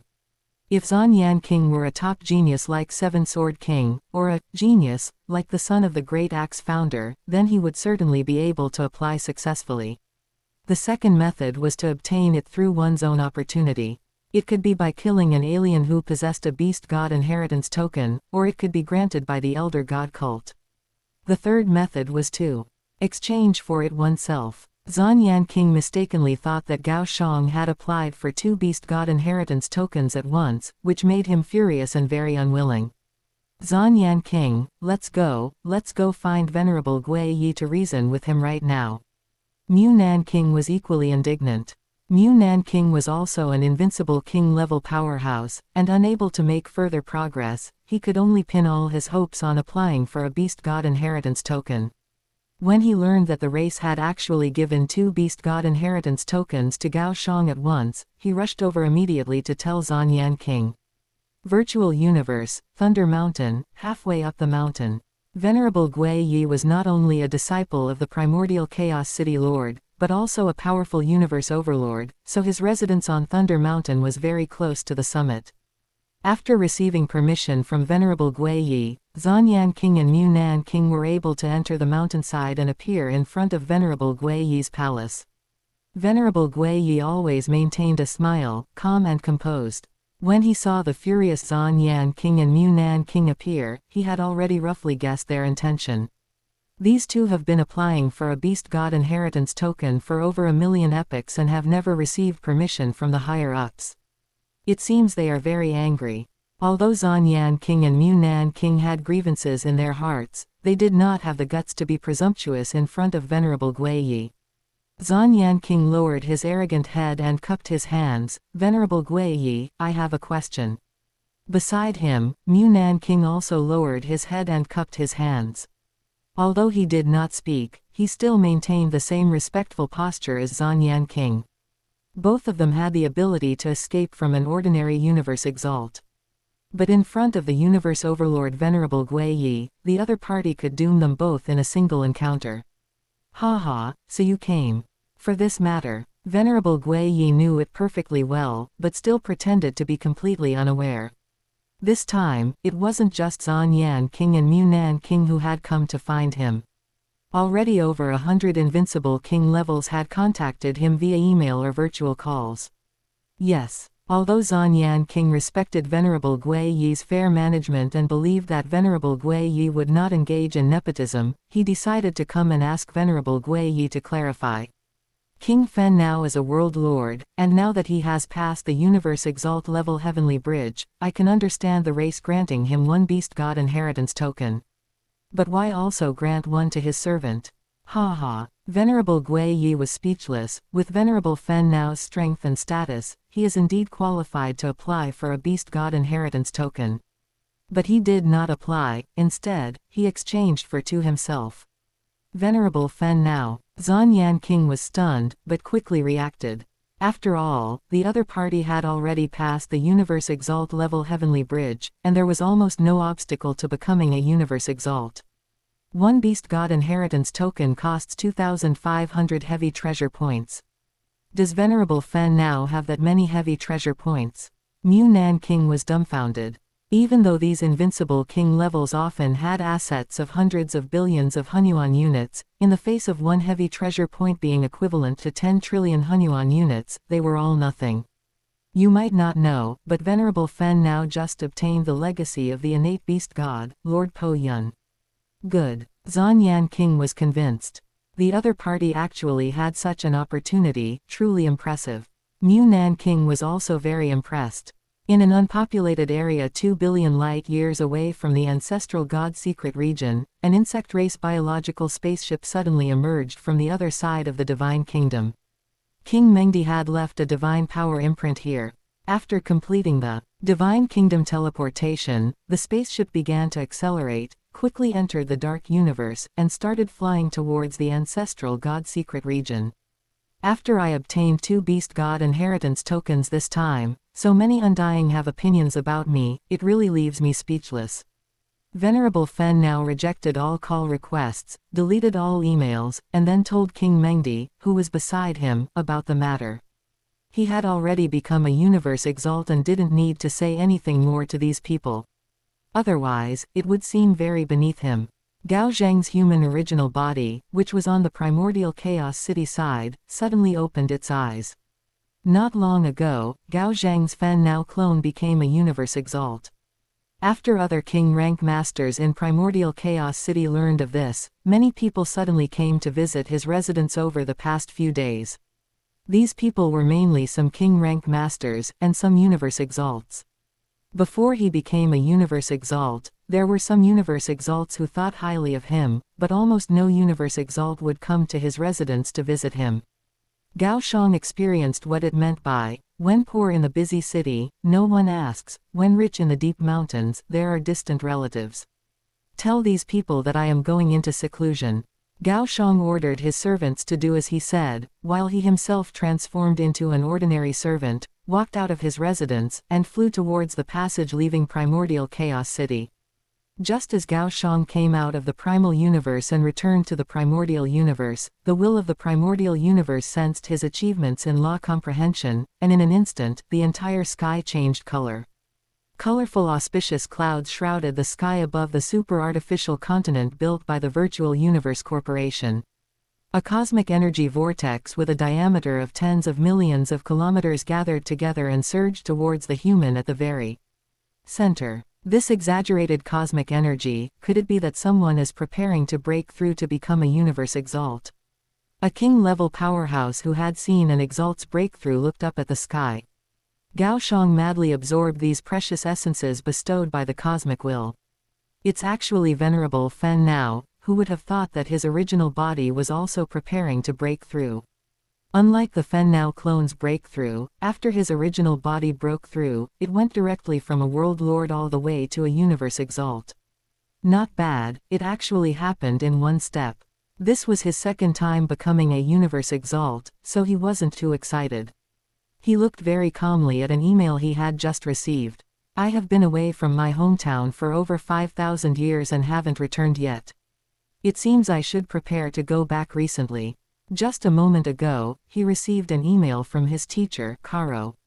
Karo said in the email that they had discovered a spaceship from the Nuolanshan family in the Milky Way galaxy within the territory of the Carol Empire. And inside the spaceship, there was a person named Bulo Nuolanshan. Bulo Nuolanshan, astral rank 6, one of the grandsons of the current clan chief of the Nuolanshan family. Bulo had accidentally entered an unmarked starry sky during an expedition, and after drifting for several years, he finally arrived above Earth. When he learned that this was an ownerless planet, and that the strongest person on the planet was only at the planetary level, he started to harbor bad intentions. However, what Bulo didn't know was that when his spaceship appeared in the Milky Way galaxy, he had already been discovered by hundreds of billions of invisible detectors in the Milky Way galaxy. Caro personally piloted a spaceship to quietly track Bulo's spaceship. When Bulo and his subordinates appeared on Earth and tried to use force to make the people of Earth submit, the three great super powerhouses on Earth appeared. The leader of the Earth people, headed by Luo Feng, did not agree to Caro's request. Chapter 188, Universe Lord Ultimate Technique. In fact, as early as when Luo Feng was piloting the Black Dragon Mountain spaceship alone to Qiulong Planet, finishing his identity registration, and unlocking the bank account left to him by the master of Yunmo Planet, Carlo knew about Luo Feng's information immediately. However, Carlo did not disturb Luo Feng at that time. He had been waiting for an opportunity to save Earth. As it happened, Bulo appeared.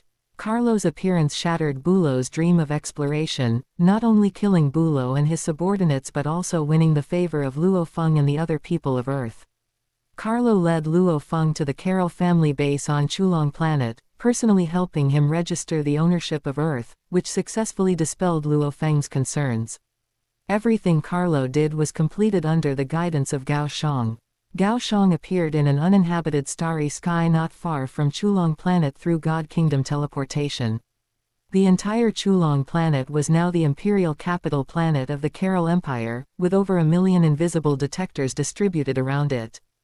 Gao Xiang was a universe exalt and could easily bypass these detectors. With a single teleportation, he spanned over 30 light-years and appeared directly on Earth. Luo Feng, you are about to meet a universe exalt in a moment, so don't be scared until your legs go weak, or you will lose face for as successors of Yunmo Planet. The demon Babata appeared by Luo Feng's ear. The demon Babata considered himself an intelligent life form that had seen the world, but the person Luo Feng was about to meet was the old ancestor of the Gao Empire, who would be a universe exalt. The initial old ancestor of the Gao Empire was Carlo, but as time passed, Gao Xiang's status within the Virtual Universe Corporation grew higher and higher, and gradually, Gao Xiang became the old ancestor of the Gao Empire instead. Rather than saying the demon Babata was reminding Luo Feng not to get stage fright, he was actually reminding himself. He had followed his old master Hu Yanbo through life and death for over 60 million years, and the strongest powerhouse he had ever seen was merely a low-level champion. Furthermore, that low-level champion was the existence who killed his master. Babata, I know. Luo Feng sat upright. Today, he had specially worn a piece of Hanfu representing the people of Earth, with the goal of implicitly indicating that Earth was his, no matter what. He had only recently come into contact with cosmic civilization, but he possessed the legacy of Hu Yanbo and was further assisted by Babata. Therefore, he knew deeply that in this universe, without one's own strength, wanting to protect the things one cared about most was a very extravagant affair. Although the ownership of Earth is still in my hands, after experiencing the invasion by the Qiulong family, I cannot trust anyone. I must improve my own strength. Luo Feng clenched his fists, saying firmly in his heart. Hey, Luo Feng, don't space out. That great lord is here. At this moment, a man dressed in a blood-colored robe appeared in front of Luo Feng. Luo Feng's eyes looked into the man's eyes. Boom tilde. Luo Feng's head felt as if it had been struck by lightning, and in an instant, it became completely empty. He knew nothing. Hey, Luo Feng, what's wrong with you? Babata stared at Luo Feng, feeling very anxious. After a while, Luo Feng finally regained consciousness. At this moment, cold sweat broke out on his forehead, and his palms were already wet. He thought to himself, what a terrifying gaze. He only needs one look, and I would be completely annihilated. Having just left Earth, he had already come into contact with an existence at the Universe Overlord level. Luo Feng was completely dumbfounded. Is this the old ancestor of the Gao Empire that World Lord Carlo told me about? You were a successor of Yunmo Planet. Gao Xiang had deliberately restrained his aura. He sat not far from Luo Feng, purposely revealing the other party's background. How does he know? Babata, who had been watching from the side, was shocked. He hurriedly hid behind Luo Feng and whispered in his ear, Could it be that he knows the master's mortal enemy from back then? Babata had followed Huyanbo for many years, and he knew that Huyanbo definitely had not known any member of the Carroll family.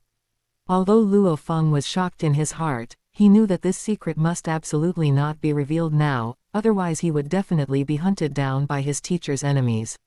He hurriedly shook his head to deny it. What successor of Yunmo planet? I don't know. Watching Luo Feng feign ignorance, Gao Xiang suddenly smiled. Don't think that I don't know the secrets on your earth. At this moment, sweat poured down Luo Feng's forehead again, and his heart rate and blood pressure soared. Fortunately, he had become a psyker master, otherwise, he would have definitely fainted again. Luo Feng, hurry up and admit it. The other party is a universe exalt. A big shot as high and mighty as him couldn't possibly look down on a backwater corner like Earth. Babata urged Luo Feng to admit it. Babata knew that if a universe exalt wanted to know the secrets of Earth, it would only take one sentence to turn every secret on the entire Earth upside down. But if the other party really had to do that, it would mean Luo Feng had offended a big shot he could not afford to offend. I am indeed a successor of Yunmo planet. In the end, under pressure, Luo Feng had no choice but to admit it. If I help you kill the Demon Hand King, would you be willing to take me as your master? This time, Gao Xiang decided to get straight to the point. He was a universe overlord, there was no need to be secretive. Demon Hand King. After hearing this name, Babata bared his teeth, very angry. From the other party's expression, Luo Feng could guess that the champion who had killed his teacher back then was actually the Demon Hand King. Luo Feng, hurry up and agree to him. Knowing that there was a chance to kill the Demon Hand King, Babata grabbed Luo Feng's arm with both hands and shook it vigorously. But I already have teacher Huyanbo. Luo Feng turned his head to look at Babata, feeling very conflicted. Gao Xiang's mouth curled upward. He saw Luo Feng suddenly look to the side, he must have been communicating with an intelligent life form. Luo Feng, Babata hurriedly explained, on the path of the strong, there will be many teachers.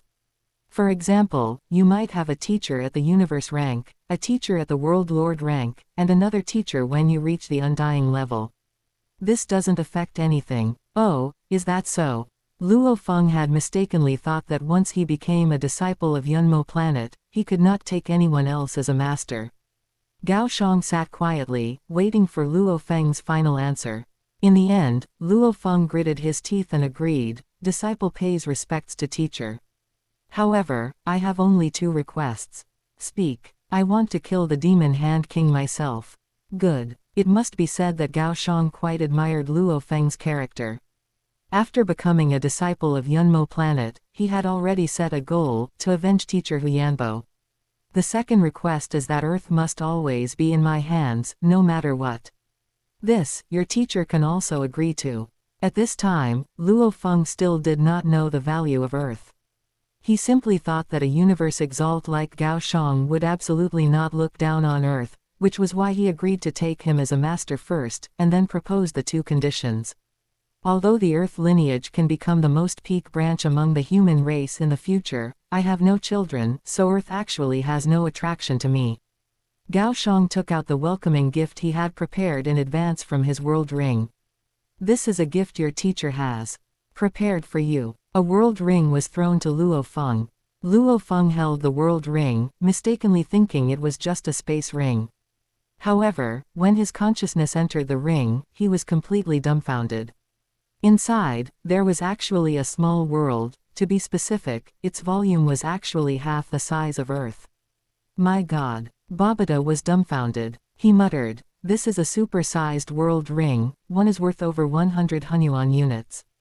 What is a Hunyuan unit? Luo Feng was like a bumpkin, understanding nothing. A Hunyuan unit is the top-tier currency unit of the human race. 1 Hunyuan unit is equivalent to 10 trillion universe coins. My God. Luo Feng was stunned. Luo Feng was currently only using Ganwu coins. You and your 2 good brothers, Hong and Thunder God, I will help you all get into our Virtual Universe Corporation's special elite training camp. Once you graduate, you will be core members of our Virtual Universe Corporation. With Gao Xiang as their teacher, there was no need for the three Luo Feng brothers to participate in the Universe Peak Genius competition. He only needed to say a word to get the three Luo Feng brothers into the highest level training class of the Virtual Universe Corporation. My God, the Virtual Universe Corporation actually has such a training class. Babata had lived for so many years and had never heard of such a training class. It only knew that to join the Virtual Universe Corporation, one had to participate in the Genius Competition or the Strongest Warrior Tournament. However, it believed that neither the Genius Competition nor the Strongest Warrior Tournament was something Luo Feng could easily attain. Its old master, Hu Yanbo, had once participated in the Genius Competition and the Strongest Warrior Tournament, but he had not been selected, and he didn't even have the qualifications to enter the Ganwu Secret Realm. Thank you, teacher. Luo Feng was overjoyed. He had always been very troubled about how Hong and Thunder God, who had no legacy, could grow up. However, don't take this lightly. If you are eliminated because your strength is insufficient, I will not plead for you then. Disciple will definitely not let you down. Let's go. Follow me back to Primordial Chaos City now. Gao Xiang finished accepting the disciple and decided to return to Primordial Chaos City first. After Gao Xiang returned to Qiulong Planet, he only met with Carlo and Fetty, and only then did he go to see Luo Feng. As for the others in the Carroll family, he had no intention of taking another look at them. Master, Primordial Chaos City is the holy land of the human race. I never thought we would have the opportunity to go to Primordial Chaos City. Babata had heard of Primordial Chaos City. Is that so? Then I am quite looking forward to it. Luo Feng clenched his hands, and his heart began to fill with anticipation. Gao Xiang took Luo Feng directly through God Kingdom teleportation and soon appeared not far from the headquarters of the Virtual Universe Corporation. At the same time, he had already exchanged a quota for cultivation in Primordial Chaos City for Luo Feng at the Virtual Universe Corporation. Virtual Universe, Thunder Mountain. The Primordial Chaos City Lord stood with his hands behind his back. Venerable Fen Now, I have a task for you. Because Gao Zhang's Fen Now clone was the first to break through to a Universe Exalt, his title as a Universe Exalt was Venerable Fen Now. What the Primordial Chaos City Lord was most looking forward to now was when Gao Xiang would be able to break through to a Universe Lord. Once Gao Xiang became a Universe Lord, the Primordial Chaos City Lord would personally lead him to venture into the Universe Sea. However, before that, the Primordial Chaos City Lord had one requirement for Gao Xiang: he must create a Universe Lord ultimate technique. Please, Primordial Chaos City Lord, tell me. Next is the Epic Once Peak Genius competition of our Virtual Universe Corporation. I have decided that you will be responsible for organizing this genius competition. I am responsible. Gao Xiang was very surprised. According to the plot, this Peak Genius competition should have been organized by Ninesword Exalt. However, Gao Xiang soon figured it out. It was probably because he, a character who should not have existed in the plot, had suddenly risen to prominence and just happened to replace Ninesword Exalt. Gao Xiang mourned for Ninesword Exalt for 3 seconds in his heart. Poor Ninesword Exalt, so many geniuses emerged in that session of the Genius competition, and he didn't manage to secure a single one. That session of the Genius competition not only produced a future Galaxy Lord like Luo Feng, but also Universe Lords like Rong Jun and Bo Lan, as well as Hong and Thunder God, 2 super geniuses who were missed. Gao Xiang felt that the most regrettable one was Thunder God. Thunder God's state of mind and willpower were second only to Hong's among the Earth lineage. It was just a pity that he had obtained the Garbage World Lord Kabu legacy back then, which caused his progress to plummet. A buried super genius. Yes. When Universe Exalts of our Virtual Universe Corporation first become Universe Exalts, they all have to be responsible for organizing a genius competition and a Strongest Warrior tournament. At that time, those newly arrived geniuses, as long as they don't join under other Universe Exalts midway, will be considered your disciples in the future. There are many Universe Exalts in the Virtual Universe Corporation, and they all have their own subordinates. For some things, it is impossible for the Universe Exalts to do them personally, they need subordinates to help them handle some problems. Good, I agree. You fellow, you are quite steady in your actions. The primordial Chaos City Lord looked at Gao Xiang with satisfaction. According to what I know, the insect race, the automaton race, and the monster race have been waiting for your true body to leave primordial Chaos City so they could assassinate you.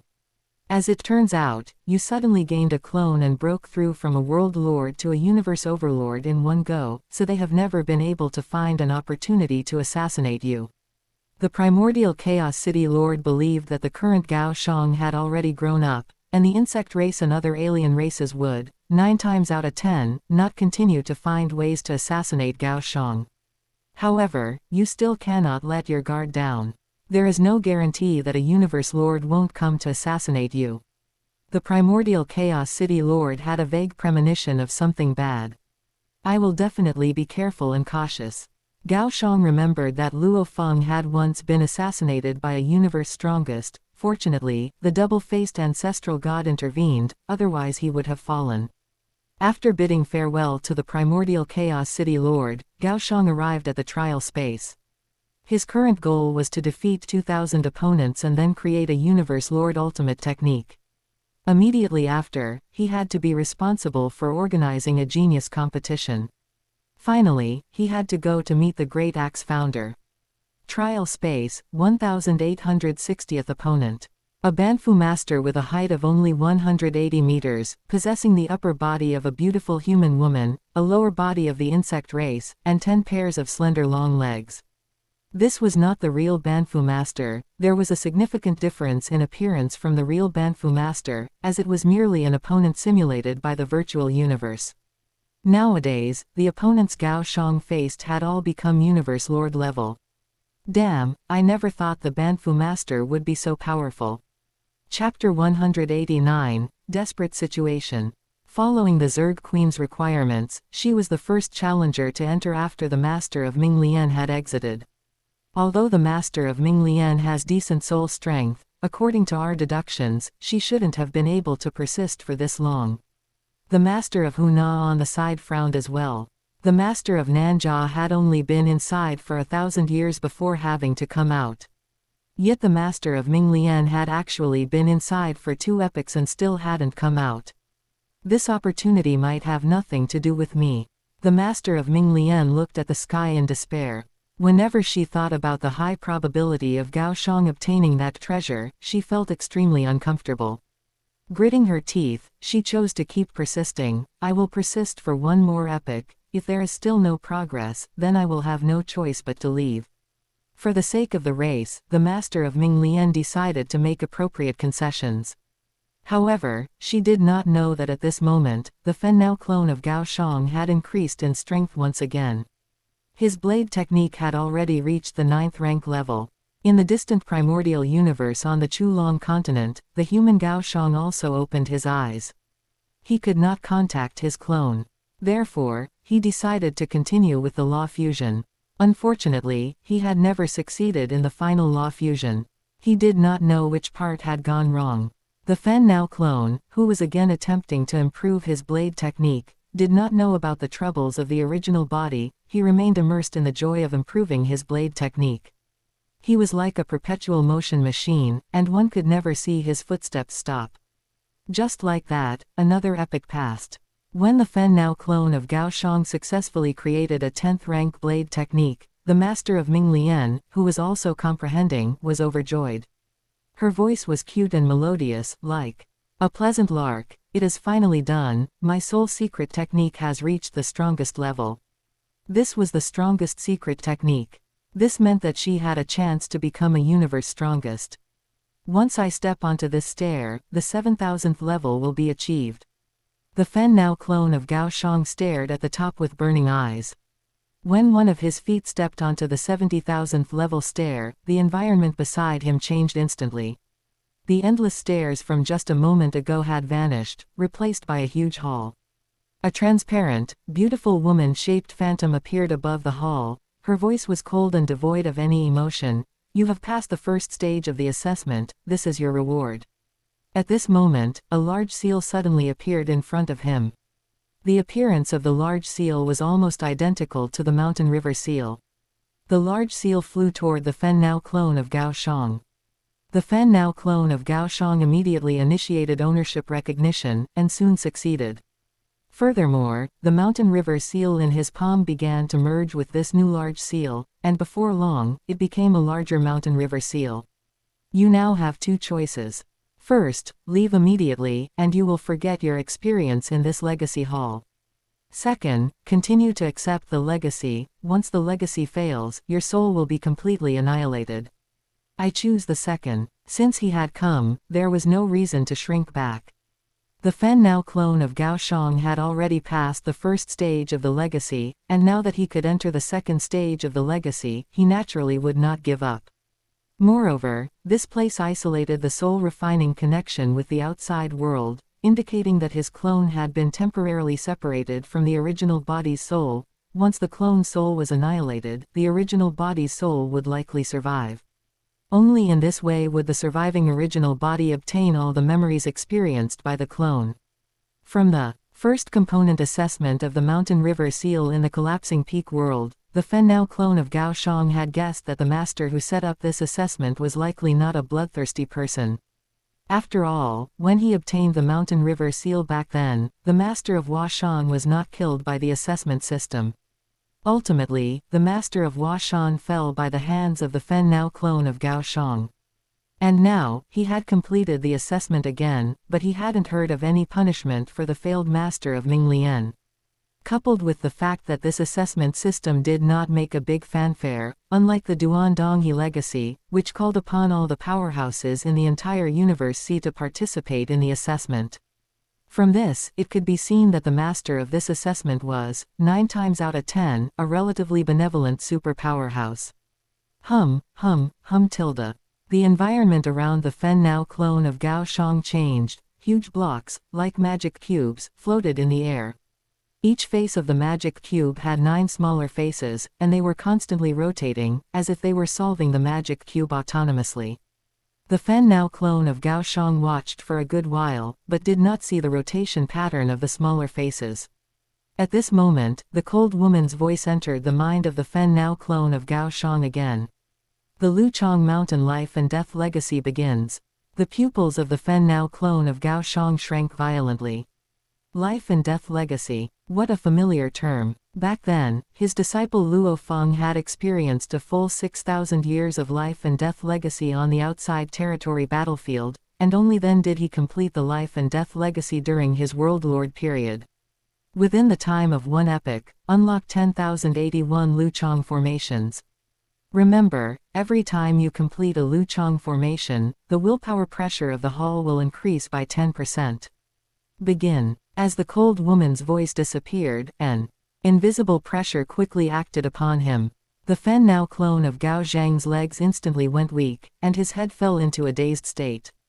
Fortunately, he regained consciousness in time, only to discover that several seconds had actually passed.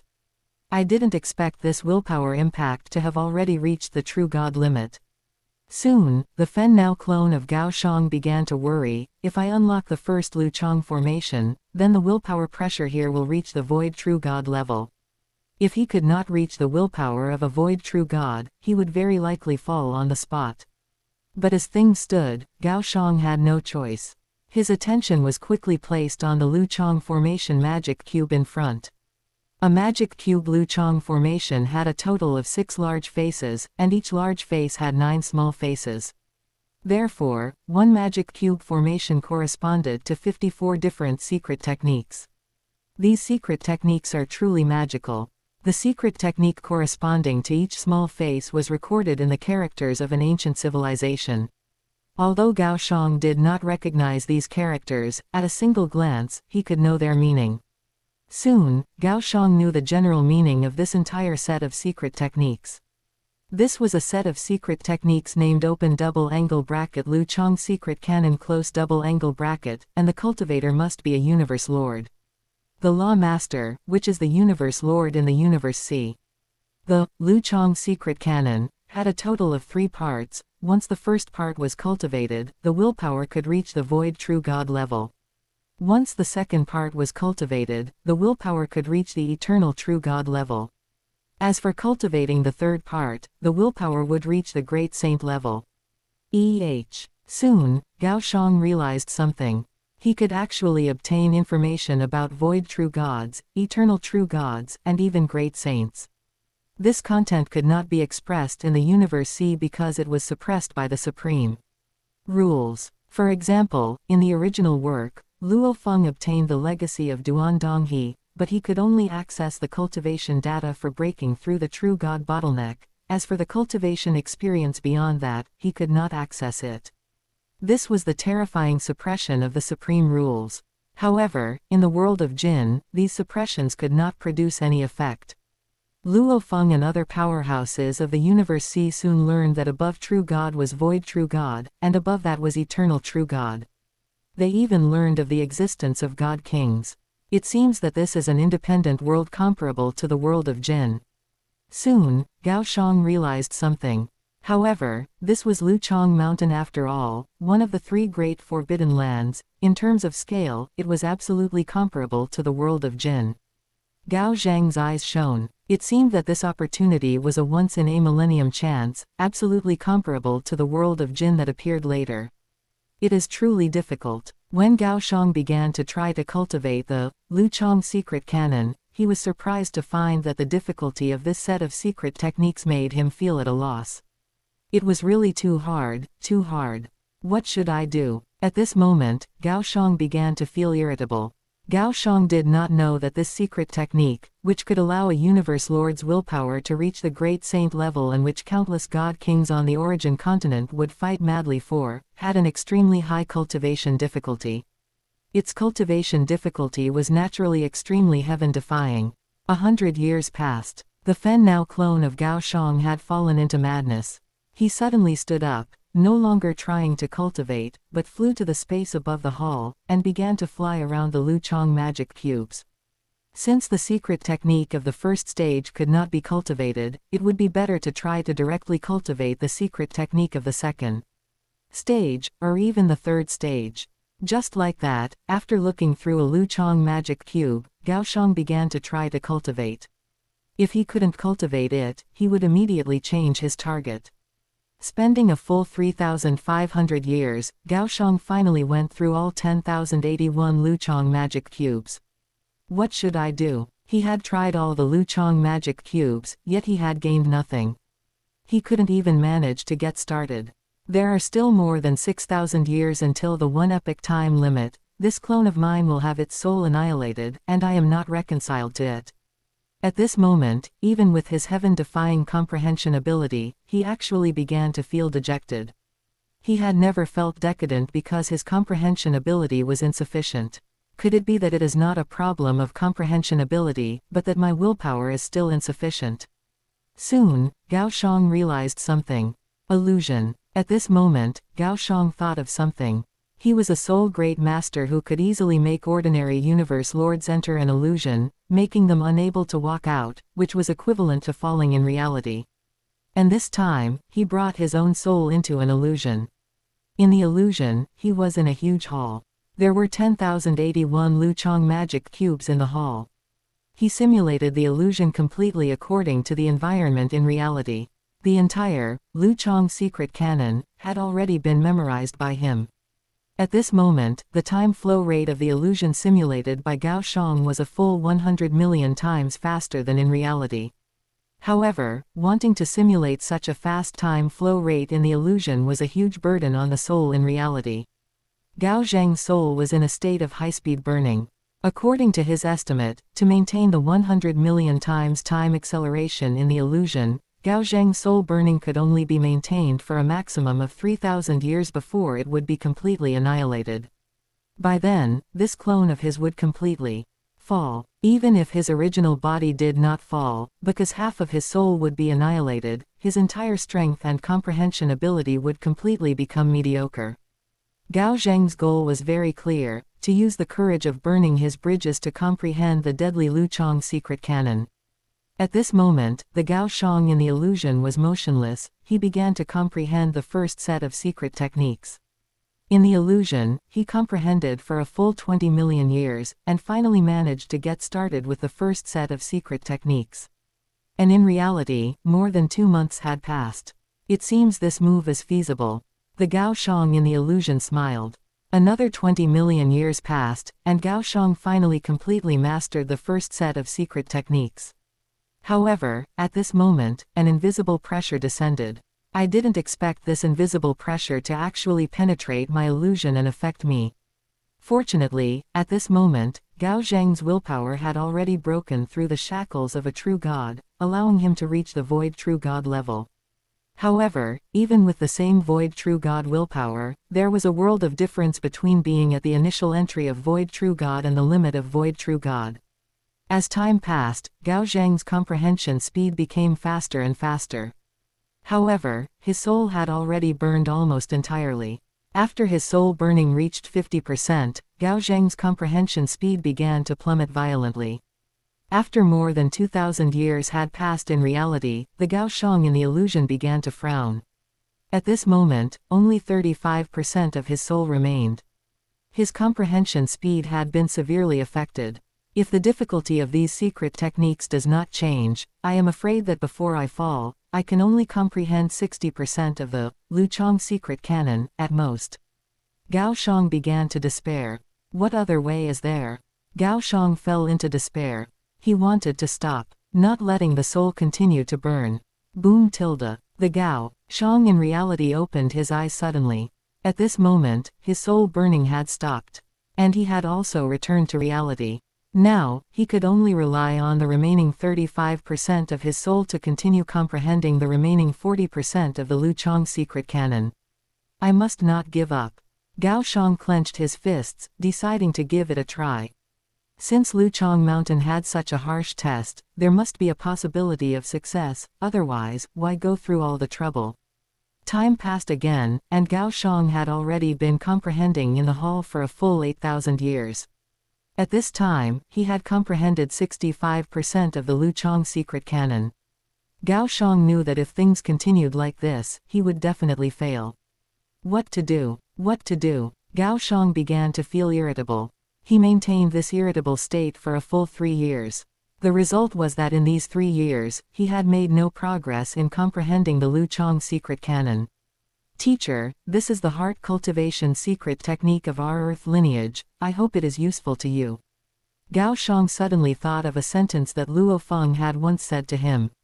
Back then, when Luo Feng became a disciple under Gao Xiang, he had once handed a secret technique book to Gao Xiang.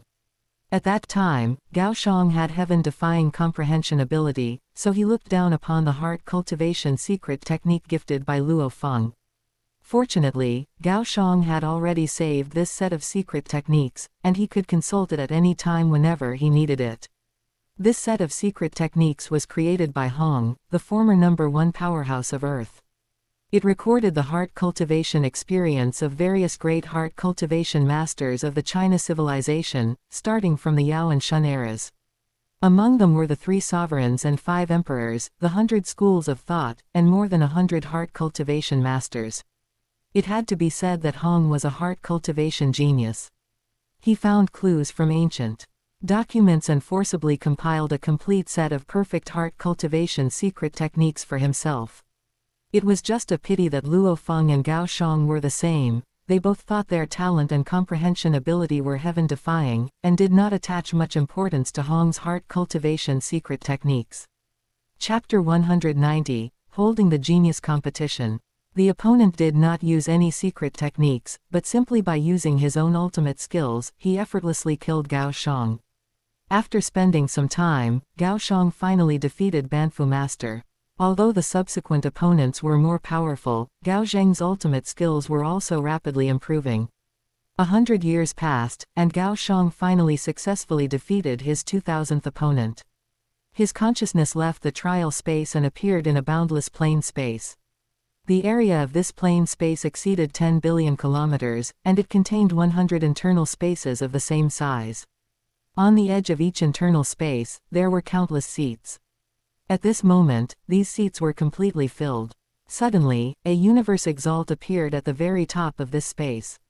He was the newly promoted Universe Exalt of the Virtual Universe Corporation, Venerable Fen Nao, the host of this Peak Genius competition.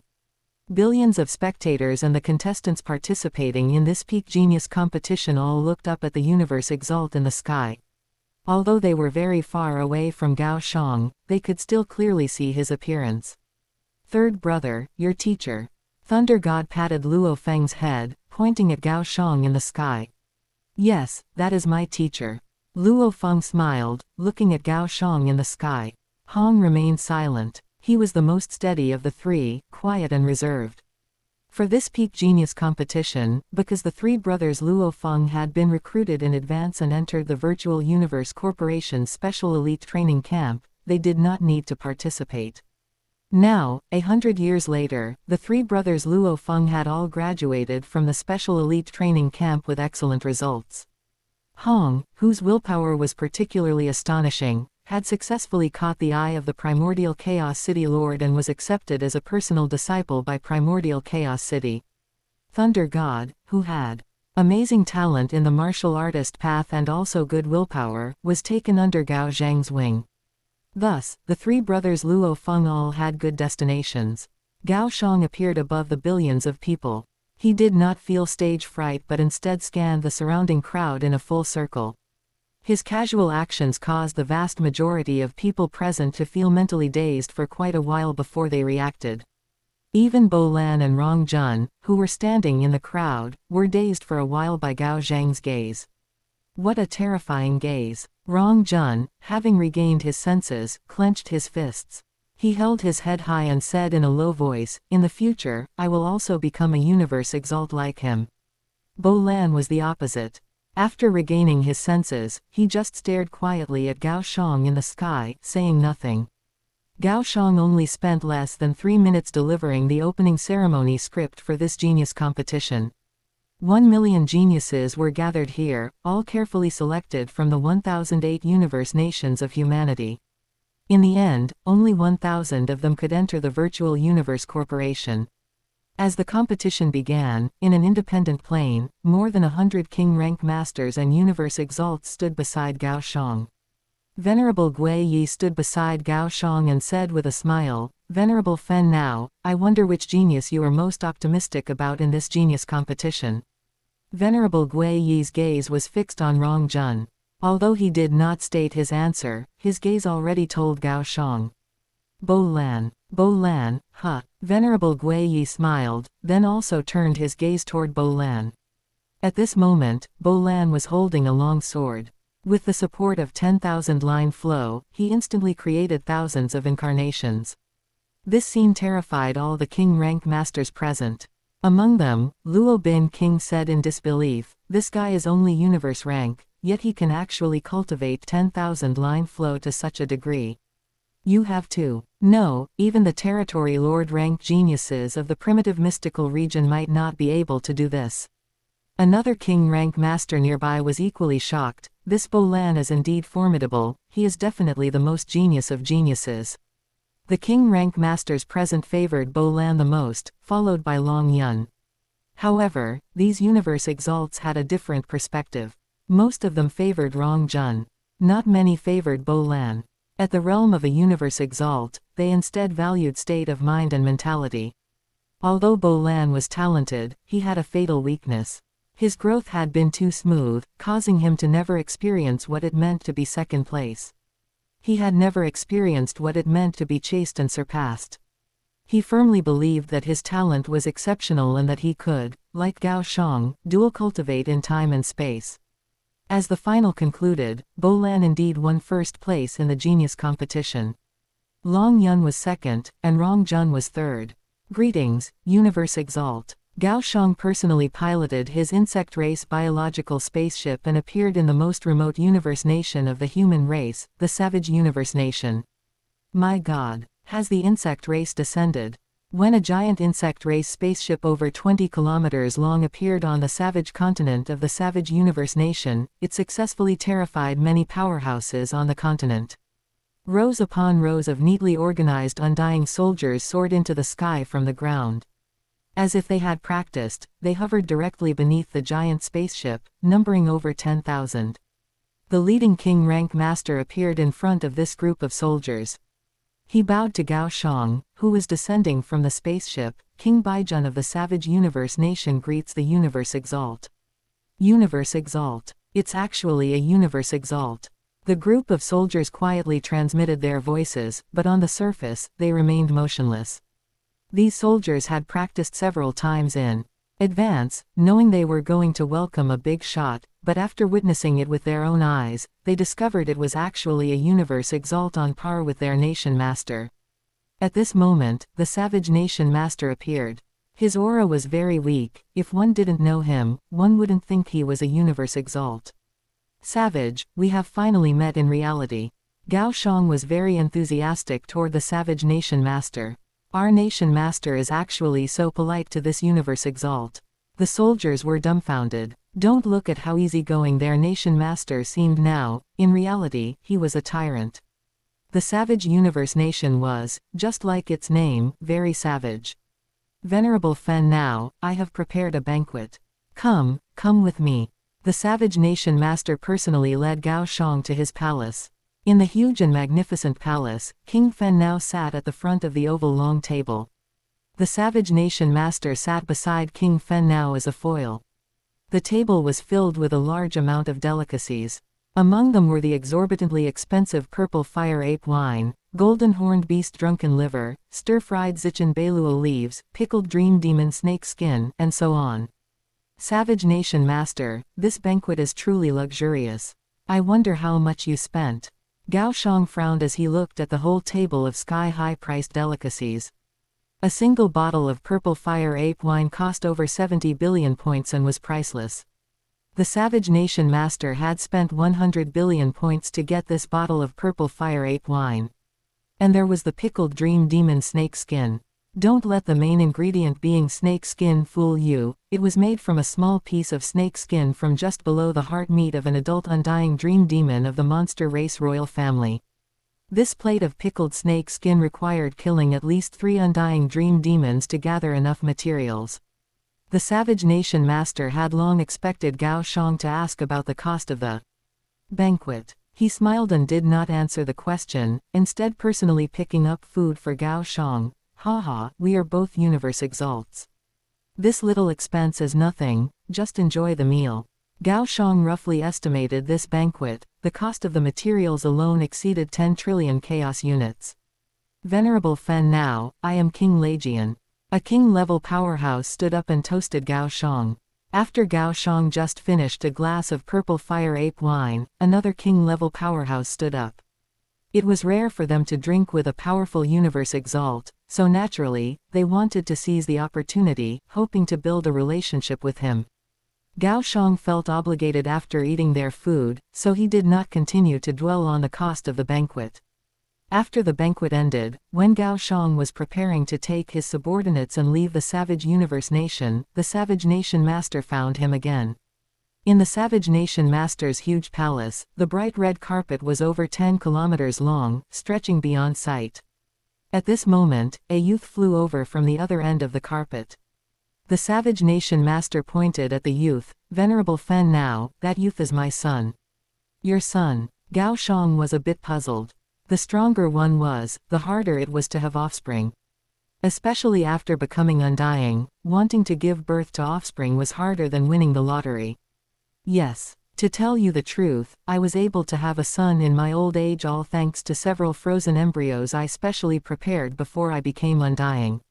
It's just a pity that because too much time has passed, the other embryos have all deteriorated and died, only this son has grown up. I didn't expect the Savage Nation Master to have such a preparation.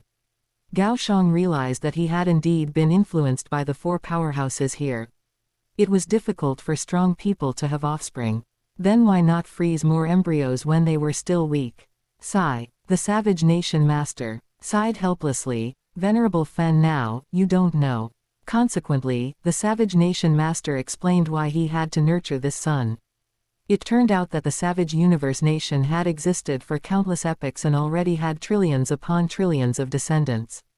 These descendants had long since spread throughout the entire human territory.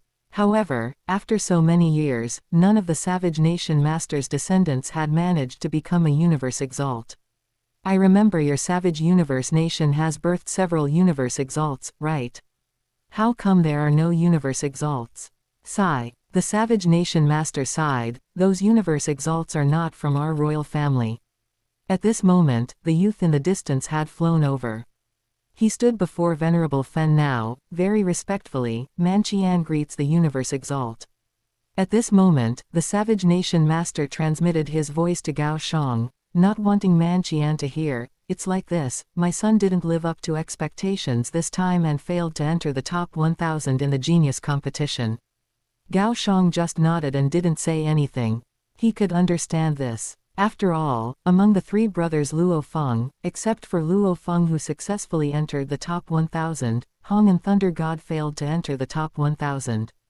In fact, Hong and Thunder God didn't even enter the top 1 million in the genius competition and did not qualify to enter the Ganwu secret realm.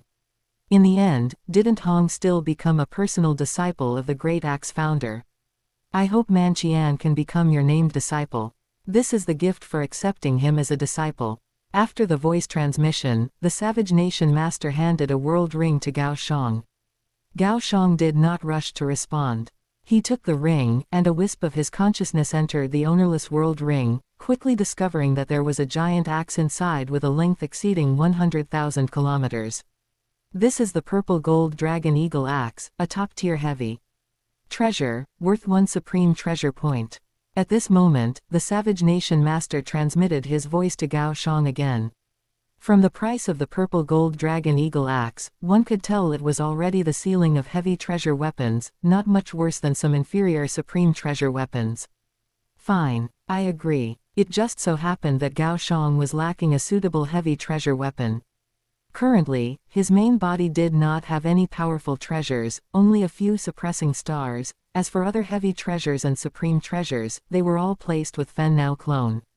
The savage nation master scolded his son on the side, Manqian, hurry up and call him teacher. Manqian hurriedly knelt down, his voice respectful, not daring to be negligent. Student Manqian greets teacher. Manqian had already heard the introduction from the savage nation master, saying that Venerable Fen Nao was the youngest universe exalt in the entire human race, with a total cultivation time of only 1 epoch. The savage nation master even said that he would become the youngest universe lord in the entire human race.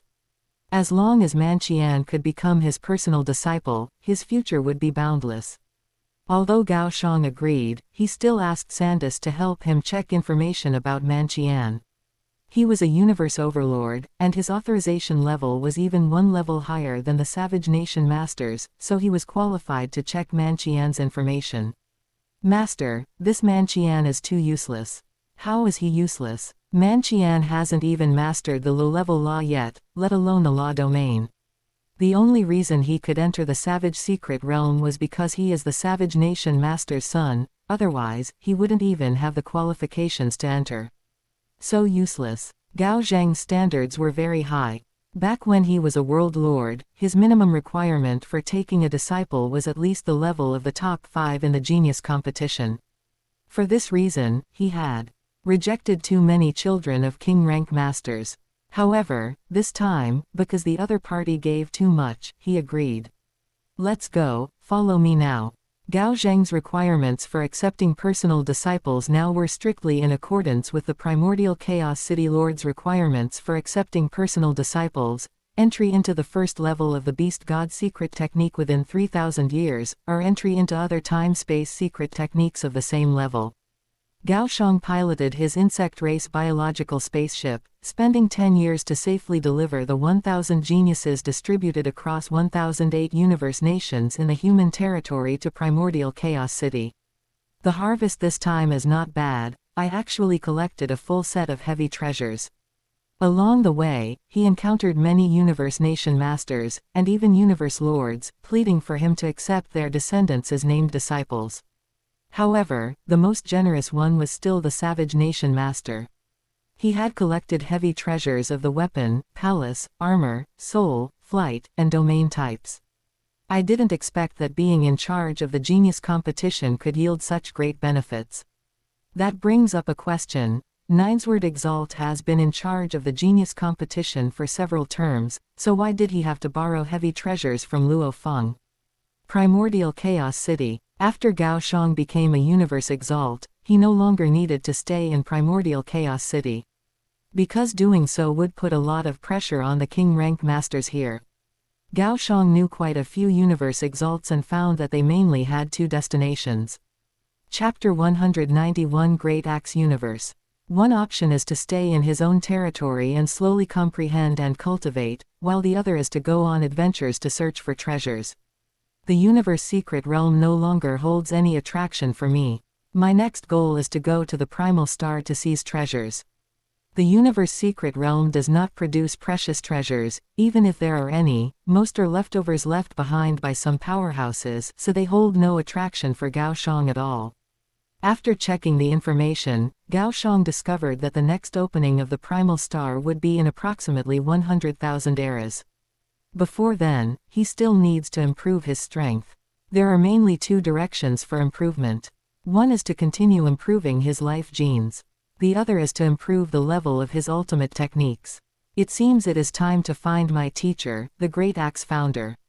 In the boundless pitch black, starry sky, countless dim stars were densely packed, like sesame seeds scattered on the ground. Each dim star here once represented a universe strongest. But now, they have all fallen into ruin, becoming abandoned small universes. Whoosh tilde. A figure flew past these ruined small universes. To think that this disciple of mine would come looking for me so quickly, haha. The Great Axe Founder discovered that an incarnation he had left at the headquarters of the Great Axe Battleground had received a call request from Gao Xiang. He answered the call, his gaze still fixed ahead. In front of him was an ancient spaceship that stretched beyond the horizon. The Great Axe Founder was already more than 10 billion light-years away from this ancient spaceship. Yet, as he looked out, the entire area before his eyes was part of this ancient spaceship. From this, one can see just how massive this ancient spaceship is. Gao Xiang, what is the matter? The Great Axe took advantage of the time before entering the ancient spaceship to quickly speak with him. Teacher, I am ready. Good. The corner of the Great Axe Founder's mouth curved into a satisfied smile. In a region far from the virtual universe Corporation continent, there was also a massive artificial continent. Its diameter exceeded 10 billion light-years, and it was shaped like a giant axe. It did not belong to any universe country. It was the headquarters of the Great Axe Battleground, the Great Axe Continent. As the number one power of the entire human race, although the Great Axe Battleground did not possess heaven-defying technology like the Virtual Universe Network, the area of their headquarters continent was several times larger than the headquarters of the Virtual Universe Corporation. In the boundless starry sky, spaceships of various sizes were coming and going. This was the most prosperous place in the entire human race. At this moment, a spaceship suddenly emerged from the dark universe and docked above the Great Axe Continent. Respected Venerable Fen Now, this is the Great Axe Continent Spaceship Scheduling Center. Please activate autopilot mode, and we will guide your spaceship to the Venerable Level docking port. After Gao Xiang's spaceship appeared at the Great Axe Continent, Gao Xiang quickly received a call from the Great Axe Continent's Scheduling Center. At this time, Sandus had already commanded the spaceship to activate autopilot mode. Is this the Great Axe Continent? It is actually even more massive than our Virtual Universe Corporation. The spaceship activated external simulation, and Gao Xiang looked at the massive continent beneath his feet, greatly shocked. A massive continent exceeding 10 billion light-years, even within a universe secret realm, it would be absolutely impossible to possess such a large continent. Gao Xiang looked toward the edge of the continent and found that the edge was smooth, as if it had been sliced by a blade. Father. A man with an enchanting face, long golden hair, a slender figure, and a sweet voice looked at Venerable Shi Huo beside him. If one did not know in advance that he was a man, I am afraid most people would think he was a beautiful woman. Anyone who saw him at a glance would feel an increased sense of goodwill. However, those who knew his background knew that he was actually a narrow-minded person who loved to take revenge and punish others, relying on his father, Venerable Shi Huo, to bully others. However, he was very measured in his actions. He knew who could be offended and who could not. For example, he dared not offend another champion, King Linen, who was also standing beside him. Because the other party was one of the champion juniors most valued by the Master of Void Gold. Quiet. Venerable Shi Huo replied coldly. King Yanzu was so scared he didn't move an inch, he didn't dare to say the words he had just wanted to speak. This Venerable Fen now has such a big face, isn't he just a disciple of the great axe founder?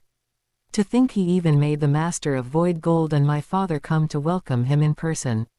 King Yanzu stared coldly at the spaceship slowly descending from the sky, feeling very dissatisfied in his heart.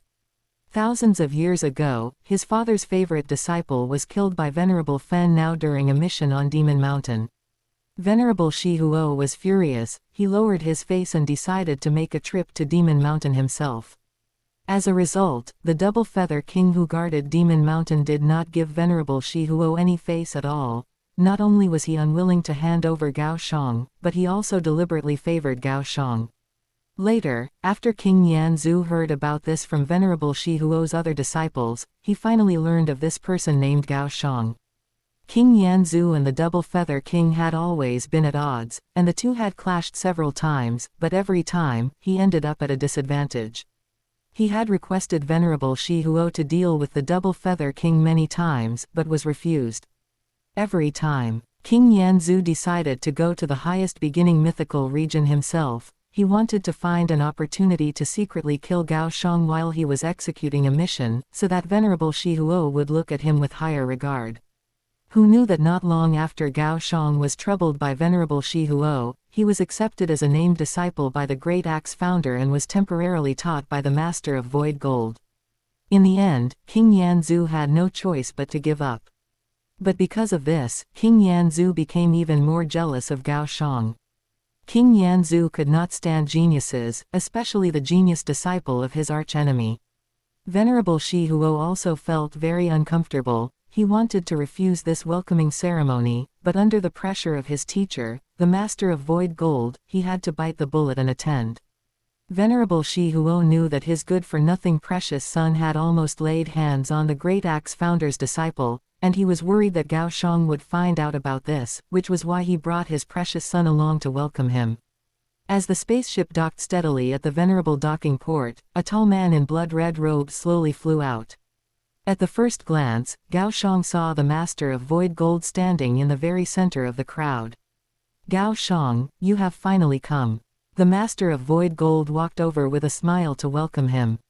He had once taught Gao Xiang to cultivate for over 1,000 years and knew that he was a person who valued relationships very much, and at the same time, his talent was outstanding. He was the genius with the most heaven-defying talent he had ever seen, bar none. Greetings, Teacher Master of Void Gold. I dare not accept that, I dare not accept that. In the future, you can just call me Virtual Gold. Others present might not know, but Gao Xiang's comprehension of law was already very close to a universe lord, and he could be considered a quasi-universe lord. Coupled with the fact that Gao Xiang was also a personal disciple of the Great Axe founder, the Master of Void Gold treated Gao Xiang as a powerhouse of equal strength. However, the Master of Void Gold's actions successfully made everyone else present very dissatisfied. On the surface, they did not discuss it, but in reality, they had already begun to transmit voices privately. Father, this Gao Xiang has such a huge background. To think he actually made the Master of Void Gold so polite. King Yanzu was even more irritated in his heart at this moment. The other party was clearly so much younger than him. Why, after only one era, had he actually become a universe overlord? Virtual Gold. Gao Xiang did not stand on ceremony and directly addressed the Master of Void Gold by his name. Let's go, accompany me to the banquet. The Master of Void Gold had prepared a sumptuous feast in the headquarters banquet restaurant. This time, the Master of Void Gold had invited many top-level executives of the Great Axe founder. In the huge and luxuriously decorated banquet restaurant, Gao Xiang sat beside the Master of Void Gold. The Master of Void Gold enthusiastically introduced him to Gao Xiang. This is Venerable Shi Huo, I suppose no introduction is needed. You are already acquaintances. The Master of Void Gold knew about the conflict between Venerable Shi Huo and Gao Xiang. But considering that Venerable Shi Huo and Gao Xiang were both from the same lineage, he decided to find a way to repair the bad relationship between the two. The Master of Void Gold had the grace of teaching Gao Xiang, so Gao Xiang should naturally belong to the Master of Void Gold's lineage. The Virtual Universe Corporation had a total of 5 Universe Lords. However, only 2 Universe Lords came today. This is the Master of Lanzong. The Master of Void Gold looked at the tall man opposite. Greetings, Master of Lanzong. Gao Xiang nodded towards the Master of Lanzong. Apart from the 2 Universe Lords, the rest were some Universe Exalts and Champions. After the banquet dispersed, the Master of Void Gold personally took Gao Xiang to the teleportation channel of the Great Axe Universe. Father, what virtue or ability does this Gao Xiang have to actually make 2 Universe Lords personally receive him? After witnessing Gao Xiang leave with the Master of Void Gold, King Yanzu did not transmit his voice but spoke directly, voicing the dissatisfaction in his heart. Do you know that Venerable Fen now is a quasi-universe lord? Perhaps in 1 era, or maybe 10 eras later, he will become a universe lord. What? King Yanzu was shocked. He is actually a quasi-universe lord. The current Gao Xiang had completely comprehended the laws of time and space, so him becoming a universe lord was only a matter of time. It could be after an epiphany, or it could be at a moment of crisis. The time could be 1 era later, or it could be 10 eras later. But regardless, him becoming a universe lord was only a matter of time.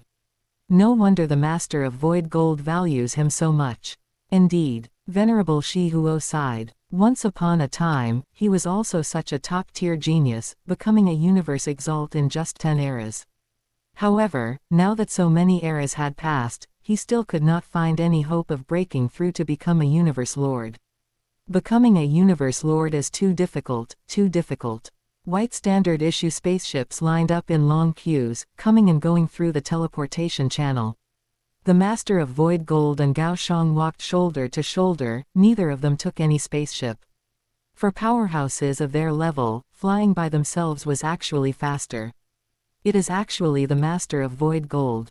The champion guarding the teleportation channel saw the Master of Void Gold flying overhead, and his whole person seemed as if he had been injected with adrenaline. To think that the Great Axe Universe's teleportation channel is actually even larger and more luxurious than our virtual universe. Corporation's channel. Gao Xiang complimented the channel below. That is for sure. Our Great Axe battleground is the #1 power of the human race. How about you join our Great Axe battleground? The Master of Void Gold said half-jokingly. I feel there is no need. Once I become a universe lord, all of us universe lords will be considered human race power. That is true. The Master of Void Gold nodded and did not try to recruit him again. Gao Xiang was not wrong. Once one becomes a universe lord, the resources of the entire human race will be shared among these universe lords, and at the same time, these universe lords must also fulfill their responsibility to give back to the human race. The concentration of universe energy here is actually much higher than in the primal universe, and the interior is also much larger. When Gao Xiang first entered the Great Axe universe, he radiated his divine power and quickly discovered the uniqueness of this universe. That is of course. The Master of Void Gold said proudly, this is a complete small universe, while the primal universe of the original ancestor is not complete and belongs to a semi-finished product. Virtual Gold, Gao Xiang, you have both come.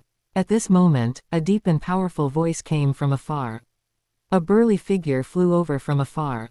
He was an incarnation of the Great Axe founder. Disciple pays respects to teacher.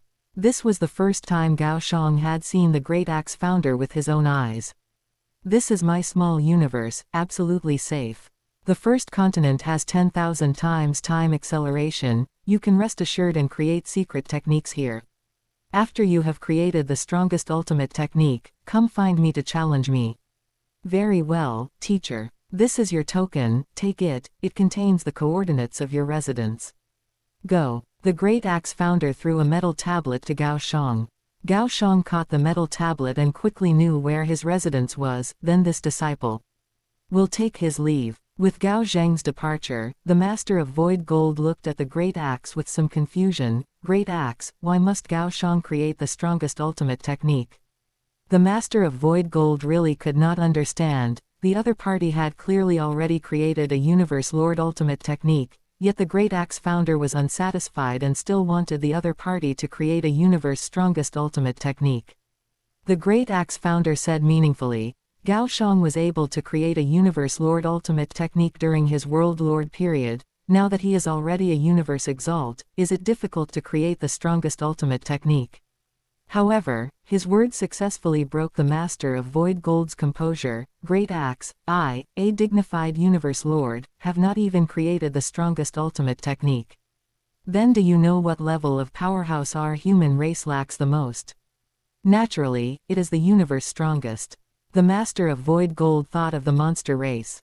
The monster race had two universe strongest, and each had a supreme treasure. But the human race was different, it only had one universe strongest and not a single supreme treasure. The great axe founder liked to go on adventures, especially in the three great forbidden lands of the universe sea. His greatest wish was to obtain a supreme treasure. But he also knew that to obtain a supreme treasure, one must enter the deepest parts of the three great forbidden lands. In this way, the probability of him falling was very high. The great axe founder wanted to cultivate a companion who could go with him to dangerous places to search for treasures. This companion must be powerful and also trustworthy. Among all the universe lords of the human race, there were not many he could trust and was willing to entrust his back to. As for strength, among the entire upper echelon of the human race, the only universe lord the great axe thought highly of was the primordial Chaos City Lord. Chapter 192, Elder God Cult. However, the master of Chaos City was not willing to head to the most dangerous places within the three great forbidden lands. Yes, what our human race lacks the most is a universe strongest. Master of Void Gold widened his eyes. Could it be that you want to groom Gao Xiang into a universe strongest? Great Axe founder shook his head. That is not the case. Gao Xiang's growth speed is fast, and his talent is astonishing. I believe that once he becomes a universe lord, combined with some peak true treasures, he will have at least the strength of a tier 5, which is enough to protect the human race in the primordial universe. As for becoming a universe strongest, I think it is very possible. Holding the metal plate, Gao Xiang, who was heading to his residence, was unaware of the conversation between the Master of Void Gold and the Great Axe founder. The entire Great Axe universe had a diameter of about 1 billion light-years, and it contained a total of 4 supercontinents, corresponding to 4 supermassive cities. Unlike the primal universe, the number of cultivators in the Great Axe universe was 10, or even 100 times more than the former. No one could say exactly how many people there were. Residing here were a large number of universe exalts, undyings, world lords, domain lords, astral ranks, planetary levels from the Great Axe battleground, as well as the offspring of universe lords and universe exalts. At the same time, there were also many geniuses and offspring from other factions. In order to allow these cultivators and residents with vastly different strengths to be distinguished, the Great Axe founder specifically created 4 supercontinents. The continent Gao Xiang was heading to was the first continent in the Great Axe universe, which primarily catered to universe exalts and a very small number of invincible king-level powerhouses. The second continent primarily catered to king-level powerhouses. The third continent primarily catered to marquee-level and ordinary undyings, as well as some genius world lords. The fourth continent primarily catered to genius world lords and those below them. It is actually a supercontinent comparable in size to primordial Chaos City. Gao Xiang discovered that the first continent was extremely large, and the area occupied by the residents was very spacious. By visual estimation, the length and width of one residence already exceeded 100 million kilometers. Manor number 12 to 83. Soon, Gao Xiang found his manor. Teacher Great Axe said that the first continent alone has a 10,000-fold acceleration, while the second continent only has a 5,000-fold acceleration, the third continent only has a 2,000-fold acceleration, and the fourth continent only has a 500-fold acceleration.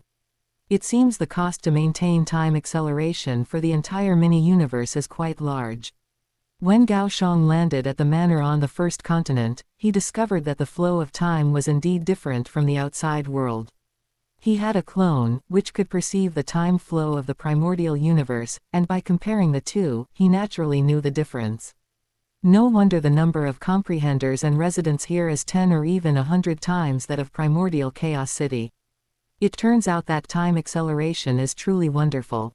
10,000 years pass on the first continent, while only 1 year passes in the outside world. Truly heaven-defying. Gao Xiang entered the secret room of the manor, closed his eyes, and began his formal comprehension. In the distant ancestral god secret region, an insect race spaceship was suddenly kicked out of the dark universe.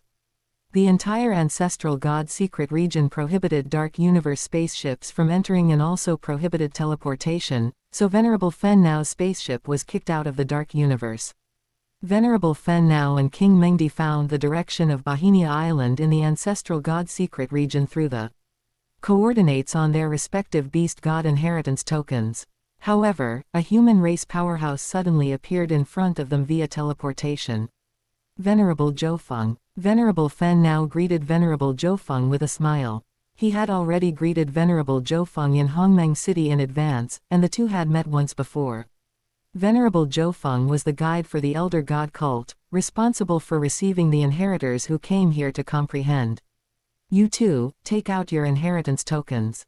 Venerable Zhoufeng also responded with a smile. Venerable Zhoufeng was a universe exalt of the human race, so he would be polite to the comprehenders of the Great Alliance. However, he was very cold towards comprehenders of other races. Venerable Fen Nao handed the two beast god inheritance tokens to Venerable Zhoufeng. After confirming there were no errors, Venerable Zhoufeng led the two toward Bahinia Island. I believe you have already learned about the precautions here in advance. As early as when Venerable Fen Nao contacted Venerable Zhoufeng in advance, the latter had already sent the precautions for comprehension in the Elder God cult to Venerable Fen Nao. We have already learned about them in advance. Alright, then I will take you to see the Guardian Beast God now. The process of meeting the Guardian Beast God did not involve anything special. However, when Venerable Fen Nao and King Mengdi came out of the Beast God Temple, they were quickly surrounded by a large number of powerhouses from other races. There were not only a large number of king-level powerhouses but also quite a few universe exalts. Among them, the most eye-catching one was Venerable Pei Feng. Following behind Venerable Pei Feng was a powerful king-level powerhouse, King Feijing. You must be the newly arrived Venerable Fen Nao, right? Venerable Pei Feng was clearly there with ill intent. He came from the Northern Border Alliance and had always been at odds with the human race, especially liking to bully the exalts of the human race. And his subordinate, King Feijing, liked to bully the king-level powerhouses of the human race. So what? Venerable Fen Nao discovered that there was not a single universe exalt from the Great Alliance here. It was clear that they did not dare to stand up for him. I heard that you are the youngest exalt of the human race and have remarkable talent. How about we have a duel? Venerable Fen Nao was a universe exalt, so upon entering Bahinia Island, he automatically became a 4th-level inheritor. As it happened, Venerable Pei Feng was also a 4th-level inheritor. Among the universe exalts on Bahinia Island, Venerable Pei Feng was on the lower end. Having comprehended on Bahinia Island for many years and never being able to reach the 5th level, Venerable Pei Feng had accumulated a lot of anger. Venting his anger on the comprehenders of the Great Alliance became one of his obsessions. Sure, Venerable Fen Nao agreed immediately. Master, why did you agree? King Mengdi was somewhat puzzled. Having just arrived at Bahinia Island and not yet having time to receive the inheritance, her master had actually agreed to a duel with someone else. Upon arriving at the Elder God cult, everyone had 3 glory points. To obtain glory points, one either had to win a duel against someone else or wait for the 1-point reward every epoch. Venerable Fen Nao transmitted his voice to King Mengdi, who was beside him. Venerable Pei Feng is at the very bottom among the 4th-level inheritors. I only need to lose this duel, and then I will receive many more duel invitations. Master is still the smart one. Let's go. We will go to the glory continent now. The wager is 1 glory point. Venerable Pei Feng was somewhat impatient. He wanted to slaughter Venerable Fen Nao on the glory continent to release his anger. Master, I have also received many dual invitations, but these people are all from the monster race. After King Mengdi opened the Glory Continent, she discovered that she had received many dual invitations from the monster race faction. Glory Continent. This was a virtual network created by the Elder God cult, which not only allowed for communication but also allowed for battles between inheritors. Venerable Fen Nao, how come you agreed to battle Venerable Pei Feng as soon as you arrived at Bahinia Island? Just as he entered the Glory Continent and was about to prepare for the battle with Venerable Pei Feng, Venerable Fen Nao received a message from Venerable Zhou Feng. When Venerable Zhou Feng received Venerable Fen Nao, he had specifically left his Glory Continent number with Venerable Fen Nao. Therefore, Venerable Zhou Feng could contact Venerable Fen Nao at the first opportunity. Yeah, I can't stand this anger. Venerable Fen Nao pretended that he had been provoked by Venerable Pei Feng. Sigh. Venerable Zhou Feng sighed. Since Venerable Fen Nao had already agreed to battle the opponent, the battle had to begin. Either he had to surrender directly, or he had to brace himself and fight. Everyone look, this is the youngest exalt of the human race. Having cultivated for such a short time, how could he possibly be a match for Venerable Pei Feng? That's right. Does Venerable Fen Nao really think that after becoming a universe exalt, he is still a genius? Having just entered Bahinia Island and already agreeing to battle someone else, this type of decision was considered a very stupid act in the eyes of the inheritors on Bahinia Island. I want to see how shameful this Venerable Fen Nao will be after he loses later. After Venerable Pei Feng wins this battle, I will also apply to battle Venerable Fen Nao later. Among the 4th level inheritors, Venerable Pei Feng's ranking was on the lower end. Therefore, once Venerable Pei Feng easily won against the opponent, there would definitely be more exalts who would want to challenge Venerable Fen Nao. Are you ready? Venerable Pei Feng stood motionless, coldly watching Venerable Fen Nao. Ready. Venerable Fen Nao pretended to be very confident. Later, I will let you know that it is truly stupid to dare to agree to a challenge just after entering Bahinia Island. Having said that, a bolt of thunder appeared in the palm of Venerable Pei Feng's hand. The moment the thunder appeared, the surrounding time and space seemed to have been stopped. The arcs of the thunder exploded in the air, emitting crackling sounds. Venerable Fen Nao, on the other hand, was holding the heavy treasure axe he had just obtained not long ago. Venerable Pei Feng's eyes lit up. He quickly recognized that what Venerable Fen Nao was holding was actually a top-tier heavy treasure weapon. He revealed an envious gaze, while his heart was both envious and angry. You humans are truly generous, actually equipping you with 2 true treasures and several heavy treasures.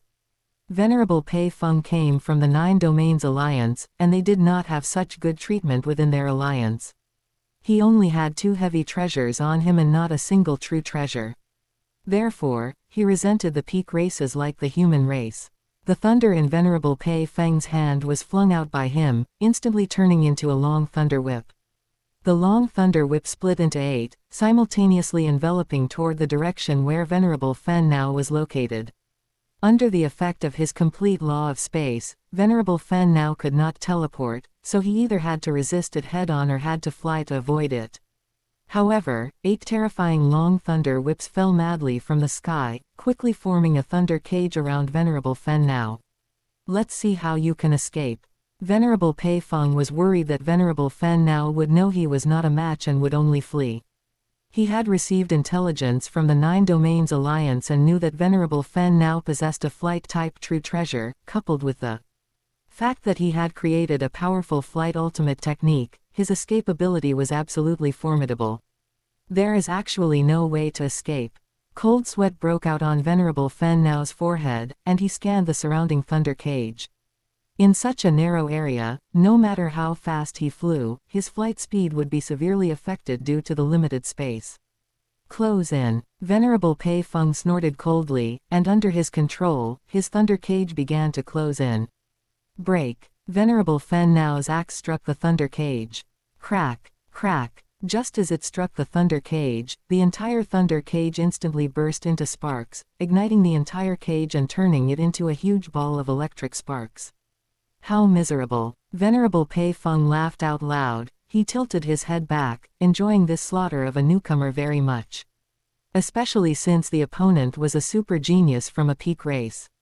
Venerable Pei Feng admitted that the opponent was a genius, but he believed that the opponent was still too young and needed time to grow.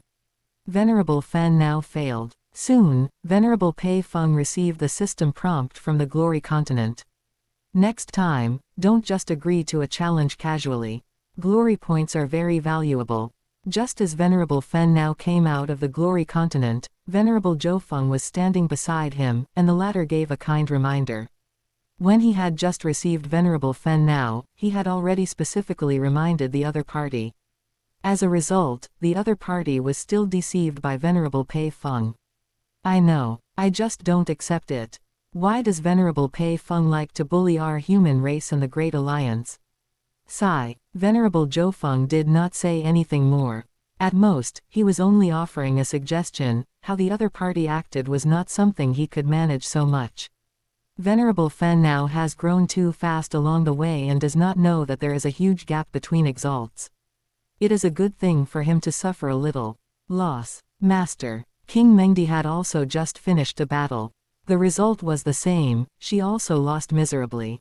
The one who challenged her was a powerful monster race king level undying. Next, let's sit and wait for others to challenge us. Venerable Fen now transmitted his voice to King Mengdi. The method of feigning weakness only worked once. If missed, it would be very difficult to get them to fall for it again. Hee. King Mengdi let out a cold laugh. She could already foresee the scenes that would follow. The human race's Venerable Fen now is really overestimating his own capabilities, actually daring to battle Venerable Pei Feng, who has stayed on Bahinia Island for tens of thousands of epochs. He really doesn't know what death is. Venerable Quangfang, one of the alien members of the Great Alliance, leaned into the ear of a human race exalt and whispered about Venerable Fen Nao's shortcomings. Sigh. I also did not expect that Venerable Fen Nao would be so disobedient.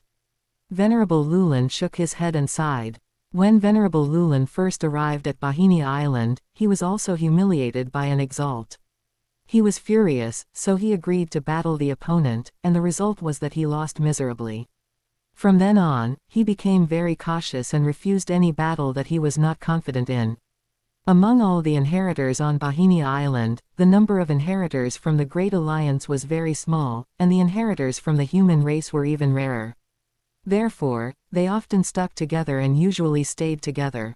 When Venerable Fen Nao first entered Bahinia Island, Venerable Lulin had already contacted Venerable Fen Nao. But Venerable Fen Nao was too arrogant and did not pay any attention to Venerable Lulin. How about we also go and challenge Venerable Fen Nao? Suddenly, Venerable Quangfang had a bold idea.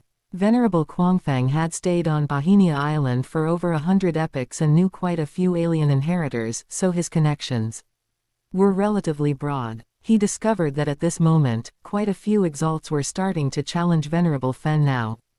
That might not be good. After all, he and I are both of the human race. Venerable Lulin, out of consideration for being of the same race, was embarrassed to challenge Venerable Fen Nao. The rankings of Venerable Lulin and Venerable Quangfang were both higher than that of Venerable Pei Feng, so they both believed that they would defeat Venerable Fen Nao very easily. Chapter 193, What does it mean to be a vassal race? That is true. After all, you human race only have so many people on Bahinia Island, and even including the champion levels, it does not exceed 100. Venerable Quangfang expressed great understanding of Venerable Lulin's thoughts. However, Venerable Quangfang was not of the human race, he was merely one of many members of the Great Alliance. Do not be fooled by the fact that the Great Alliance has many vassal races. In reality, many of them secretly make contact with other factions, playing both sides to reap benefits from both. The high-level members of the human race within the Great Alliance are actually aware of this, but they unanimously believe that as long as no serious mistakes are made, it is best to simply turn a blind eye. Venerable Lulin, I have already sent a battle request to Venerable Fen Nao. Venerable Quangfang's consciousness withdrew from the Glory Continent. You are part of the Great Alliance, doing this might not be appropriate, right? Venerable Lulin felt somewhat uncomfortable. No matter how immature Venerable Fen Nao may be, he is still a member of the human race, and furthermore, a super genius of the human race. It is just that this super genius has only recently become a universe exalt and needs time to settle in. What is inappropriate about it? I am not of the human race, so why can I not apply for a battle? Before he had applied, Venerable Quangfeng had been somewhat hesitant, but now that he had already applied, he would certainly not overthink it. There were quite a few alien universe exalts in the Great Alliance who shared the same thoughts as Venerable Quangfeng, and a small portion of them had also sent battle requests to Venerable Fen Nao. Aside from the Great Alliance, almost the majority of other alien universe exalts had sent battle requests. They've taken the bait, they've taken the bait. King Mengdi discovered that her glory continent had quickly received battle requests. 3 have already taken the bait. King Mengdi discovered that there were 3 battle requests all at once. No, another 3. 5 more came. King Mengdi was completely dumbfounded. At this moment, she discovered that her glory continent had already received over 20 battle requests. Venerable Fen Nao also opened the glory continent. I have already received 120 battle requests. Master, let us wait slowly for them to take the bait. Good. However, before that, I need to go to the Legacy Land once. Then I will go with you. On Bahinia Island, within the coverage of the 5-colored Aurora Lake, Venerable Fen Nao flew out from his residence, with King Mengdi following behind him. The two flew together towards the direction of the water curtain teleportation gates on Bahinia Island. Look, the human race's Venerable Fen Nao has actually come out. In the plaza of Bahinia Island, many alien legacy inheritors were standing there. Among them, many universe exalts had already sent battle requests to Venerable Fen Nao, but they had not yet received any response from him. Just when they thought Venerable Fen Nao was afraid, Venerable Fen Nao actually flew out of his residence, bringing his monster race soul slave with him. Go and see where they are going. Gao Xiang was once one of the primary assassination targets of the monster race, insect race, and automaton race, but Venerable Fen Nao was too cautious and had never exposed his tracks. After the latter exposed his identity on the outside territory battlefield, he quickly decided to retire and chose to return directly to Primordial Chaos City. This caused a great headache for the high-level members of these 3 major races who wanted to assassinate Gao Xiang. When Gao Xiang's Fen Nao clone appeared on Bahinia Island of the Elder God cult, the legacy inheritors of these 3 major races on Bahinia Island conveyed information about Venerable Fen Nao to their respective races. Afterward, the high-level members of these 3 major races decided to continue letting their major legacy inheritors monitor every move of Venerable Fen Nao. Mengdi, have you noticed that there are quite a few people following behind us? I have noticed. King Mengdi discovered that there were mainly 2 groups of people following behind them. One group consisted of universe exalts. The other group consisted of king-level immortals. On Bahinia Island, universe exalts and king-level immortals do not stay together. Especially the king-level immortals, whenever they encounter an exalt, they will choose to take a detour. However, there are also some powerful king-level immortals who dare to directly confront some exalts. For example, King Zuchong. King Zuchong, with 5,000 times life gene, when bursting with full power, is even more formidable than some ordinary universe exalts. As Venerable Fen Nao and King Mengdi continued flying, they soon appeared in front of 3 water curtains. These water curtains corresponded to 3 teleportation gates. One was for teleporting to the Legacy Land. One was for teleporting to the Treasure Land. The last one was for teleporting to the Secret Realm. The Legacy Land and the Treasure Land are both within the coverage of the Elder God cult's strongest treasure, the 5-colored Aurora Lake, so mutual slaughter is prohibited. As for the Secret Realm, it is also within the scope of the Elder God cult, but it is not within the coverage of the 5-colored Aurora Lake, so mutual slaughter is permitted there. In the Secret Realm, a large number of special life forms exist, such as the famous World Tree and the 9 Nether Sea. Look, they actually went to the Legacy Land. Just arrived at Bahinia Island and they are already going to the Legacy Land. What a waste of an opportunity. Don't they know that the first time is free, but the second time costs 100 glory points? Exactly, exactly. Is this your human race's genius? To be so arrogant, not even accumulating for a period of time before going to receive the legacy. Some Great Alliance aliens looked at their human race friends beside them, feeling very puzzled. Had they not heard of these common matters when they first entered Bohemia Island? That human race exalt was also very confused, as when their Great Alliance members first entered Bohemia Island, there would always be some management personnel from the Great Alliance on Bohemia Island responsible for relaying some precautions about Bohemia Island. Sigh. Our Great Alliance is already thin on the ground on Bohemia Island, now it is even more likely to be bullied by other factions. There is nothing that can be done about it. This human race exalt felt very helpless. I heard that quite a few exalts in our Great Alliance have already sent battle requests to Venerable Fen now. This Great Alliance alien exalt had long been itching to do so. He wanted to test this human race member of the Great Alliance to see how they would react. I am afraid that what you are doing is not appropriate. This human race exalt was somewhat displeased. No matter how rash Venerable Fen now is, he is at least a member of the Great Alliance and a genius of the human race. What is the meaning of you Great Alliance aliens wanting to challenge the human race?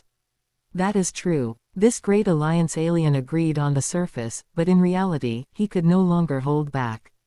He had heard from many friends in the Great Alliance that they had already applied for a battle against Venerable Fen now. Apply for battle. This Great Alliance alien secretly opened the Glory Continent, clicked on the application page, found the name of Venerable Fen now, and clicked to apply for a battle. Mengdi, I have already received 8 battle requests from Great Alliance aliens. Venerable Fen now transmitted to King Mengdi beside him. Me too, I have already received 102 battle requests from the Great Alliance. However, the battle requests I have received from the monster race are more, now already exceeding 30,000. King Mengdi was once a genius of the monster race and a famous king-level immortal on the outside territory battlefield.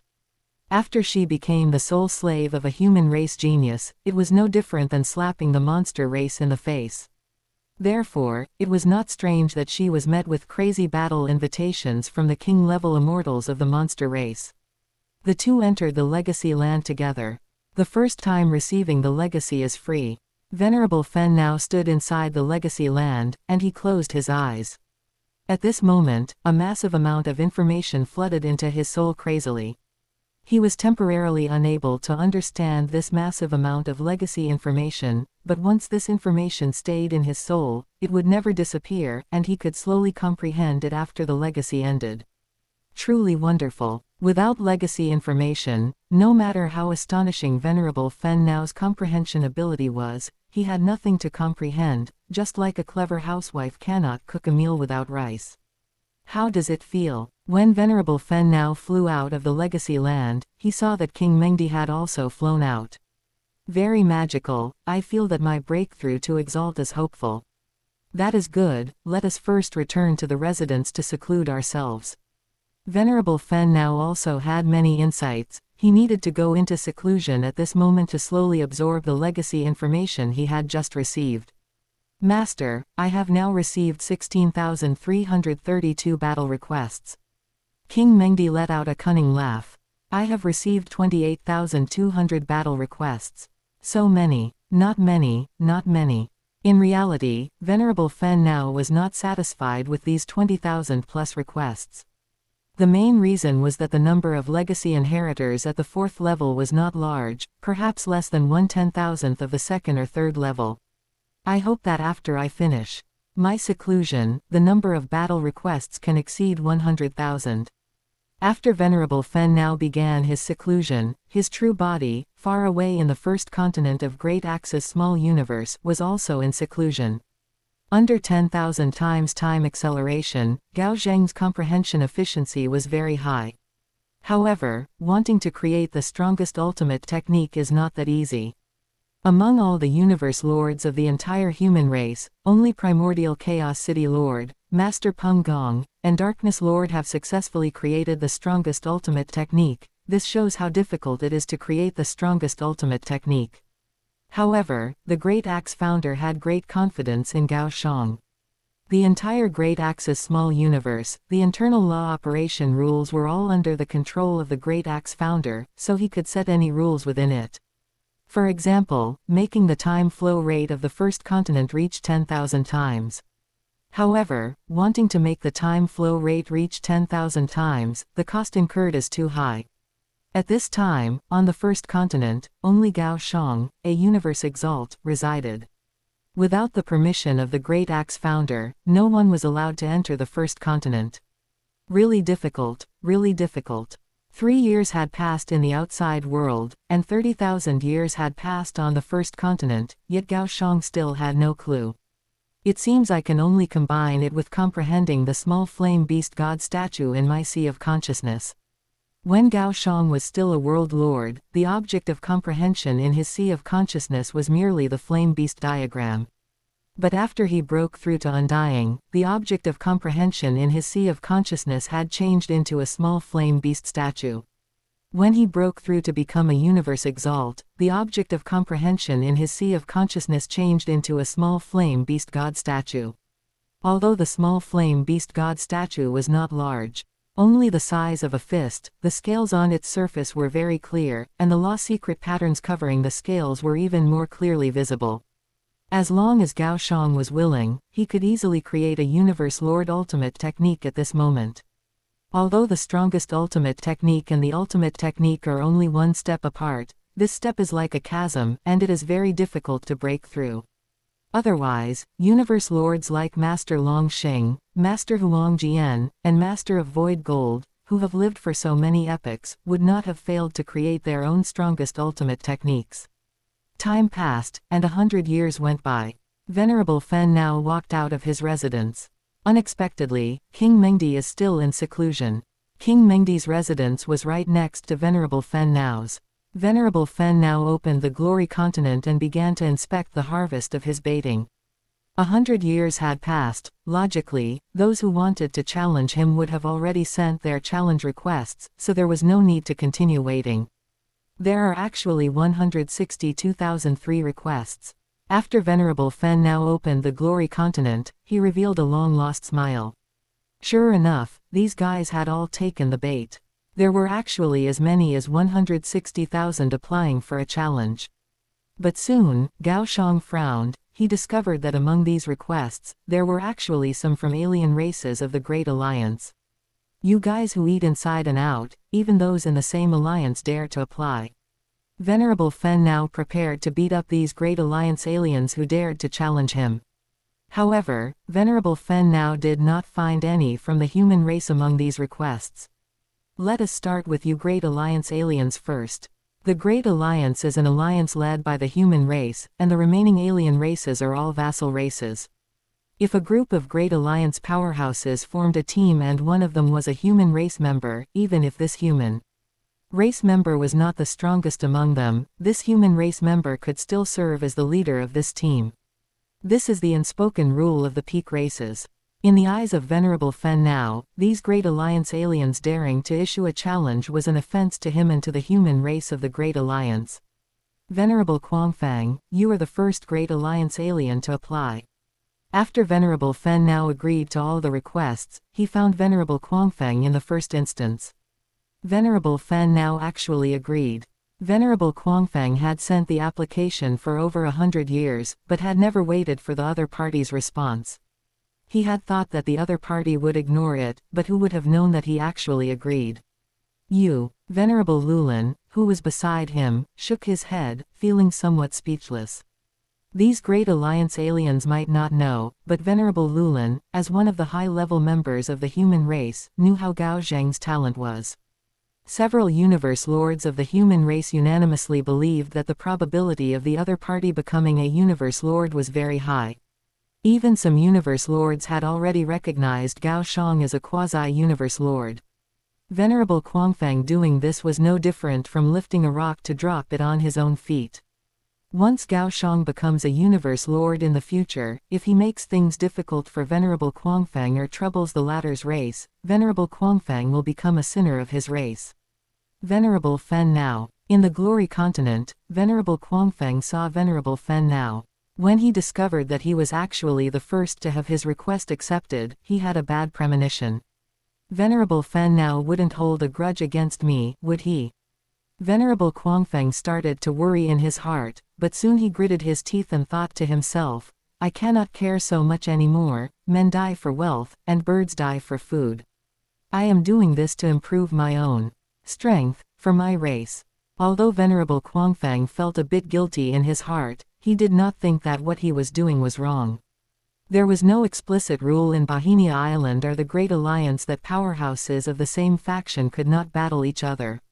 Venerable Qiulong, you must remember, you are just a vassal race, do not think about being the big brother yourself. Venerable Fen Nao was not a kind person. Especially after he obtained the Fen Nao clone, he was gradually influenced by this body, becoming cold, ruthless, and bloodthirsty. Venerable Fen Nao, wearing a blood-colored robe, suddenly floated up. He stood with his hands behind his back, with blood-colored evil qi lingering around him, as if a god of slaughter had descended. Chapter 194, Venerable Undying. He floated above Venerable Qiulong. Venerable Qiulong could feel the other party's bloodthirsty aura, and he was suddenly seized by an inexplicable fear. This was a sense of oppression stemming from the soul. My divine power domain is activated, using powerful willpower to crush you, making it difficult for you to breathe. This was an all-encompassing suppression born of absolute strength. Venerable Qiulong's body began to tremble. He retreated a few steps, tilting his head to look at Venerable Fen Nao, deliberately keeping his distance. His heart was already in a panic. What do? I don't have any confidence at all. Could this guy have been faking it during his battle with Venerable Pei Feng? This kind of pretend to be a pig to eat the tiger behavior by Venerable Fen Nao was not unprecedented in the history of Bohemia Island. Otherwise, with over 1 million legacy inheritors of the 4th level on Bohemia Island, there wouldn't only be 160,000 applicants. Most applicants had considered that Venerable Fen Nao might pretend to be a pig to eat the tiger, but they were already prepared to be deceived. If they won, they would earn 1 glory point. If they lost, they would lose 1 glory point. Although it was painful, it was still within their tolerance. I have just finished the legacy and gained some insights, using you to test my skills as perfect. Venerable Fen Nao looked at Venerable Qiulong indifferently, as if he were the god of death descending to pronounce Venerable Qiulong's death sentence. You. Venerable Qiulong was speechless. He decided he could not drag this out any longer and would strike first. Just as Venerable Qiulong drew his blade, he saw a heaven-startling blood-colored light appear before him. The blood-colored light tore through space-time, forming an inescapable space-time confinement before Venerable Qiulong. Venerable Qiulong's pupils constricted violently. He wanted to dodge, but found that he could not move at all. It's actually space-time control. Could you be a universe lord? Venerable Qiulong was completely stunned. Venerable Fen Nao's control over space-time was on par with that of a universe lord, causing Venerable Qiulong to give up all resistance. I am not a universe lord, but I should be soon. Venerable Fen Nao replied coldly after completely annihilating Venerable Qiulong on the glory continent with just the blood-colored light. However, anything he said here was known only to him. What terrifying space-time control, what a terrifying blood-colored light. Venerable Qiulong's consciousness returned to reality. By then, his body was covered in sweat. He sighed to himself, thankful that it had happened on the glory continent, otherwise, he would surely have fallen. The battle between Venerable Fen Nao and Venerable Qiulong had been broadcast live on the glory continent, making many powerful figures realize that Venerable Fen Nao was indeed pretend to be a pig to eat the tiger. What a pity. He actually tricked me out of 1 glory point. Indeed. How insidious. It's over. I'm from the Grand Mist. When this guy becomes a universe lord, will I be targeted for liquidation? At this moment, those venerables who had previously challenged him were all panicking. Not bad, over 10,000 people have actually forfeited. Venerable Fen Nao successfully raised his ranking to 1.28 millionth place, relying on these forfeiture spots. It was evident that these 10,000 plus venerables were all bottom-tier existences. They wanted to try their luck to see if they could both humiliate the human race genius and earn glory points. Obviously, they had miscalculated. These damned Great Alliance alien races have all forfeited. Venerable Fen now had originally intended to teach these Great Alliance alien races a lesson, but discovered that they had all chosen to forfeit. It seemed they also knew that offending a human race genius would likely not end well. It's too late now. Venerable Fen now admitted that he was somewhat vindictive. He memorized the list of these alien venerables to settle scores with them later. Venerable Beishan, a rookie like you dares to challenge me. How interesting, how interesting.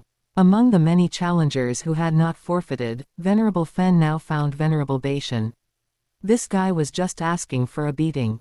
Every time Venerable Fen now read fan fiction of Qiulong Star, the first alien race to pop up and provoke the protagonist after his first appearance on Bohemia Island was Venerable Beishan. Venerable Beishan knew he was no match for Venerable Fen now, but he was unwilling to give up. Furthermore, he bore a mission from his race, to test Venerable Fen now's true strength. However, after Venerable Fen now's blood-colored light appeared, Venerable Beishan had no ability to resist and was instantly killed. How is this possible? Venerable Beishan was completely dumbfounded. They were both venerables, so why could the other party kill him so easily? Next, Venerable Fen now began to fight frantically against those opponents who were unwilling to give up. To complete these battles, he spent a full 3 years, finally finishing all the battle applications. 162,003 wins, 0 losses, becoming the 15th ranked inheritor of the 4th level. Let's see if I can get the top 15 ranked to all fight me. Venerable Fen now sent battle applications to all of these people. After waiting for 3 full days, Venerable Fen now did not see any of them accept. He had no choice but to give up and chose to go to the Legacy Land to receive the 5th level of the Legacy. Venerable Fen now only finished receiving the 4th level of the Legacy 100 years ago, and he's already going to receive the Legacy again. When Venerable Fen now appeared in front of the teleportation water curtain, he successfully attracted the attention of the alien races. Some alien venerables and some daring king-level immortals followed him. Venerable Fen now did not pay any attention to these tag-along alien races. When he entered the Legacy Land of the 5th level, he successfully caused a commotion among these alien races. Quickly report this matter to the race. Greetings, Master of Sky Wolf. Greetings, Banfu Master. Greetings, Master of Heng Xian. Greetings, Master of Overwhelming Demon. ... At this moment, each of the alien venerables, through their respective means, attempted to communicate with the universe lords of their own races or factions. Venerable Fen now had only finished receiving the 4th level of the Legacy 100 years ago, and he was already starting to receive the 5th level of the Legacy. One must know that after becoming a king-level immortal, if one wants to continue comprehending the path of the Beast God, one must go to Bohemia Island to receive the Legacy.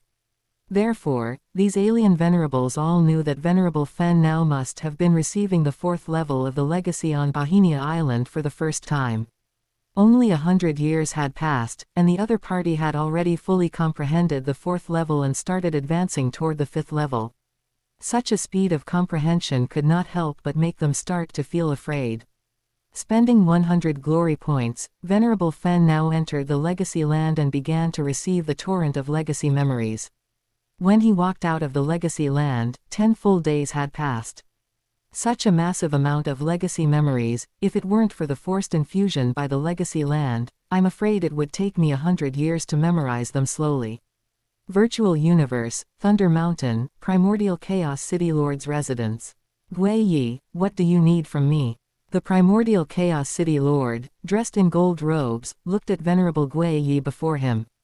Teacher, just a moment ago, I received Gao Xiang's application for a Beast God inheritance. Token. The Primordial Chaos City Lord frowned, looking at Venerable Gui Yi with confusion. Gao Xiang's Fen now clone is clearly already receiving the Legacy on Bohemia Island, so why apply for a Beast God inheritance token? Venerable Gui Yi was equally confused. He could not make a decision on his own, which was why he specifically came to ask the Primordial Chaos City Lord. Yes, I find it strange too. However, the one he is applying for this time is the Lifetime Beast God Inheritance Token. The Beast God Inheritance Token is a very rare, restricted item within the human race. There are 8 types of beast god inheritance tokens in total, each corresponding to 8 types of lower laws. Do not think that just because its exchange price within the human race is 2,500 heavy treasure points, that its exchange price is merely 2,500 heavy treasure points.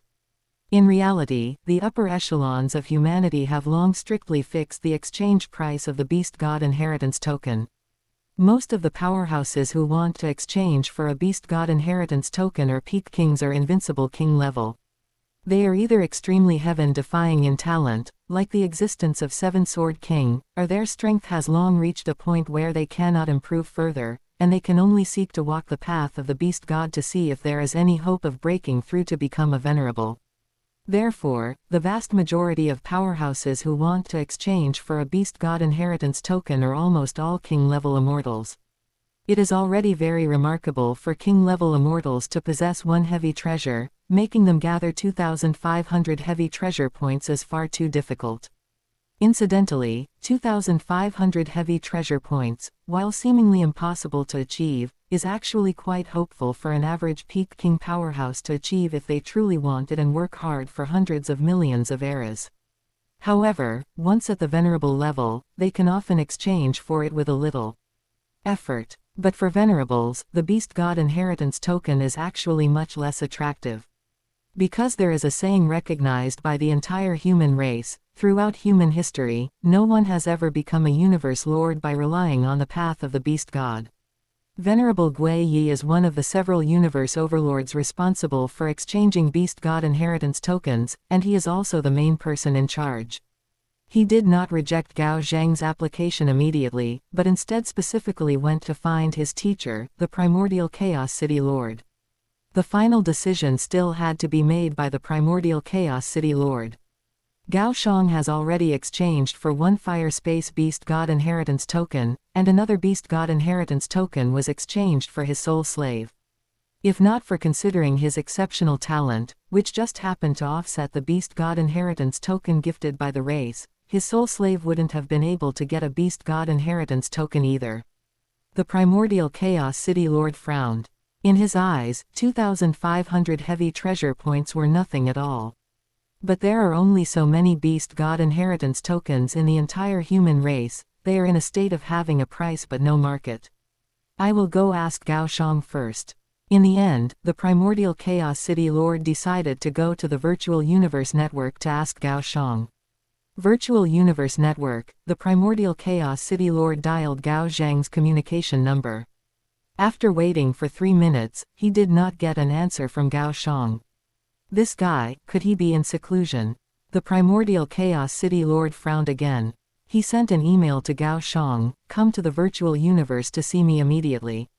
After withdrawing from the Virtual Universe Network, the primordial Chaos City Lord said to his disciple, "Venerable Gui Yi, you return first. When I have made a decision, I will naturally tell you." Venerable Gui Yi clasped his hands, turned and left, saying, "Sorry to trouble you, teacher." After Venerable Gui Yi left the primordial Chaos City Lord's residence, he quickly received a call request from a venerable. On the other end was an old man wearing a black robe, with a slightly hunched back. The old man spoke very quickly and with very little patience. Hey, Venerable Gui Yi, why are you only connecting my call request now?" Venerable Gui Yi frowned. He did not like interacting with this person. "Venerable Undying, why are you looking for me? I need a Beast God Inheritance token. You are the venerable responsible for approving applications for Beast God Inheritance tokens. Tell me, when can you send it to me?" Venerable Undying, a high-level venerable like you needs a Beast God Inheritance token. Venerable Undying shook his head repeatedly. No, I don't need this. I am exchanging it for an old friend of mine." Venerable Undying, a lone wolf like you, where would you have an old friend? Venerable Gui Yi would always learn the applicant's information in great detail during every audit, ensuring fairness, impartiality, and compliance with the race's cultivation value. Those peak kings and invincible king level who ground their way up through time, these pieces of trash are not qualified to exchange for a Beast God Inheritance token. For example, the likes of Dragon Whale King, Zanyan King, King Haiwu, Double Feather King, King Lai Di, and King Suppressing Heaven, do not be fooled by their illustrious reputations as invincible king level. In reality, in the eyes of Venerable Gui Yi, they are all trash. The geniuses in the eyes of Venerable Gui Yi are the likes of Seven Sword King, Dragon Tower King, Black Razor King, Profound Tomb King, and Gao Xiang. Cough, cough. Venerable Undying was very annoyed. He usually had a bad attitude toward everyone, even when facing a universe overlord. He remained set in his ways because his self-preservation ability was top-notch, and he was a lone wolf with no attachments. I once made a good friend when I was a king-level immortal. I owe that person my life, and now it is time for me to repay the favor. To increase his bargaining chip, Venerable Undying held up 3 fingers. I am willing to pay 3,000 heavy treasure points. So, the lone wolf Venerable Undying of the Great Axe Battleground actually has a king-level immortal friend, and has a life-and-death friendship at that. If these words had not come from the mouth of Venerable Undying, Venerable Gui Yi would never have believed it even if it killed him. Venerable Gui Yi was not in a hurry to agree to the other party. After all, the entire human race's inventory of beast god inheritance tokens was limited, and some were duplicates. Tell me, what law do you want to exchange for? Light time. Venerable Gui Yi frowned and thought to himself, why does this Venerable Undying come to exchange for a light time beast god inheritance token at this exact moment? We happen to only have one light time one left in our human race. In the end, Venerable Gui Yi shook his head. No, the light time beast god inheritance token has already been exchanged. Venerable Gui Yi said this, firstly because he did not want to let Venerable Undying exchange for it, and secondly because he was prepared to save the light time beast god inheritance token for Gao Xiang. What? Venerable Undying was furious. He was not afraid of Venerable Gui Yi. Don't lie to me. I specifically asked Venerable Shihuo, and he told me personally that our race still has one light time beast god inheritance token. What the hell is this Venerable Shihuo doing? Venerable Gui Yi cursed Venerable Shihuo in his heart. Although Venerable Shihuo and Venerable Undying were both venerables of the Great Axe Battleground, they belonged to different factions. Venerable Shihuo belonged to the faction of the Master of Void Gold. Although Venerable Undying was a lone wolf, since he had joined the Great Axe Battleground, there must be a universe lord above him in charge. He belonged to the faction of the Master of Lanzong. Venerable Shihuo was the venerable responsible for auditing beast god inheritance tokens on the Great Axe Battleground side. The 5 supergiants each sent a venerable to be responsible for the audit, with Venerable Gui Yi as the head. Venerable Undying continued to say, Venerable Shihuo told me that Venerable Fen Now from your Virtual Universe Corporation is applying for a light time beast god inheritance token. He has already applied for 2, so logically he no longer has the qualifications to continue applying, so this light time beast god inheritance token should rightfully be mine. Chapter 195 Seven Sword King. Venerable Gui Yi was speechless for a moment. What was Venerable Shihuo's intention in deliberately leaking information about Venerable Fen Now? I cannot agree for the time being, because Teacher Primordial Chaos City Lord is preparing to personally look into Venerable Fen Now. If the approval is not granted, then the Light Time Beast God Inheritance token will naturally be yours. Venerable Gui Yi did not want to get entangled with the madman Venerable Undying, so he brought up Primordial Chaos City Lord. He had disciples, family, and sect members. While he did not need to worry about being assassinated by Venerable Undying, having the other party act shamelessly and cause trouble was still very troublesome and tricky. After all, Venerable Undying was truly capable of stooping to such low status. Fine, then I will wait for your news. Upon hearing the name of Primordial Chaos City Lord, Venerable Undying finally stopped pestering him and immediately ended the call. Venerable Shihuo, you guy. Venerable Gui Yi felt furious and very upset when he thought of Venerable Shihuo's actions. In the ancestral god secret region, on Bahini Island, at the place of legacy, a purple gold metal door slowly opened, revealing the inheritor who had just finished receiving the legacy inside. At this moment, Venerable Fen Now walked out from inside. I did not expect that receiving the legacy this time would take a full half a month. Right now, Venerable Fen now felt that his entire head was filled with these legacy memories. Although he had not yet understood them, these legacy memories were like undigested food, he only needed to slowly absorb them to completely make them his own. Primordial Chaos City Lord is looking for me. Soon, he received a reminder from Sandis. It turned out that as early as 5 days ago, he had already received a call request from Primordial Chaos City Lord, as well as an email from him. His original body in the Great Axe mini-universe was in a very precious state of 10,000 times time acceleration, so he had turned off the virtual universe network to maintain 100% focus. Primordial Chaos City Lord. In the virtual universe, Venerable Fen now saw the tall Primordial Chaos City Lord dressed in a golden robe. Primordial Chaos City Lord maintained his usual smile and went straight to the point. Why do you want to exchange for the Light Time Beast God Inheritance Token? Venerable Fen now secretly thought. As expected, Venerable Gui Yi's authority is not enough. He had already prepared his lines, so he responded, I only spent 100 days to fully grasp the 4th level of the legacy. I believe that within a few years, I can completely master the 5th level of the legacy, so I want to receive several more types of legacy at the same time. What do you mean by this? Venerable Fen Now's answer left Primordial Chaos City Lord a bit confused. No one in our human race has ever been able to become a universe lord by relying on the path of the Beast God, right? Since receiving the Beast God legacy, Gao Xiang had also learned quite a bit of information related to the Beast God. For example, to fully comprehend the 7th level of the legacy, one must comprehend the heart of the Beast God. The heart of the Beast God is a necessary condition for stepping into an acquired Beast God Universe Lord. Furthermore, in all the records of the Elder God cult, no human race powerhouse has ever become an acquired Beast God Universe Lord. You were correct. Primordial Chaos City Lord nodded slightly. Therefore, I want to comprehend the heart of the Beast God. Venerable Fen now knew the relevant records, so he knew that the best way to comprehend the heart of the Beast God was to simultaneously contemplate the 64 giant Beast God statues. However, the only place that could satisfy this condition was the mini-universe of the Starry Sky Ancestor. At the same time, listing 10,000 times time acceleration is a non-essential condition, otherwise, who knows when that would happen. Venerable Fen now did not know the Starry Sky Ancestor. The human race would also not go to request the Starry Sky Ancestor for Venerable Fen Now's sake. Even if the human race really would go to request the Starry Sky Ancestor for Venerable Fen Now's sake, the Starry Sky Ancestor would not agree. Therefore, Venerable Fen Now thought of the best method, simultaneously contemplating 8 different Beast God legacies.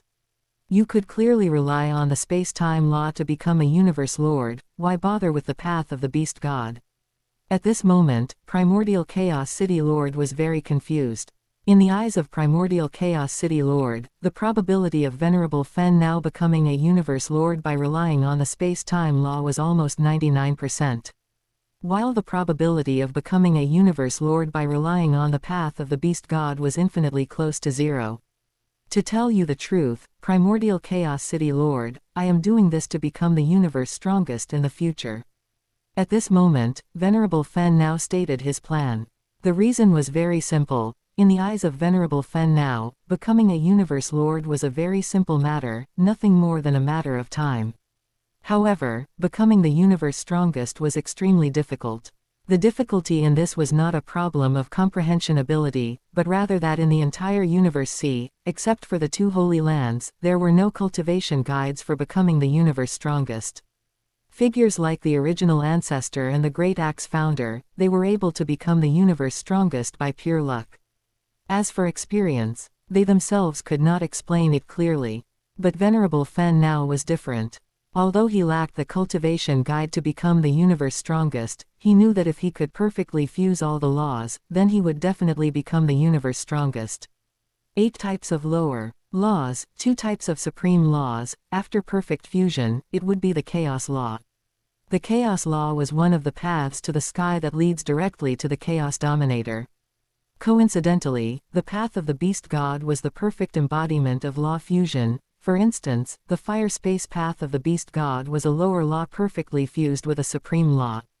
Therefore, Venerable Fen now believed that as long as he perfectly mastered 8 types of path of the beast gods, and then perfectly fused these 8 path of the beast gods, he would definitely become the universe strongest. Of course, Venerable Fen now had another most secure method. That was to wait for Luo Feng to grow up, and after he obtained the legacy of Duan Donghe, he would naturally have the cultivation guide to reach the universe strongest. But in that case, he would have to wait bitterly for hundreds of epochs. By then, it would be too late. Sigh. Primordial Chaos City Lord sighed. How he also wanted to break through to become the universe strongest, but reality told him that even if he could communicate with the original ancestor, he still could not do it. Primordial Chaos City Lord, you must believe me. At this moment, Venerable Fen now said in a very firm tone. Fine, I believe you. Finally, Primordial Chaos City Lord nodded and agreed. Intuition told him that this disciple, who was highly regarded by the great Axe founder, should have a certain possibility of becoming the universe strongest. Isn't it just needing 7 more beast god inheritance tokens with different attributes? Although our human race's inventory is small, the Great Alliance has thousands of alien races, and they have plenty of inheritance tokens. We only need to pay a certain price to obtain these inheritance tokens. The rare inheritance tokens in the eyes of Peak King and Invincible King level powerhouses were, in the eyes of these universe lords, merely slightly inferior treasures. After ending the call, Venerable Fen now let out a long sigh. It seems that this time it is secure. Venerable Fen now had also once thought that after he became a universe lord and possessed several powerful treasures, he would choose to go deep into the universe boat, one of the 3 great forbidden lands, to personally search for the legacy of Duan Donghe. However, he quickly dispelled this idea. He was not a person of destiny. In television shows, the trope where the protagonist accidentally falls off a cliff and can encounter a great opportunity was complete nonsense. The high probability result was that his clone would eventually fall, and he still would not be able to find the legacy of Duan Donghe. Primordial Chaos City Lord sent an email to Venerable Gui Yi. Gui Yi, bestow that fire space inheritance token to Venerable Fen now, and I will personally return one later. As for the remaining inheritance tokens, Primordial Chaos City Lord planned to help Venerable Fen now find them through other channels, and did not intend to tell others about Venerable Fen now's secret. For instance, trading with alien universe lords of the Great Alliance. After Venerable Gui Yi received the reply from Primordial Chaos City Lord, he contacted Venerable Undying immediately. Venerable Undying. Is there a result? Primordial Chaos City Lord said to bestow that inheritance token to Venerable Fen now, and he will personally return one to the race later. Rest assured, the next one will definitely be yours. Ah, Venerable Undying was dumbfounded. He had not expected that Primordial Chaos City Lord would actually agree, but he really had no other way. Then how long will it take? With Teacher Primordial Chaos City Lord's ability, it shouldn't take long. After ending the call, a gloom appeared on Venerable Undying's aged face, and he snorted coldly. What is this Venerable Fen now up to? He is so shameless. The more he thought about it, the angrier he became, so he prepared to contact Venerable Fen. Now, Venerable Fen now, who had just finished his call with Primordial Chaos City Lord, was in a good mood, but then he suddenly received a strange call request, and asked, "Who are you?" "You must be Venerable Fen now. I am Venerable Undying. Speak, how many treasure points will you sell me that inheritance token for?" "I am willing to add 1,000. Get lost." Venerable Fen now directly ended the call. A mere Venerable Undying also wants to compete with him for things. The face of Venerable Undying, who had been hung up on, was uncertain, and he cursed angrily. Damn it. I, Venerable Undying, have never received such an insult. In an instant, he thought about taking revenge on the other party. But thinking that the other party was the personal disciple of the great Axe founder, he lost his nerve again. Venerable Fen now was not someone he could offend. After ending the call with Venerable Undying, Venerable Fen now opened the Glory Continent and began to check how many battle invitations he had now. There are only 1,200 applications, that is pitifully few. Venerable Fen now gave a bitter smile. It seems that these guys have all become smarter and dare not take risks. He immediately agreed to all the challenge applications, so as to avoid these guys canceling the applications at the last minute. Oh well, let's go into seclusion first, and see when I come out. After leaving the Glory Continent, Venerable Fen now flew towards his mansion. Seven Sword King. In the virtual universe, on Thunder Mountain, in the tall and solemn mansion of Primordial Chaos City Lord, the tall man in a golden robe, Primordial Chaos City Lord, saw Seven Sword King standing respectfully in front of him. Just a short while ago, Seven Sword King had obtained a Beast God inheritance token bestowed by the race. When Primordial Chaos City Lord learned that Seven Sword King was preparing to head to Bahinia Island to receive the legacy, he immediately contacted Seven Sword King. Although Seven Sword King was a peak king powerhouse and also a personal disciple of a universe lord in the Great Axe battleground, he still dared not neglect Primordial Chaos City Lord.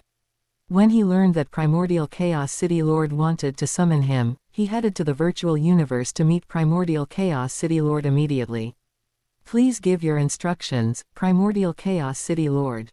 Seven Sword King looked respectfully at Primordial Chaos City Lord in front of him, his eyes shining, and his tone was very respectful.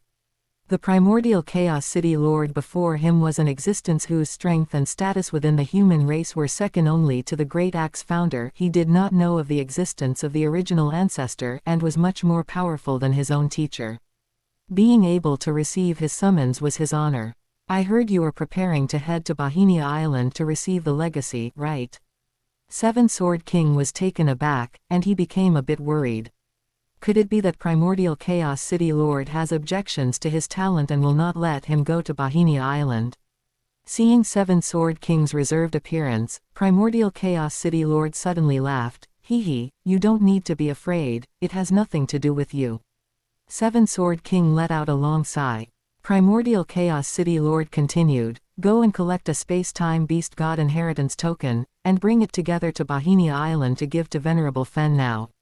Okay. You may withdraw. Seven Sword King came out of Primordial Chaos City Lord's mansion, his face showing confusion, and he muttered to himself, Venerable Fen now has clearly already gone to Bahinia Island to receive the legacy, why does Primordial Chaos City Lord still want to bestow one upon him?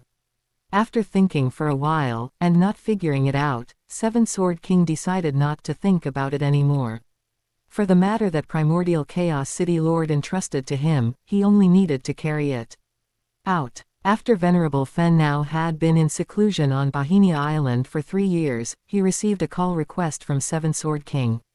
Seven Sword King, you have finally arrived. Venerable Fen now smiled and immediately walked out of the mansion.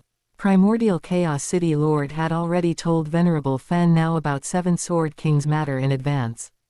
Look, Venerable Fen now has finally come out. Outside Venerable Fen now's mansion, either openly or secretly, there were quite a few venerables lurking. They were constantly monitoring Venerable Fen now's movements. If any special situation occurred, they would immediately report it to the universe lords of their respective races or factions. Venerable Fen now's growth was truly too fast, making factions like the monster race and the insect race restless. What they were most worried about was that if Venerable Fen now became the universe strongest in the future, that would be a big problem. Although this possibility was very low, they would rather wrongly kill 10 billion than let one go. These tag-alongs, wherever I go, they go too. Venerable Fen now's divine sense opened, and he soon discovered that there were more than 10 venerables following him nearby. These venerables were too lazy to pretend and followed directly behind Venerable Fen now. The entire Bahinia Island was within the coverage range of the 5-colored Aurora Lake, so they were not afraid of the other party taking action to kill them. Seven Sword King, slow down. When a super-luxurious spaceship with a length exceeding 20 kilometers appeared in the ancestral god secret region, Venerable Jiufeng appeared in front of the spaceship and stopped it. As long as he took action, he could easily annihilate this luxurious spaceship. At this moment, a handsome man flew out from the spaceship's cabin door. His voice was respectful, and at the same time, he took out a Beast God inheritance token. Greetings, Venerable Jiufeng, I am Seven Sword King, please take a look. Good, come with me. Venerable Zhou put away the beast god inheritance token, and then led Seven Sword King to fly towards Bohemia Island. After Venerable Zhou transmitted a list of precautions to Seven Sword King, he took Seven Sword King to meet the beast god to go through the motions. Seven Sword King walked out of the beast god temple and let out a long sigh. The aura of this beast god is truly terrifying, I actually couldn't breathe. Seven Sword King split off a wisp of consciousness to enter the Glory Continent, while flying towards his residence on Bohemia Island. Chapter 196, Treasure Land. The inheritor residences on the entire Bohemia Island are mainly divided into two areas, one for those below the rank of Exalt, and the other for the Exalts. Normally, these king-level powerhouses dare not approach the Exalts casually. If they encounter an Exalt on the road, they will choose to take a detour. Seven Sword King, you've finally arrived. At this moment, an alien king-level powerhouse from the Great Alliance flew over. This alien king-level powerhouse was a friend Seven Sword King had met on the outside territory battlefield. The other party's strength was significantly inferior to Seven Sword King's, but because they were from a weak alien race, they received more gifts from the Elder God cult. It is no secret that weaker races are more likely to obtain the Beast God inheritance token. Pandi King, let's go, follow me to meet the Exalts of our Great Alliance. All right. Pandi King's eyes lit up, and he decided to follow closely behind.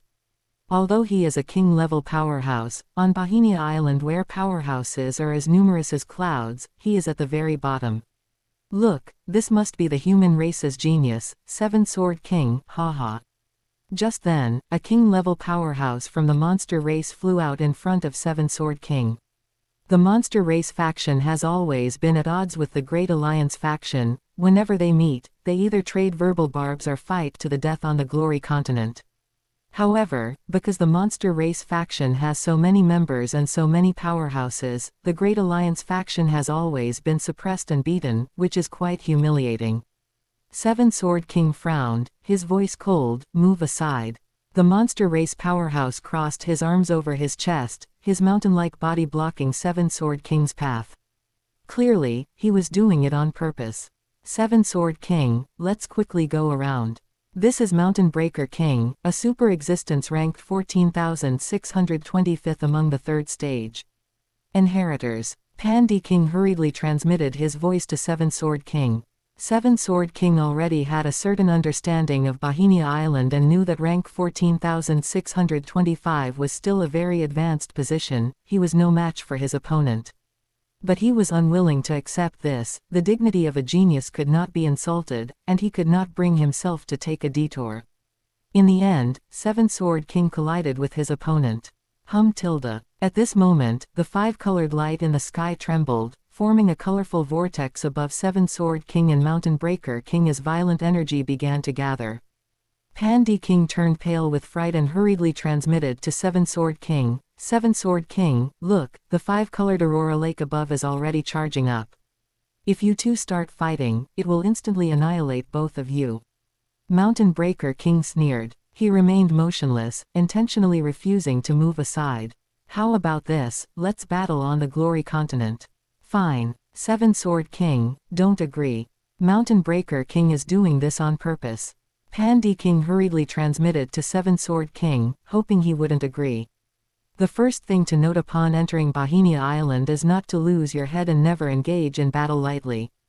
Bohemia Island is filled with powerhouses. Even if invincible king levels like Zan Yan King or Double Feather King came in, they would still be crushed by Mountain Breaker King.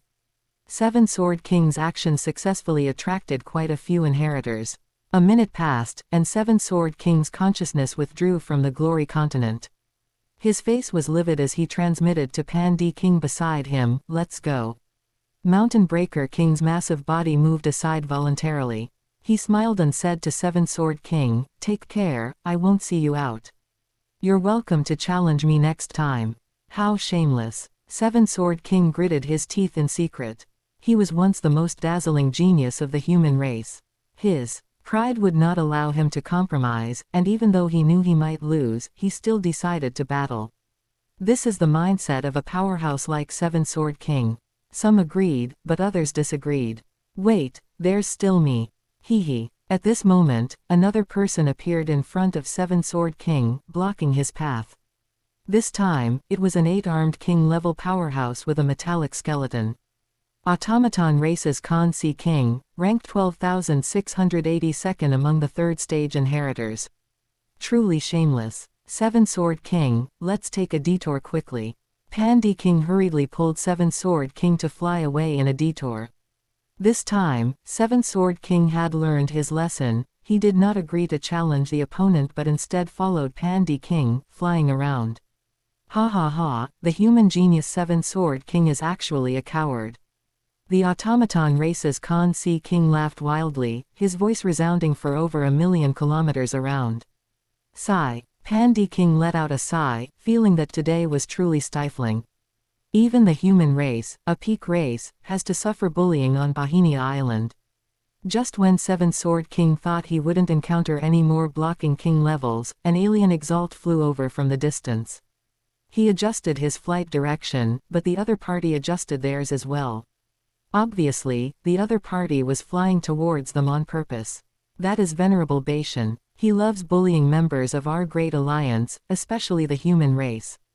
Venerable Baishan. Seven-Sword King cursed inwardly, Venerable Baishan, my ass. He only knows how to bully the weak, what scum. Venerable Baishan is famous throughout Bohemia Island for bullying the weak and fearing the strong. Seven-Sword King had heard of this long ago and held Venerable Baishan in great contempt. Just as the two sides were about to collide, Venerable Baishan said coldly, Great Alliance, get lost. Ha ha, we're going to see the human genius make a fool of himself again. In the distance, several groups of alien king-level powerhouses had gathered to watch the show. Baishan, get lost. Just at this moment, a special life form with an eagle's head and a human body blocked Venerable Baishan's path. Venerable Baishan's face was livid. He stopped and said, Venerable Fen Now, I hope you can only hide on Bohemia Island forever. With that, Venerable Baishan turned and left. Greetings, Venerable Fen Now. After seeing that the person who arrived was Venerable Fen Now, Seven-Sword King felt a complex mix of emotions and some discomfort, but he still bowed politely.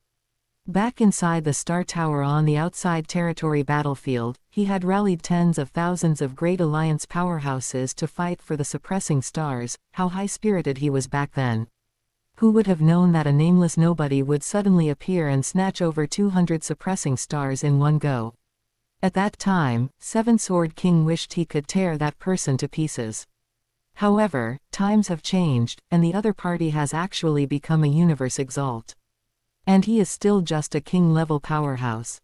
This sense of disparity made him feel very uncomfortable and unaccustomed. You've brought my things, right? Seven-Sword King handed a world ring to Venerable Fen Now. Thanks. If you encounter any difficulties on Bohemia Island in the future, come find me, and I'll cover you. After confirming everything was correct, Venerable Fen Now left this sentence behind and turned to leave. After Venerable Fen Now left, Pandi King, who hadn't dared to move, finally let out a long sigh of relief. Seven-Sword King, you are so lucky. With Venerable Fen Now's protection, things will be much easier for you here. Seven-Sword King said nothing. He had no intention of asking Venerable Fen Now for help. Venerable Fen Now, who was flying towards his mansion, suddenly laughed. This guy is actually so thin-skinned. He just arrived on Bohemia Island and was already swindled out of one glory.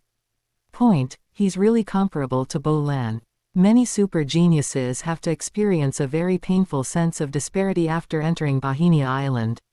521 years later, Venerable Fen Now emerged from his mansion. This time, he went into seclusion in one go and only came out after completely comprehending the 5th stage legacy.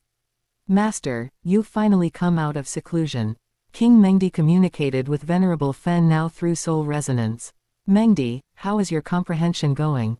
Ever since King Mengdi finished receiving the 3rd stage legacy, she had entered the mansion for seclusion and hadn't come out since. I feel like it's almost there. How soon is, almost? Just very soon. King Mengdi pouted, took Venerable Fen Now's hand, and said, let's go to the treasure land to try our luck now. That's true. We've been here for so long, and we still haven't gone to the treasure land to try our luck. The treasure land is a magical place. To obtain treasures from the treasure land, one needs to meet the requirements set by the original owner. These requirements are varied. For example, some treasures require one to be a special life form, some require one to be dual-gendered, and others require one to be born blind. In short, different treasures in the treasure land are not unlocked based on absolute strength. My luck is terrible. After an alien king-level powerhouse entered a treasure site and found that the treasure didn't react at all, he felt very helpless but had no choice but to grumble. Me too. This is my 5th time coming to the treasure land. Even though my strength has improved significantly each time, I just can't obtain the treasures here. Another alien king-level powerhouse was equally displeased.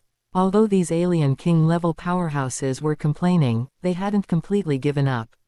They come to try their luck every once in a while. Just then, the aura of a powerhouse arrived from outside.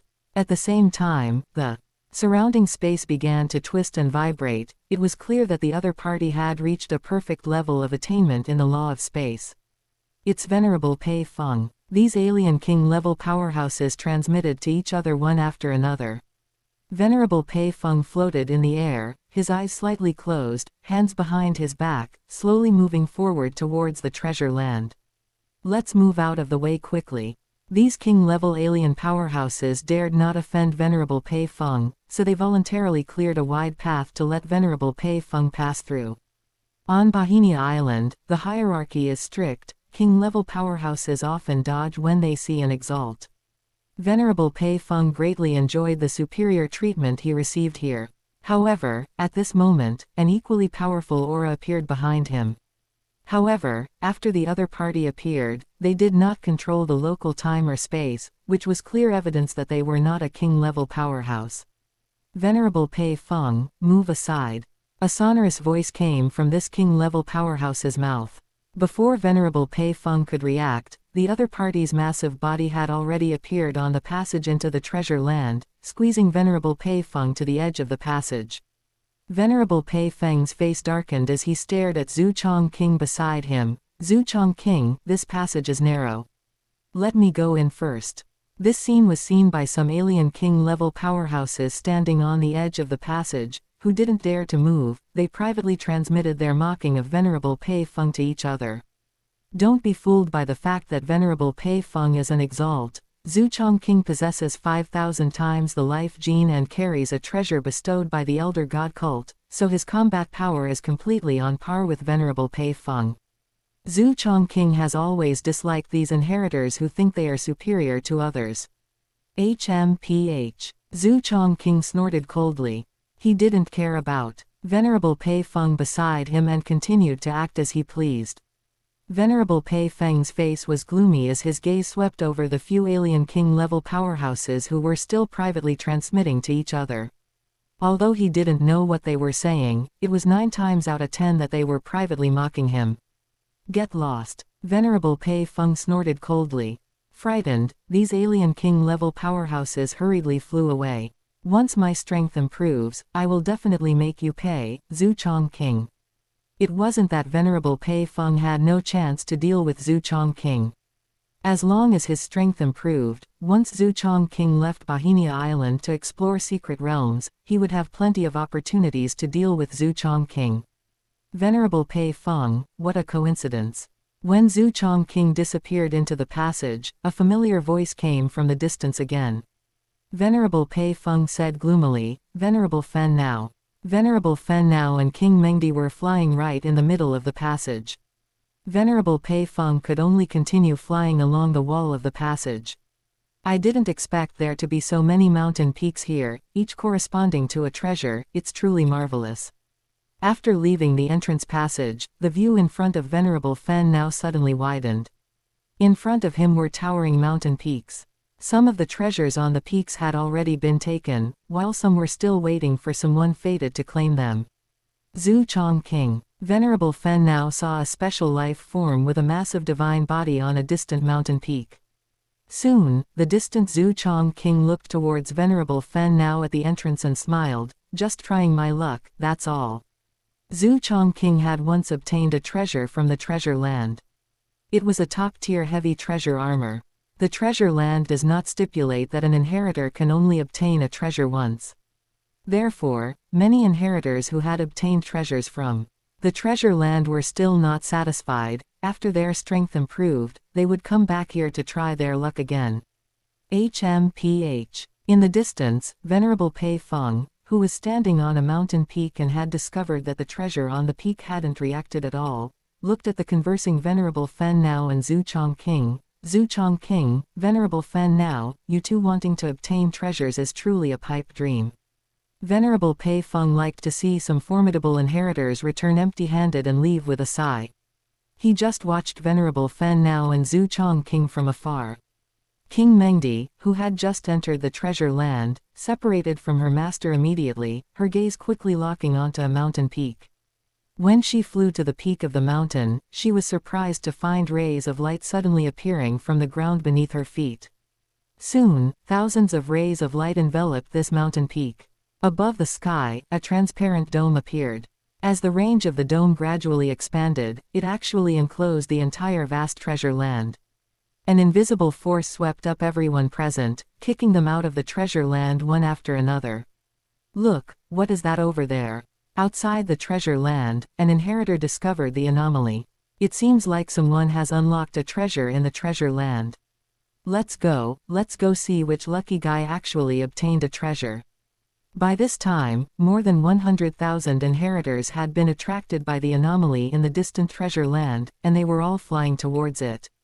And those inheritors who had been teleported out of the treasure land were all very curious about who exactly had obtained the treasure. I didn't expect Venerable Fen Nao to be teleported out as well. Zhu Chongqing discovered that Venerable Fen Nao had also been teleported out. I wonder which lucky person it is. Venerable Fen Nao stared curiously at the dome in front. The dome in front blocked the treasure land and isolated divine power detection, so no one knew which inheritor was inside at this moment. Chapter 197, Master of Flint. Mengdi. Where is King Mengdi? Venerable Fen Nao did not see King Mengdi in the crowd, so he tried to communicate with her through their soul connection. Soon, King Mengdi replied through the soul connection, her voice trembling, Master, I actually opened a treasure trove. Ha ha, lucky little fellow. Alone in the treasure land, King Mengdi looked at the phantom that appeared in front of her. I am master of forging Piluo. This is a top-tier palace-type heavy treasure I once used, and its value is comparable to an ordinary true treasure. I hope it will be of help to you. With that, the phantom in front of her quickly vanished. The condition to open the treasure trove of Master of Forging Piluo was that one must belong to the royal family of the monster race, be female, specialize in illusion, and have a cultivation time of no more than 10,000 eras. King Mengdi perfectly met his requirements, which was why she was able to open his treasure trove. It seems this Master of Forging Piluo is a senior of our monster race's royal family.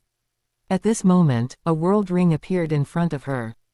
Inside the ring was a massive palace over 300,000 kilometers tall. King Mengdi split off a thread of consciousness to enter the world ring and began attempting to claim ownership. Only after completing the ownership binding did she walk out of the treasure land. To think it was a nobody from the monster race. When King Mengdi walked out, she quickly caused a stir among the surrounding foreign race inheritors who were looking on.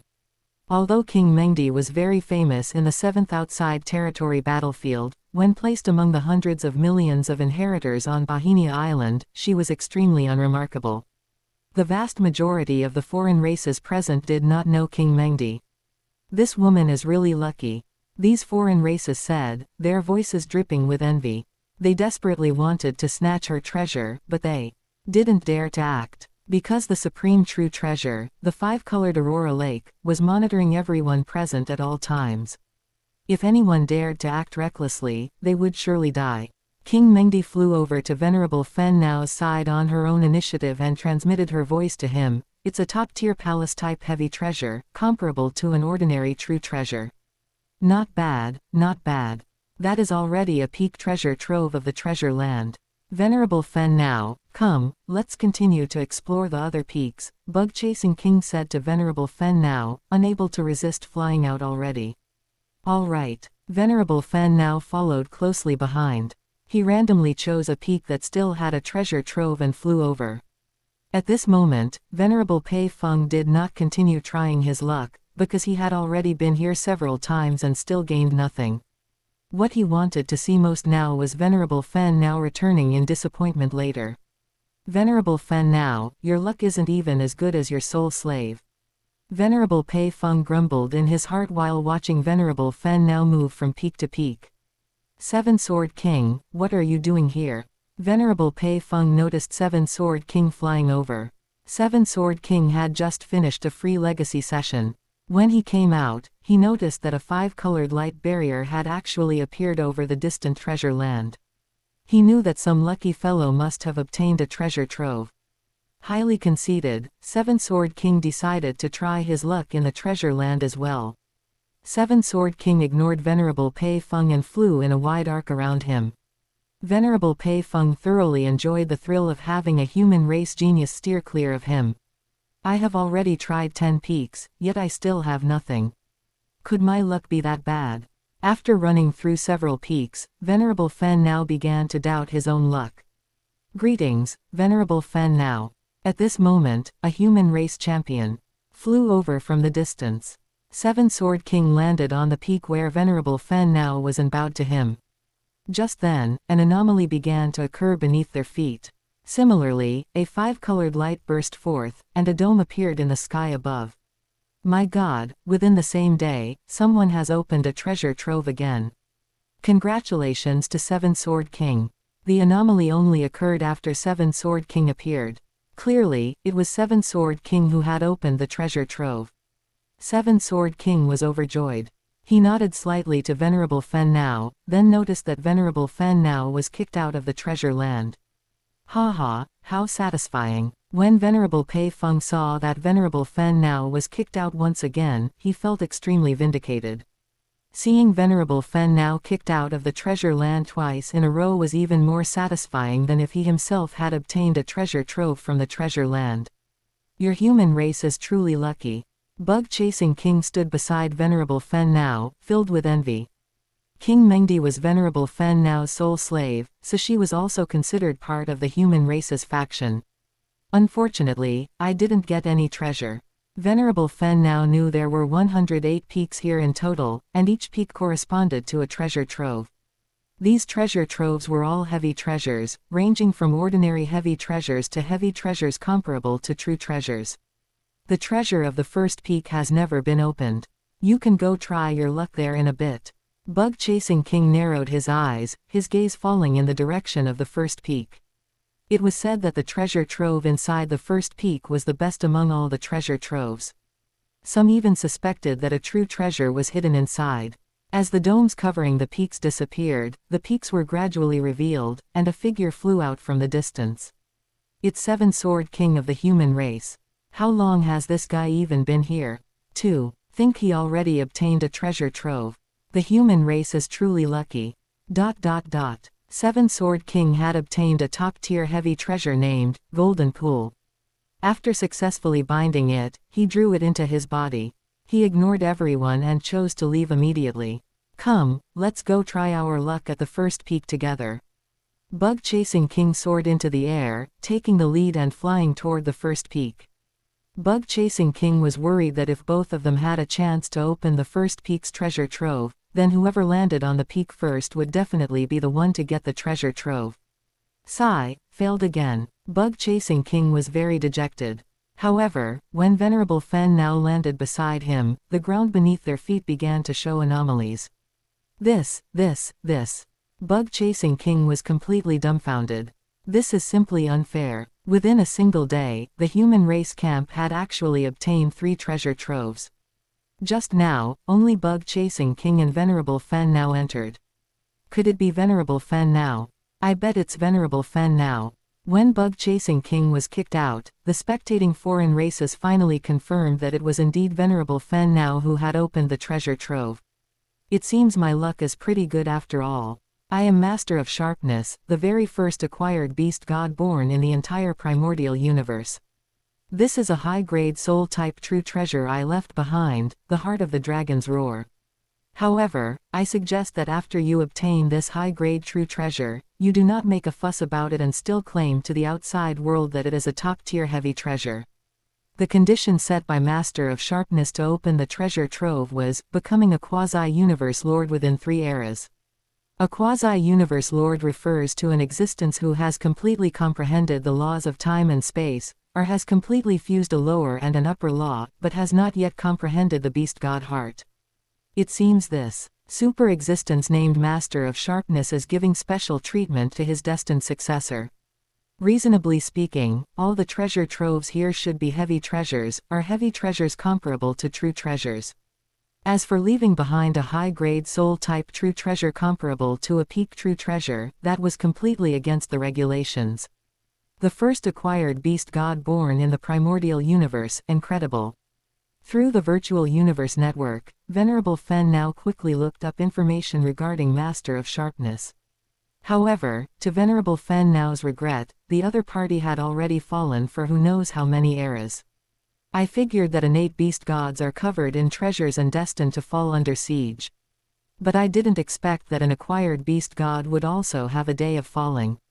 Venerable Fen Now clenched his fists tightly. Learning the news of Master of Sharpness's fall made Venerable Fen Now even more determined to increase his strength. Congratulations, Venerable Fen Now. Bug-chasing King congratulated him as he saw Venerable Fen Now fly out. He did not ask what treasure the other had obtained. Venerable Fen Now did not volunteer the information either. However, Venerable Fen Now quite liked Bug-chasing King's non-gossipy nature. Congratulations, Venerable Fen Now. Several Great Alliance champions and venerables nearby congratulated Venerable Fen Now one after another. However, these Great Alliance champions did not dare to get close to Venerable Fen Now. Only Great Alliance members who were also Universe Exalts dared to approach him. Mengdi, let's go. Since the treasure trove had already been opened, there was no need to linger here any longer. Venerable Fen Now decided to continue receiving his legacy. He possessed over 100,000 points, which was enough for him to receive legacies on Bahinia Island over 1,000 times. With his current comprehension ability, he couldn't possibly use them all up, not even close. At the southern end of Bahinia Island, in front of 3 massive water curtains over 10 million meters tall, a figure appeared. Venerable Fen Now looked at the water curtain leading to the legacy land. Without any hesitation, he flew right in.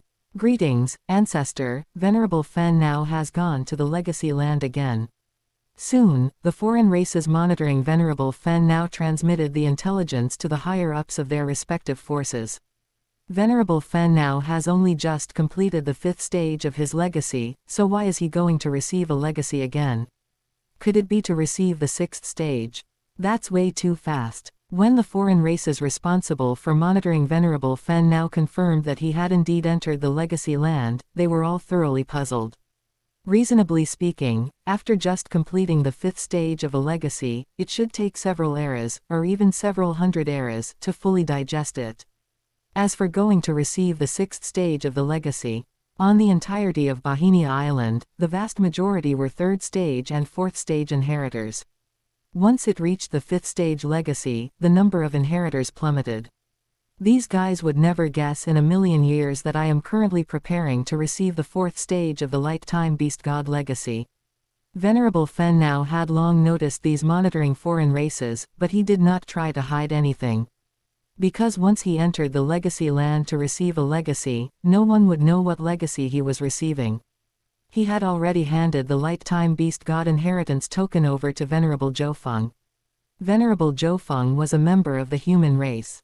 With Venerable Fen Now's advance warning, there was no way he would easily leak the information that Venerable Fen Now was simultaneously receiving the Light-Time Beast God legacy.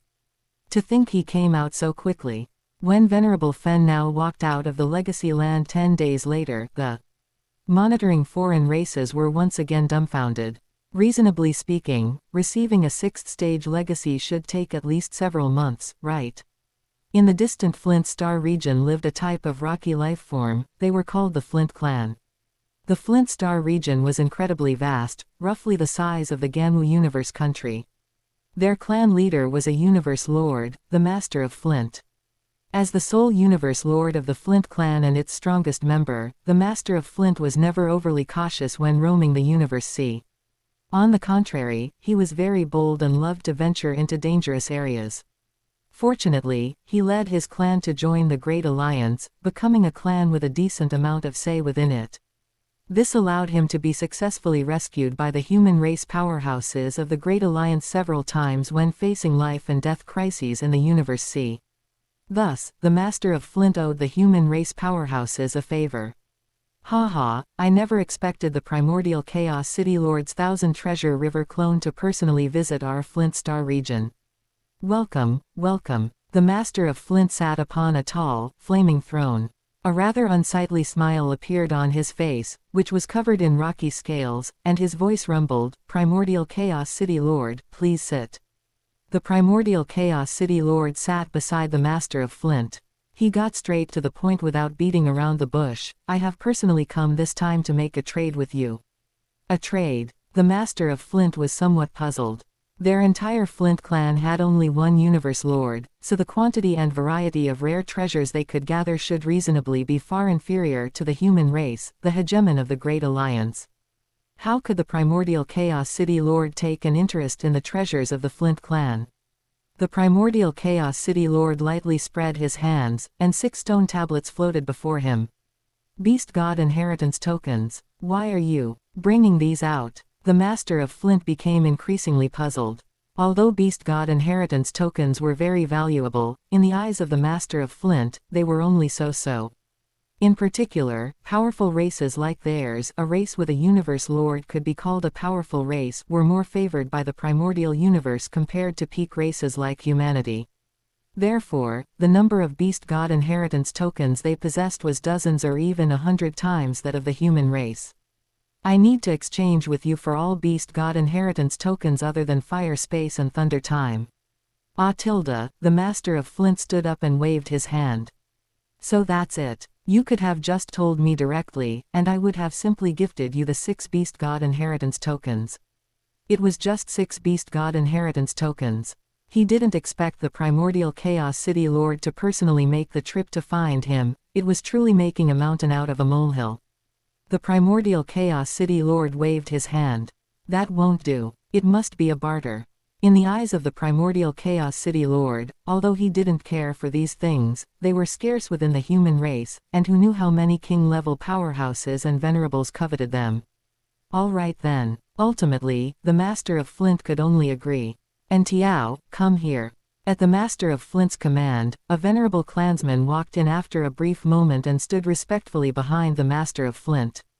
"Great Stone Lord. Pass down my order to quickly fetch me 6-4x, the Master of Flint said as he tossed the 6 Beast God Inheritance Tokens handed to him by the Primordial Chaos City Lord to Venerable and Tiao. From the other party's actions, the Primordial Chaos City Lord could see that he didn't pay much attention to these Beast God Inheritance Tokens. However, he could also understand. After all, the entire Flint clan occupied only a single star sector, yet the number of Beast God Inheritance Tokens they possessed was dozens or even 100 times that of the human race.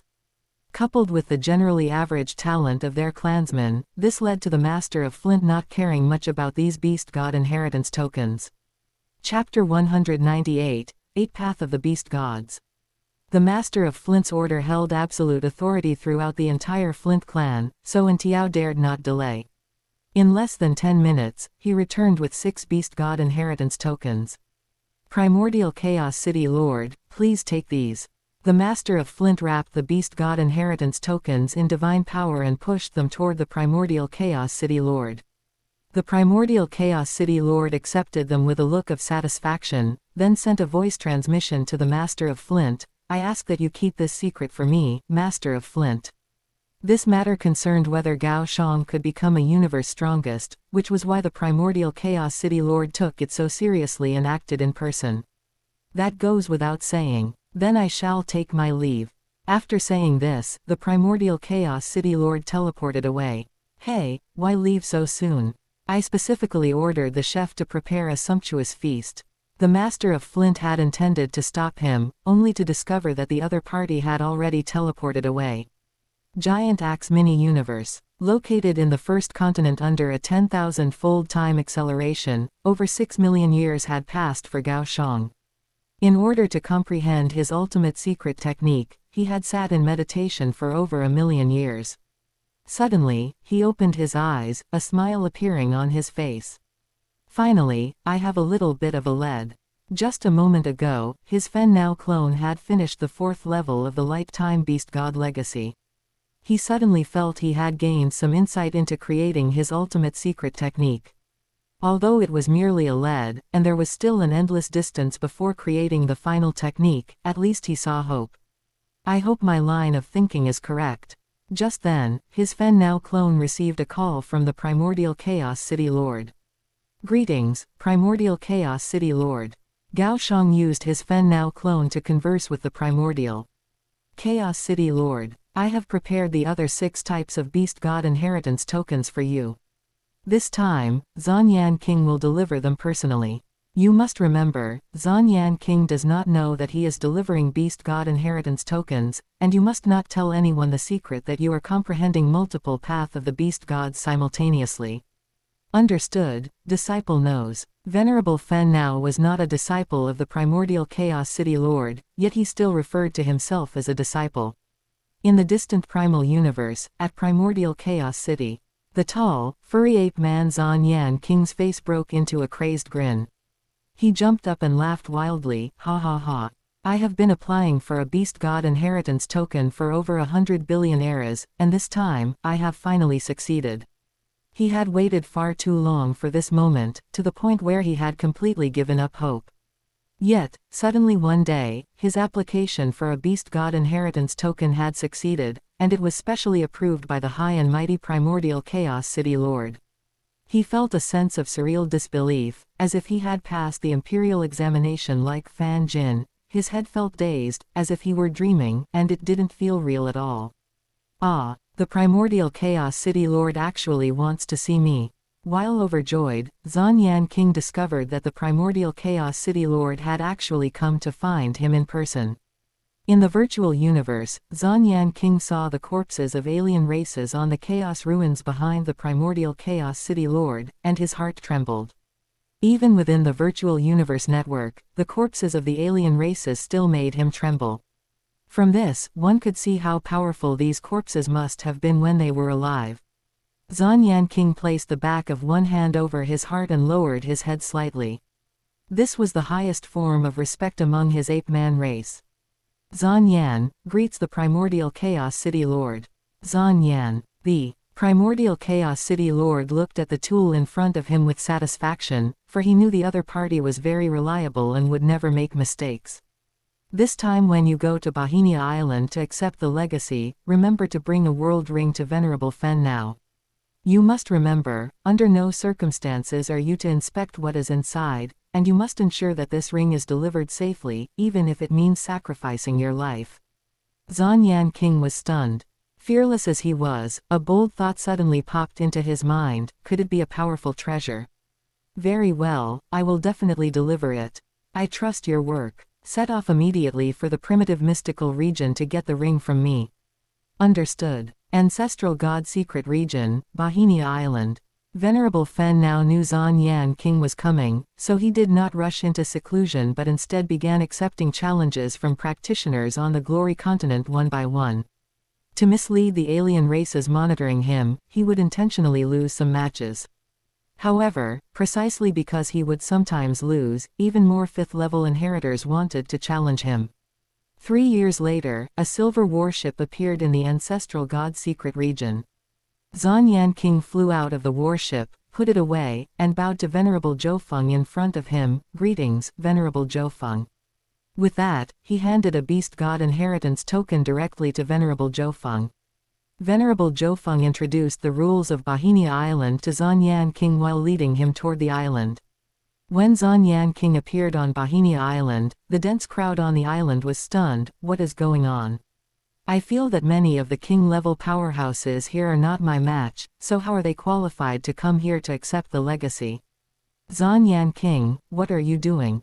An alien king-level powerhouse from the Great Alliance appeared beside Zhanyan King and found it strange to see him standing at the edge of Bohemia. Island. King LeCun, why are there so many king-level powerhouses here? Zhan King activated his divine power domain, easily covering a range of over 1,000,000 kilometers around him. Under the coverage of his divine power domain, he discovered that the number of king-level powerhouses around him exceeded 100,000. What unbalanced his mentality the most was that the vast majority of these inheritors were not as strong as him. How were these people qualified to enter Bohemia Island to accept the legacy? Yet he, Zhan King, had applied for countless eras before finally receiving special permission from the primordial Chaos City Lord. This sense of unfairness made Zhan King completely lose his composure. King LeCun was already used to it. You had better retract your divine power domain quickly. If you happen to offend a venerable, that would be troublesome. Very well. Zhan King was a newcomer and felt King LeCun made sense, so he hurriedly retracted his divine power domain. Only then did King LeCun answer, "This is a manifestation of the primordial universe's will, intended to ensure that all races in the universe can develop." The will of the primordial universe was very obscure knowledge among king-level powerhouses. Zhan King knew of it, but did not understand it very well. Who spread their divine power domain and dared to offend me? Sure enough, a venerable soon flew over from the distance. The venerable's aura was immense, and the space around him began to distort as he flew. Zhan King and King LeCun both felt it difficult to breathe, as if an invisible arm had seized their throats. Venerable Bashan, is bullying king-level powerhouses all you can do? Don't you feel ashamed? At this moment, a figure flew over from afar. When this figure appeared, the divine power domain around Venerable Bashan was forcibly suppressed, and at the same time, an irresistible force acted upon Venerable Bashan, causing him to also begin struggling to breathe. Greetings, Venerable Fen Now. King LeCun saw that the newcomer was Venerable Fen Now and hurriedly bowed. Venerable Fen Now. Zhan King also bowed toward Venerable Fen Now.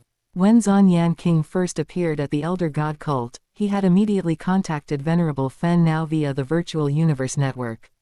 Once Zhan King appeared on Bohemia Island, Venerable Fen Now had immediately flown out from his residence. Let's go. Venerable Fen Now led Zhan King toward his residence. King LeCun did not follow.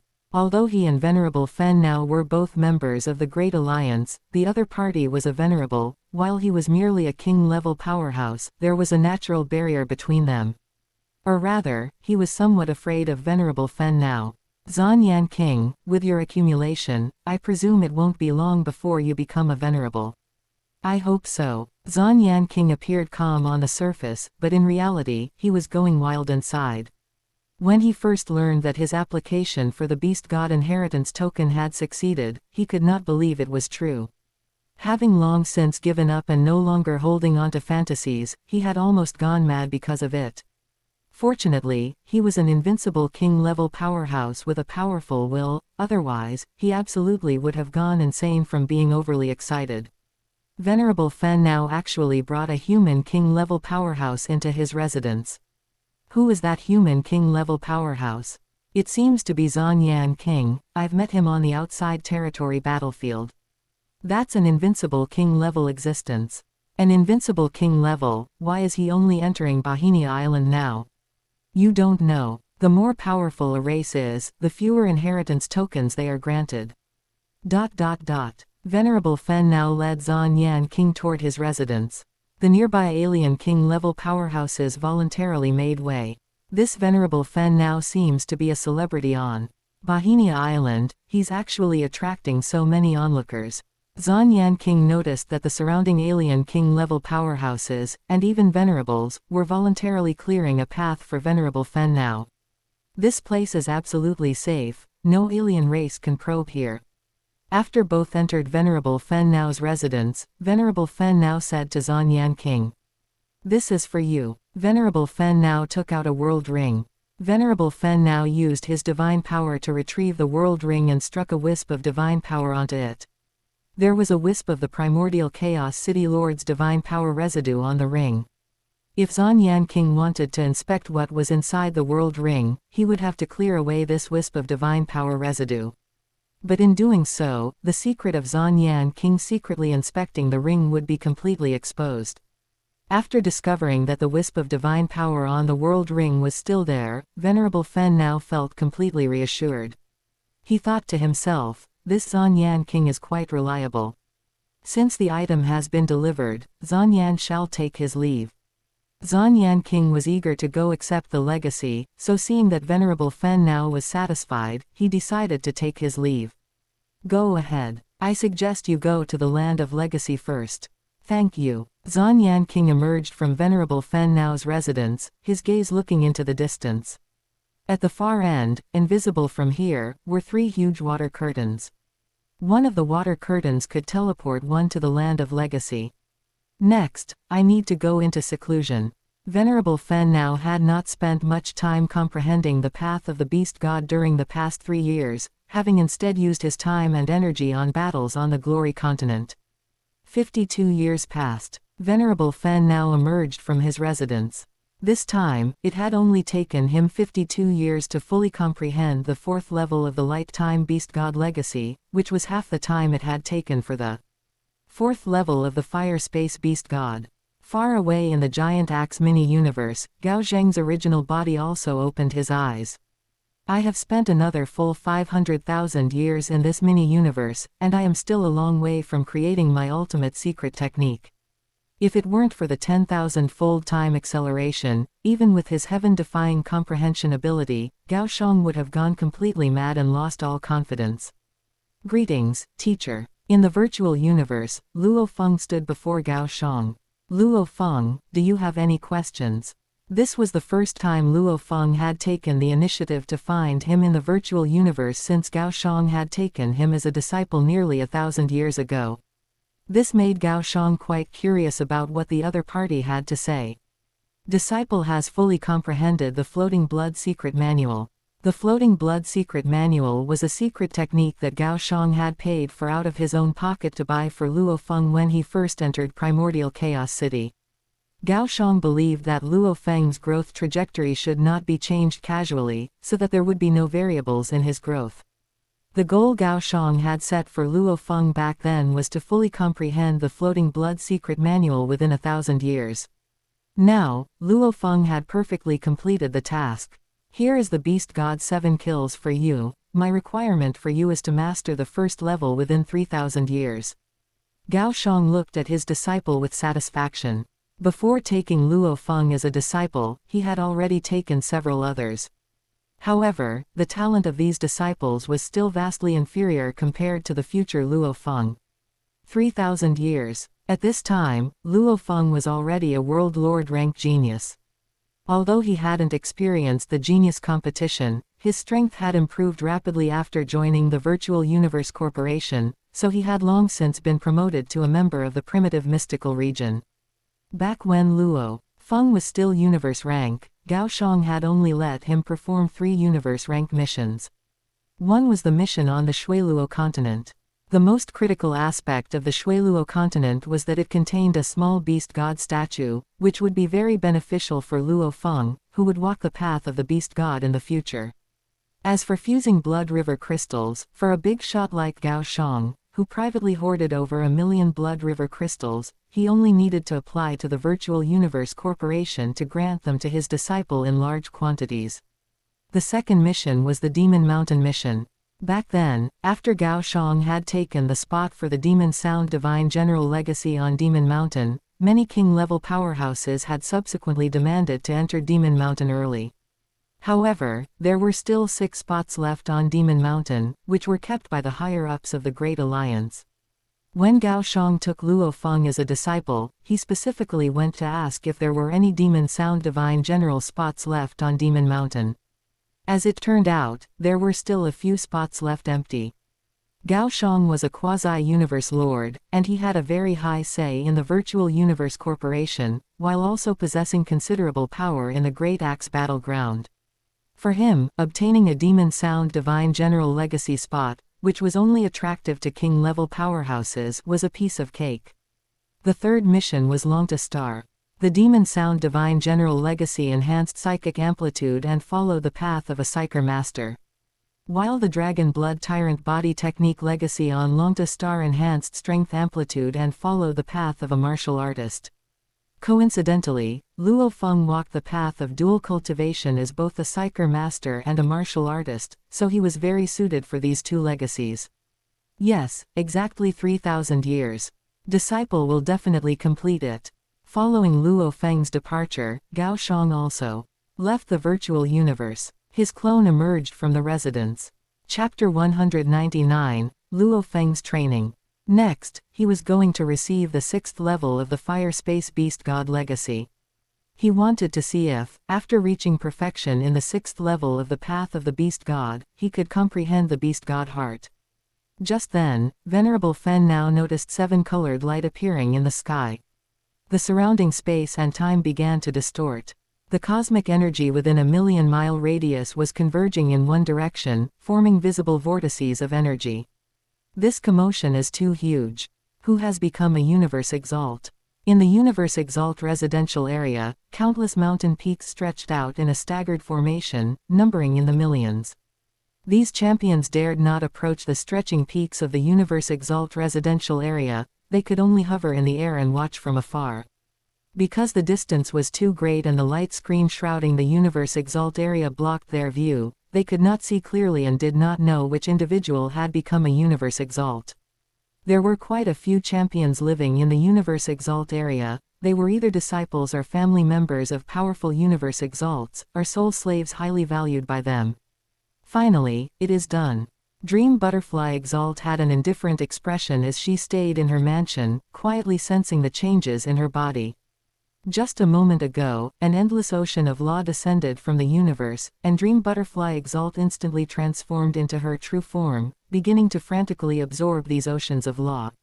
Her divine power body grew several times larger in an instant, and her strength received an earth-shattering improvement. It's actually King Mengdi's mansion.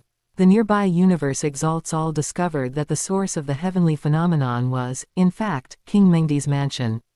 They had already been uncomfortable with King Mengdi living in the Universe Exalt area, but due to the formidable strength of Venerable Fen now, they dared to be angry but dared not speak out. Just then, the metal doors of Dream Butterfly Exalt's mansion suddenly opened, and a beautiful and moving figure appeared on the huge plaza ahead. At this moment, more than 100 Universe Exalts had gathered on the huge plaza. What are you looking at? King Mengdi merely swept her gaze over all the Universe Exalts present, her cold voice seemingly possessing a penetrating power that made everyone present feel terrified. This was caused by the suppression of absolute strength. This. How is it possible? How did Dream Butterfly Exalt become a high-level Universe Exalt? It's enough that Venerable Fen now is powerful himself, even his soul slave is this powerful.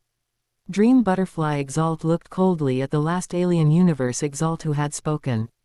Scram. Don't be fooled by the hundreds of Universe Exalts here, in reality, they were all just low-level or mid-level Universe Exalts. The reprimanded Universe Exalt was naturally furious. His face turned ashen, and he gritted his teeth as he shouted, "Dream Butterfly Exalt, you scum of the monster race, no one can take action here. What can you do to me?" King Mengdi quickly recognized the alien Universe Exalt who was spouting nonsense through the Glory Continent. Venerable Lishan, is it? You can't possibly avoid going to the secret realm to adventure, can you? Venerable Lishan was stunned, then immediately quieted down. The secret realm was the backyard of the Elder God cult. It was not covered by the 5-colored Aurora Lake. It allowed killing and was the best place for inheritors of the Elder God cult to settle life and death grudges. Dream Butterfly Exalt rolled her eyes at all the Universe Exalts present. With so many Universe Exalts, not a single one could actually fight. I thought who had become a Universe Exalt, it turns out it's a traitor to our monster race.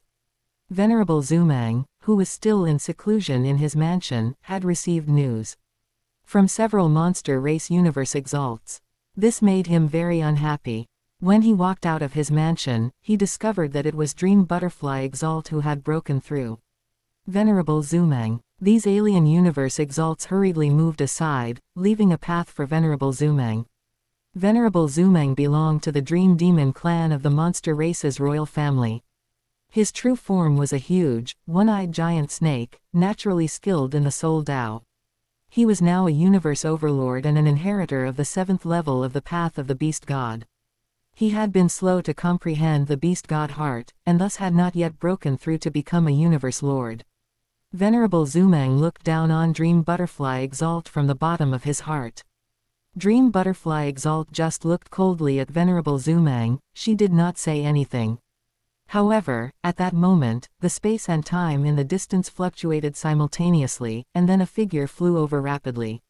Bohemia Island did not allow teleportation, so everyone could only fly. Venerable Fen Nao's flight speed was second only to the speed of light. In an instant, he arrived beside Dream Butterfly Exalt. He ignored the hundreds of alien universe exalts. Congratulations, Mengdi, on becoming a high-level universe exalt. It is all thanks to Master. The cold Dream Butterfly Exalt actually revealed a rare smile at this moment. In front of her master, she was absolutely sincere, wanting to reserve all her smiles for him. This scene enraged Venerable Zumang, who was watching from not far away. Dream Butterfly Exalt's actions were tantamount to losing face for the monster race's royal and noble families. Venerable Zumang, why haven't you scrammed yet? Dream Butterfly Exalt flew in front of Venerable Zumang, intentionally provoking him.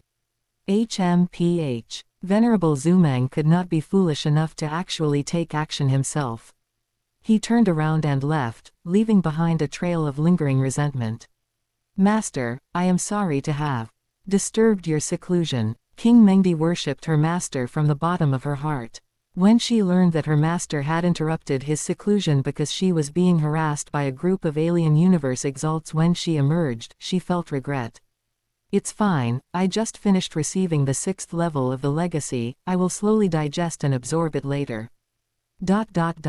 Far beyond the membrane of the primordial universe, there was a small universe with a staggering diameter of 100 million light-years. It stood isolated in the boundless starry sky, with no celestial bodies visible in its surroundings. Although it was not far from the primordial universe, that was only relative to the massive volume of the primordial universe. At this moment, the Great Axe Founder had just emerged from the membrane of his mini-universe. He hovered above the membrane, looking at his mini-universe with a benevolent gaze, as gentle as if he were looking at his own biological son. This mini-universe was personally gestated by him. As long as his strength could continue to improve, his mini-universe would continue to grow. The Great Axe Founder let out a low voice. This time in the core region of the Qingfeng world, it was truly too dangerous. If not for my massive divine power body, I would have likely already fallen. The Great Axe Founder sighed. This time, he had returned to his mini-universe from the Qingfeng world because he had encountered a life and death crisis in the core region of the Qingfeng world. Fortunately, his divine power body was massive, and by relying on the consumption of his divine power body, he finally escaped the fatal crisis. Only by returning to the primordial universe and his mini-universe could he quickly recover his consumed divine power body.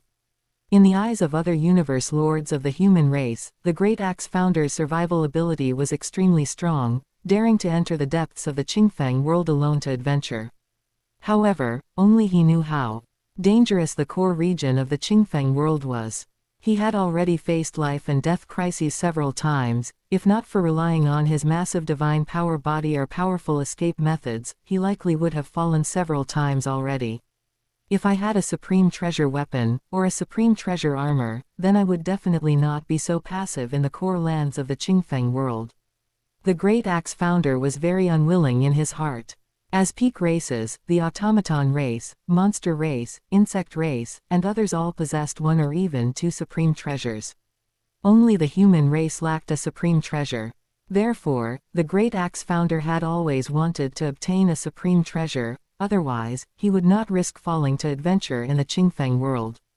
What a pity. The Star Tower in the outside territory battlefield is clearly a powerful supreme treasure, but unfortunately, I cannot shake it in the slightest. The Great Axe Founder had once stood in front of the Star Tower. His massive divine power body was not even 100 millionth the size of the Star Tower in front of it. He had tried various methods of recognition, but none succeeded. He had even thought about moving the Star Tower away. As it turned out, the weight of the star tower far exceeded his imagination. In front of the star tower, he had a sense of frustration like an ant trying to shake a tree. I hope that in the future of our human race, a super genius who can recognize the star tower as their master will appear. After saying this, the great axe founder turned around and headed towards the Qingfeng world, teleporting and flying at the same time. In the blink of an eye, 1,000 years passed. Gao Xiang's original body had spent another 10 million years in the Great Axe mini-universe. At this time, Gao Xiang saw his disciple Luo Feng in the virtual universe. Luo Feng did not live up to Gao Xiang's expectations. It took him only 800 years to master the first level of 7 kills of the Beast God. Gao Xiang had once told Luo Feng that when Luo Feng was ready to go to the outside territory battlefield for life and death training, he should come to the virtual universe to find him. Teacher, this disciple is ready to go to the outside territory battlefield for training. Luo Feng stood respectfully in front of Gao Xiang. Nowadays, Luo Feng had begun to stand out. The two former geniuses, Bo Lan and Rong Jun, had already been left far behind by him, with a gap as vast as the sky. The outside territory battlefield is extremely dangerous. One must have some life-saving means to have any hope of survival, but I, as your teacher, do not hope that you will need to call for my help. Having said this, Gao Xiang took out a top-tier palace-type heavy treasure. This is a top-tier palace-type heavy treasure that I have prepared for you. Its effects are comparable to a supreme treasure. With this palace-type supreme treasure, Luo Feng would be able to fear no attacks from fire god source crystals or self-destructions by champion-level powerhouses in the outside territory battlefield in the future. The virtual universe could simulate the palace-type heavy treasure that Gao Xiang had obtained from the treasure land of the elder god cult. Luo Feng's eyes lit up. Thank you, teacher. Also, take this as well. Gao Xiang took out a standard Supreme Treasure Battle Blade. This Supreme Treasure Battle Blade was something Gao Xiang had specially prepared for Luo Feng from the many treasures left behind when he obtained Lord Po Yun's legacy. With the Supreme Treasure to conceal his aura and release the pressure of the Supreme Treasure, even if Luo Feng was a world lord, he would be mistaken for an undying. Unless he encountered a universe lord, no one would ever see through him. This metal plate holds one of my divine power imprints. If you encounter a certain death situation, you can crush it, and I will rush over to save you immediately. Okay. These two treasures were stored on his clone who was at the Elder God cult. Gao Xiang ordered his soul slave, Dream Butterfly Exalt, to personally take these two treasures and deliver them to the primitive mystical region of the human territory, handing them to Luo Feng, who was preparing to go out for training. Gao Xiang muttered to himself, the top-tier palace-type heavy treasure can just replace the super-strong defensive capability of the Shiwu wings, and that Supreme Treasure Battle Blade will allow him to easily break through the divine power body of a champion. These two treasures provided both offense and defense, enough for Luo Feng to cope with the upcoming outside territory battlefield. What a pity. I am currently still a Universe Exalt and have not yet gone to the Universe C for training, so I don't have many Supreme Treasures on me, otherwise, I could have given you two powerful Supreme Treasures. However, Gao Xiang soon shook his head. This disciple of his had never really needed him to worry, just like the Luo Feng in the original work, even without becoming a disciple of the primordial Chaos City Lord, but instead becoming his own disciple, none of the opportunities he should have had were missing. For example, back then, Gao Xiang had asked his teacher, Karo, to closely monitor the entire Milky Way galaxy. Tens of billions of invisible monitors were scattered around the solar system, not even a fly could easily enter the solar system. However, for some reason, the egg of the golden horned beast still landed in the vast ocean of Earth. Everything seemed to have been set up already. Could it be that the egg of the golden horned beast back then was also intentionally arranged by Zuo Shank? Gao Xiang felt it made a lot of sense.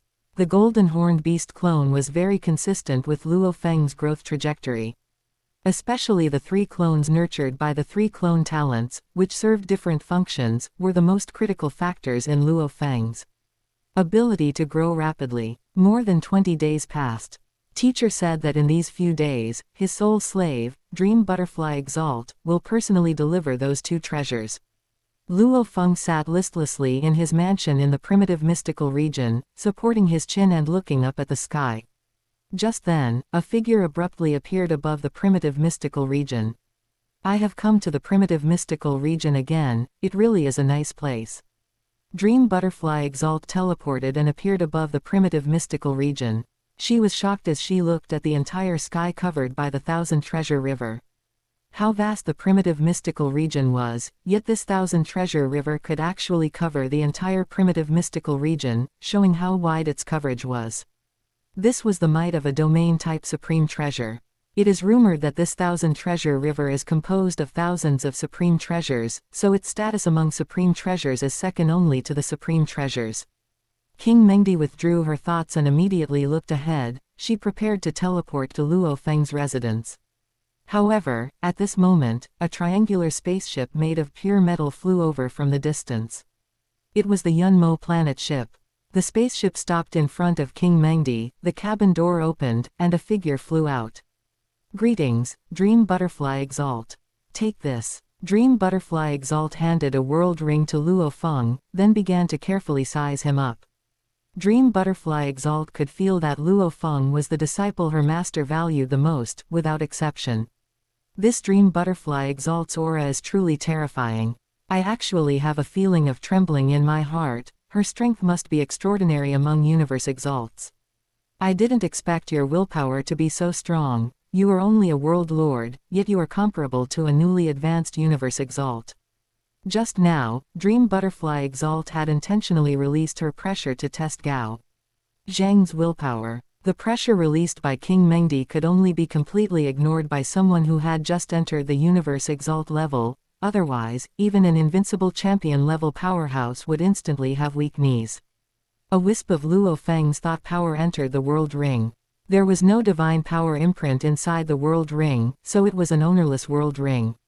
Dream Butterfly Exalt was Gao Xiang's sole slave, so Gao Xiang trusted her absolutely.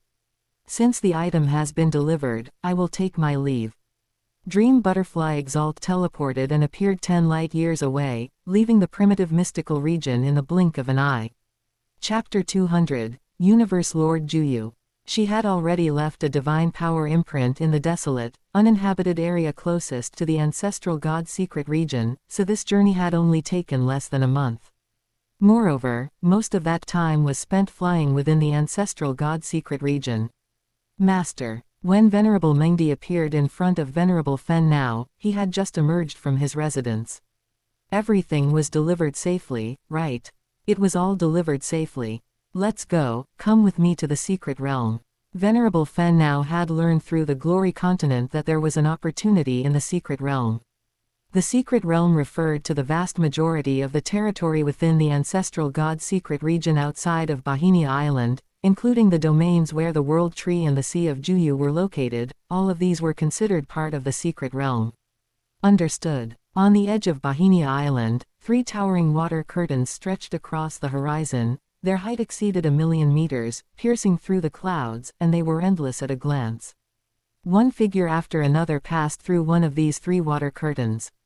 Their goals were very clear. They were entering the teleportation channel heading to the secret realm. Just a short while ago, the Elder God cult had suddenly released a mission. The Elder God cult had discovered a newly born special life form in the secret realm, which possessed at least 8,000 times the life gene and was born with the strength of a universe exalt. However, the Elder God cult did not know the specific location of that special life form. Therefore, the Elder God cult's mission requirement was to bring this newly born special life form back to the Elder God cult and have it join them. 8,000 times the life gene. If it could gestate a clone, it would be invincible. Venerable Fen Nao was very envious. However, he also knew that since the target had already attained the strength of a universe exalt, trying to use its blood, bones, or other tissues to gestate a clone was nearly impossible. Even the golden horned beast, which possessed the ability to create clones, could not succeed in such a gestation. 8,000 times the life gene and born as a universe exalt. What a lucky fellow. An alien universe exalt, having just teleported away from Bahinia Island and entered the secret realm, began to express envy. What's so lucky about that? Such a loner is the only one in the entire universe, it's very lonely. Any universe lord could easily capture and enslave it. After these few alien universe exalts left, two more figures quickly appeared in this void realm shortly after. Master, trying to find that newly born special life form in the vast void realm is like looking for a needle in a haystack. King Mengdi's law domain expanded, easily radiating over a range of 10 million kilometers. However, her law domain, in a secret realm that could easily span over tens of billions of light years, was an insignificant presence. Venerable Fen now nodded. King Mengdi was indeed right. If they just wandered around blindly, this mission might not be completed even in tens of thousands of years. However, Venerable Fen now soon thought of a solution. We have the virtual universe network, which can cover the entire universe. Venerable Fen now waved his hand, and over 10,000 undying appeared before him. These undying were either those he had enslaved back in the outside territory battlefield, or undying that those slaves had enslaved themselves. In short, by enslaving a few powerful undying, Venerable Fen now could easily deploy over 10,000 undying. I have them too. Venerable Mengdi also waved her hand, and dense, mountain-like piles of undying slaves appeared before her. She had spent tens of thousands of times longer in the outside territory battlefield than Venerable Fen now, so she had accumulated a vast number of undying slaves. Greetings, Master. Greetings, Master's Master. Greetings, Master's Master's Master. ... Before long, Venerable Fen now and Venerable Mengdi had gathered over 40,000 undying slaves. Each of you take a virtual universe network sensor and explore in different directions. If you discover anything unusual, report it to me immediately. Venerable Fen now ordered Sandus to clear an area within his divine kingdom, and using materials already stockpiled there, they produced over 100,000 virtual universe network sensors in batches. Mass-producing such items was not a technical challenge. Any human race undying powerhouse could have their intelligent life form create millions, or even tens of millions of them. After all, these were industrial products that even humans who had not yet reached the planetary level could easily possess. Mengdi, let's split up as well. All the virtual universe network sensors here used Venerable Fen Now's sub-accounts. Venerable Fen Now held absolute administrative rights. He could easily access the data from any sensor, including real-time audio and visual data. Understood. King Mengdi replied, then immediately chose a random direction and flew off. One day later, HMPH. A bald, one-eyed alien universe exalt killed an undying with a single slash of his blade. He found a human race virtual universe network sensor on the corpse. However, when he put it on and tried to enter the virtual universe network, he found he could not use it. He was not a member of the human race or the Great Alliance, so he could not use it. These human race universe exalts are truly cunning, actually using endless slaves to search for the target. The bald, one-eyed alien universe exalt was very angry. These human race universe exalt slaves were using the virtual universe network sensors to conduct a carpet-style search. Every place they passed through was marked by the virtual universe network, so there would absolutely be no low-level errors like repeated searches. Some aliens of the Great Alliance also wanted to use this method to find the target. They discovered, however, that the functionality of their virtual universe network sensors was limited, and they couldn't achieve the same effect. Fortunately, among all the inheritors on Bohemia Island, the number of humans is very small. After finishing his grumbling, the bald, one-eyed universe exalt teleported away. The tribe the bald, one-eyed universe exalt belonged to did not have a virtual universe network, so he could only rely on his slaves to search, and it was absolutely impossible for the slaves to communicate with each other. Relatively speaking, the peak races, the monster race, automaton race, and insect race, were better off. They could temporarily set up local area networks.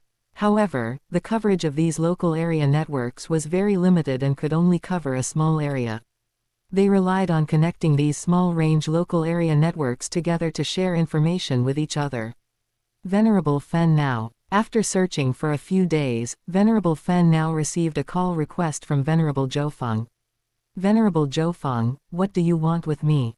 You should know that recently, all the inheritors on Bohemia Island have been searching for that special life form. Our human race possesses the virtual universe network, but the secret realm is simply too vast.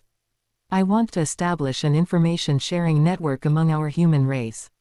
Venerable Zhou had also released over 10,000 undying slaves. These undying slaves shared location information. But after several days had passed, Venerable Zhou still felt that this was no different from looking for a needle in a haystack. His plan was to establish a shared network for the human race, connecting all the undying slaves to share location information in real time. Then let me ask you, if that special life form is discovered, how will it be allocated? Naturally, whoever discovers it belongs to them, Venerable Zhou said as if it were a matter of course. Venerable Fen now frowned. If it belongs to whoever discovers it, then whoever has more undying slaves has a greater chance of discovering it. Venerable Zhou intention in wanting to establish a shared network was nothing more than to improve the efficiency of the sweep. Venerable Zhou could see that Venerable Fen now was not satisfied with his suggestion. He pondered for a long time before saying, "Otherwise, do you have a better idea?" Venerable Zhou and Venerable Fen now were currently the top-tier powerhouses among the universe exalt inheritors on Bohemia Island, and they held absolute authority among the human race here. Especially Venerable Zhou, who had already been a universe overlord a long time ago. As for Venerable Fen now, he had already reached the 23rd level of the Heavenly Bridge during his World Lord period, only one step away from the 24th level of a Universe Lord. At the 23rd level of the Heavenly Bridge, once he achieved a breakthrough to become a Universe Exalt, with his comprehension of the law, he would naturally be a Universe Overlord. Venerable Fen now thought for a moment. We will split the mission reward equally. Agreed. Venerable Zhou had also considered this plan, but deep down, he wanted to swallow all the mission rewards alone. If it hadn't been for the fact that many of his undying slaves had been killed by aliens in the past few days, and the secret realm was simply too vast, with his sweep covering less than 100 millionth of it, he would absolutely never have sought cooperation with Venerable Fen now. I have already contacted quite a few champions of our human race, and they are all willing to send their own slaves to help us. That's good. Venerable Zhou held very high prestige among the human race champions on Bohemia Island. These champions dared not covet this mission, so at Venerable Zhou request, many were willing to grant him a favor. This mission to find the special life form is very important. A massive ape with a height exceeding 1 million kilometers stood in front of a group of monster race members. His voice was like thunder, and he coldly scanned all the monster race members present. He was Venerable Dolly from the monster race faction on Bohemia Island, and his true form was a royal monster race ape. We will definitely complete the mission.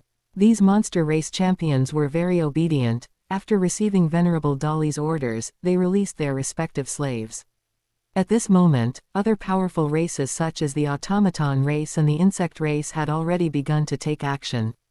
The Elder God Palace. The double-faced Elder God looked at the childlike Elder God, his gentle face turned toward him. This time, the primordial universe origin will has descended, demanding that we must absorb that newly born special life form into our Elder God cult. It also said that the inheritor who finds the special life form must be rewarded. The three elder gods of the Elder God cult could communicate with the primordial universe origin will, so they could know about the birth of a special life form immediately. A special life form capable of attracting the attention of the primordial universe origin will must be an extraordinary one. For example, when the king of insect chasing was born back then, it also attracted the attention of the primordial universe origin. The Elder God cult released a search mission, eventually finding the king of insect chasing, which possessed 5,000 times the life gene, and absorbed it into the Elder God cult. Transmit my order. However, on the other side of the universe, in the deep headquarters of the Northern Border Alliance, a special life form with a human head and a horse's body looked at its subordinates below. Bring back that special life form from the ancestral God secret region, and I will grant you rewards beyond your imagination. There were many forces with the same idea as this Northern Border Alliance, including powerful forces such as the Nine Domains Alliance and the Thorn Ring Alliance. Master, have you noticed that in the last few days, there are more and more forces searching for the special life form? King Mengdi told Venerable Fen Nao of her discovery through the virtual universe network. It has indeed increased quite a bit. Venerable Fen Nao nodded. Deep within the ancestral god secret region, there was a super ocean with an area exceeding 1 light year. The ocean emitted a bloody stench, and as far as the eye could see, it was entirely blood red. Any inheritor who dared to float above it would be swallowed by the sea of blood. It was the true body of the famous universe Lord Juyu, the Sea of Blood. At this moment, the calm sea of blood suddenly stirred up a blood sea storm, forming a blood-colored tornado with a diameter exceeding 10,000 kilometers at the center of the storm. A massive Juyu clone condensed and emerged. Just a short while ago, his Sea of Blood clone located in the Qingfeng realm had unfortunately fallen, resulting in the loss of all the treasures that the clone was carrying. Fortunately, he could condense a clone at any time, and he possessed a divine body as well as the nearly infinite Sea of Juyu. He could be described as an immortal Universe Lord. Universe Lord Juyu looked into the distance and muttered to himself, unexpectedly, the primordial universe has actually given birth to a special life form with 8,000 times the life gene. It is truly rare. Many universe exalts might not know what 8,000 times the life gene meant. But as a Universe Lord Juyu knew what it represented. In this universe, there was no shortage of heaven and earth treasures that could enhance life genes. For example, body parts of an innate beast god, blood river crystals, and the white stones recently discovered by the human race. With 8,000 times the life gene, one only needs to use a few treasures that enhance life genes to easily achieve a perfect life gene. When that time comes, the primordial universe origin will descend with a secret technique of the origin, and one's strength can be boosted by a large margin.